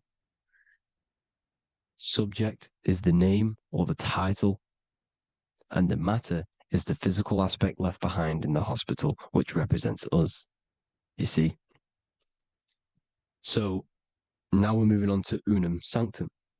Unum Sanctum was in 1302, a very, very important year. Very important year. Unum Sanctum says this is basically how they claim everyone in the world. So the Vatican had all this power, all this gold, all these people under them. They need to get a claim for them so then they can rule over them and make them slaves. So what they did, they created Unum Sanctum. Pope Boniface VIII did this. And it says, the spiritual man judges of all things and he himself is judged by no man. The spiritual man, keep that in mind, unless he invent like Manichaeus, two beginnings, which is false and judged by heretical, since according to the testimony of Moses, it is not in the beginnings, but in the beginning that God created heaven and earth. Furthermore, we declare, we proclaim, we define that it is absolutely necessary for salvation that every human creature to be subjected to the Roman pontiff. So they are claiming us in unum sanctum, and it's in the vaults in the Vatican. They will put a spell on it because they are sorcerers, they are magicians. They put a spell on it, they lock it up, and whatever goes on that piece of paper goes. And this unum sanctum is claiming all of us. So what does it say in the beginning? The spiritual man judges of all things, and he himself is judged by no man. The spiritual man, the man with the body, mind, and soul, the first baby that comes out the birth canal. That's you, your body, you, body, mind, and soul. You have the Christ, which is I am, which is grace. Grace means here, now, in the present. You have the Christ, which means I am. Therefore, you have a soul. If you can say I am, you have the Christ. You have a soul. But a creature can be anything with no soul. You see, so no man can judge the man with the soul. However, as it says in the second part, we proclaim, we define that it's absolutely necessary for salvation that every human creature to be subject to the Roman pontiff. So they are subjecting the afterbirth, not the man with the body, mind, and soul, but the afterbirth to the Roman pontiff, to the Roman Catholic Church. We are the ones who are claiming to be the afterbirth material, which is our birth certificate, which is our representative. We represent that because it is our DNA. This is how we are stuck. We are stuck because we represent this DNA, which is on paper, recorded. You see? So we, being untaught, uneducated in these subjects, we are subjecting ourselves to this system, to this slavery, because we just want to live. We just want to live happily, just peaceful. Think about it. Where's all this coming from? Where's all this war, all this killing, deaths coming from? We just want to live. It's coming from the Catholic Church, these evil death cult, which has subjected us, which has used us as slaves, and we are still slaves, and it's just going to get worse and worse and worse. So this is how we have subjected ourselves to be the slaves to this system. It's a lot to take in, and there's a lot more deeper stuff which goes into this. I'm just going over the surface. I'm going quite deep, but there is little details that I still need to learn myself. But this is the general how that we've been stuck to this slave system. So we are batteries, okay? This is why we get charged. When you go in a court, you get charged, okay? Because you're a biological battery. This is why cities look like motherboards, because we are feeding energy to this matrix. Okay, when we look outside of ourselves, when we give power to so-called Jesus Christ, worshipping idols outside of ourselves, where attention goes, energy flows. We are feeding the matrix with energy. By looking within, placing your attention within yourself, you are taking back your power. Because the I am is Christ. The you, the soul, is Christ. It's God. The awareness is God. Okay? However, we are subjecting ourselves to this system. We're subjecting ourselves to this system and the feeding of our energy. So what we need to look for the future is that, think about it, with the end goal is to change our DNA, is to literally make us robots, transhumanism, slaves. This is why we have smart cars, smartphones, smart watches, smart meters, smart cities. And all of this is going to be connected by the smart grid, which is 5G. This is why 5G is rolling out. 5G is going to connect all of these technologies to one. It's like a big net system. And you know why they're doing this? It's because all of this is going to be connected through AI, through this 5G, and that 5G is going to be controlled by the elites. So you say anything wrong, you do something wrong, you say the wrong thing online, they'll turn off your car, they'll turn off your phone, they'll turn off your smartwatch, they'll turn off your TV, because it's all going to be connected and controlled by the smart grid. And this is what the Great Reset is, people. But they're going to trap us inside of these 15-minute smart cities so we can't leave the area, because they're going to use climate change as a tool to enslave us to not travel because of so-called climate change and the fumes that we are putting into the air, which is all BS. They're doing this to push these new cities, to push all of it. But listen, they're trying to get inside of your body. The only way they can do that is to get you addicted and using this technology. First, they got on the body with the smartphone. Well, first of all, we use the technology. We get used to it with it in our hand. The next step for them was to get on the body, which is the Apple Watch, as you see down here. They have now successfully got onto the body. The next thing is to get inside of the body. This is the brain chip. You see how they've slowly lured their way in, slowly got you addicted to this technology, got you dependent on this technology. And what they're going to do is that they're going to mold society to be dependent on the brain chip. So in order, for example, if you want to go and pay for food, you're going to have to get a chip to pay for the food, because it's all going to be digital money. And that digital money will be connected to the chip, and you'll need the chip to pay for things. You see? So this is how they're slowly transhumanizing us. These phones, these apps, these things which are all we are all using was created by Freemasons. Mason means traveler, because they travel the depths of the mind. They understand human consciousness. They understand the brain. They understand the mind. By the deepest root cause, they understand it. This is what Masonry is. It's the occult. So these technologies is designed by these people. This is why they're so addictive, because they understand how it works. They understand how to get people addicted, because they understand human consciousness, the brain, the body, and the mind. So this is the advantage Freemasons have over us.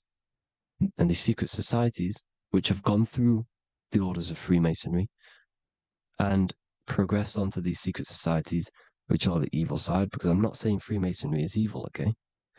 But the societies which they go beyond Freemasonry, because you can go beyond the 33rd degree into these secret societies, and they use this knowledge for the bad, to enslave people. And this is what's going to happen. Transhumanism. So I hope you all learned some insight for today.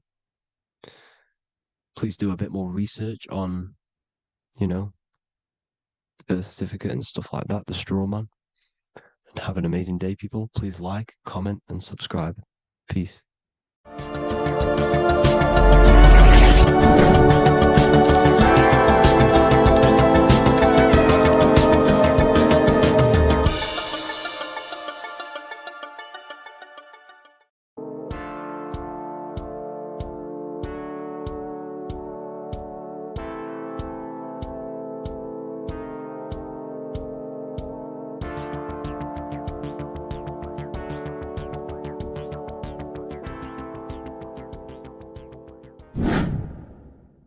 Welcome back, people, to another occult lecture by Revival of Wisdom.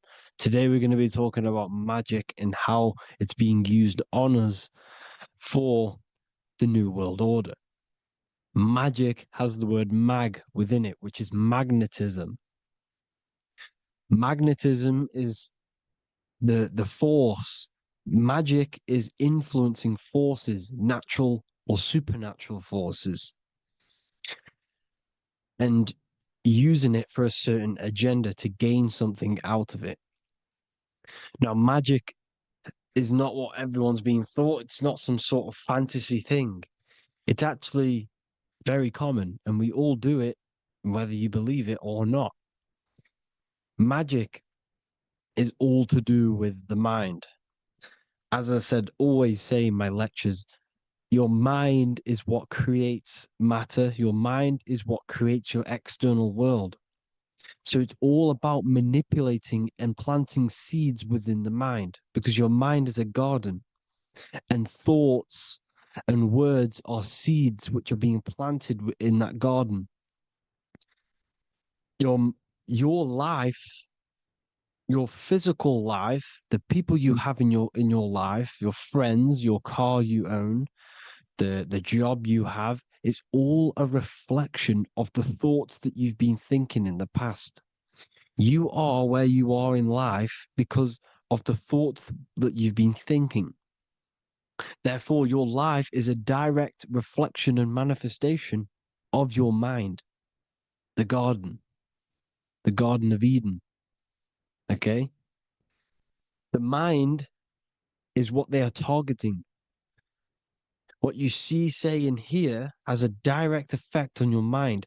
Me talking to you is influencing you. The words I'm saying is planting seeds within your mind. Now it's up to you to consciously act on these thoughts or these words, or to maintain these words. As above, so below. As within, so without. What's inside of me is outside of me.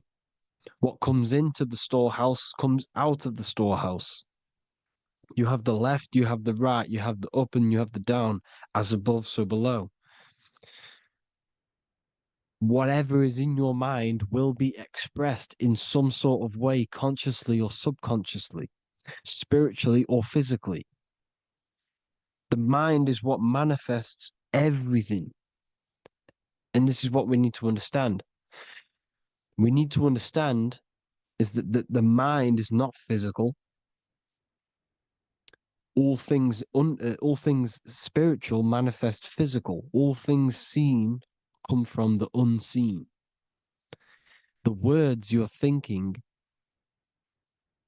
that everything you have is coming from the unseen. The actions that you do come from the unseen mind. Another expression for as above, so below is you are the universe itself. You are a universe, a mini universe. But just because you are mini does not mean you are the whole thing. If I take a little piece of infinite, let's say there's an infinite light source.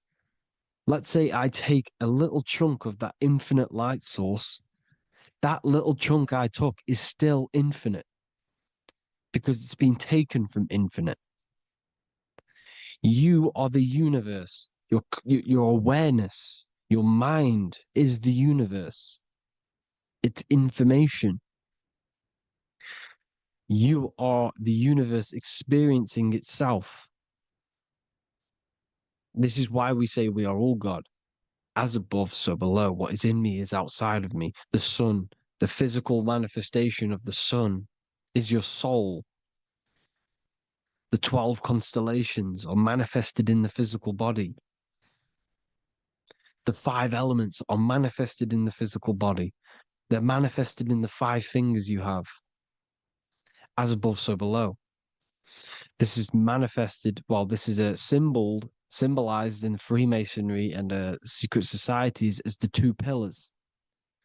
The mirroring reflection, the reflection of reality, the mirror, as above, so below. What happens in the mind, what happens in the astral, happens in the physical. This is Aleister Crowley. This is all symbolism. This is the 2 pillars with the all-seeing eye and the triangle at the top. Aleister Crowley was a master magician, very powerful dark magician, black magician. There's 2 types of magic. You have white and black, just like the checkered board. the Masonic checkerboard. You have white and black. You have good and evil. White magic is influencing natural forces to gain something that will help the collective consciousness, help the collective, help the earth, help other people. Black magic is something you manipulate something so you can get something personal out of it. Doesn't matter if it's good or bad. It's still considered as black magic because you're being selfish. Everything you do should be contributing towards the collective consciousness and helping others. And this is why the ancients lived in a system where everything was in unity. We understood that I am you and you are me. What I do to you happens to me because I am you and you are me. We are the same mind substance on the inside. We're all the same mind substance being expressed in different bodies. So what I do to your mind will have a ripple effect on my mind because all of our minds are connected within the mental plane. So this is why they know all this knowledge. They know all this knowledge. So yeah, this is the mirroring effect of reality, the two pillars, or symbolizes the number 11. The number 11. We'll go deeper into that. The technology we're using is magic. It's a form of magic. Television is tell a vision. They're telling a vision into your subconscious mind, into your memory. And when you turn on the television, you get a program because they're telling a vision to create a program within your subconscious mind. You see, the conscious mind is only 10% of your mind, which is to do with your, what you're aware of, your five senses. What are you consciously aware of? Well, I'm aware I'm here, I'm talking. I'm aware of what I'm wearing, the five senses, what I can hear, taste, smell, hear. What I'm wearing, I'm aware of what I think of. But the subconscious mind is the 90% of your mind. It's the hidden part of the mind, which is telling your heart to beat, telling your body to breathe. It's storing all of your emotions. It's storing everything you see, storing all the belief systems that you have. It has everything. It stores all of the habits you have, the values. It stores everyone's name that you know. All the words that I'm speaking right now is all coming out of the subconscious. Everything is subconscious. And it literally manipulates 90% of your daily basis behavior. Most people don't know this.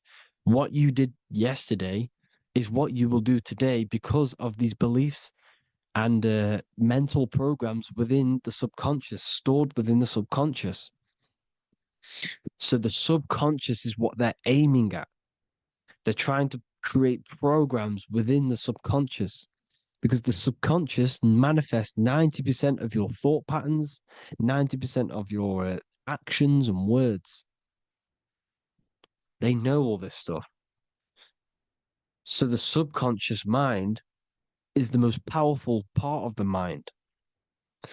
Another way the subconscious manifests and influences your life is, let's say you were in a car crash years and years ago, 10 years ago. Let's say you're in this car crash, right? And you really hurt yourself. The emotion you felt in that time when you were injured in that car crash had a great impression on your subconscious mind. You see, the stronger you feel something emotionally, the stronger impact it has on the subconscious.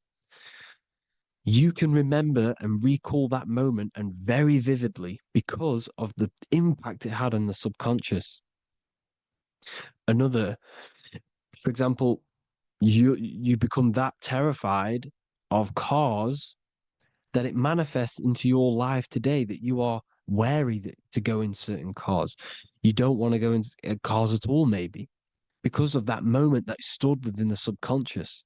And it will manifest into anxiety. It will manifest into not going into cars. It will manifest into depression, maybe. These things, these emotional, very emotional, traumatic events have a great impression on our subconscious and they control your life. This is why you need to meditate and let go go deep within yourself and let go of these internal deep emotions that you may have repressed and keep pressing down and ignoring. But you need to address it and let go of these subconscious impressions you have, which are controlling your life, like anxiety, depression. All of these things are stemming from things that are stored within your subconscious years and years ago, more than likely. Broadcasting. They're casting spells to a broad audience, to news, north, east, west, and south. They're casting spells. No, if you watch the news, everything's red. Breaking news in red writing or the red background, everything's red. Why? Because red's the root chakra, which is all to do with survival. They want to stimulate this root chakra because they want you down there in survival mode. They want you in survival mode because you're easier to control. They control out of fear. And not only they're casting these spells as if, because most of the things they cast in the news hasn't already happened. They're constantly bombarding you with, there might be a war breaking out, war this, war that, kill here, kill there, murders. It's impressing, it's casting spells on your subconscious mind.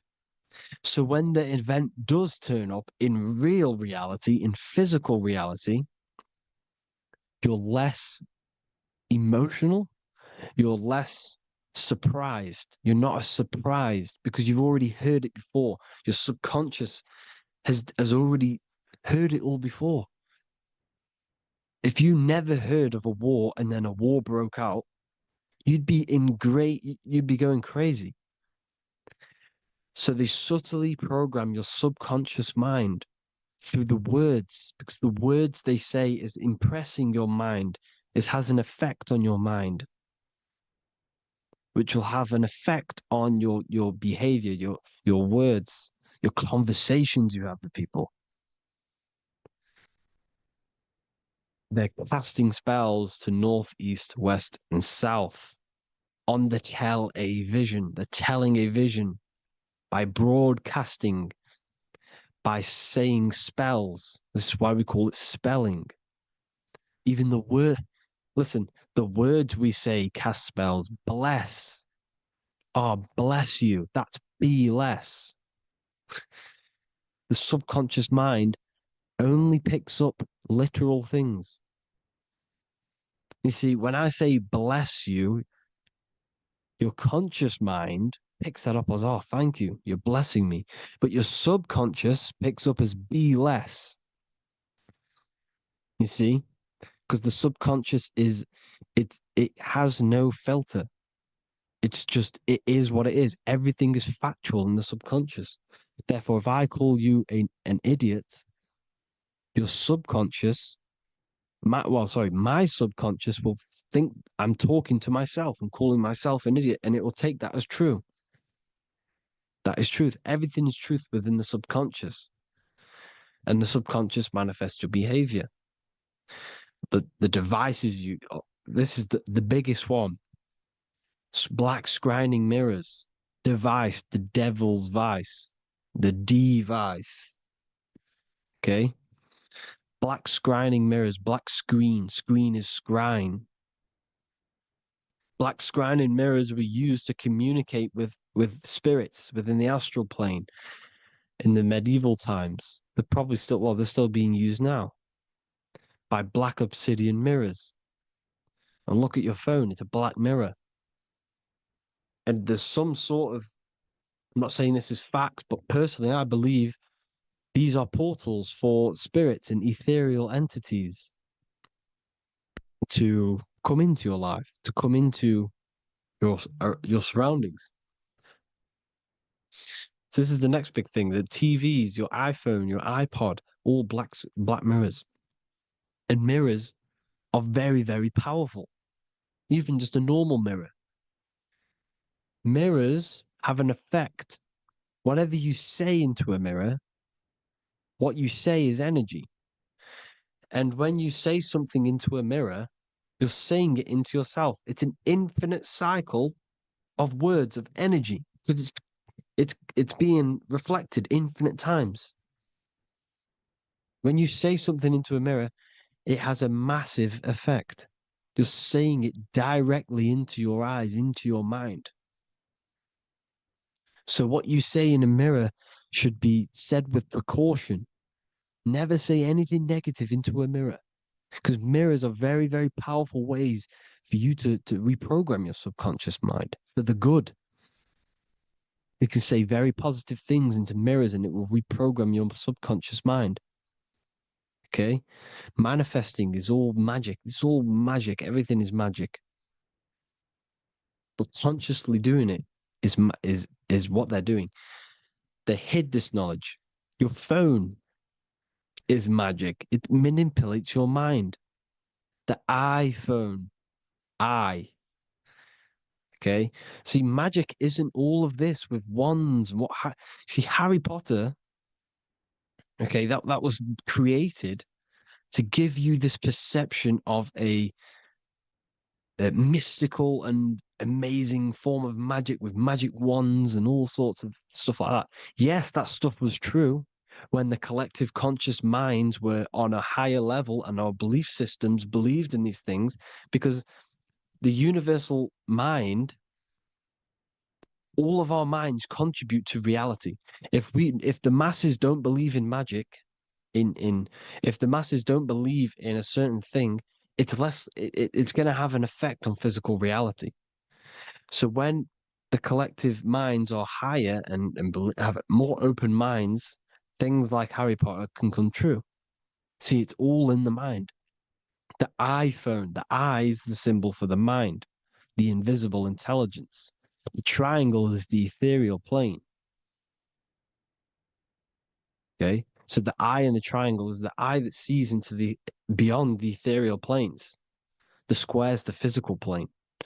So the iPhone, your phone, is a black box, just like the Saturn black cube.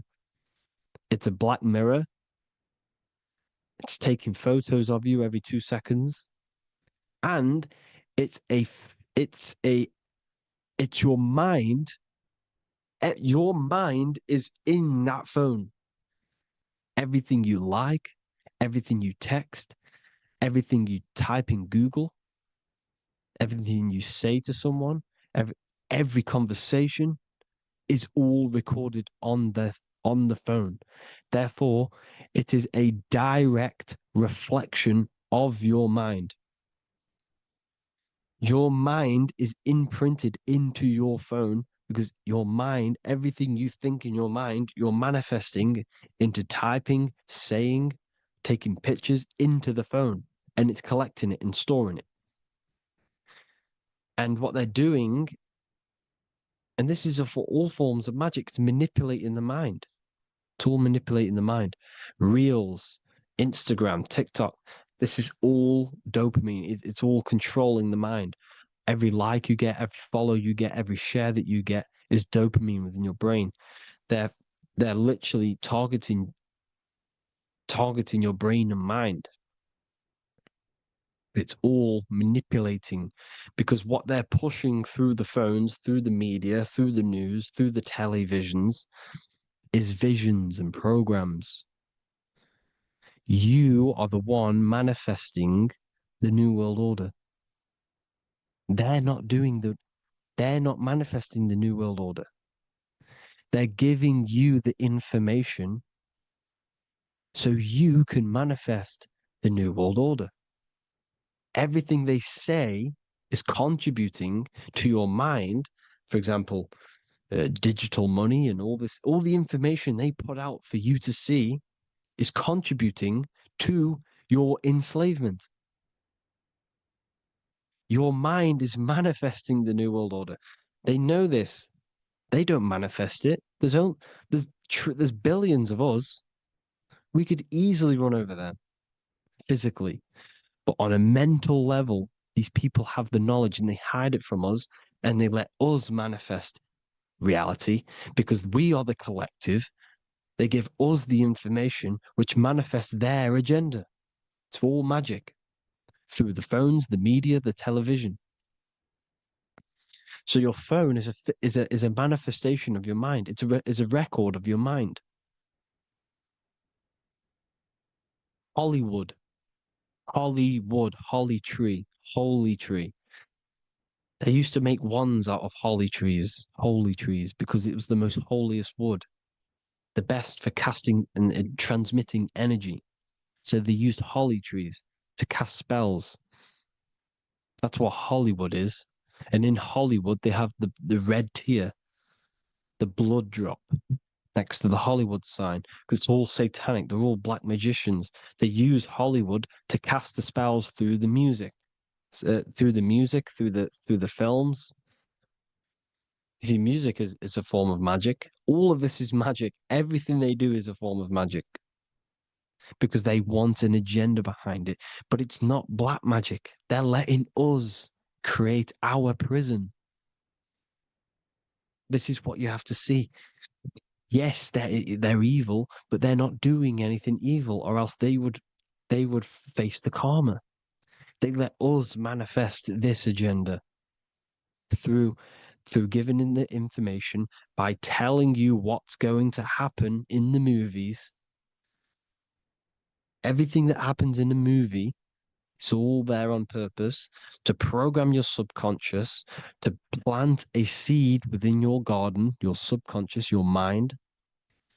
Because when the mind is already seen something, when it comes up and turns up in physical reality, you will be less shocked and you won't rebel.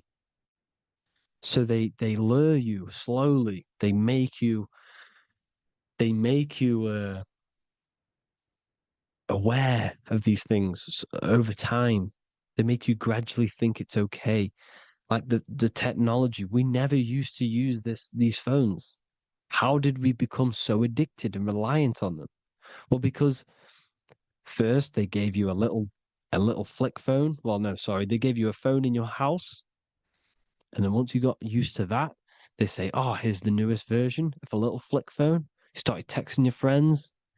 Everyone was loving it in high school. They could now meet up without saying, let's meet on the weekend at this point at this time, like your parents probably did. Or maybe some of you watching this, you probably had to tell your friend to meet on the weekend at a certain time because you had no way of communicating. So everyone got these phones and got addicted to them. Then they slowly got addicted to the new iPod with the touch screen. Now they invented touch screen. Then everyone got addicted to touch screens. Then because all of this is producing dopamine in the brain, which creates you to become mentally addicted to things and physically addicted, chemically addicted. Because dopamine's a chemical. Your subconscious becomes a program within your subconscious, and your body becomes chemically addicted to these phones. And these phones are the enslavement of humanity, technology. Without this, we wouldn't be in this mess without technology. Because they're creating a hive mind. We're creating a hive mind. So back on track anyways, they program you. Look at the films, 9/11, 9/11, all produced by Hollywood.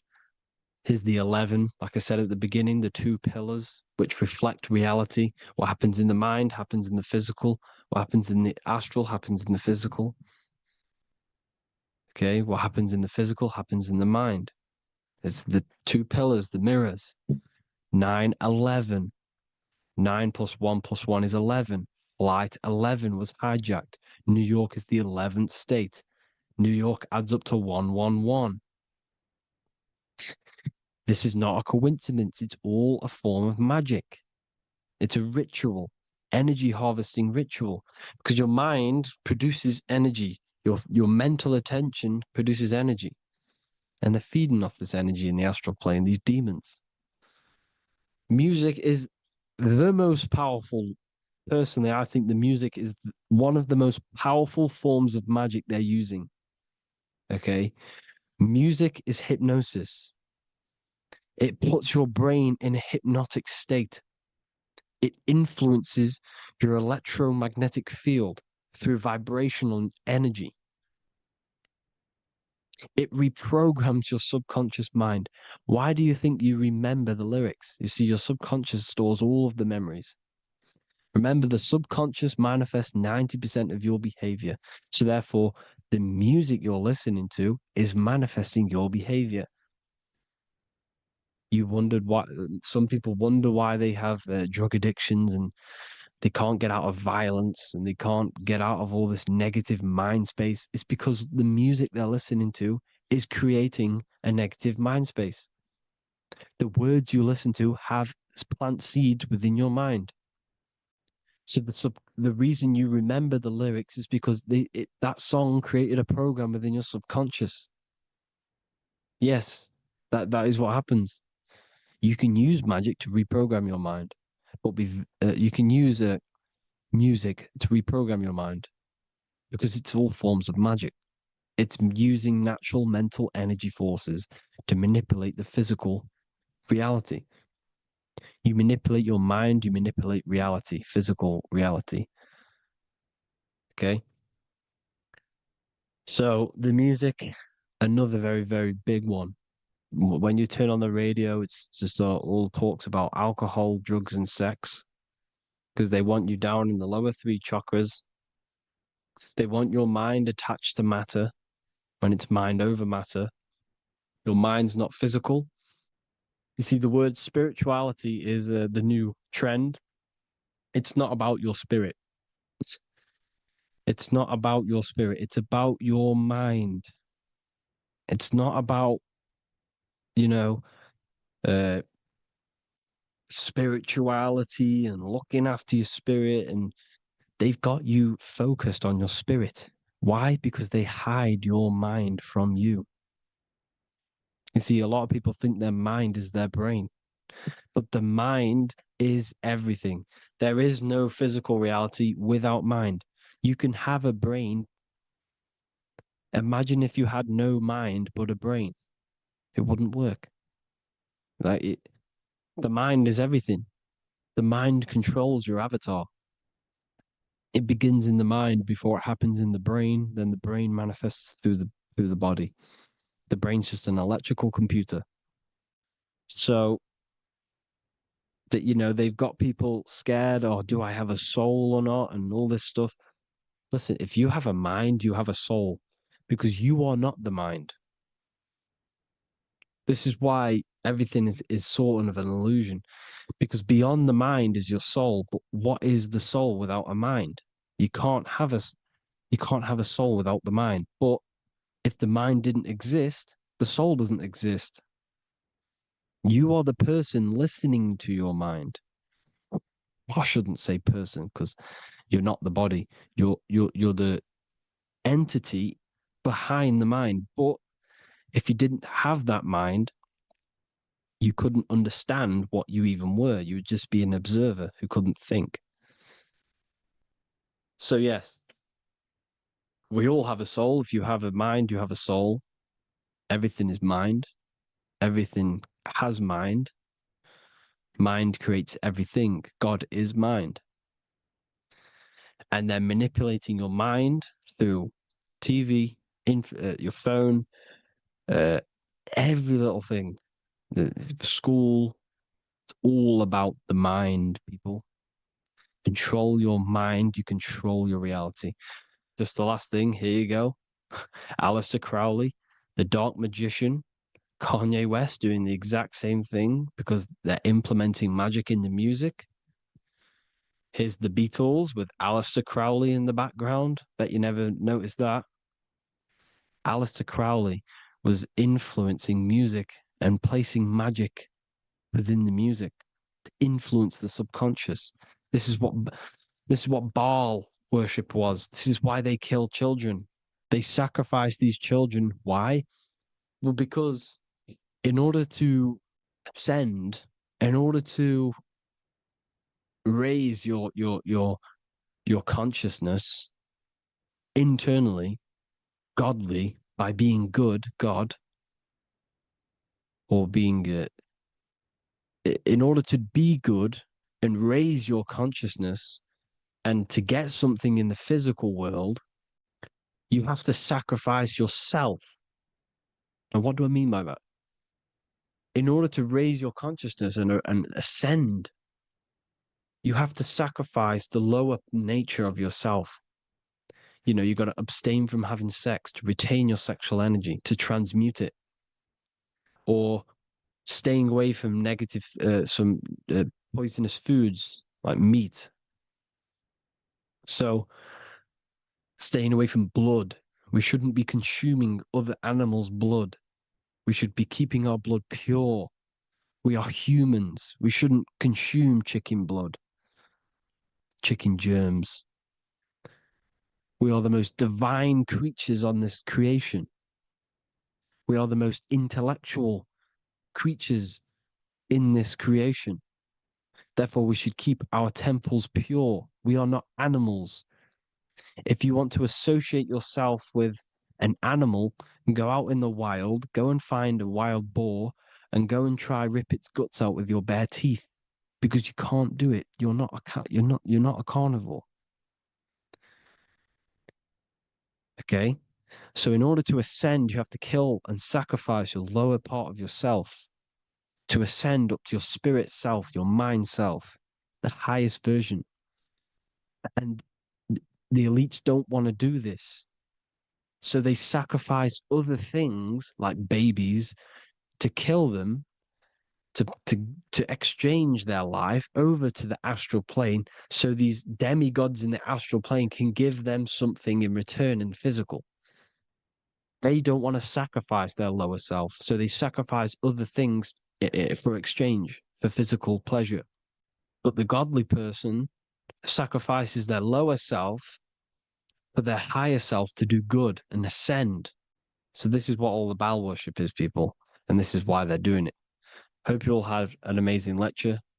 If you haven't already, go and get the Book of Wisdom for more information.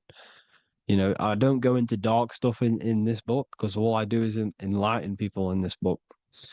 You can get it in Spanish, English, German, Italian, and French. Worldwide shipping. You can get the PDF or paperback. Or there is also a new one called the Human Health Guide 2.0. It gives you a list of all the foods, grains, oils, and nuts, you know, everything that's alkaline and positive for the body and not man-made and hybrid. It tells you all the products to stay away from, how to fast, how to improve vision, how to improve everything, literally. So the Human Health Guide has been released. If you want that, I'll put all the links in the bottom in the description. Hope you all enjoyed the lecture, people. God bless you all.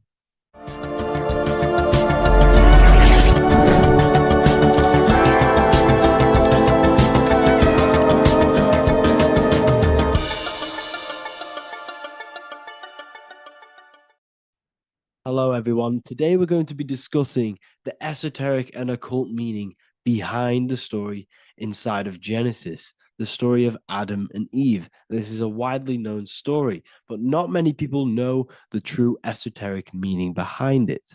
Okay, so today we're going to be breaking this symbolism down. Before we get into this, please leave a like and a subscribe on the channel. I would greatly appreciate it.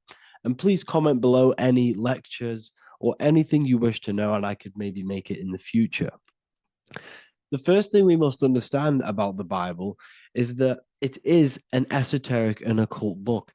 It is written in allegory. It is written in such a way that we understand the book compared to our level of perception. Now, what do I mean? If a child read the Bible, they would gain a standard meaning and story behind it. They would gain a normal interpretation of the book, of being good, praise God, and be a good person. However, me, who have studied the occult and esoteric and symbolism for a very long time, when I read the Bible, I see a deeper meaning. I can read between the lines of the allegories, which means the Bible is written in such a genius way that it speaks to your level of intelligence. Depending on how advanced you are mentally and with knowledge, will depend on how you decipher this book and how the parables inside the book can speak to you in your personal life. Okay? So the Bible is the greatest psychological book ever written in history. This is why it's known as the greatest story ever told. It's a story. What we must understand with the Bible is that the Bible creates on the surface a logical way of thinking, which is what we call religion. We read the Bible and if we think logically and we take that book literally, then we gain a religion. But if we look beyond the surface, this is what we call esoteric, metaphorical, symbolic.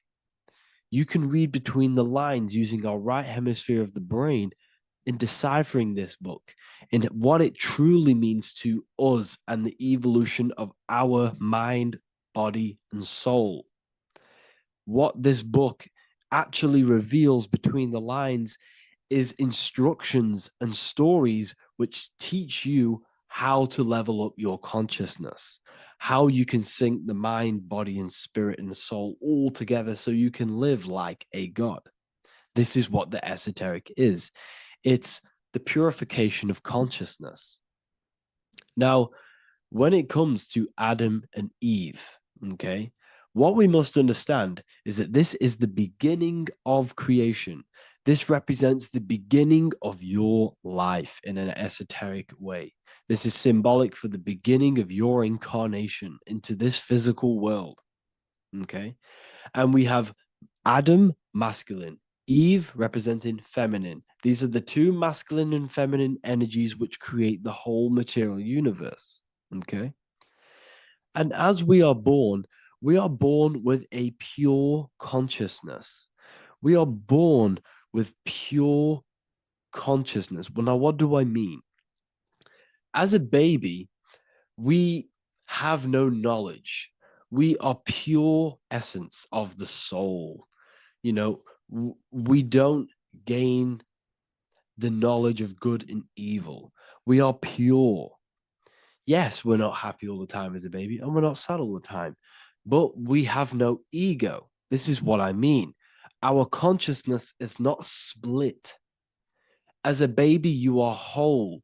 You have a whole consciousness. You are yourself. You have no false identifications, no limiting belief systems, nothing. You are pure awareness and the pure soul and the pure mind. Now, this is what Genesis is representing. As we grow older, the more experiences we gain, the more thoughts we start to think, the more knowledge we gain of this world, the more impure our mind, our heart, our soul, our spirit becomes, the more impure our body becomes. As we grow older, we're infected with negative beliefs, negative thoughts, and society norms. This is a big one. As we grow older, we are molded by society. We shut off areas of ourself and we push them away so that we fit in with society. We all know this. We all did this in school. We pushed away parts of ourselves to act cool or to fit in, whatever it may be. Whatever type of person you were in school, we all went through this because society and culture is programmed. So as we grow older, our consciousness splits. We gain a persona, an ego, and we gain a shadow self, the subconscious, and we gain an ego. Now, the ego is what you show to people. It's that character that you show, that you put on to your culture, to your family, to your friends. This is a false identification. And we also gain a shadow self. The shadow self is gained through experience. This is the subconscious. Our ego is created through experience. And so is the subconscious and the shadow self. Okay. So as we gain age in this material body, we fall from the Garden of Eden. We gain the knowledge of good and evil. This is what the symbolism represents of us leaving the garden, us eating from the fruit. Now, the fruit represents the knowledge, it represents the insight, the experience, which splits our pure consciousness. Our soul splits. Okay? We lose connection with the divine. We lose connection with our pure self through material experiences. We may lose ourselves in material experiences. We may lose ourselves in lust and material gain, wealth, and all of these lovely things that the material world offers. We lose ourselves in this. Okay? And not only that, there's another symbolic thing that we're missing with being a child. There's another symbolic meaning behind this tree in this story of Adam and Eve. And this is sexual energy. Okay? As we are a baby, we have no ability to create another human life. We have no sexual urges. We have no desire for the material things as a baby. Nothing. As we grow older, our sexual energy cultivates around the age of, it's like 10, maybe earlier for some people or later for some people. This is what we call puberty, when our sexual energy activates. This is when the masculine and feminine energies are present within the body. And we are now given the ability to create human life. We're now given the ability to bring in a soul into the material world. Now, this is what we believe and know in the esoteric world. That is what sex is. You're bringing a soul from the astral into the physical. Okay? So, as you grow older, you gain this ability to use the power of creation. You gain this force within you that allows you to open a portal in the astral and bring in a soul to the material. Now, this power can be misused.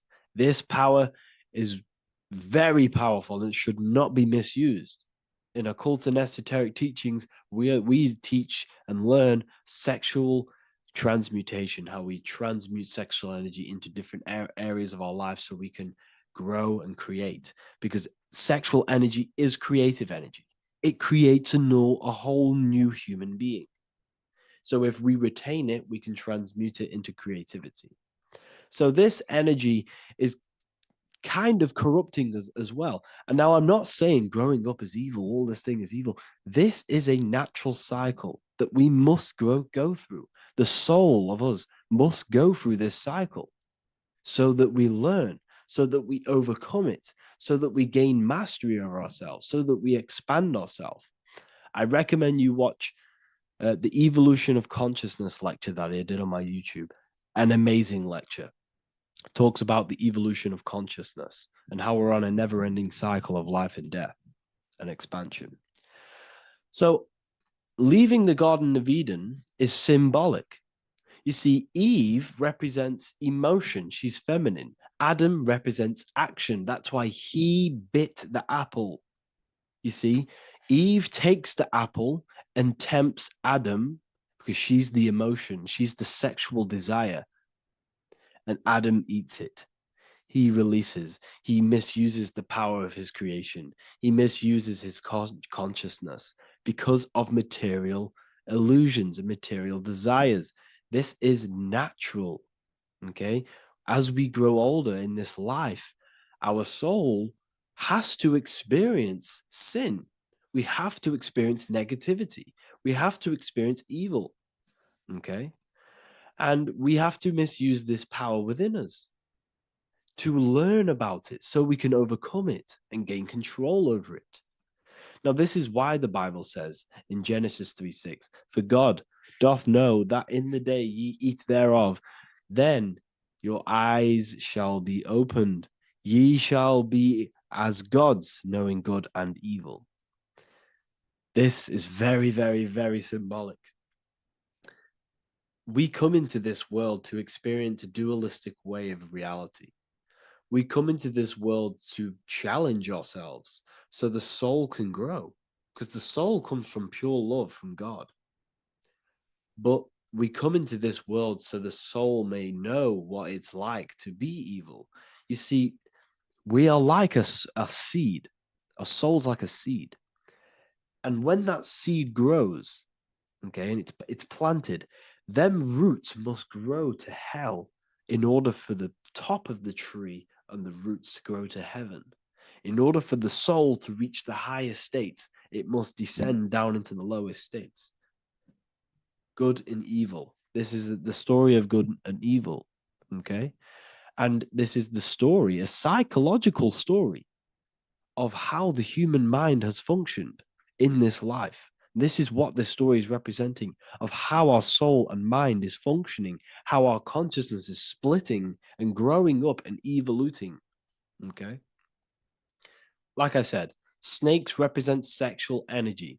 They represent, snake, when you've been snaked. This is why we say you've been snaked, because it represents a temptation of sexual energy. This is why the Kundalini is symbolized as a snake. This is the serpent within us that we can rise to activate dormant brain cells in our brain.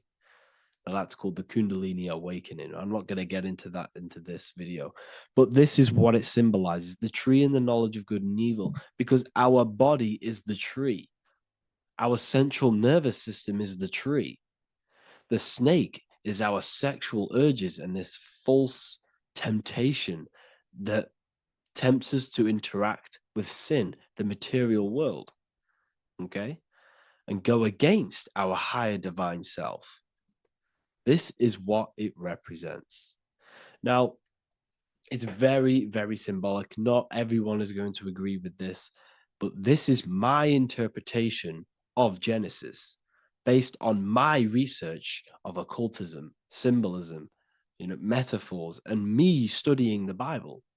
This is my interpretation, and I hope it resonates with you. It might not resonate with you, but this is what makes sense to me, and this is what has made sense to many other occult researchers who are in this space as well. Okay. So please leave a like, leave a comment, leave a subscribe. I'd greatly appreciate if you could, just give me some support on this channel. We're nearly at 100,000 subscribers, which is insane. I just want to say thank you all. And yeah, I will see you inside the university. If you join, I'll look forward to mentoring you, connecting with you on the live calls. There's a new symbolism course which is going to be available very, very soon. And yeah, if you join the university, you also get a 30% discount on all of my products, astrology readings, one-on-one calls, all of my books. Yeah, so I hope you gain some insight on this video, and I'll see you in the next video, and I'll see you inside the university. Have an amazing day. Geometry. This is the study of nature, of the codes, the mathematical codes behind physical reality. So today we're going to be going deep into geometry and the true esoteric internal geometry, the geometry that no one really talks about, and how geometry relates to human consciousness. So essentially, what we must understand when it comes to geometry, the basics of geometry is everything is vibration. And this vibration is vibrating on a certain frequency. And this certain frequency creates a geometric shape, which is why in nature we see all of these different geometric shapes. All matter takes form in shapes. So if we put sand on a plate and we vibrate the plate on a specific frequency, we see that the sand goes into specific geometric shapes and patterns. So essentially, matter is energy condensed. It's energy vibrating on a low frequency, vibrating at a certain frequency. So matter is condensed energy. And each geometric shape is manifesting and showing a specific energy. Some shapes carry more energies than others. For example, the cube is what traps energy. A square is what traps energy. So geometry and the flowers are basically how energy manifests itself into physical matter. We are in a world made out of energy or light. Light is energy. So everything is vibration, everything is frequency, and everything is energy. Even the words, each atom in our body, everything. So everything in nature has these mathematical, energetic codes. So geometry is basically the study of nature and the shapes that are in nature and their energetic principles. Because, like I said, matter is energy. So this is what we call cymatics. When we place water in a petri dish and we shine light on top and we vibrate the water, and we can capture, this creates certain patterns. Each frequency, like you see here, has its own pattern. So what we are seeing here in the physical plane is essentially energy condensed into physical reality. We see it in the turtle. We see it in every single form in nature. Now, external geometry and normal geometry, we normally get taught that this is God's way of creating physical reality, which is essentially true. However, it's far more deeper than that. Far, far, far more deeper. Okay, so what geometry truly is, it's not God's codes to reality. What we must understand is what the brain truly is. And what we must understand is that we are not in the world. We are not in the universe. The universe is us ourselves, and the world is produced by our brain itself. Okay? So the way you must understand how the brain works, so what you visually see, so geometry is to do with what we visually see. And what we visually see is heavily connected with our eyes, which are an extension of the brain. The eyes are the brain. And essentially how we see is energy enters the eyes, and each eye goes to the optic nerve. And this energy is transferred into electricity, which travels to the back of the brain, to the visual cortex of our brain. And this is where the image is produced, what we see. Therefore, the world outside of us is truly inside of us. It's a projection from within the brain. The brain is an energy condenser, a decelerator, an energy decelerator. Everything outside of us is basically formless energy. It is formless energy vibrating at a certain frequency. So what the brain is, it's sucking in this energy, this light, and turning that frequency, that code, that light code, into a physical reality. It's condensing the energy and turning it into a visual image inside of the brain. Therefore, everything outside of you is not what it looks like. Everything outside of you is basically energy, infinite energy. And our brain is condensing this into a physical reality and projecting it outwardly, which you experience your visual field. Okay? And the ancients knew this. So this is basically called the sigil of Lucifer. Lucifer is known as the light bringer. Lucifer in Latin means to bring the light. This is the sigil of Lucifer, which shows the visual field and the brain. We also see this in the Google Play symbol. It's a powerful symbol showing you the visual field, which is basically a symbol that tells you that reality is inside of the brain. The brain is what produces reality, but consciousness is not produced in the brain. The brain is essentially a consciousness downloader. It's a computer, and it's a reality simulator. The body is a simulation of physical reality. You are inside of the body experiencing the body simulation. The body produces this reality. It's a piece of technology. So Lucifer is to bring the light. Lucifer is the light being produced in our brains. Okay? So this is why they say Lucifer can tempt you. Lucifer can be the devil because it represents physicality. It represents the false light. Lucifer can trick you because it represents the physical world can trick who you truly are. So now that you understand how the brain is basically an energy decelerator and it creates and simulates a reality to your consciousness, you are no longer a person in a universe. You are the universe itself experiencing itself. Therefore, geometry is heavily linked in with the brain. Geometry is essentially how your brain and how your eyes decode energy. So what you are seeing is the mathematical codes of your brain creating reality. So what they teach you is the external is that geometry is God's way of creating this world, and these are the mathematical codes God's created. But now I'm telling you the internal. This is the truth. Geometry is how your brain mathematically condenses energy and light into a physical reality. So therefore, your brain is a computer program. So now geometry is nothing outside of you. Geometry is not something created by something else. It's created by your brain. Your brain produces these patterns through mathematical codes by breaking down energy into physical reality. And this is why you see geometry in everything around you.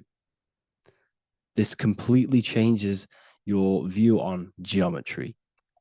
It's in your ear, it's in your face, it's in everything. Geometry is everything. Okay? So now that you understand this, now, as we were talking about the visual field earlier, the ancients knew about this. The ancient Egyptians knew about this. We can see this symbolism inside of the casket, the Egyptian casket.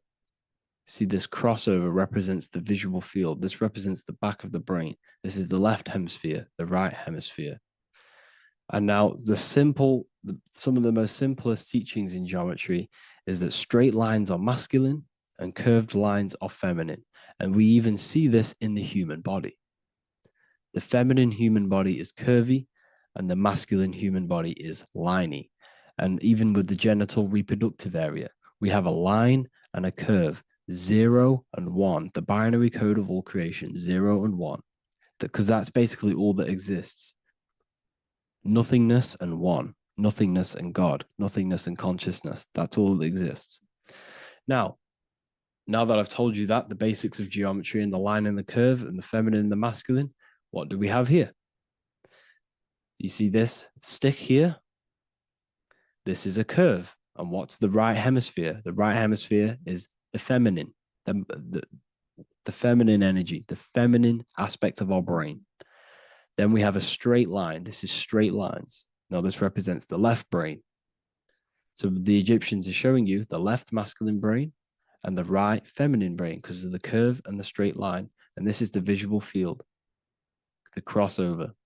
So there's a crossover in the brain. The left eye is connected to the right brain. The right eye is connected to the left brain. Okay, so the left eye is connected to the right brain, the right eye is connected to the left brain, the solar and the lunar. So, like I said, everything outside of you is basically energy. Your body is basically a holographic avatar, condensed energy produced by your brain. There's nothing actually outside of you. Your 5 senses are electrical threads of light. And when you touch something, this is basically electrical signals in your nervous system, which are reporting back to the brain.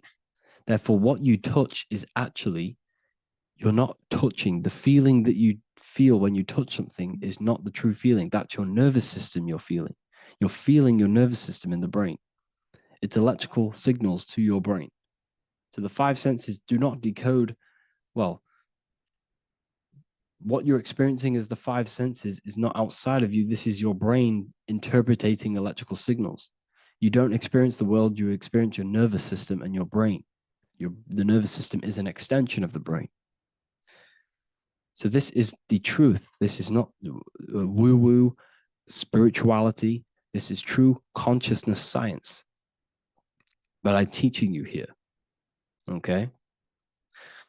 So nothing is truly outside of you. It is a universe. You yourself are the universe, the fabric of the universe itself. The only thing that exists outside of you is essentially energy. That is it. And your body and your brain condenses this energy into reality. So when we look into architecture, why is architecture, the ancient architecture, so important? Because what did I tell you at the beginning? Shapes and physical matter is condensed energy. Each shape holds specific energy. Some shapes hold more energy, emit more energy. Some shapes condense energy. Some shapes transfer energy. Each shape, each geometric shape has an energetic principle because matter is essentially energy. So when we look into cathedrals and the ancient buildings, they were filled with geometric patterns, geometric shapes, because they understood the energy principle. Architecture is basically solid energy. It's physical energy. If we create this pattern here is an energy code. And if you stand next to it, you're going to gain that energy. It's going to be imprinted on your body. So essentially, they filled their buildings with high energy geometric shapes. Points, triangles, pyramids are very, very energetic. This is why you have crystal pyramids made, orgonite pyramids. They're always in pyramid shapes. That's why the Egyptians built in pyramids, because pyramids hold high energy. They emit high energy. So this is why you see all these different geometric patterns. Okay.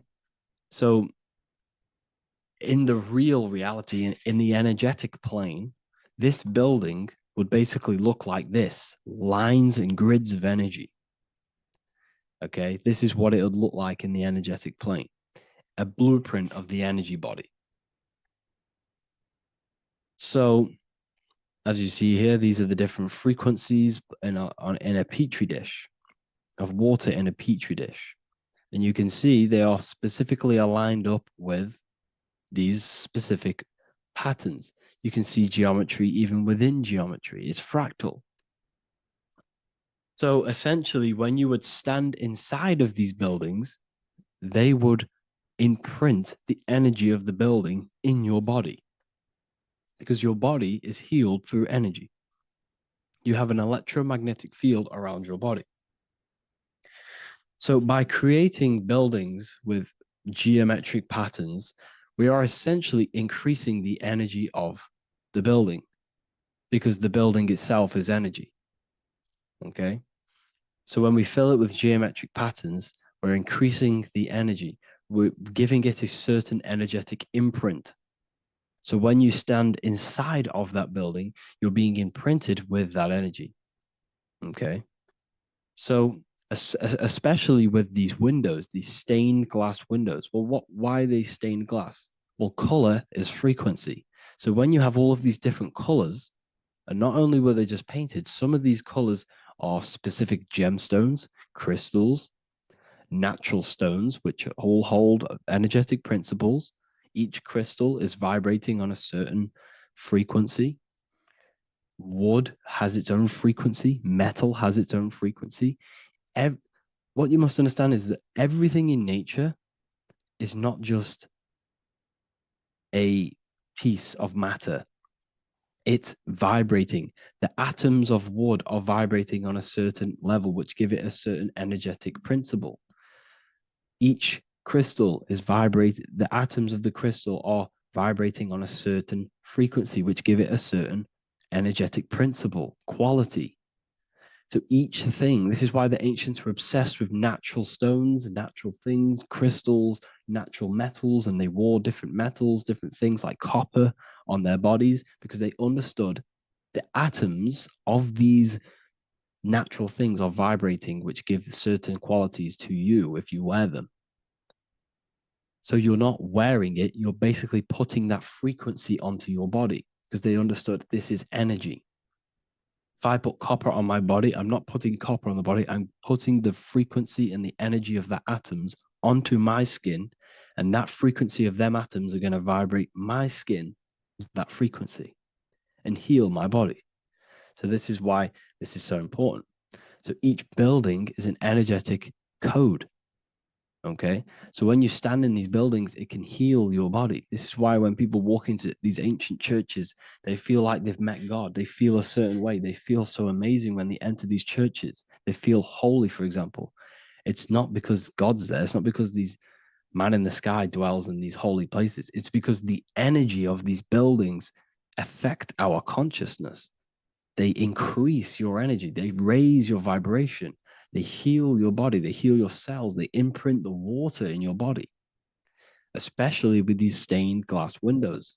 Like I went a bit on a tangent there, but these stained glass windows were encoded. Well, they use different gemstones, different lights, different colors. And when the sun would shine through this window, well, what's the sun? The sun is light. Light is energy.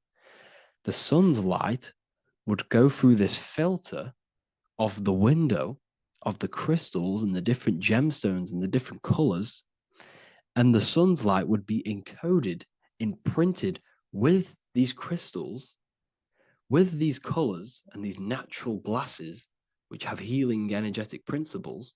And when you are inside that building, the sun's encoded energy of the window would be imprinted into your body, into your energy field, and it will heal your energy field, and it would heal your body, your cells on a cellular level.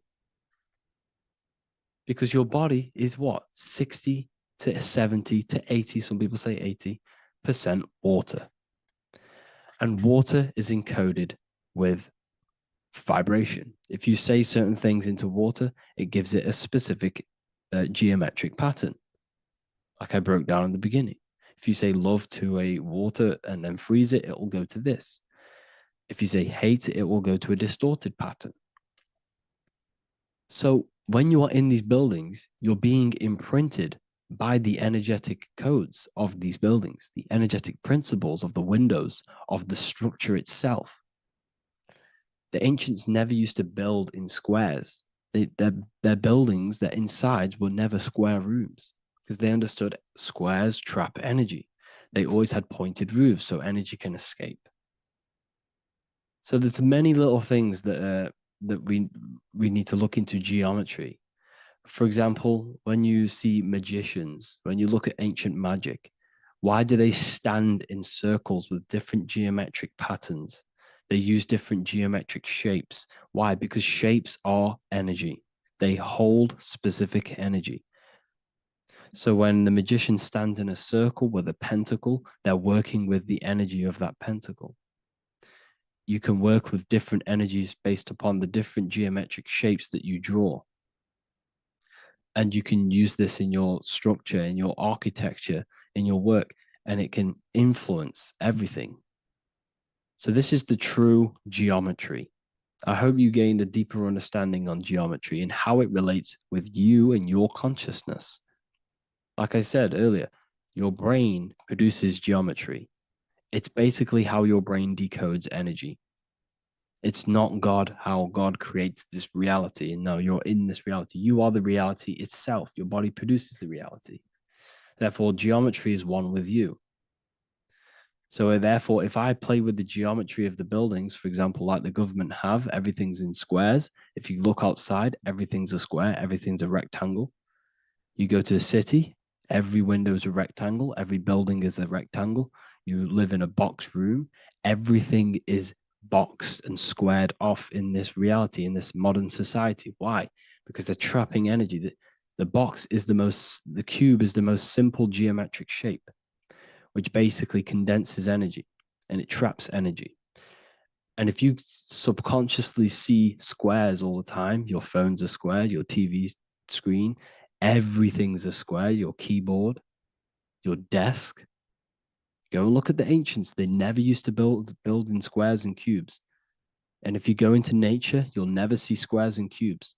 Nature doesn't create squares and cubes. Everything in the modern society is squares and cubes to simple your consciousness down, to dumb your brain down. So the ancients built very, very complex structures. Why? Because they understood what we see affects our brains, because our brains decodes reality and creates reality. If you see a sophisticated building, this is going to give you a sophisticated mind and raise your IQ levels over time, subconsciously. I'm not saying if you look at this building, you're going to become smart. I'm saying if every single building in your environment, ment is mind, mental, every single building in your environment was this complex and complicated, it would increase your IQ on a subconscious level. It'd make you more complex, make you more intelligent. So they've dumbed everything down. They've dulled everything down. Look at everything. Everything is being dulled down. So anyways, I hope you all gained a better understanding on this. If you want to gain more occult knowledge and esoteric knowledge, make sure to read the Book of Wisdom, Volume 2. If you're inside the university, you can get this book for free. Go to the general chat area and follow the instructions, and you can order yours for free. Truly life-changing stuff. Because the issue is with the world is that no one really understands who they are, what they are, and why we are here. That is the issue for people's depression, for people's wrongdoings. They don't understand who they are, what their emotions are, what their mind is, what their body is, what reality is.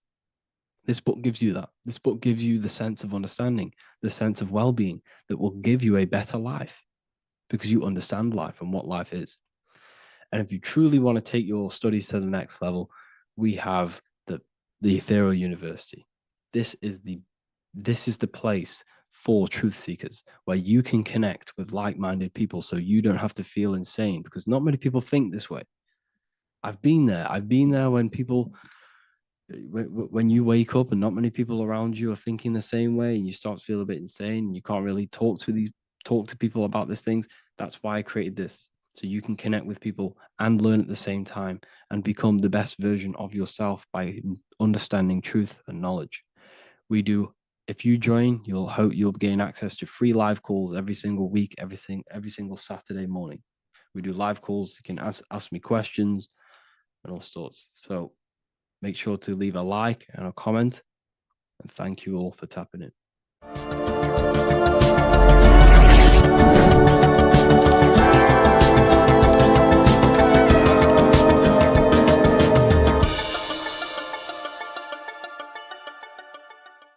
Before you call the Baphomet evil, make sure that you watch this video until the end so you gain a full understanding on what the Baphomet truly is. No, I am not a Satanist. I am simply an esoteric and occult researcher. I've been looking into symbolism for a very long time, and I can reassure you that this symbol does not represent the devil, does not represent any negative figure. It's a very deep occult esoteric symbol. What we first need to understand about the Baphomet, it is indeed a symbol. Every symbol we see around us is neutral. The pentagram, the Baphomet is neutral. It depends how you use it, whether it is used in a good or bad way. Everything is neutral. It's your mind's perception that gives it a positive or a negative charge. First of all, let's break down the Baphomet symbol. Let's look very closely at the Baphomet. We have clearly the 4 physical elements corresponding to the Baphomet. Here we clearly have the fire element. The wings represents the air, the flapping in the air. The fish scales, which is the water. And this dome figure representing the earth. The soul is incarnated into 4 bodies. We have a mental body of consciousness, intellect. We have an emotional body of consciousness, which is all to do with intuition and energy. We have a spiritual body of consciousness, our astral body, and a physical body of consciousness for the physical earth. Earth corresponds with your body, air corresponds with your mind, fire corresponds with your spirit, water corresponds with your emotions. So the Baphomet is showing you the 4 elements of the soul, the 4 bodies of the soul that we are incarnated in. Now, let's look at this moon figure. We have the moon. The moon represents the internal world. It represents what we cannot see. The sun represents our conscious mind, what we can see, what we're aware of, the physical world. The moon represents what we are not aware of. It represents our internal world. Remember, we have 2 worlds. You're an individual. You have a dual nature. Individual. You have an internal world. When you close your eyes, you have an internal voice, an internal world of thought and emotion, and an external world of this material body. The moon represents the internal. The moon on top represents the moon controlling the mind, represents the inner world controlling you. Now, this is very symbolic in the occult world. If the inner world is controlling you, then you have no control over reality. This is the devil horns. You know the devil horns? The moon crescent? This represents you are the devil. You're being controlled by your thoughts, by your emotions, by your psyche. Then we have the moon below, which represents control over the inner world. We have control over our thoughts, our emotions, our impulses. So you're either being controlled by thought and emotions, or you're controlling them and having self-mastery. In alchemy, we always see this symbol of the man or woman on top of the moon, representing emotional control and self-mastery of the internal world. The journey of the occultist is to gain full mastery over their consciousness. They want to be conscious of every single thought that enters their mental field of consciousness. We get over 7,000 thoughts a day. It is possible to achieve a certain level of mastery where you are conscious of every single thought that enters your mind. This is one of the end goals of self-mastery and occultism, as this gains your personal power. When one achieves this, they are then able to direct the mind in one place and one place only, becoming more effective in manifestation and creation, because we are microcosms of the divine. We are creators. This is the gesture of as above, so below. The inner world and the outer world are mirrors of each other. The inner produces the outer. Your physical life circumstances are a result of every thought you thought in the past. The inner projects the outer. If you want to produce a change in the outside world, you got to produce change in the inner world of consciousness first. As above, so below. As within, so without. This corresponds with absolutely everything in the universe. Now we have the goat head, which represents the animal self. This represents the lower carnal mind. Lower carnal mind, which is earthbound, because a goat is on the ground. It's not a bird, it's on the ground. It represents the lower self, the beastie nature, the one that tells us to hate, to steal, to eat all the time, to consume. It's the beast within us, the beastie side of our consciousness. It has a human body resembling this, the human in the beastie nature, or we have the spiritual nature, the higher self. In essence, this symbol of the Baphomet represents the higher and the lower self of human consciousness. It represents the higher and the lower. To conclude all of this, the Baphomet is a symbol that represents the two paths that one can take. We can take the beastie path and become an instinctual animal, our body, or we can take the divine path of reaching our higher self. It is a symbol that represents the higher and lower self and the four different bodies of consciousness. In essence, this does not represent Satan or the devil. The devil represents the lower aspect of our human psyche. The war between Jesus and Satan is symbolic and allegorical for the war that happens within our mental field of consciousness. The internal war between good thoughts and bad thoughts, positive emotions and negative emotions. It is the constant war inside the battlefield of your own mind. Jesus, Satan are symbols, characters that are symbolic of aspects of your own consciousness, because the universe is mental. The only thing that truly exists is your mind. Therefore, all of these ancient spiritual texts like the Bible, the Bhagavad Gita, the Quran are all symbolic of what's happening inside of our mental body. It is the inner chaos that can destroy our life, or when we create structure and restructure our inner world, we can live a peaceful life. If you are struggling from the internal world and you want to gain mastery of yourself while learning the occult secrets, join Ethereal University, a community of like-minded individuals who are all striving for the best versions of themselves. We host live calls and we have an abundance of lectures that you can watch.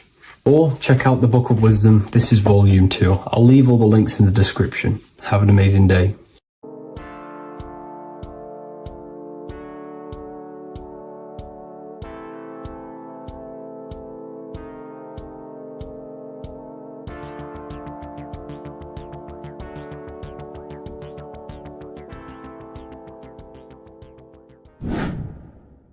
Hello and welcome to another video, people.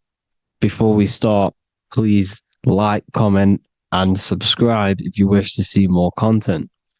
Today we're going to be talking about the mental universe and how everything is mental. This is the number one law on the Kabbalion. If you've never read that book, it's called The Kabbalion. A very good book. It's the first law because this is the most important thing you need to understand, is how everything exists within the mind. Behind every single one of these eyes is the same consciousness expressed in different bodies. The mind is what gives perception to what you're experiencing. Behind every single one of these eyes is the exact same consciousness, but the brain that they inhabit is giving them a different perception, a different being, a different body. Now, this is the difference between humans and animals. Humans possess a advanced consciousness, an advanced mind that gives us the ability to be aware of ourselves mentally, physically, and spiritually. We can reflect on ourselves. When a dog looks in the mirror or an animal looks in the mirror, it doesn't know what it's looking at. It doesn't realize it has a consciousness. It can't reflect on itself. It can't say, I want to improve in this area. It doesn't have that consciousness. We have a divine consciousness. Take away the N for divine, and you get with a D, put it with a D, you get divide, because we have a divided two-way consciousness. An animal only has one. However, it's still the same mind. We're all mind. We're all mental. We all exist within the mental plane. Look at this person walking. The body, the brain is sending electrical signals through the 12 cranial nerves, which is the 12 disciples that spread the gospel of Jesus, right? You have 12 cranial nerves in your brain. There are 12 disciples which spread the gospel of Jesus. Jesus represents the mind, the intelligence, the invisible intelligence that we all are, the same intelligence, the same exact consciousness, which then sends a command into the brain. Then the brain sends these 12 electrical signals through the 12 cranial nerves to control the rest of the body through the nervous system. This person walking is not, the body is not walking. The mind is telling it to walk. And the brain is it's a supercomputer which is decoding these demands given to it by the mind. Because the pineal gland will have something to do with the ether, because the ether is physical and non-physical. The mind is sending the commands through the ether to the pineal gland, which is then getting broken down into electrical codes within the brain and sent throughout the nervous system to control the body. And this is why in the Sims simulation, because the body's the simulation, it's a false reality. It's the fake reality. It's not the real you. You are formless. There is no form, but the third dimension is a dimension within your mind. Matter, mind, light is all a product of your mind. It's all in the mind. Now, this is why The Sims has this green little diamond on top of the head. Because this is you. This is your invisible intelligence controlling the character. Okay? It's controlling the character. And this character is in the world.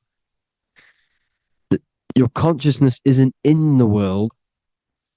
The world exists within you, but the body is a vehicle for that realm that you land in. When you have a dream, your mind transcends this body into another body, duplicates your body, into another universe, unite. Unite is one. We're all one. It's all one universe, expressed in many different ways, infinitely. And the vehicle that you land in is the body to operate in that realm. This is the all-seeing eye, as you see here. The eye, this is all the intelligence. This is the ball of consciousness, God, expressed in different bodies.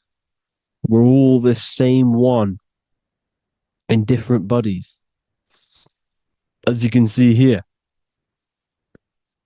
And this intelligence is expressing infinitely throughout the universe. An infinite universe. There's no beginning, no end. There was no beginning of the universe. There is no end. It's infinite. Always has and always will. But the mind is what gives you the ability to explore the universe, to make perception of it. We are God in disguise. We are God in disguise. We are God in flesh.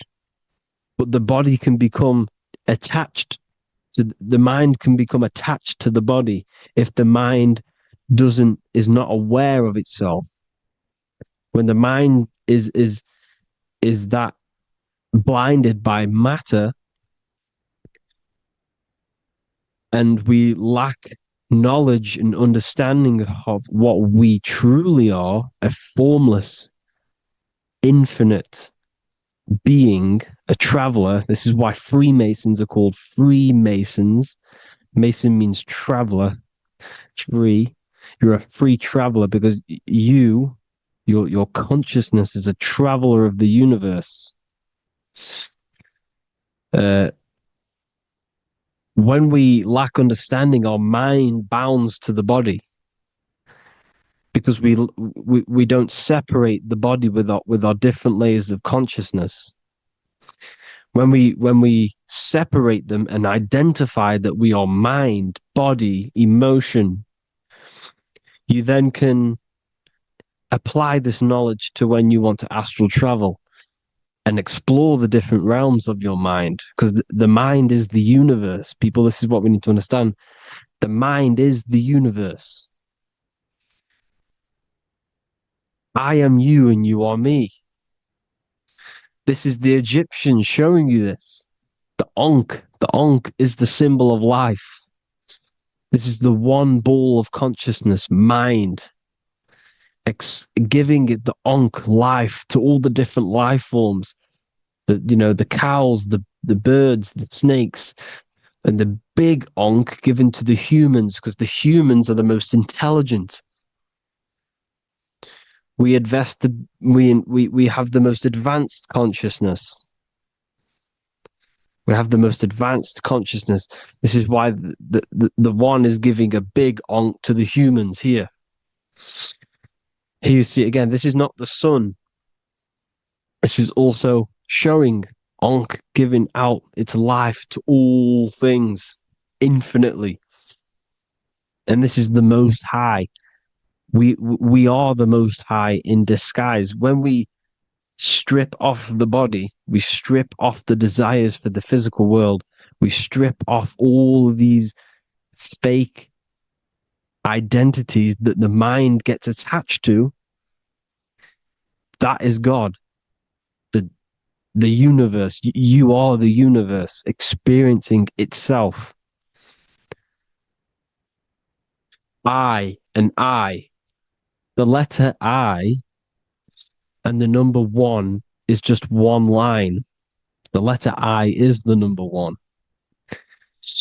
Because your I am, when you refer to yourself as I, every single one of you who's watching this video refers to yourself as I, which is the one. We are all the one.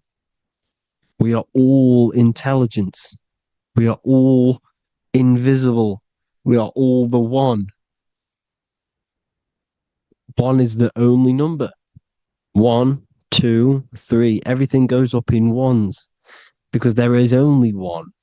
Doesn't matter how far you go down the line with numbers, all of their numbers are created by one, because there is only one. It's me and you are the exact same consciousness expressed in different bodies. Mind, cause. There is only one cause. There is only one mind. There is only one being. But because we lack understanding of this, we think we are the bodies. And this causes division, because the physical world is the most illusionary world. It's an illusion. It's all an illusion. Now, you see with the two, you look with the two eyes, but you see with the inner eye, the mind. Okay? The mind is the mental plane is a shared plane. And it gives perception to what you're looking at, the mind. I'm affecting you when I speak, because the mental plane is shared. We all share mind. We all express mind. When I'm speaking to you, I'm affecting you because we are mind. So the words that I'm saying, which are being manifested from my mind, are being manifested through my body into vibration, is affecting you. I'm affecting you with what I'm saying. And these words are having an effect on your mind, because we're all mind. This is why you need to be careful what you're listening to, music and all sorts. Because music can also create thought loops within your mind. Because the chorus, we shouldn't be listening to choruses. Choruses are loops. And what they're saying in the chorus is being looped. And this can create thought loops within your mind. Go and listen to an old song that you used to listen to about 5 years ago, 10 years ago, 20 years ago. Go and listen to an old song, and you guess what? You will get nostalgia. Why will you get nostalgia? Because that song will trigger the thoughts that you were thinking in that time of listening to that song. So songs with choruses create thought loops, and they reprogram your subconscious mind. It's important why music is very powerful. Mind and mind, same word.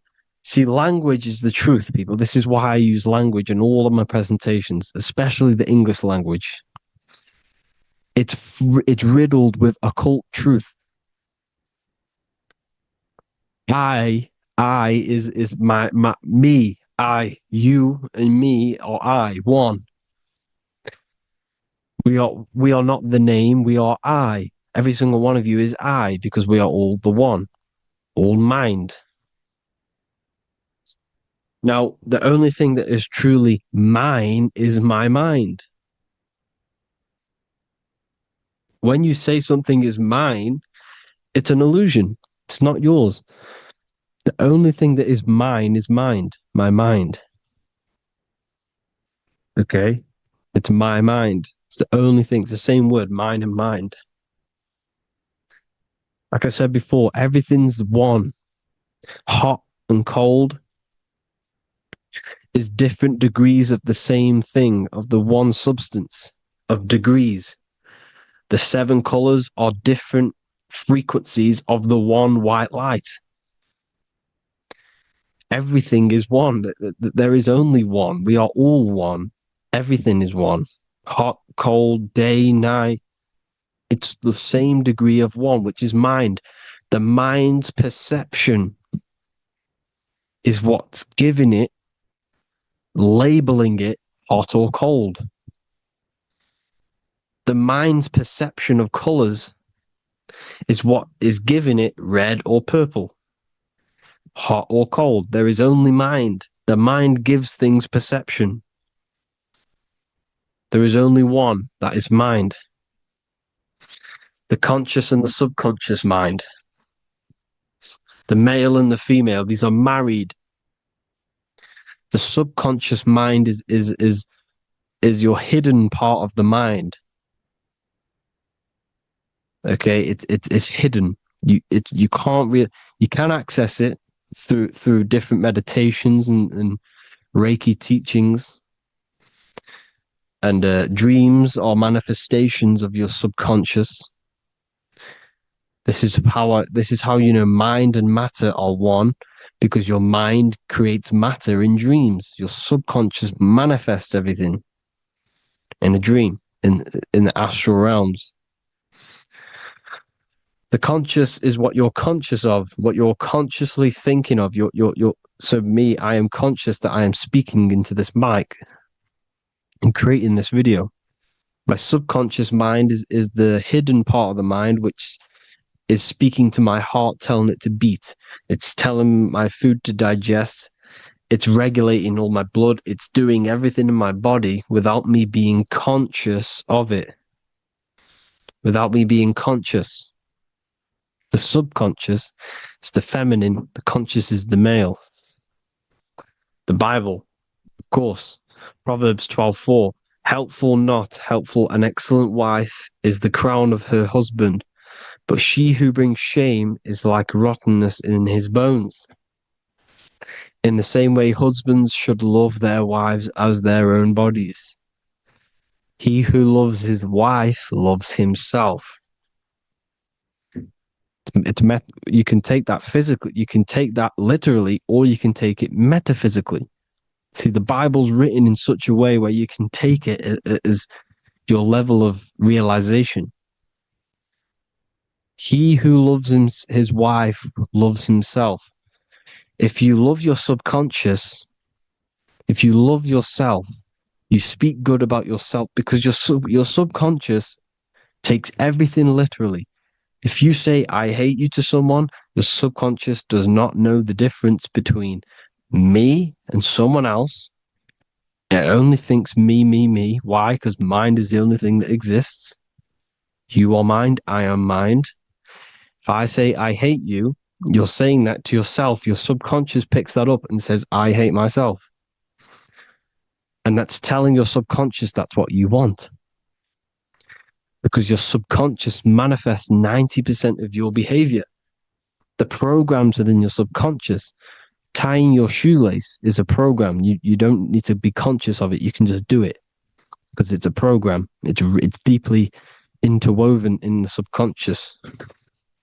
Driving your car, texting on your phone. You don't have to think about what letter. You just do it because you know where the letters are. It's a program.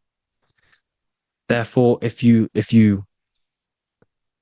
look after your subconscious, they are a married couple. It's your wife. Your subconscious is your wife.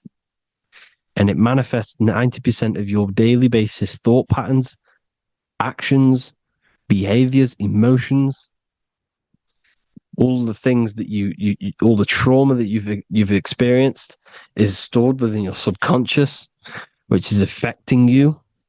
So let's say you were in a car crash 10 years ago and you had a really traumatic event, you really hurt yourself, and you had a very, very, very strong emotion that you felt of pain.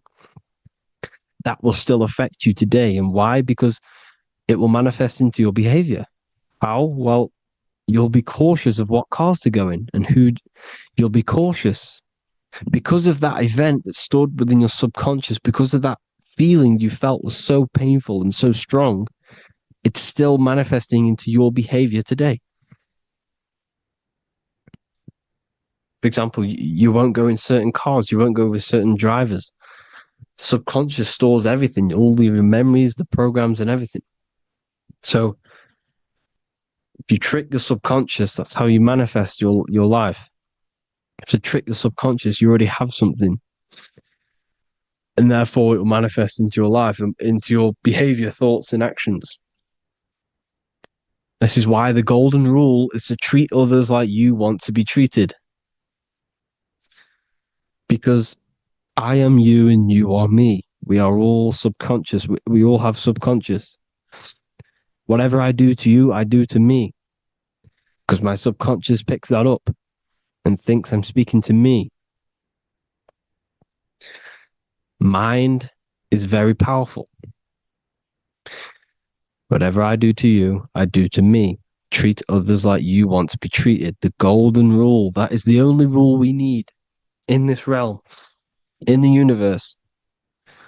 If everyone understood this rule and how the subconscious works and how karma works, we'd live in heaven on earth, the Garden of Eden, the golden age. As a man thinketh in his heart, so is he. Proverbs 23:7. Where your heart is, there will be your treasure. Your heart's the emotions. The storehouse of emotions is where you feel emotions. You have to let your emotions move through you, not become you. You can't let your emotions become you. Or except be like the sky and let them pass through you. Be like the clouds and the stars passing over. Let them pass through you. Do not let them become you.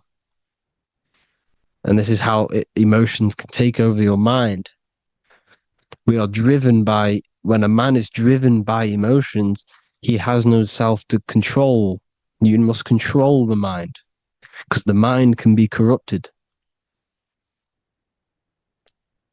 Because your thoughts are electrical in the brain. Your thoughts come from the mental plane. So how the mind works is that you place your attentions on something in the mind, and infinite information just flows in. Think about it. When you think of a certain topic, as soon as you think of that topic, information comes flying into your mind. Different ideas, ping, ping, ping. It's all connected. It's why we call it a mindset, because your mind sets itself to frequencies. And when we think of something, we tap into that frequency, and just the universe, the mind, the mental plane just flows in information based on that frequency and that thought. The universe is just information. All of the information out there, nothing is new. It's all there. You just have to tap into it. You can tap into these different thoughts, and it's all there. Everything already exists within the mental plane. You don't think anything. You receive thoughts. We all share the mental plane. We affect each other. I'm affecting you. Listening to me is affecting your mental plane, your mind. The physical plane is the lowest plane. It's the world of effect. Everything you see in the physical plane is the effect of mind. Like I said, the person walking is the effect of their mind telling the body to walk. The physical plane is the lowest dimension of your mind. Mother Earth, we are in a mother. We're in the womb still. The Earth is feminine. It looks after you. It provides you with food for free. It grows on trees with water. It's Mother Earth.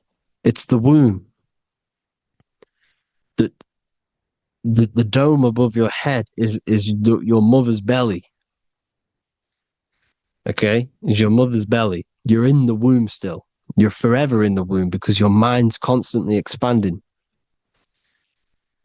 Because when the baby's mind figures out that there is a reality outside of its mother, it starts to hear the people on outside of its mother, what does it do? It figures a way out of the mother, and it becomes born again in the water,